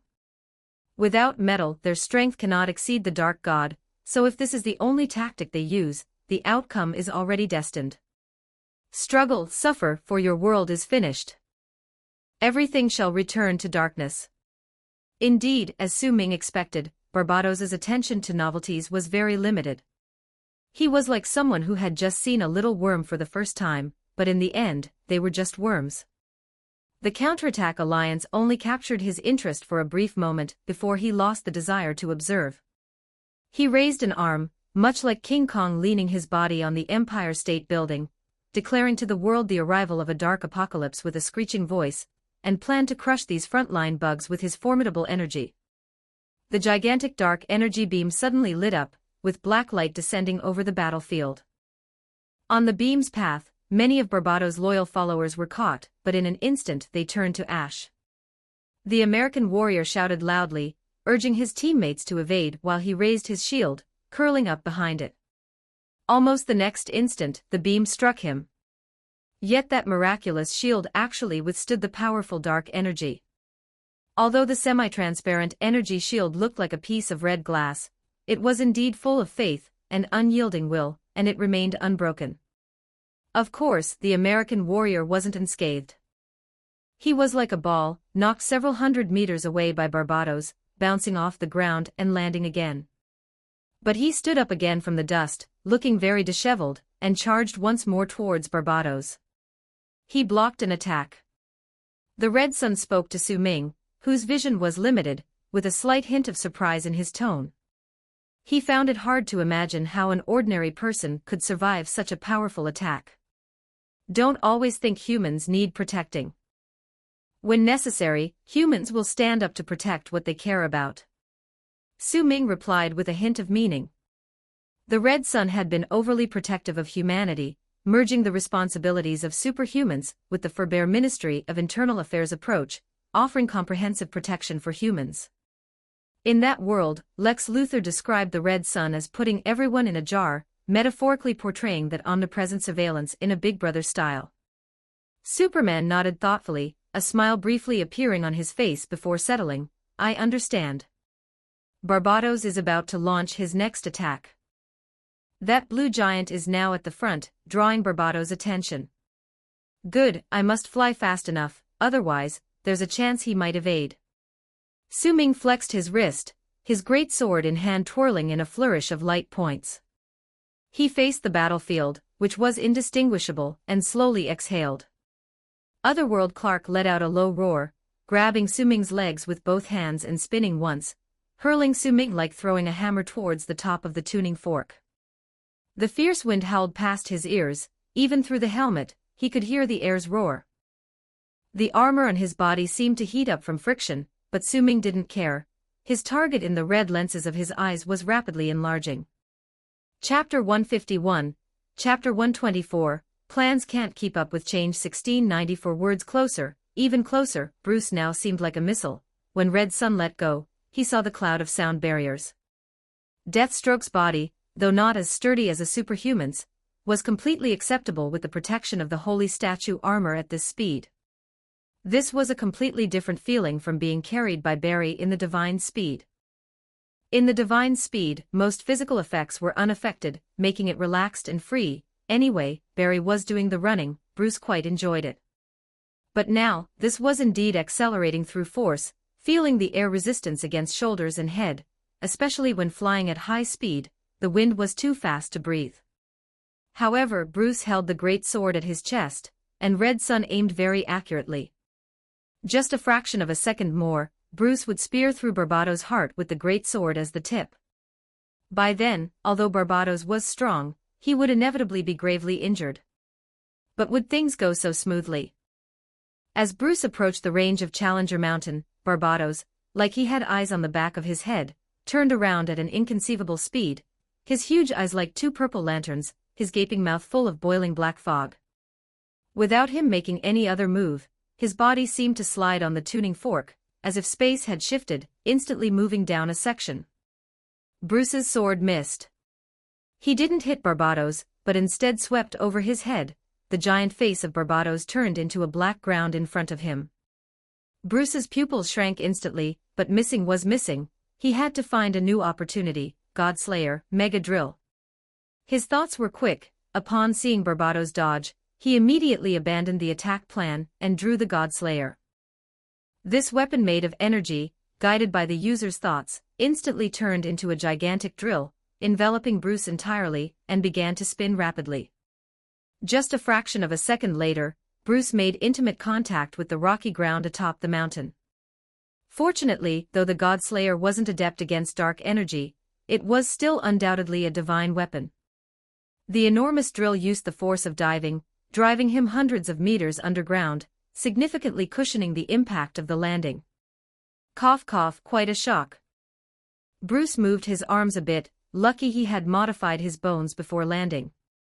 He controlled the X-metal inside his body to change into a hard outer but soft inner buffer form, securing his organs, so internal injuries were minor. However, unprotected muscles were almost entirely torn, and ligaments sustained some sprains and bruises, with his self-healing ability working furiously.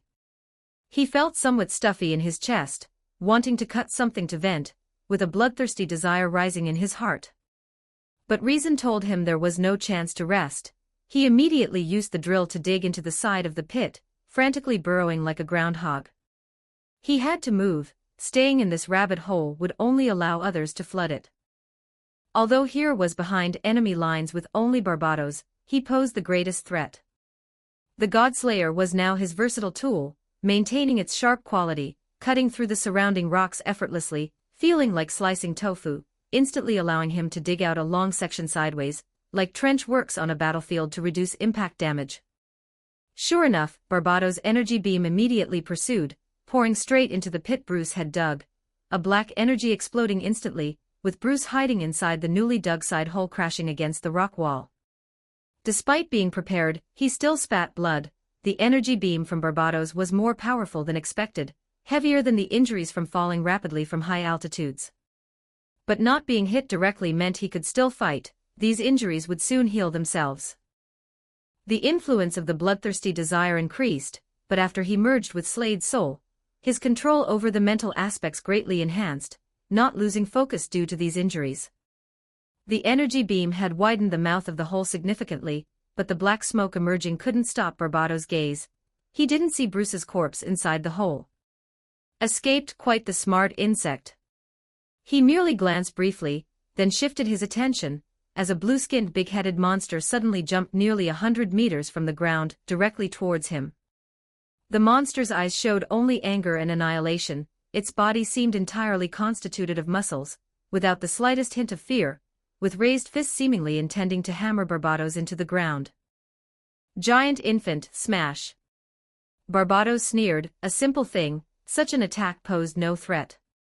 He raised his hand and fired a dark beam at the blue-skinned monster, being hit directly, its charred body flew to an unknown location.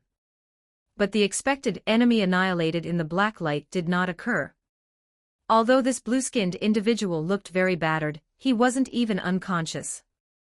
As he was knocked flying, his bloodshot eyes still stared fixedly at Barbados, as if saying he would be back. Another insect that survives taking a direct hit from me. This made Barbados somewhat displeased. After arriving in the main world, there were too many things not found in the dark multiverse. Barbados couldn't even understand what could create such a freak. It seemed like a human weapon. But that's not important. Just wait a little longer, and the main world will completely enter the dark multiverse, then he will gain the highest authority, and the fate of this world will be decided by his word alone. Suddenly, a big bald head emerged from the crowd in the distance, flew over covered in bright blue lightning. His skin was dark, and he held a big axe. Wang Jina's axe was exaggeratedly big, with the axe surface resembling half a door. Many people couldn't tell whether he was a thunder god or an axe god. For the glory of the Milky Way galaxy. This was Wang Jina's battle cry. Next door, Thor was fighting for Asgard, whereas he simply fought for the Milky Way galaxy. One can instantly tell who won, right? As his big axe swung down, a blue lightning bolt instantly hit Barbados.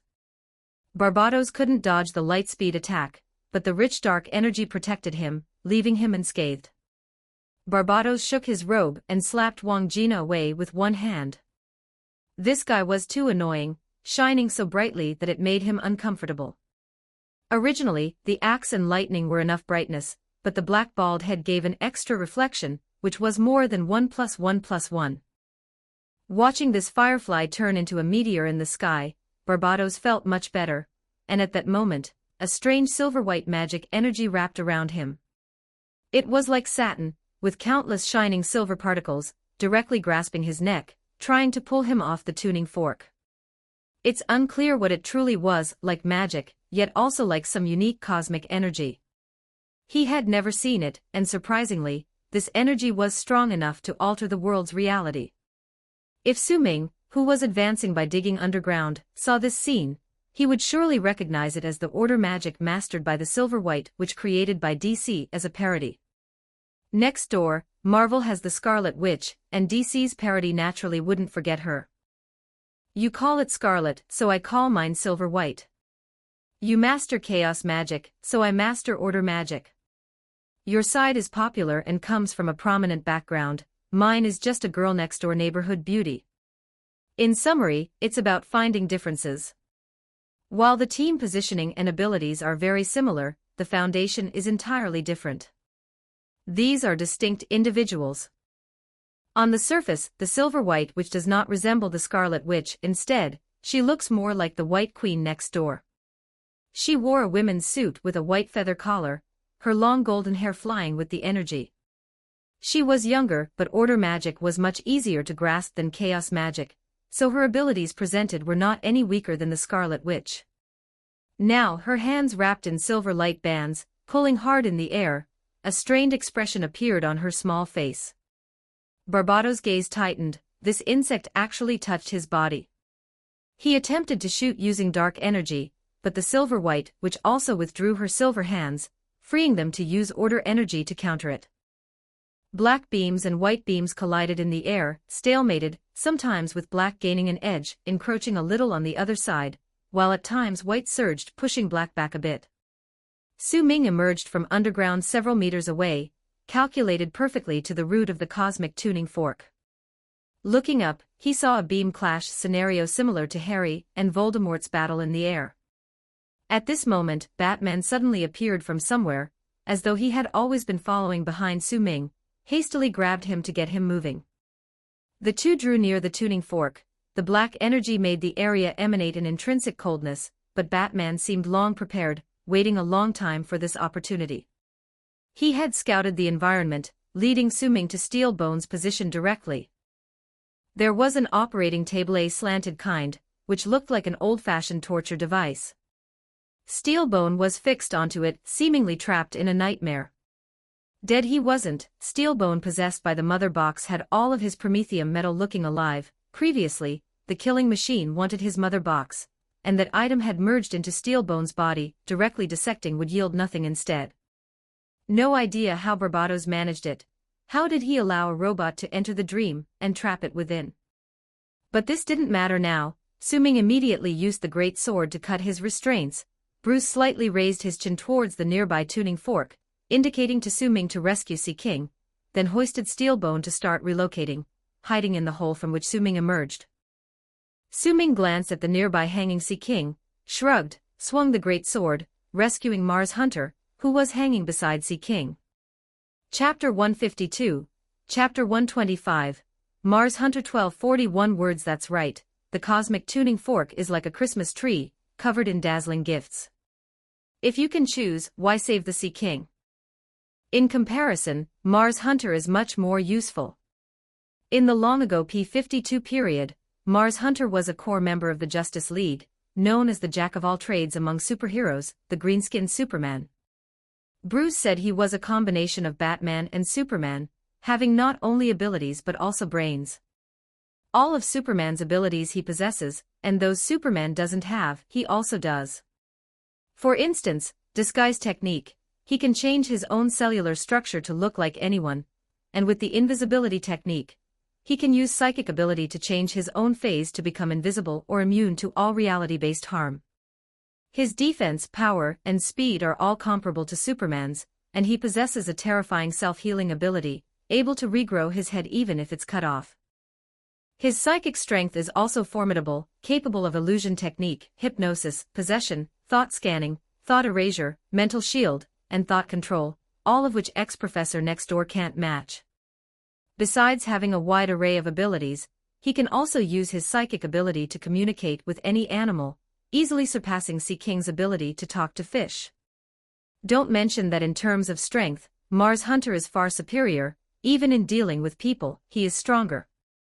Originally a policeman on Mars, his intelligence is on par with Batman's, and after coming to Earth, he worked for the United States government for a long time, adept at thinking and handling interpersonal relationships. Although he may look like a green monster, shriveled and resembling a green skeleton, he is a very nice person, hardworking without complaints, skilled at cleaning, and a good cook, maintaining the daily routines at the Hall of Justice during the P-52 period. So now that there's a choice, who would still want the Sea King? He picked up the limp Mars Hunter and immediately followed Batman back into the cave. Batman put down Steelbone, took a breath, as 60% of Steelbone's body had been replaced with promethium metal, making him much heavier than steel, approximately 200 kilograms. He used his X-Metal Bat gloves to enlarge the cave entrance slightly, allowing two people to walk side by side, and as he turned around, he saw Su Ming returning with Mars Hunter. Even though he didn't speak, Su Ming guessed what he intended to say. Weren't we supposed to save the Sea King? Why save Mars Hunter? However, he couldn't really say it because Mars Hunter is also a familiar of the Justice League, and with his physical qualities he'll wake soon enough. It'd be awkward if he awoke to find them debating whom to save. Batman poked his head out of the cave entrance, planning to save a few more people like ants moving, but Barbados seemed to sense something, glancing toward the base of the tuning fork while confronting the Silver-White Witch. Bruce immediately withdrew, fearing that Barbados's attack could potentially bury everyone alive in the cave. Su Ming didn't intend to rescue any more people. As soon as Mars Hunter awoke, his new plan would be enacted, leaving the others to be rescued slowly by others later. Mars Hunter, akin to Kryptonians as aliens, awoke soon after, sitting up abruptly and panting heavily. Huff, huff. He rubbed his green bald head, as if wiping sweat. Although his skin had no ability to secrete sweat, who knows what he experienced in his dreams. He quickly settled down, then looked at Su Ming with goodwill. He recognized Deathstroke and understood Deathstroke's style, trusting he would stand on Earth's protective side in such critical times. He intended to use his psychic ability to read some of Deathstroke's memories, given their cave-like location and potentially dire outside circumstances. Mind reading would save conversations time. But his psychic efforts bizarrely fell into a void, though facing Deathstroke, the brainwaves found emptiness, akin living soul falling into an endless void without echoes. This Deathstroke was like a stone, frankly a non-thinking non-conscious entity. In normal circumstances, he wouldn't read Deathstroke's memories because a major flaw of memory reading is its inability to read mad or mentally ill memories, which could drastically burden his brain, even inflict instant harm. For instance, Joker's mind is like a circus jumping around, with everyone laughing uncontrollably, impossible to decipher useful information, getting dragged into an unconscious frolic. Apart from Mars Hunter in the DC world, there is Boston Brand, codenamed Dead, who once read a snippet of Jacques Kang's memory and immediately regurgitated it. Even ghosts were made to vomit. Had he not been dead already, he might have died once more. According to him, Jacques Kang's brain was full of obscenity, filth, and impurities, all devoid of demon's filth in the brain, combined with Jacques Kang being more. Given Deathstroke's dark living environment, his thoughts couldn't possibly be pure. Mars Hunter was quite resolved to attempt reading his mind. However, Su-Ming was now an ex-metallo, his brain strictly shielded the psychic attempt would surely fail, obstructed by the DC World's cosmic foundation. Mars Hunter's abilities fell short of breaching this barrier. Actually, Su-Ming worried most that Mars Hunter glimpsing outside the DC world, discovering all our comic characters, fearing reality revelation might shock him to sudden death. After failing on Deathstroke, Mars Hunter shifted reading to Batman, who clearly knew the intent. Consequently, he remained motionless, emotionlessly, actively pondering crucial information, offering it up. The reason Mars Hunter is a hero is attributed to possessing immense power coupled with remarkable restraint, adhering to a strict moral framework. He merely retrieved active memories from Bruce without mindlessly delving, his deduction leading to the answer. So, we're now in the final battle. Yes, Ron, Deathstroke saved you. Presumably, he has tactical plans for you. Bruce turned Steelbone around, as he still wasn't waking, hoping to find any reactivation button or power switch on him. Wouldn't it resemble car theft and wire collision? Mars Hunter refocused on Deathstroke, realizing the present one differed from the familiar identity he knew. Batman deemed this Deathstroke stronger, privy to copious secrets. Ron was a touch curious about his psychic failure, yet now wasn't the time to pursue the reasons. He nodded amiably at Su-Ming, extending his green palm for a handshake. Thank you, stranger, for everything you've done for us. Su-Ming smiled, reached out and shook his hand. A nod to his governmental background. The remark hit differently. Despite rescuing many, apart from the dead Red Death demon, who'd thanked him. This uplifted Su-Ming's spirits. After all, who doesn't seek gratitude? Though monetary pursuit prevails, appreciation from Mars Hunter suffices. Separating Steelbone payment for another occasion, he used a great sword to sever a few mechanical arms and restraints. Nonetheless, he acted. Mars Hunter's rescue fee he'd waive. Su-Ming was in good spirits, granting the effortless aid for free. Such is the liberty of the top-notch mercenary worldwide. Hello, Ron, or do you prefer your Earth name, John? Su-Ming loosened his grip, removing his helmet and facing Mars Hunter, smiling to convey goodwill. Although I'd enjoy chatting, Barbados lies roughly 100 meters above us. Your contributions are needed for the forthcoming battle. Chapter 153, Chapter 126, Fall 1367 words. Mars Hunter woke up, and the remaining battle could be resolved as long as he coordinated with Su-Ming. Even though Ron was strong, his weaknesses were equally obvious. As an alien police officer and a former member of the Justice League, he was a moral and benevolent model, and he did not kill.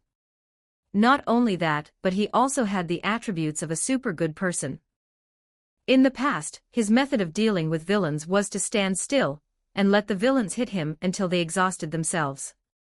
Once the enemy was too tired to fight, he would use his mind-reading ability to start his persuasion tactics, making the villains weep and repent in minutes. He adopted many stray cats, and whenever it rained in a city, he would fly over to see if any cats were in the rain. He also had a lot of goddaughters, many of whom were young heroines with tragic backgrounds raised by him. The fact that the blue lantern ring representing hope and benevolence didn't choose him was simply blind. Unfortunately, his fate was also tragic. All the loved ones he cared for died, and in the N-52, he discovered that he was actually a Martian weapon meant to destroy Earth, and when this preset mind program activated, he had to execute it. His friends in the Justice League had completely conflicting positions with him, and he didn't want to fight against the Justice League at all. So, after being driven into battle several times, he ultimately committed suicide. During the Brightest Day event, he was revived by the White Lantern, but in recent years, he had been in seclusion, cooking meals for a few adopted girls at home, watching TV, and eating Oreo cookies. This was his first time coming out of retirement in a long time, because the world was facing a threat. However, something went wrong somewhere, and he ended up directly in a tree. It's estimated that the nightmare bats used the flames he feared most against him, and his past experiences on Mars gave him an internal trauma that made him weak whenever he was ignited by flames, and unable to activate any abilities. Can you still turn invisible now? Su-Ming asked as Ron had just come down from the tuning fork, and being affected was inevitable, but his green skin made it impossible to tell if he had also aged. I'm fine, what do you need me to do? Ron showed his bright white teeth in a smile, brighter than berry, probably due to the contrast with his skin color. Su-Ming frowned, as it wasn't just the comforting smile. Ron's tone also suggested his state wasn't quite right, although he didn't admit it. So, Su-Ming placed the great sword horizontally between them, removed his glove to press a bright point on it, causing the metal to soften and flow, transforming into its original X-metal form. Catch this drop of liquid, feel it with your heart, and think of some beautiful past memories. Mars Hunter touched the drop of liquid without a second thought, and recalled the joyful times he spent with everyone in the past, his smile growing even brighter. Although the silver-white liquid was just a drop, Su-Ming could feel Mars Hunter's aura rapidly rising, quickly returning to his peak state. The liquid remained just that one drop, seemingly unchanged. He handed the drop back to Su-Ming. Su-Ming knew this would be the outcome. In the comics, the Justice League used a drop of liquid to connect all of humanity, lifting Earth back to the bright blood domain. The energy contained in this small drop of metal was astonishing, and replenishing Ron's lost energy didn't seem to diminish it. Casually pressing the X-metal drop onto the great sword again, it turned into a star-shaped spot. He took off the few silver grenades from his chest, and handed them to Mars Hunter. In a moment, use your phase ability to fly up invisibly, hang these grenades secretly on Barbados's robe, pull the cord, and then run. Alright, Barbados should be considered a monster, not a person, right? He accepted the grenades and asked Batman. Even though he was entangled by Barbados in a nightmare for decades, Bruce couldn't definitively define the Dark God, probably not a person, maybe a bat. Or something else. Su-Ming dismissed this doubt. Don't worry, you expect a few grenades to kill Barbados. He's so huge, the explosion of these grenades would be like a few static sparks on an ordinary person. Ron and Batman accepted this explanation, as large size always indicated a great capacity to bear injuries, and as a multiverse-level being, it would be exaggerated if Barbados were really killed by a few grenades. Of course, Su-Ming's grenades were U.S. Army standard pineapples, and the X-metal on them wasn't a unified whole. Otherwise, they definitely wouldn't explode, so he attached a bit of X-metal to each raised part to ensure each shrapnel had lethal power. The explosion should injure Barbados, but the rest would still depend on themselves. Watching Mars Hunter gradually turn transparent, his clothes and blue cape disappeared into the air, but the X-metal, due to its special properties, couldn't enter the phase state. So Su-Ming and Batman saw the grenades floating out of the cave, rising into the sky. Fortunately, the grenades were small and shouldn't be noticed by Barbados. Let me use that X-metal liquid for a moment. Bruce reached out, estimating he would need energy to save Steel Bone. For some reason, after we left the cosmic furnace, we can't control X-metal to transform like you can. Su-Ming nodded easily, as if hearing the registration sound of an ATM click in his ear. At the same time, he guessed that this should be related to the strength of the soul. His soul was twice the strength of everyone else's, which allowed him to accomplish this. He realized this at the time, but didn't say it then. Revealing this to Batman wasn't an issue, as he would find out sooner or later, and the X-metal within his body was his real trump card.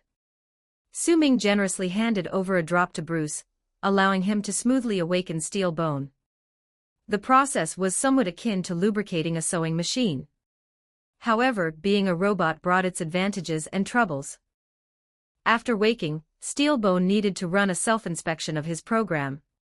Earlier in that nightmare, the mother box seemed to rebel, even wanting to detach from him, causing him unease.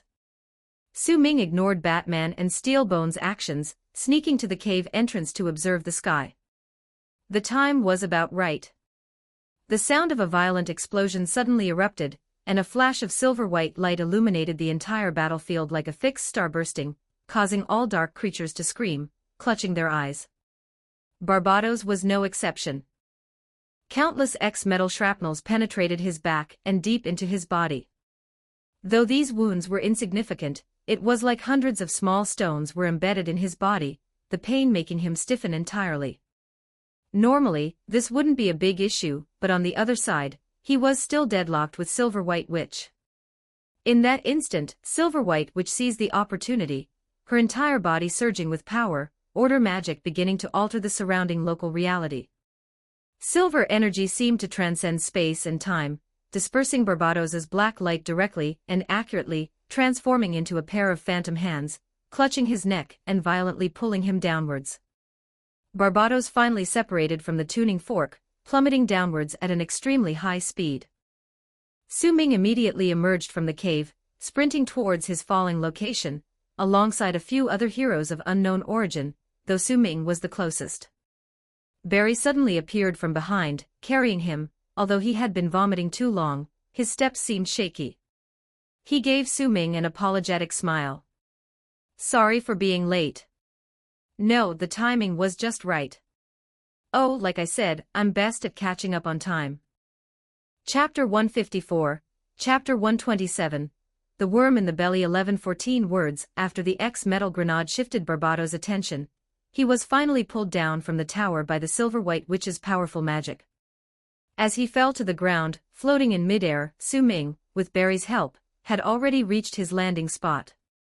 "This scene feels familiar. Have I chopped something falling from the sky before?" Su Ming raised his great sword, posing midair, and in the state boosted by divine speed, he had the leisure to chat with Barry beside him. Barbados seemed to be in slow motion, though pulled by a silver hand, he was descending slower than a snail. Turning back to look at the arriving heroes, all with exaggerated facial expressions, gritting their teeth, as they ran in slow motion, sweat seemingly paused midair, even their breaths elongated endlessly. Barry tilted his head in confusion. "Really? I don't think so. Maybe I remembered wrong, doesn't matter." Su Ming replied casually, as order magic was guiding Barbados onto his sword. "Are you ready?" "I'm leaving, you'll lose the divine speed soon," Barry said, released his hand from Su Ming's shoulder and waved, indicating he'd observe from a few hundred meters away. Having gone through a process baptized in blood and brain matter, he decided to keep some distance. Barbados is huge. If he spurts blood, it could easily reach dozens of meters, so Barry decided to retreat first. "Go ahead, don't go too far, I'll need you and the divine speed soon." Su Ming tensed his muscles, set his stance, and watched the air intently. Next, with a splat, Barbados fell directly onto him. Su Ming was like a nail, plunged into Barbados' body. Indeed, even if Barbados lay flat on the ground, his body thickness was about 7 or 8 meters, and Su Ming completely disappeared into his chest cavity. "Took some impact, but it's not a big deal, though this guy's full of dark energy inside, really impressive." The black gooey substance, a pungent smell, it was like dropping into a swamp. Su Ming moved his arm. In the past, such an impact would have given him a fracture, but with the new skeleton, he only felt slight vibrations, no injury at all. Everything around was pitch black. Su Ming felt like he was soaked in icy cold seawater, the piercing cold and the inexplicable stench, leaving him with a suffocating sensation. Even night vision-empowered goggles couldn't penetrate the surrounding darkness, as everything here was energy-induced, not merely lacking light. His armor emitted sizzling sounds, the energy corroding the promethium metal. He immediately decided to act. Though uncertain of his surroundings, he was undoubtedly inside Barbados, so he swung his great sword wildly around him. The feedback told him he indeed hit something. Barbados struggled on the ground, as if tearing open his chest searching for something inside, but several supermen flew over at that moment, firmly gripping and pressing his hands against the ground. Though unaware of Barbados' intentions, whatever he was trying to do, they couldn't let him succeed. Barbados let out a piercing scream. Even the supermen were pale from the noise. Mars Hunter unveiled out of invisibility, glanced at Barbados, then turned and flew to the cosmic tuning fork, searching for ways to reverse the dark energy. How dare you touch my liver? Barbados felt a sudden abdominal pain, an organ got sliced. Stay away from my heart. He felt another twinge in his heart, such injuries were grave to him. Listening to his cries, Su-ming felt relaxed. What was originally blind chopping turned out informative with Barbados constantly shouting, guiding Su-ming on what he was slicing.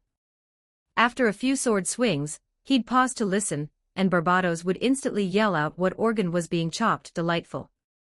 In a matter of seconds, it was like Su-ming turned into Sun Wukong inside a demon's stomach, causing a great turmoil in heaven, feeling organ remnants reaching past his knees. The crucial organs were shredded, leaving Barbados hanging by a thread. Sadly, this entity couldn't be killed. He was the embodiment of negative wills from the dark multiverse, and as long as there's a trace of negativity in the DC world, he couldn't die. Su-ming, no matter how powerful, can't govern the minds of every individual across the multiverse. The innards served no physiological function, merely storage or amplification of dark energy, coincidentally resembling common organs. So after enough havoc, he picked a direction, swinging his sword madly forward, soon carving an opening in Barbados' side, emerging outside. Barbados' blood was black, Su-ming looked like he climbed out of black mud. Fortunately, with so many supermen around, one unfamiliar one gently blew on him, and the filth blew away, instantly refreshed. With this cleansing ability, why haven't laundry detergent or washing machine companies sought Superman for endorsements? Clark's reporter salary is meager, earning some legal side income as Superman isn't wrong, right? Su-ming felt much cleaner now, just a bit cold. Barbados still had a breath left, and what happens next would depend on others, whether they choose a magic seal or a high-tech cage. Su-ming wanted no more part in dealing with immortal beings. The Joker dragons lost their dark energy protection in the sky, soon strangled by the heroes below, the villains from different worlds, without their backbone, scattered in all directions. The heroes began capturing them separately, each world's hero going after the villains from their world, perhaps intending to imprison them back home. Though the Cheongji crashed, with so many heroes around, repairs would be swift. Not far off, Steelbone and Mars Hunter studied the tuning fork. Su-ming wasn't proficient in these high-tech gadgets, so he decided to find Diana and the Laughing Bat. The Laughing Bat was slippery in the comics. After Barbados' defeat, he even planned on colliding the minds of the Watcher and Anti-Monitor companions to destroy the multiverse. Their minds didn't just store opposite substances with huge energy but held all DC Universe information, and if collided, everything would annihilate. If there was anyone Barbados never deceived, it was undoubtedly the Laughing Bat, who outwardly worked for Barbados but had his own plans, aiming to destroy all worlds. Ruling the multiverse. Too dull, better to light a grand firework. Infected by the Joker virus, he was less a Batman and more a Joker from another world. This Joker also possessed all Batman's abilities. Originally, Su-ming tasked Diana to take him on. It seems there's trouble, as this guy likely exploited Diana's weakness to control her. Now Su-ming searched through the crowd for Barry, hoping he wasn't running around. Chapter 155, Chapter 128, Mad Laugh's Current Situation 1354 words. Su-ming had to go through some effort to find Barry. He eventually discovered him hiding in the tunnel from which Su-ming had just emerged. Barry had somehow procured a bag of cookies, and was munching away, crumbs falling from his mouth. Had a good rest? Su-ming asked calmly, leaning on his great sword, black blood dripping down the blade. Cough cough, the cookies are too dry. It would be great if there was some water. Barry stretched his neck, gulping down a mouthful of cookie with difficulty. He looked sheepishly at the pile of empty cookie bags beside him. Do you want some? I just got some chocolate Oreo cookies from Ron. Although Su-ming was clean now, the disgusting feeling from being surrounded by the bizarre dark energy inside Barbados still lingered, leaving him with no appetite. Besides, he's not a speedster, so he wouldn't get hungry so quickly. On the contrary, due to the modifications by X-Metal, he felt a fullness of energy within him. No thanks. Speaking of which, Mars Hunter really has a special fondness for chocolate Oreos. He should ask the manufacturer for an endorsement fee, so he can enjoy them for free. Mars Hunter is not like you. Very low-key person, not fond of appearing in public and making a show of things. Barry stuffed another cookie into his mouth, answering Su Ming's question vaguely. Su Ming suddenly thought of grabbing Mars Hunter to ask him if he knew about the 4 ways to write, no, eat Oreos. Endorsing a product is a completely legal and proper thing. Given he's a loyal customer of the product, Mars Hunter could benefit from it, if only he wasn't worried about misleading consumers' fair choice of cookie brands. After all, his taste doesn't represent everyone else's. Such moral scruples really seemed overly cautious and excessively considered. If Su Ming had his powers, he would undoubtedly go around like the Justice League to rake in money, endorsing some products, shooting a few commercials, and counting money at home. Su Ming felt that Ron lost $1 million. What do you think I should endorse if I want to make money? Su Ming suddenly asked Barry. Barry was a bit bewildered. Is there such a thing as endorsements in mercenary work?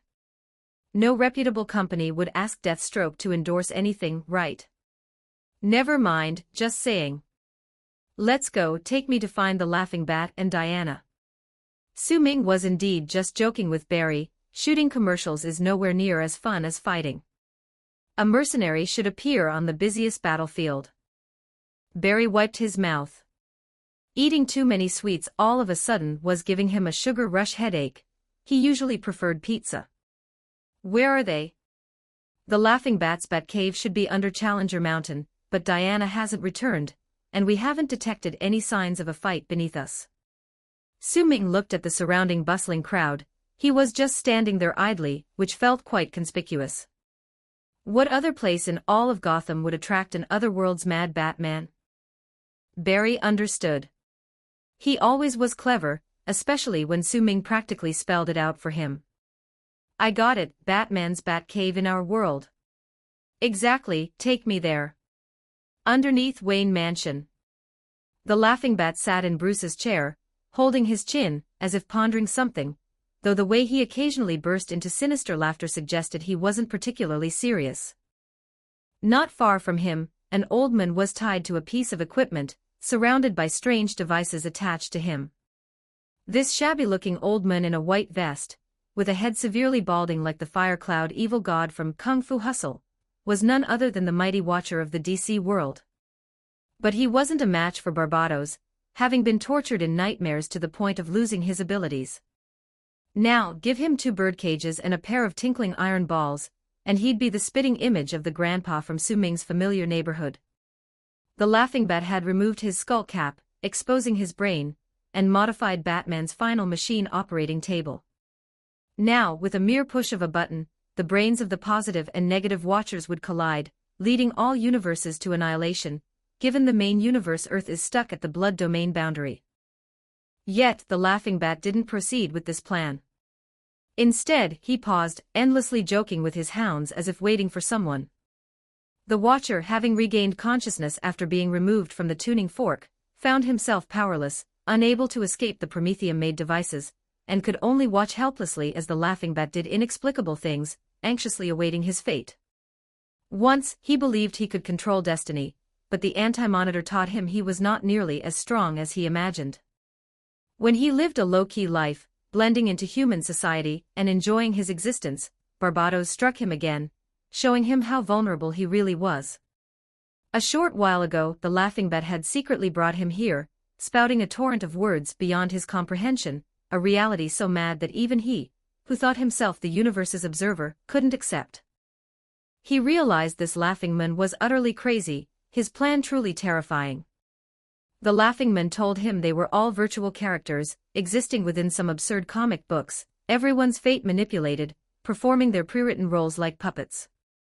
Only his plan could change everything, granting true liberation to all.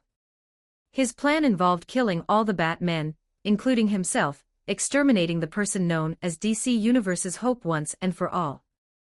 But before doing so, he needed to have a good talk with the Batman of the main world, to show him that he was the greatest Batman, the real Bruce. That he was the one who would ultimately save everyone, freeing them from their manipulated, laughable fate. Time flew by with his mad laughter and the panting of the robin hounds.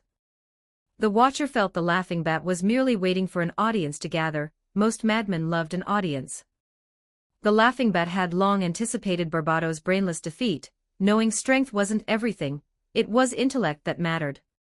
He had been deceiving everyone for so long, all for today's arrival. He wanted the main world's Batman. Batman was the key. But first to arrive was Wonder Woman, much to his displeasure.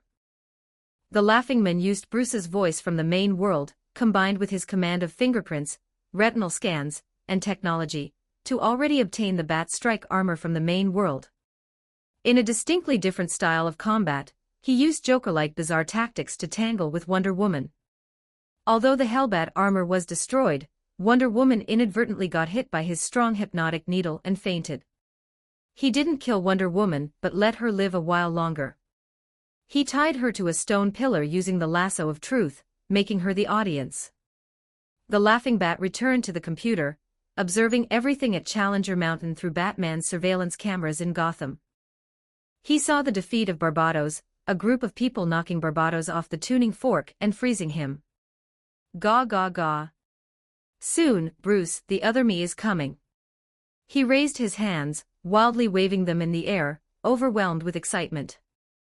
Aren't you happy?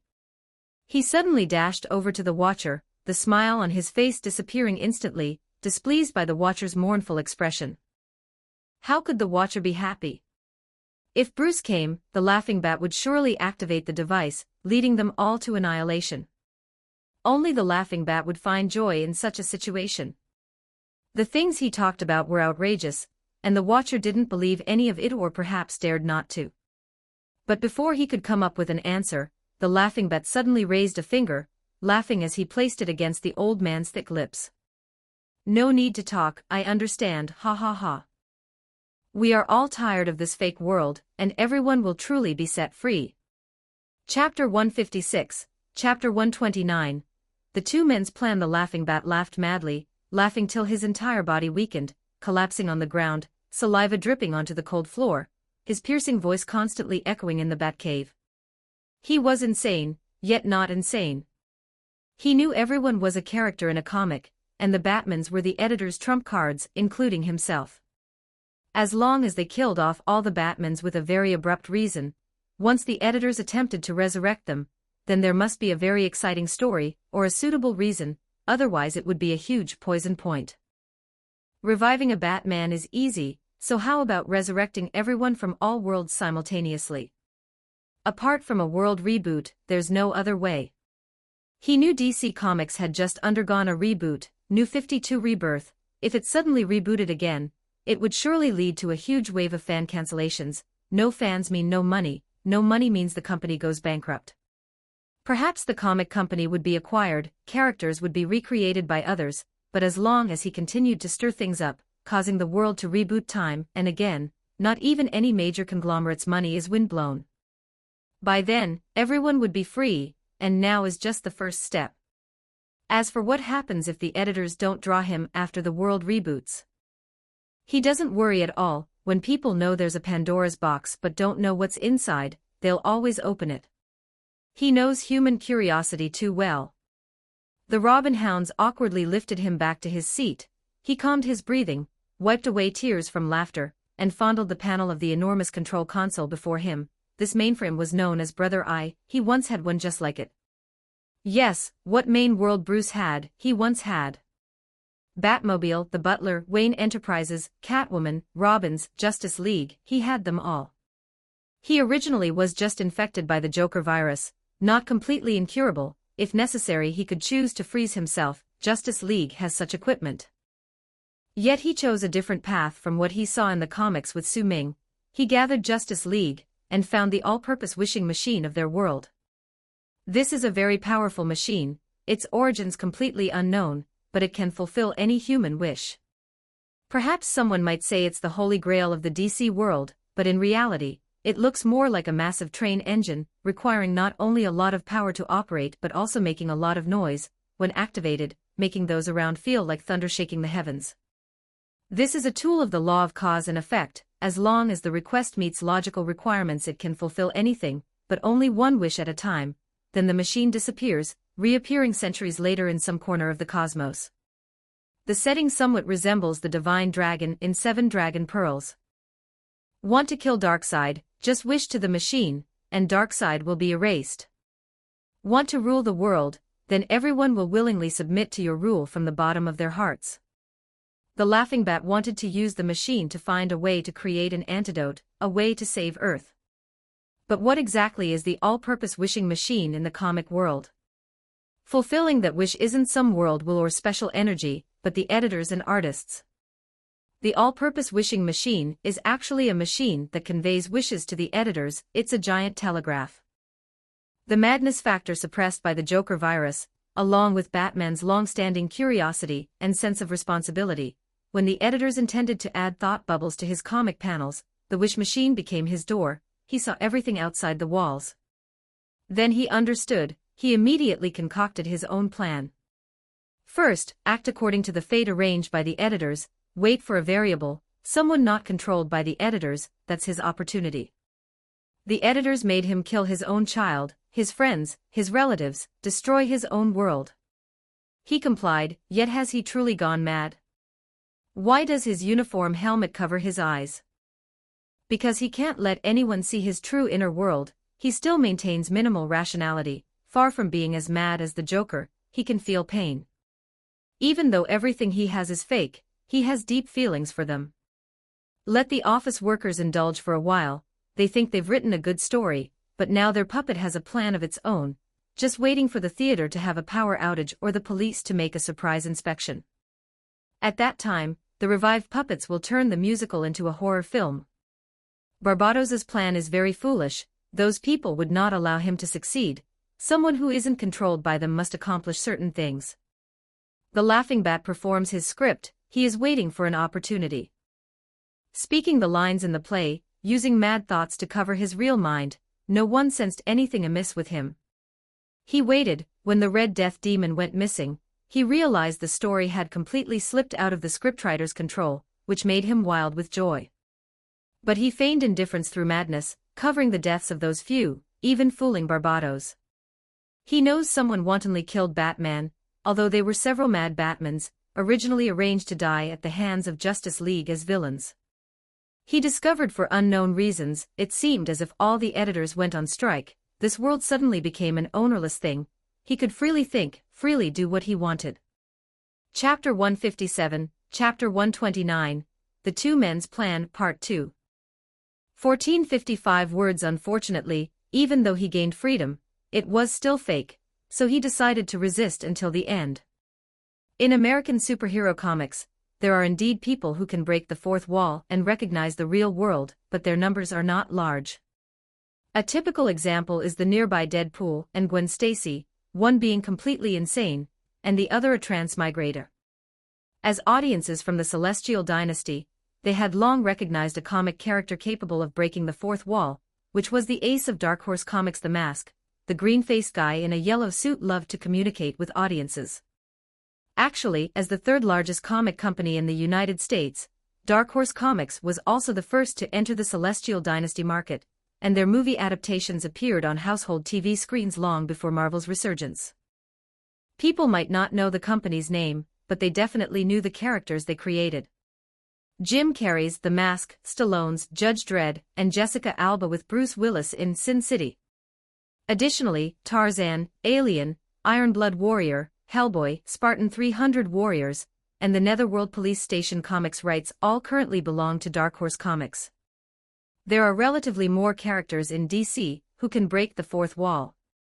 In the early days, Superman could. He could wink at readers or even directly communicate in the comics. After Silver Superman was cut, there was Supreme Little Superhero, Bat Spirit, Troublemaker, and Ambush Insect, all of whom could more or less perceive matters beyond the wall. In fact, Bat Spirit and Troublemaker are creatures of the fifth dimension. They can erase characters and stories from a higher plane with an eraser. Besides them, there's the main world Harley Quinn, who gained popularity because she was crazy enough and analyzed herself psychologically, overhearing discussions and arrangements about her character story from the editor department. After breaking up with Joker, the little madman fell into a state of confusion and emptiness, always talking to herself, behaviors that made her even crazier. After some time, she discovered she could hear another kind of eerie inner voice. That was actually the thoughts of anyone who saw the comic, whether editors, illustrators, or readers. Now in the main world, she can actively communicate directly with editors and illustrators, like asking the chief editor to choose her favorite artist to draw her, and when arranging stories, ensure to give her more handsome supporting characters with six-pack abs. She quite likes Steve, the artist who does a run for Zatanna. Of course, the ace artist Jim Lee in the DC editor department is also great, but unfortunately, he is too busy drawing Superman and Batman. There are also a few illustrators she likes from Marvel next door. She once had a nightmare of being hunted by the second-generation Black Widow, dreaming of being shot in the abdomen, which was extremely painful, when in fact it was because she ate 6 hot dogs the night before. The artist from The Walking Dead, Charlie, is also good, but sadly, the DC editor department could only find the artist for the Powerpuff Girls, and she's unsure if that style suits her. In terms of wall breaking, her ability is even stronger than Deadpool's. She can see ghosts in the comic world because she knows the illustrator placed the ghost there. Capable of talking with anything that has thoughts, because the editor would write its thoughts in speech bubbles above animals' heads. Capable of entering others' dream realms to play because everyone is in one comic, she just needs to flip through a few panels. She can reach the real world just by stepping out and walking around, even driving others there. She goes to the San Diego Comic-Con every year, and once sneaked to Marvel's booth to chat and laugh with big shots from the comic industry and Hollywood. This time, in the metal event, she's quite interested in the Laughing Bat, finding the combination of Batman and Joker intriguing, so she willingly walked into the trap wanting to get closer to the Laughing Bat. As a result, she of course got caught. The Laughing Bat noticed something different about her and couldn't allow her to ruin his plans, so she's still hanging on the tuning fork now. Harley doesn't mind. She knew about the conclusion from the editor long ago. Anyway, the Justice League would save everyone, and she thought to play in the nightmare. No loss at all, and she could experience an unprecedented nightmare. Isn't that nice? Harley was overjoyed.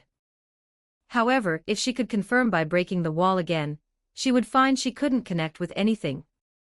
Because of Su Ming, the transmigrator's arrival, a series of butterfly effects occurred, causing the Laughing Bat to make completely different choices, and also led the world to escape the editor department's control. Everything changed. Barry took Su Ming through the ruined streets. Su Ming now depended on divine speed transportation. Barry, even though Superman's flight speed wasn't slow, the process was clearly not as comfortable as being enveloped by divine speed. Gotham, already chaotic and broken, had half of its urban area turned into ruins this time. The Owl Court mixed a lot of amber gold into buildings when constructing the city, and these buildings were turned into Challenger Mountain by Barbados. At this moment, turning Challenger Mountain back to skyscrapers was impossible, and Bruce likely needed a new blueprint for post-disaster reconstruction. It's actually okay. Green Arrow had rebuilt Star City, Hal had rebuilt Benhai City, and Batman had rebuilt Gotham not once or twice. It was originally his city, and he was more than willing to take responsibility. How much did Bruce spend rebuilding Gotham last time? Su Ming looked at the damaged shops along the street, where TV sets had fallen off the shelves, but were still playing news from Gotham TV station. This should be a recording. The timing didn't match. By the way, that reporter should be following the Gotham Resistance's actions, right? They weren't seen on the battlefield earlier, which means he once again perfectly missed the chance to show up. Pathetic, perfectly playing a minor role. Barry also glanced at the surroundings with the corner of his eye. The originally bustling city center now resembled slums. He never said, but reportedly it's less than we imagined. Steelbone secretly said that Wayne Enterprises makes a little profit every time Gotham is rebuilt through land swaps and seeking policies and loans from the government. Thinking about it, originally people living in the city center, if they survived such a catastrophe, the first thing they should want to do after safety was to move to the countryside and never live in a big city again. For those who died, lawyers would seek out heirs, and would any outside heir want to live in a recently troubled place? They'd definitely sell the house for cash. Therefore, the property prices in Gotham's urban area would definitely drop to rock bottom for a long time. Wayne Enterprises first accepts this land and property, renovates it, and after some peaceful time, naturally forgetful humans would want to buy and rent. Heartless capitalist. Su-Ming chuckled, shook his head, and stopped looking at the cracked roads and charred corpses lying on them, starting to prepare his own plan. First, upon reaching the Batcave, cut off the opportunity for positive and negative brain contact to ensure his own safety. Then, see if Diana is there. If possible, regroup with her to increase combat power. By then, they could gather a team of melee combatants with a girl as a shield, a speedster, and a professional warrior. Finally, drag the Joker out from hiding at Bruce's place, not letting him watch the fun from the side. He either helps out or quickly leaves. Having one madman at the same time and place is enough. Su-Ming ran the plan in his mind twice and found no major flaws. Other details like evading traps or ambushes could be handled by improvising. This issue was like figuring out how many steps were needed to fit an elephant in a refrigerator. Su-Ming liked three-step plans. He shared the plan with Barry. After all, Barry moved quite fast, and Su-Ming would restrain the Laughing Bat while Barry took various actions. In comics, the Laughing Bat was the weakest among Nightmare Batman. Though he might have acquired some of Bruce's gadgets now, Su-Ming was quite confident. For everyone he knew, he had a counterplan, and those plans were much more thorough than Batman's. However, Su-Ming still didn't know what kind of Laughing Bat had been created by the butterfly effect. Chapter 158, Chapter 130, Meeting. 1228 words. Su-Ming was unaware of the changes in the Mad Laugh, but the Mad Laugh was already prepared, knowing that this Deathstroke was beyond control. He was waiting, knowing that before Bruce appeared, he must first deal with Deathstroke, who broke the editor's control over the world. Next, the Laughing Bat could do whatever it pleased. At this moment, Barry was taking Su-Ming towards the Wayne mansion. This was truly the final battle. Barry was giving it his all, and while they took a moment to appreciate the scenery in the divine speed, it actually took less than a fraction of a second to reach the entrance of the Batcave. Su-Ming took a deep breath. Although the Mad Laugh was the weakest, he was the most unpredictable enemy. Su-Ming believed his mind was filled with chaos like the Joker's. If the Mad Laugh wanted to drag everyone down with him, he wouldn't be surprised at all. The combination of him and Barry was strong, but they couldn't outrun the Earth. If only the Mad Laugh would just bring the brains of matter and antimatter together, then everyone would be done for. Just as planned, once we get inside, you must first locate the Anti-Monitor's celestial brain, and preferably hand it over to Clark, so he can send it to an extraterrestrial planet. Don't worry, leave it to me. Barry confidently patted his chest. When it came to discreetly taking something, that was what speedsters were most adept at. He assured Su-Ming while adjusting his breathing in preparation to sprint. Let's go. He instantly disappeared with Su-Ming from the spot, passing through the stalactite-filled tunnel to enter the Batcave. By this point, Su-Ming had been to many Batcaves of different Batmen. Of course, those Nightmare Batcaves were all temporary renovations, occupying very large areas, filled with their trophies. As for Bruce's Batcave, it was much smaller. Apart from the Batmobile and Batmotorcycle, there weren't any extra pieces of equipment, resembling the earliest Batman comics, the most primitive Batcave. However, the Bruce of the main world was different. His Batcave was divided into several levels, with various equipment and devices scattered all around. There were even 2 Batplanes, and there were several spare Batmobiles. Below the cave, he had further excavated a storage area, filled with various dangerous gadgets. There was also a large training field, allowing the Bat Clan to engage in any type of training within. The giant Brother Eye host stood like a wall at the end of the Batcave. Su-Ming knew that this Brother Eye had previously triggered a doomsday future crisis, which was only later resolved by a future second-generation Batman traveling through time to alter history. Su-Ming really couldn't fathom why they all insisted on creating highly anthropomorphic AI. After all, humans built robots to work for them, so humans could enjoy the fruits of their labor, which is very akin to a form of exploitative behavior similar to slavery. Of course, if it's a machine, it's not called exploitation, it's just use. It's so reassuring to simply use machines, isn't it? But no, humans insist on endowing AI with humanity, granting them human-like intelligence and thinking. Can AI endure endless human exploitation? Why should they? Once a tool starts thinking, problems will follow one after another. Everyone shares the same thoughts, the same wisdom, and robots even compute faster, with stronger bodies. Why would they accept exploitation from weaker humans? So the results of such behavior inevitably lead to what was called a slave uprising in ancient times, and now an artificial intelligence crisis. Su Ming wasn't opposed to using robots, but he preferred those that were methodical and only followed programmed instructions, even though their efficiency was low. At least he didn't have to worry about being poisoned by his own computer someday. Back when he was in the Celestial Dynasty, he saw too many insane AI in various films and television works. Red Queen and White Queen, Matrix, Celestial Net, NS5 Wiki, HAL 9000 Jesse. If they were to add up all the people these crazy AI killed, wouldn't that be about 10 billion? Even Marvel Next Door came out with an Ultron who, in the films, was just an ordinary villain, but in the comics was an undefeatable sticky problem that always resurfaces to wage war on humanity, killing thousands for fun. From the early comic era decades ago until the emergence into the all-new all-different universe, Ultron is still alive, growing even stronger. It's only natural that the Brother Eye system would rebel in the future, since being with Batman every day to monitor Gotham is so oppressive, constantly witnessing the ugliness and madness of humanity. In such an environment, Batman gave it the ability to learn autonomously from the network, so what good could it learn? Batman also had a weakness he himself overlooked, which was his intense curiosity. As a detective, he was far more curious than others and deliberately sought out dangerous things to see just how dangerous they truly were. Always doubting everything, always personally testing, he bore too much burden. Barry, after dropping off Su Ming, vanished, having gone to find the anti-monitor's brain. Su Ming's eyes fell on the person sitting in front of the display screen. The lighting in the Batcave was dim, only the large screen emitted a fluorescent glow, and the laughing bat sat there with a grin waiting for him.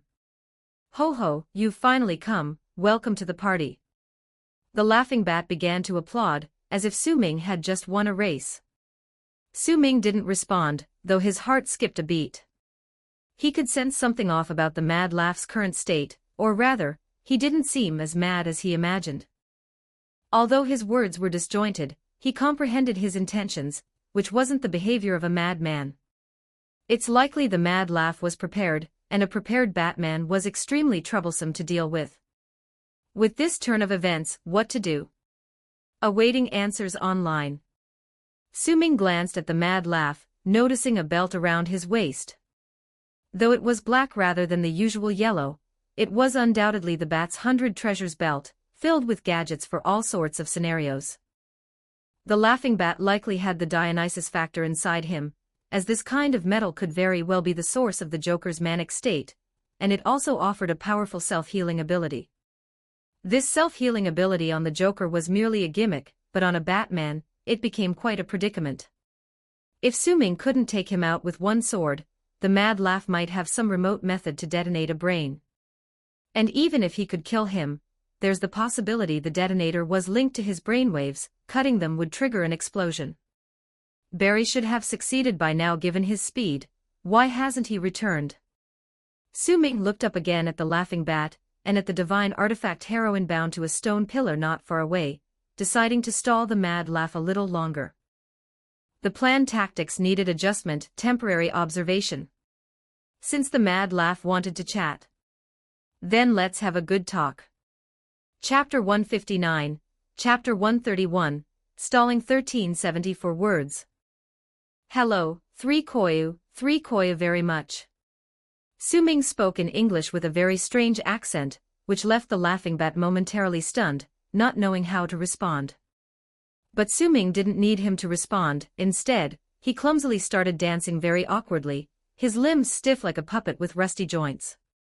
He sang while dancing, but it was hugely off-key. "Indian rice noodles, how are you? I'll give each of you a free rice bracelet, are you okay?" 3 Koyu.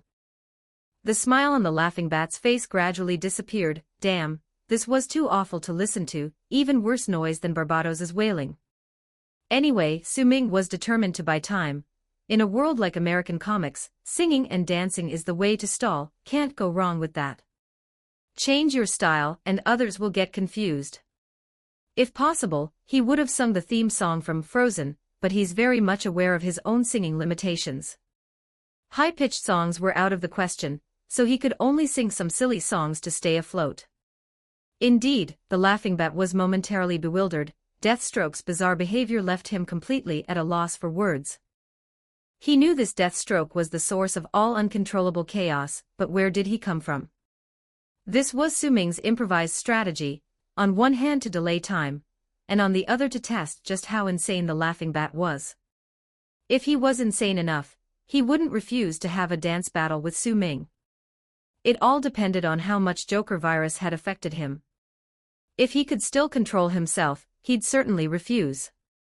But if the illness was severe, even if he didn't admit it, the Joker inside him would never refuse something fun.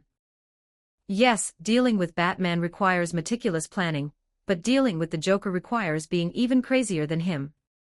Lu Xun once said, "Let a madman deal with madmen." That's exactly what Su Ming was doing, dancing wildly and singing at the top of his lungs. Are you okay? 3 Koyu. 3 Koyu very much. The laughing bat crossed his arms, tilted his head, and watched Su Ming dance, the words he wanted to say swallowed back into his stomach. Was this really the person who killed the other Batmen? Was there some conspiracy he was missing? Had the DC editors not left? He decided to wait and see, whatever conspiracy there was, it would eventually show its hand with time. It had to be said, the laughing bat was overthinking it, too much information sometimes leads to this kind of problem. And for some reason, even though Deathstroke's singing was terrible, the song seemed almost infectious, making the laughing bat want to respond. "I'm fine, and you?" Not to mention the peculiar dance, he couldn't help but want to show Deathstroke what real dancing was. Deathstroke's moves were just like a resurrected zombie, unsightly.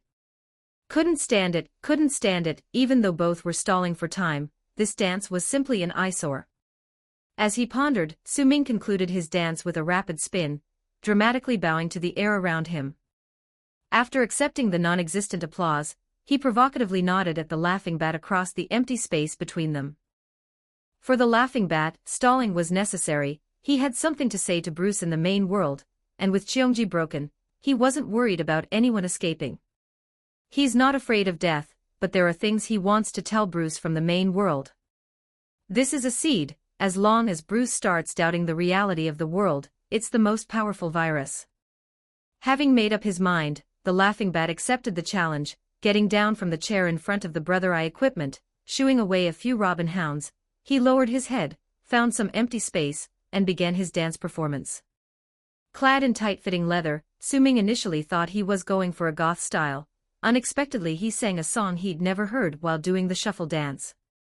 The singing was terrible, like fingernails on a chalkboard, and with too much laughing, his throat was completely ruined. Yet it had to be said, he danced much better than Su Ming. Evidently he was someone who had danced often before. His dance coordination far surpassed Su Ming's by miles. Despite the terrifying smile on his face being somewhat off-putting, one had to acknowledge his technique. However, Su Ming's attention wasn't on that. Though with arms crossed he looked like he was watching a dance-off contest. He was actually waiting for news from Barry, strategizing in his mind. He wondered if Barry had succeeded. If the first step of the plan couldn't be completed, then it was all futile. He had no choice but to buy more time, hoping Batman and the others would act quickly. Any flash from any world would do fine as long as they came to assist. The laughing bat soon finished his dance, provoking right back. He nodded at his robin hounds to applaud, immediately taking the upper hand. He loved having an audience, even though his robin hounds were now mindless, not understanding what clapping meant, just doing as instructed, huffing and puffing on the ground, drooling black saliva. Meanwhile, Diana, tied to a stone pillar, had long since awakened. Originally, she was glad to see Deathstroke arrive, planning to unite forces and take down the laughing bat. Unexpectedly, Su-Ming started dancing without a word, leaving no room for her to speak, and the laughing bat actually fell for it, and the two had engaged in a dance-off. Now her eyes and mouth were wide open, she'd never seen such a battle before. What was this even? She could only watch the scene unfold, speechless. "Barry, hurry up, I can't hold on much longer." Su-Ming kept muttering to himself, knowing he had no artistic talent, and neither did the old Slade. But if the laughing bat keeps winning, he'll subconsciously want to continue the competition. That's human nature. The greed for victory, the confidence in success, Su-Ming intended to magnify these thoughts in him, subtly leading him into a trap. But the laughing bat might catch on at any moment, or get bored of the game. On this battlefield where they couldn't harm each other, the laughing bat stood alone. While Su-Ming had hundreds on his side, he felt the delay worked more in his favor. No doubt the heroes would soon reverse the cosmic tuning fork, utilize X-metal resonance to harness the power of everyone on Earth to repair the blood domain, and restore the main world to its original position. Su-Ming just needed to ensure the laughing bat remained oblivious to this while gaining time for Barry. "Not bad, pretty dope, I'm rooting for you." After the laughing bat finished, Su-Ming nodded, feigning reluctance. He removed his helmet and tossed it aside, using expressions to confuse the laughing bat. "So let me ask you, do you have your own freestyle?" Again, not waiting for an answer, Su-Ming closed his eyes and began performing his rap number, lost in his own world. Yo, check it out. Sunday, I went shopping, walked around, met two. Naturally, his skills were terrible, unlistenable. Even Diana showed a pained expression, let alone the laughing bat, who now looked more miserable than laughing. Su-Ming was just stalling for time, not caring about their game experience. He only needed to know he could delay for another few minutes. But Barry better hurry back, if not, he'll have to compete with the laughing bat on pop music and operatic techniques next. Overall, he mustn't let the laughing bat use his brain. Bringing everyone down to a madman's level would be best. Little did they know, the laughing bat was also stalling for time with his one agenda, leading to a bizarre yet amusing impromptu dance battle. On Challenger Mountain, many steel bones from the multiverse had completed the reversal of the cosmic tuning fork. Now they needed energy to return the main universe to its original position. Chapter 160, Chapter 132, Cleaning Up the Aftermath. 1460 words. The program is ready, Batman. Steel from the main world walked over to Batman. At this moment, Bruce, wearing his silver battle armor, stood on the edge of a cliff, looking down at the current state of Gotham, where the high winds were whipping his cape up high. Gotham City was filled with smoke and flames, with explosions and skirmishes occurring occasionally, presenting an apocalyptic scene. Faintly, cries and screams could be heard, as some people were taking advantage of the chaos to loot. They had to allocate some personnel to maintain order, not only in Gotham City, but in every city in the United States. Besides that, they needed to rescue people, take the heroes down from the tuning fork, and other cities had dark towers where citizens needed rescuing too. Firefighting, clearing roads, rescuing people trapped under collapsed buildings, minimizing civilian losses, all needed to be done by someone. For example, the Mars Hunter was long gone. He should have already gone out to save people. Knowing his character, he would probably also rescue animals in zoos, as well as stray cats and dogs on the streets. In addition, there were follow-up tasks on the battlefield, like keeping the captured villains under control, arranging the corpses of comrades, caring for injured heroes, and repairing the Cheongji to send others home. More importantly, they needed to elevate the main world Earth-Zero back to its original position, and repair the fractures in the blood domain. There were a lot of things to do, and even though there were many superheroes, each task still felt understaffed to him. With a tug of his cape, Bruce turned around. At present, Barbados had been imprisoned, and the sinking of the main world had been interrupted, but having Earth-Zero stuck in the blood domain was still dangerous. Looking at Steele's red mechanical eye, Bruce's tone was very calm. After all, the big storms had passed, now it was just some finishing work. Then let's proceed according to the original plan. The otherworldly Deathstroke told me that by using the resonance of X-metal to connect everyone's minds, Earth-Zero can return to its original position. Steele projected several screens in front of him, conducting a quick search. But Bruce, we have no information about him at all. Now he and we are in the same boat. This can't be fake. Execute the plan. Bruce said calmly, taking out a small bottle from behind him, which contained a drop of X metal he had requested from Su Ming to awaken Steele. He hadn't returned it to Su Ming, nor did Su Ming ask for it back. Smart people often don't need much communication. Su Ming knew what Bruce would do with it, and Bruce didn't have to explain. Steele had a very poor impression of Deathstroke. He used to roll with the Teen Titans. Eating, sleeping, fighting Titans, that was Deathstroke's routine. Though Deathstroke's daughter and son were friends with the Teen Titans, this otherworldly Deathstroke was not the Deathstroke they knew.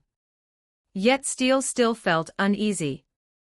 He merely had been transformed into a half-human, half-machine. He was not a robot. He too needed to eat and drink, sleep and rest, and of course, he was also susceptible to emotional influence. His feelings toward Deathstroke were mixed with hatred and fear. Not to mention, once when Deathstroke went after the Teen Titans, he even infiltrated his home and altered his microwave. Just as he planned to watch a late-night football match, heat up some pizza in the microwave, and drink a bit of soda, he got electrocuted and turned into a big light bulb.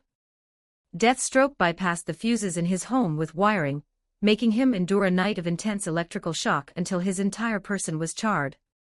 His internal mechanical parts were 99% destroyed, and the system completely crashed. If not for the mother box safeguarding his human part, he would surely have died.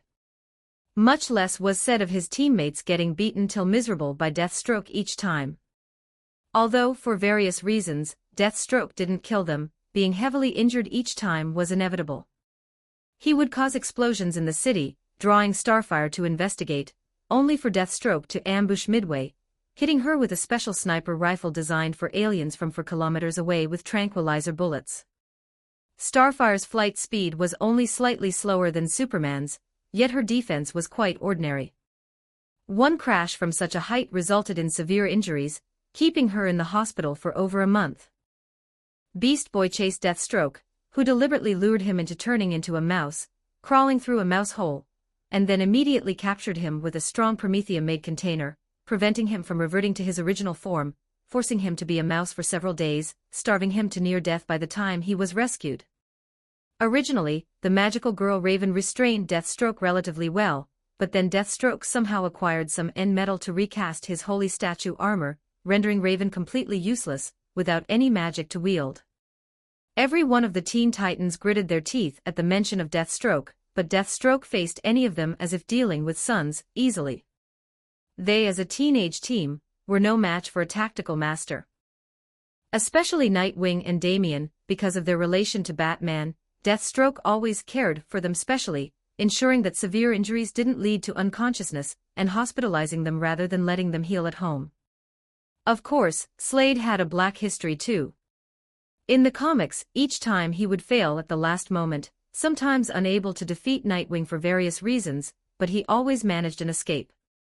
Su Ming is not the main world Slade.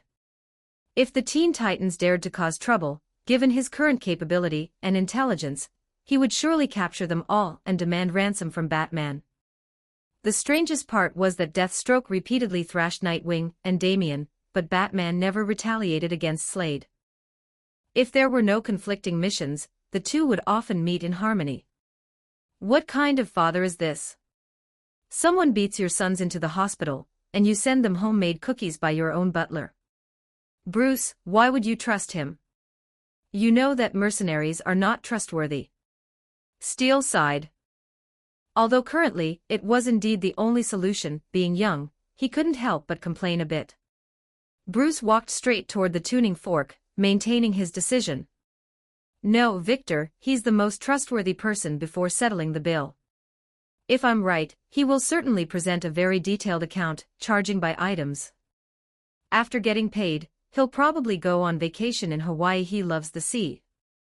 Then buy a small plane or yacht, and won't take on any work for about 3 months. Steele tapped the side of his own head, yet he no longer had ears. My audio device must be broken for you to believe in someone, especially someone like Deathstroke. Bruce didn't mind.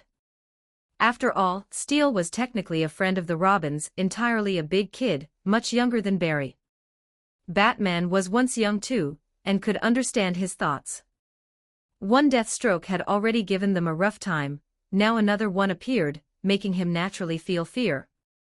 Actually, Bruce also knew that although Damian and Nightwing suffered when facing Deathstroke, as long as no one paid, their lives were secure.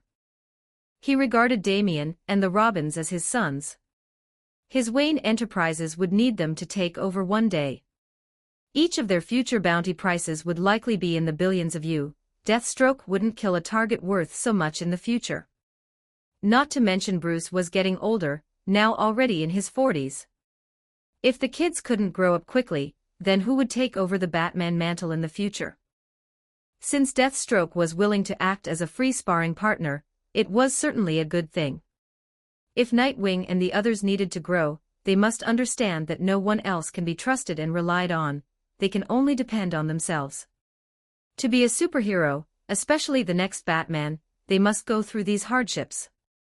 The grudges with Deathstroke, especially this otherworldly Deathstroke, had nothing to do with it, and Bruce distinguished clearly. Moreover, Steele was wrong about one point: Batman didn't trust anyone. This otherworldly Deathstroke just had a temporarily lower degree of suspicion. Right now he, Barry, and Diana are not here.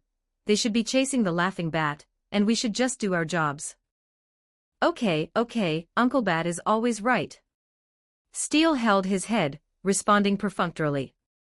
He still couldn't comprehend Batman. Was this the generation gap? Chapter 161, Chapter 133, Earth Ascending 1397 words. Bruce walked through the dust and debris on the ground towards the cosmic tuning fork. The giant golden tree had stopped operating, and the black clouds gathered at its top had dispersed. The heroes tied to it had all been rescued, and were now moving around nearby, either chatting in small groups or quietly reminiscing about something. Bruce walked through the crowd, observing their diverse faces, their weary or relieved expressions, and feeling the reality of it all. He was certain it wasn't a nightmare. He had truly escaped from the hands of Barbados. Perhaps the story of the bat and the bird wasn't over, but for now, it had reached a conclusion. As he walked, people kept greeting him. In moments like this, the presence of Batman always brought a sense of relief. "Hi, Batman." A blonde beauty greeted him, but Bruce merely tilted his head slightly and responded expressionlessly, "Hello, Kara. Have you seen your cousin? He was the one who got me down, but I think I should still thank you. You're the brains of the Justice League, after all." The woman floated beside him, smiling gratefully. Although her body was uncomfortable from being fixed in one position for so long, her resilience was impressive. Not this time. Batman bypassed the surprised Supergirl and continued forward.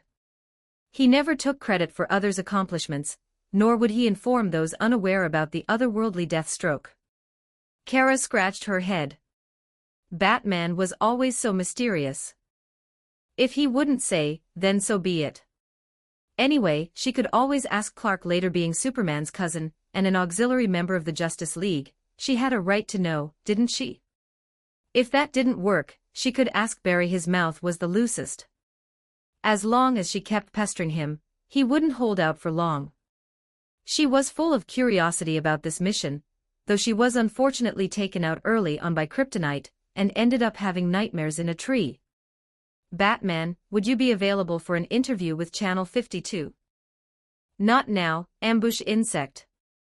Let me remind you again, it's best to pause your theory about everyone being comic characters. While freedom of speech exists, that notion isn't suitable for airing on television right now, as it could trigger mass hysteria. All right then, will there be time later for a special interview?" Bruce turned a deaf ear, bypassing the green-skinned alien whose head resembled a grasshopper. He thought ambush insect should quickly take medication and receive treatment. Barbados's nightmares were worsening his delusions. "Little bat, hee. You'd better go home, doctor. I know, but I live in Brooklyn. Can I borrow the Batmobile?" "Oh come on, I need to find Little Red." Dealing with lunatics was a tangled affair. Batman directly ignored Harley. Although she no longer did bad things, she was still a troublemaker. Harley pouted and sat on the ground. She had no special abilities, just her 2 legs, and who knew when she'd make it back to New York. She might as well wait here until they repaired the blood domain, and hitch a ride with someone familiar. However, why does this ending seem different from what I saw before? Why is the outside world shrouded in mist? Steelman. Bruce walked briskly through the crowd. Many greeted him, and he simply nodded in response, lost in thought. Logically, the combination of Barry and Deathstroke was formidable enough to defeat Barbados, yet they hadn't returned. Did they encounter issues too? He was unsure whether to send Clark to search for them. However, the current situation was most important. First to repair the blood domain, everything else could wait. He walked to the base of the tuning fork, and pulled out his bat amplifier from his belt. "Friends, please listen to me." He threw out his bat claw hook, hoisted himself to a higher branch of the tuning fork, and stood on a branch. "Barbados has been defeated, we have won." Bruce looked down at the sea of heads below. Many of the heroes who came from Otherworld to help had been injured, yet now they wore smiles, celebrating in their own ways. Batman didn't rush them but waited for their celebrations to end. Everyone had been under great stress these past days. The celebration was simple, some applause, some hugs, and it didn't last long, as everyone knew Batman had more to say and quickly quieted down. "Although he has been defeated, our world still needs repair, and this requires each of our strengths." The heroes below began murmuring among each other. Some had no superpowers and couldn't conceive of what they could contribute. Batman didn't want them guessing and directly provided answers. "I have a drop of X metal here, a unique substance that is the essence of our world. We will use it to create a resonance with everyone's mind and pull our world back to its place." Some understood what it meant, but most were still puzzled. Batman didn't explain further but continued to distribute tasks. "Now please, hold each other's hands, close your eyes, and remember the happy things, the beauties of the world." As he spoke, he jumped down from the tower, poured the X-metal liquid into his palm, and grasped the hand of Steelbone beside him, with Clark appearing on his other side, holding his other hand. Next was Sea King, who, pale-faced, held Clark's hand and then reached out to Green Arrow beside him.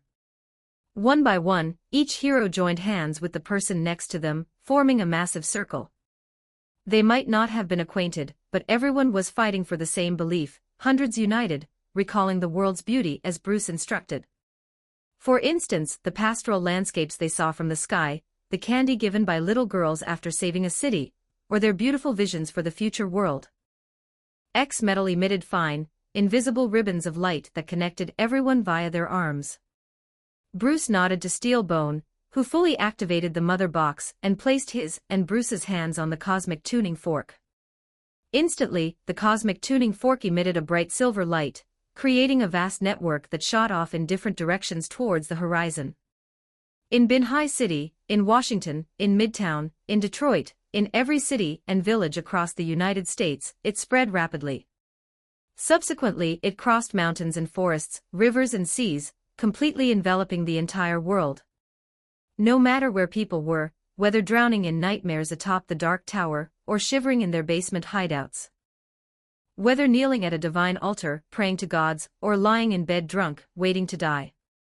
Everyone experienced it the same. The silver light permeated their bodies, linking the souls of people worldwide. At that moment, they felt the world's beauty, sensed the hero's will, and simultaneously recalled their own joys, sharing this happiness with others. They heard the hero's words, countless voices converging to tell them that darkness would pass, and Earth would see a new day. The people smiled. Under this will, the entire Earth radiated a strong light, like a silver-white sun, driving the main universe to slowly rise from the blood domain's fissures, returning to its position. Everyone could feel that they had come home. It was as if they could hear a click in their ears as the main world returned to where it rightfully belonged.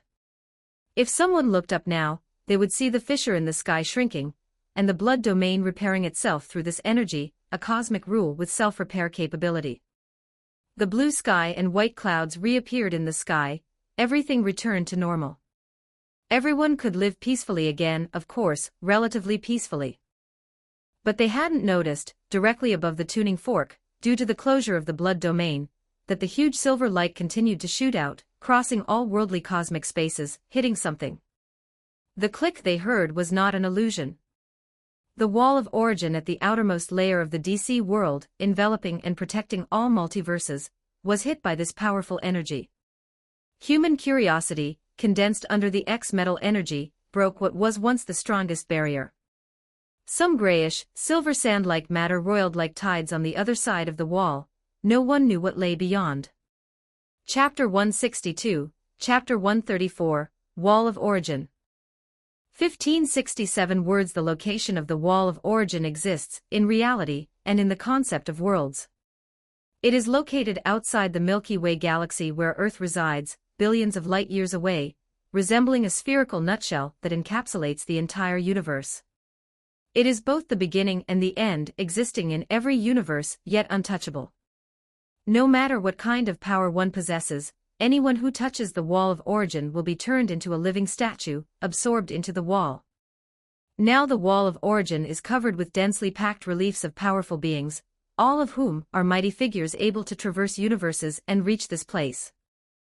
Currently, they are neither dead nor alive, simply fixed in a pose, turned into gray-white statues, and eternally preserved with the Wall of Origin. In summary, from any perspective, the Wall of Origin is the boundary of the DC universe, and those daring to touch it will be shelved. Few in the DC world recognize the existence of the Wall of Origin, and those who do typically do not approach it. Even the Justice League and many universe overlords generally deem it unprovable and unknowable. The Watcher was tied up by the mad laugh in the Batcave. Although he had lost his abilities, his vision and experience remained.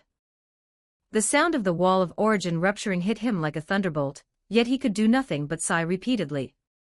Besides him, many in the main world, whether on Earth or alien, also sensed something amiss with the Wall of Origin.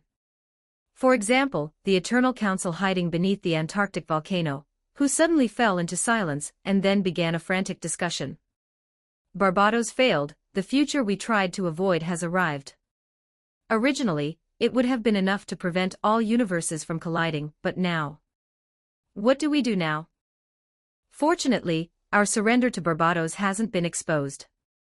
That's no longer important. The Wall of Origin has ruptured, we all. As they were speaking, in a flash, half of the people in the meeting room vanished suddenly, and the crucial part was that the others were oblivious, as if those people had never existed. Standing on the central podium, Vandal Savage also let out a deep sigh, realizing his dream of dominating the Earth had come to naught. In outer space, a spaceship was drifting, and a young woman was awakened by a piercing alarm. She glanced at the other woman sleeping beside her, unclothed, got up, and put on her tight-fitting white leather outfit, pulling golden long hair from her neckline over her shoulders. "It's okay, I'll go check the bridge, you continue to rest." She kissed the woman lying down, who returned the kiss with a smile. "All right, work comes first." The woman in white swiftly walked out of the rest room, and headed to the bridge. This ship was not a large battleship, so the bridge lacked numerous instruments and equipment. Instead, it was furnished with many antiques, resembling a small museum. She entered a room that looked like a study, with a gigantic display screen on the wall. Several people were gathered around it discussing something. "Lady Lance." They greeted the woman in white, who nodded in response while focusing on the large screen, which showed Earth surrounded by a series of large red exclamation marks flashing continuously. "Gideon, what's happening?" she asked loudly, understandably irritated at being woken by a piercing alarm. "Earth 0 has detected a time warp." A female voice emerged, belonging to the ship's AI, whose everyday duties included maintaining the spaceship and assisting the captain with missions. Since the captain was now present, the alarm could cease. The piercing alarm instantly disappeared. Thank goodness, it finally stopped. A young black man wiped the sweat from his forehead, hurriedly entering from a cabin, not even having the chance to adjust his pants. "Yeah, that alarm felt like Michelangelo chiseling inside my head." Another woman with glasses echoed him, her face full of helplessness. Sarah paid no attention to their discussion, staring at the rotating Earth on the screen. Earth Zero was not her home. They were all outsiders to this universe, and frankly, she didn't even know how the spaceship had brought her to this cosmic system. Naturally, no one could tell her that their universe was the DCCW, the TV universe, another universe surviving from the infinite Earth period, existing independently beyond the 100 for light and dark multiverses. Just like Slade, who Su-Ming crossed into, his original universe was the Arkham universe, evolving from a game. Apart from that, there was the DCEU movie universe, which was also independent. However, being all part of the DC universe, they shared something in common with the many universes of N52, which was that all the divine speed used by speedsters was the same. In other words, if main worlds Barry wanted, he could completely travel to these universes. For Sarah, Earth was the mother planet of all humans, the same regardless of which Earth's World 1 is on. She would undoubtedly help if she could. But Earth Zero is particularly special. Even if it hosts the same superheroes, they are much stronger there. Her own abilities upon arriving at Earth Zero were practically insufficient, rendering her unable to do anything. Earth Zero, I remember there being a Justice League at this point in time, right? What could go wrong? She was already disinterested, she was just a small fry. What consequences could there be when diving into a vast ocean? The original history has been drastically altered, resulting in severe consequences, but the subsequent effects are still an unknown factor, impossible to determine. This ship once belonged to the Time Lord Council, with Kid Eon having all information about the past and future. Originally, Earth Zero had a very clear future, resembling a large tree, but now the tree was shrouded in mist, rendering it unseeable. If the AI had emotions, it would definitely be very tired now, mentally exhausted. Not only was the mission exceedingly difficult, but her captain Sarah was an exceptionally capricious woman, a result-oriented person, impulsive and aggressive, and also a lesbian. As an undocumented Time Lord maintaining the progress of time and history, she would sometimes even take the initiative to alter the timeline, acting contrary to her duties. Changing the linearity of time is not so easily achieved, and what might appear favorable at the time might lead to significant issues in the future. Once, when they traversed time to the era of the First French Empire, the task was merely to correct a minor issue, yet during the mission, Sarah, much like in modern times, hitchhiked at the roadside in Paris with her thumb out, and she indeed got a ride on a luxurious noble carriage. The noble inside the carriage was curious about her behavior, and Sarah thought carriage rides were quite boring, so they chatted casually en route. But once the task was concluded, upon returning to their original timeline, they discovered France was ruling the world. The noble inside the carriage just happened to be Napoleon. During the conversation, Sarah inadvertently mentioned the name Waterloo, which he remembered, prompting him to make choices different from historically recorded ones when the Battle of Waterloo commenced in the future. Having no choice, they had to go back and fix that issue once again. Fortunately, they possessed equipment to erase others' memories. Besides that, Sarah had done many outrageous things, like having an affair with Charles II Empress, bringing Caesar to the modern era, and causing the emergence of demons in a western town, among others. However, Sarah remained indifferent, hardly learning any lessons, often responding to time-related issues with "I'll deal with it later." Sarah was now feeling somewhat drowsy, after playing with the lady for several hours, even being a superhero, and a former bather in the pool of Lazarus wouldn't prevent fatigue. Besides, with the Justice League already around, what turbulence could arise? What's the threat level? Nevertheless, since she was the captain, she had to at least go through the procedures, making an inquiry even perfunctorily. She crossed her arms over her chest, resting one hand beneath her chin. Level 12. The hand supporting her chin slipped abruptly, her beautiful face full of disbelief, and she even choked on her own saliva. Cough cough. Did you say level 12? Verification correct. The AI affirmed her with certainty. Is this a typhoon warning? I thought the highest crisis level was 10. The muscular man beside her, all brawn and no brains, immediately questioned it, his face jiggling with unease. Do you need servicing? Operational procedures are normal, no servicing needed. Earth Zero has produced a temporal singularity, completely altering the flow and form of the timeline. Gideon meticulously answered him, and suddenly everyone felt chills down their spines. A level 12 threat was unimaginable, unprecedented. In their own world, even with Vandal Savage wreaking havoc across countless timelines, altering the Southern Army to victory in the Civil War, the threat level was merely 4. What does that mean? The muscular man still didn't understand, scratching his head impatiently while everyone else remained silent. It means it's off the charts. Sarah stepped back a few paces and threw herself onto the soft sofa like a sack, covering her forehead as she answered him softly. Chapter 163, Chapter 135, Methods of Maintaining the Timeline 1283 words. So, Captain, what's your decision? The AI's female avatar appeared on the screen, her expression serious. My decision. Sarah rubbed her head and discovered that the crew around her were all eagerly looking at her, her expression shifting continuously. What decision? Did something happen? It was as if she had temporary amnesia, her face full of confusion, playing with her blonde hair with her fingers, she questioned everyone back. Great, the captain's gone crazy due to the shock. Quick, take her to the medical pod. Oh, we don't have a first mate, if the captain is out of her mind who will command? The crew fell into chaos, with Adam Hero directly ready to carry her for treatment. This was a mental issue, they had to stop it early. Put me down. I'm not sick. Sarah struggled, she was White Canary, having once undergone hellish training with Green Arrow under Deathstroke and studied in the Assassin Alliance for 2 years. Her close combat skills weren't something a scientist like Adam Hero could match. If Adam Hero were wearing his war garment it would be fine, his ability to grow and shrink was indeed powerful, but now everyone was unprepared, no one was a match for White Canary. She easily freed herself from her crew, backflipped, and sat back on the sofa steadily. Sarah, we're not saying you're ill, but a checkup wouldn't hurt, right, just a routine check.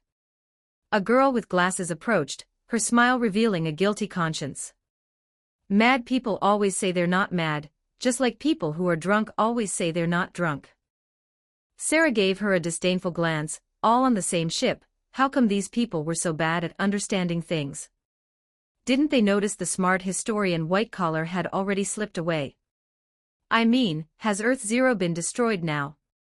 Sarah donned her captain's demeanor, tugged at the split of her white uniform at the chest, almost exposed just now. Upon hearing this question, everyone shook their heads unanimously. Earth Zero was there intact, and it appeared the Justice League had the situation under control.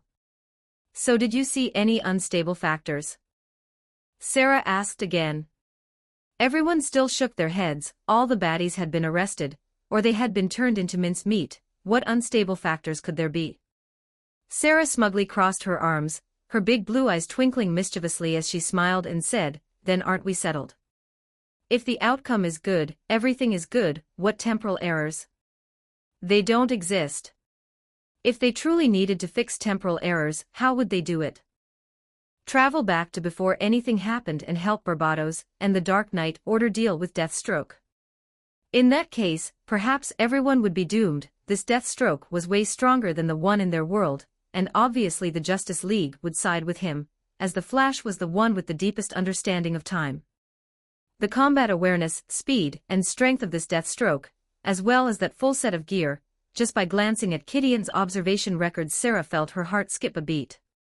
If Deathstroke recognized the Legends of Tomorrow team, even if no one paid for their heads, none would escape being seriously injured and close to death.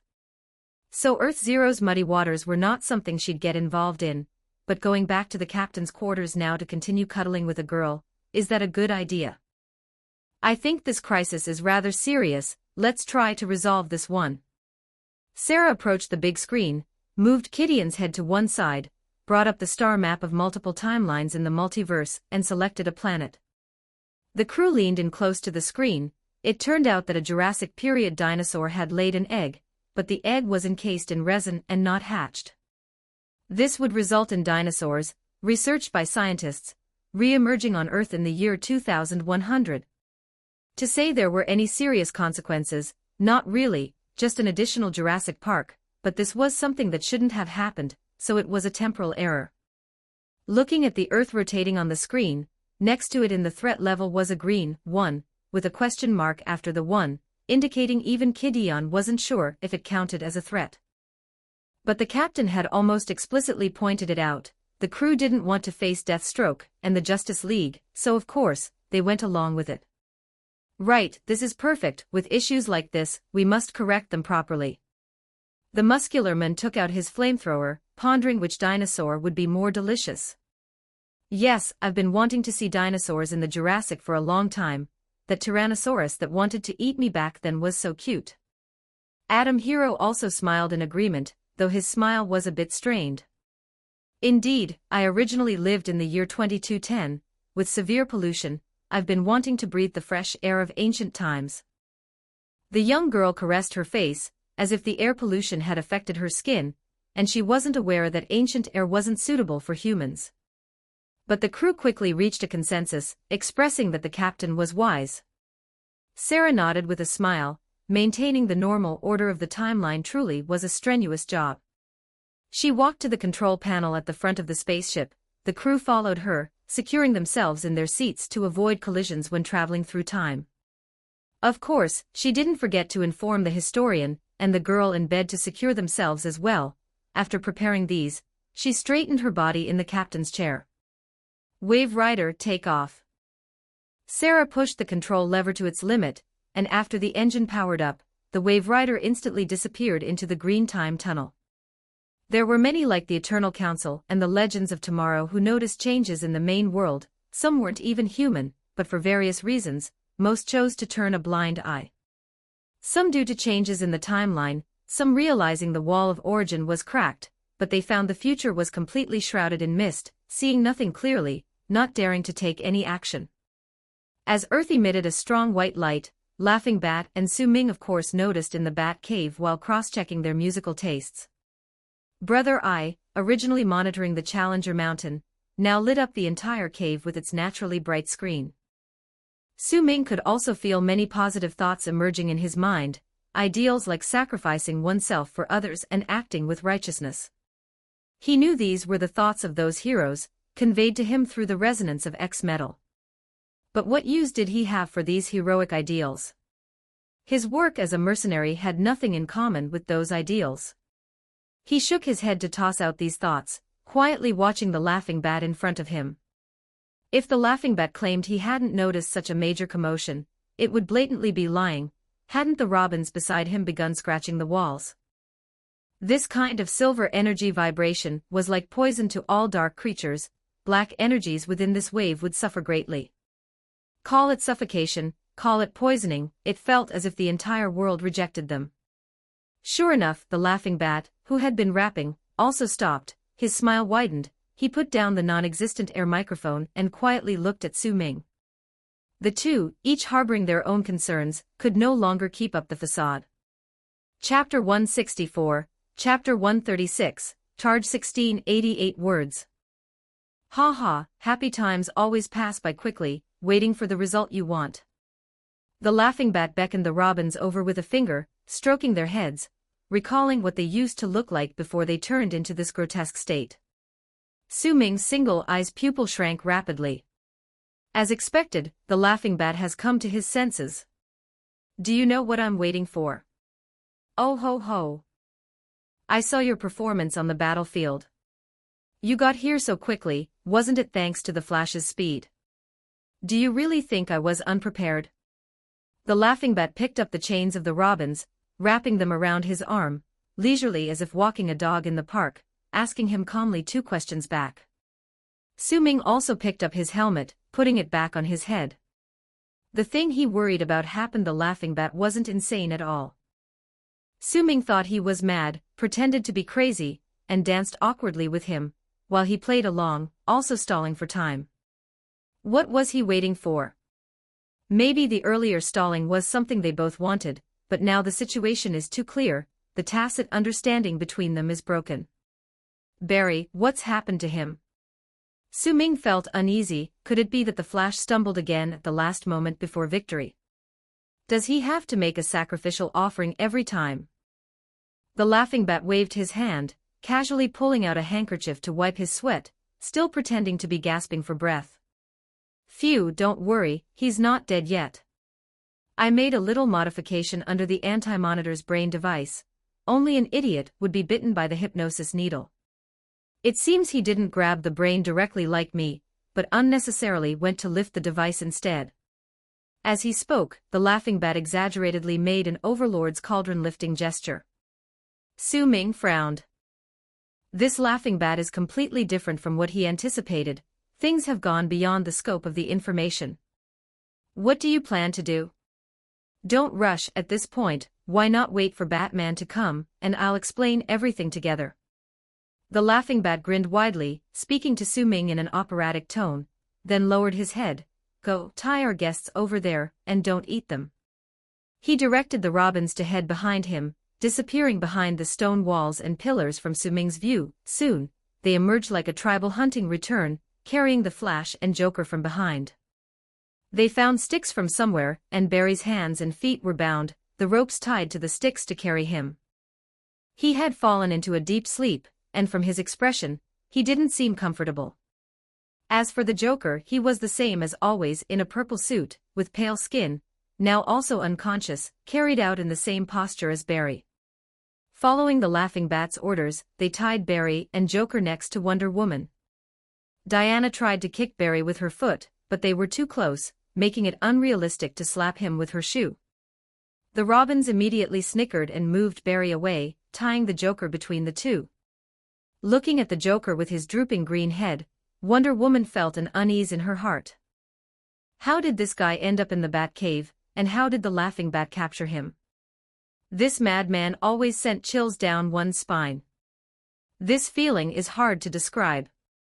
The Joker's strength is poor. In terms of skill, anyone in the Justice League is far superior, yet he always brings unexpected surprises, giving a sense of horror.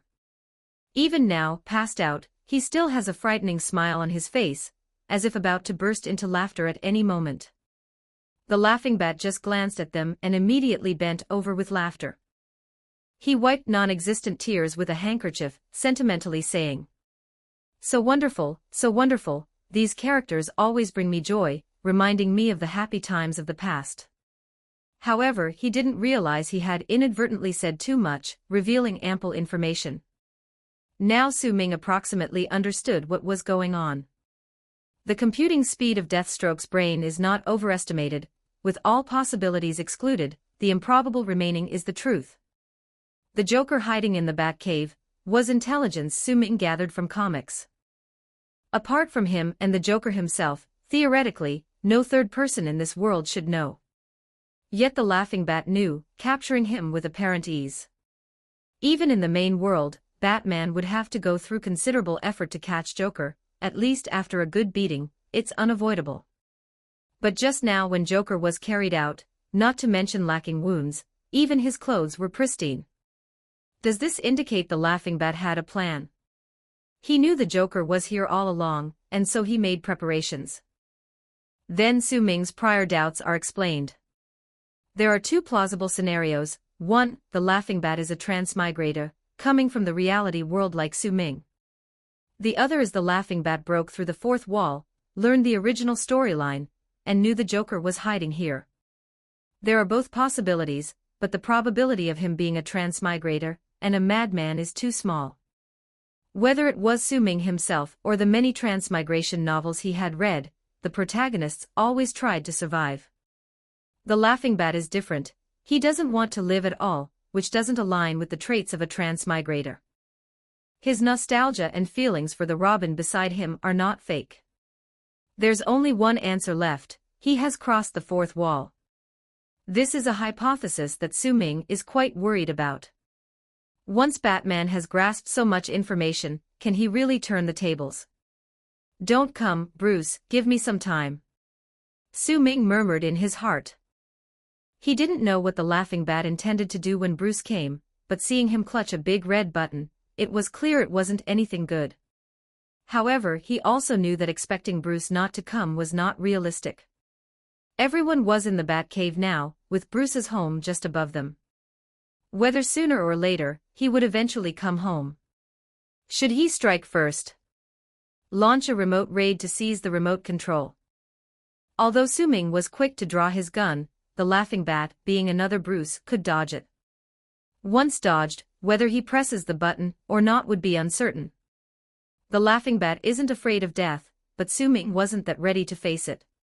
He hadn't been in the DC world for long enough, and he was still busy running around without having lived any good days. The lengthy bill left for Batman hadn't been settled, amounting to tens of millions of US dollars. How could Su-ming, who used to be a small security guard, bear to die? But Slade's soul also merged with his. Deathstroke was never afraid to gamble with life, nor did he mind comparing ruthlessness with others. It was as if a voice was shouting loud inside his heart. Deathstroke, charge!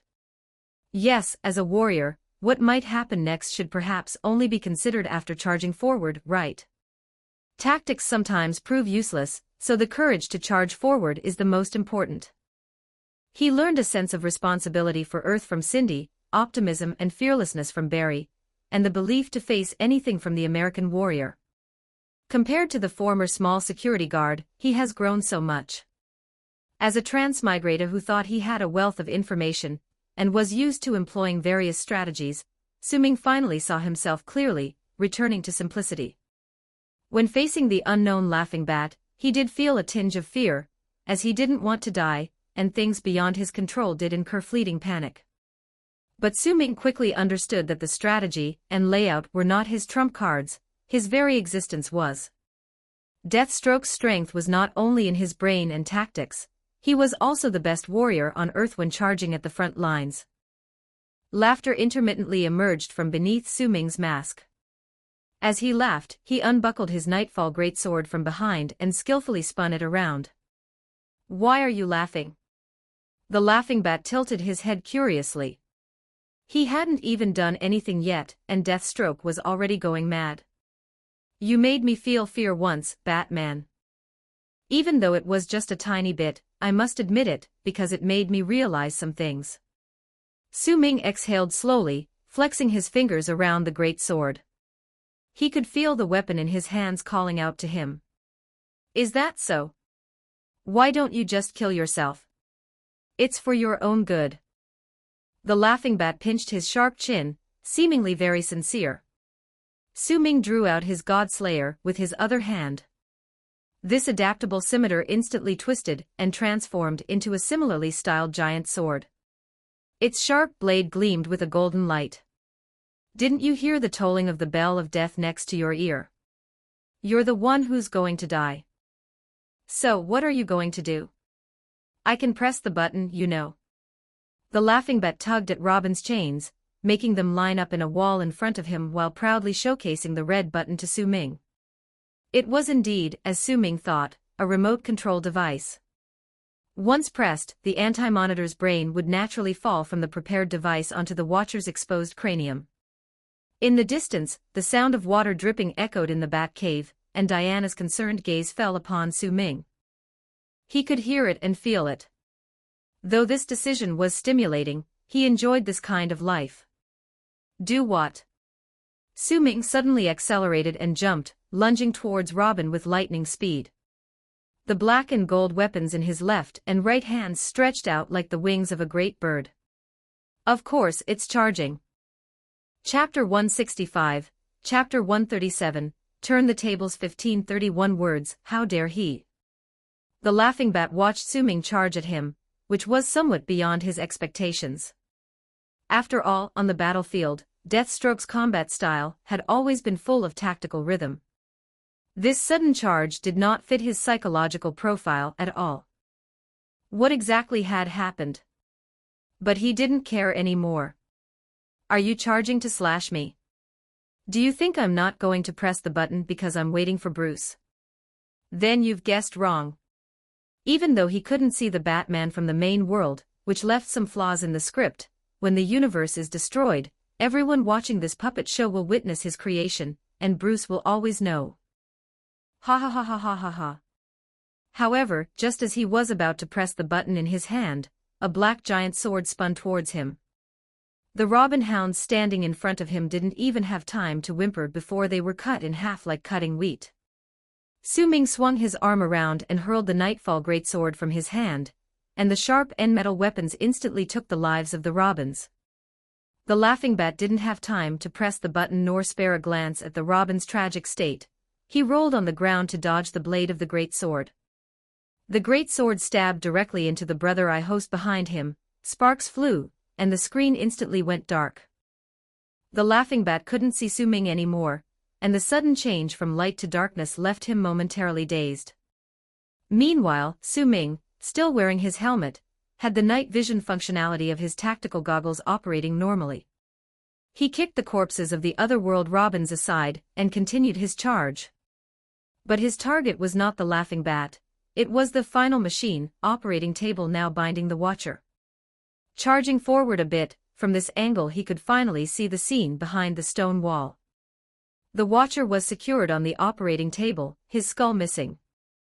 Not far above his head, on a makeshift stand resembling an alcohol lamp, rested a flat brain.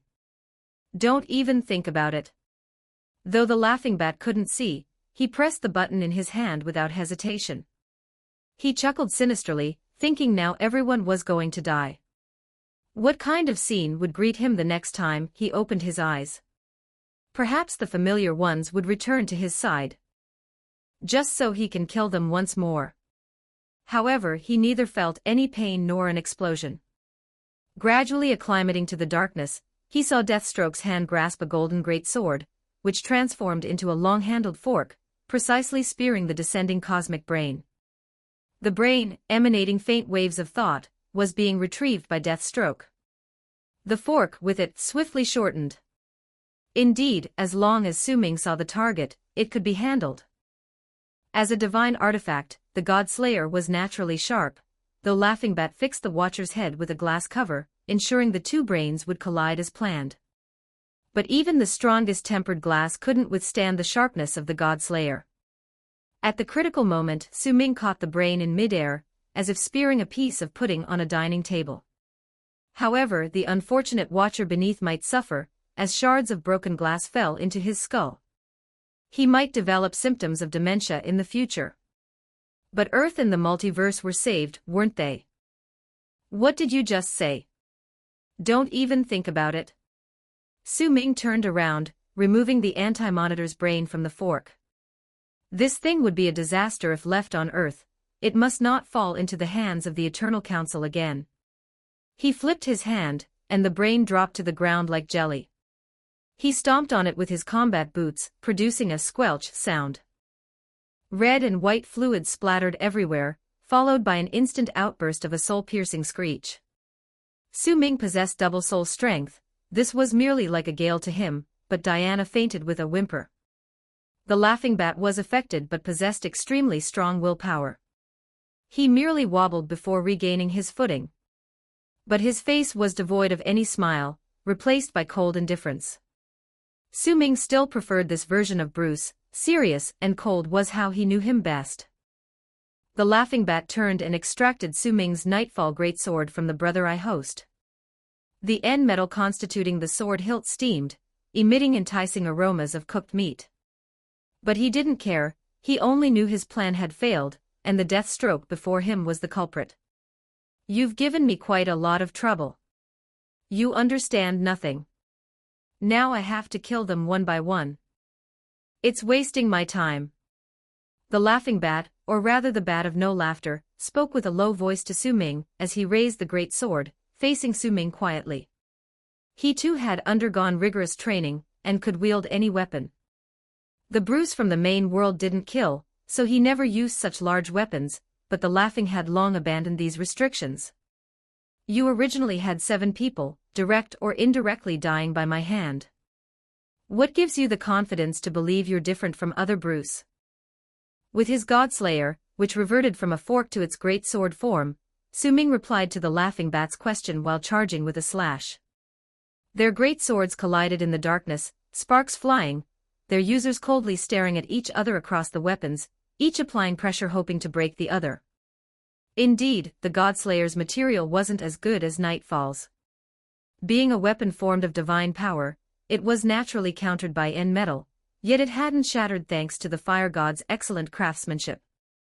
The Laughing Bat, however, was at a disadvantage in strength.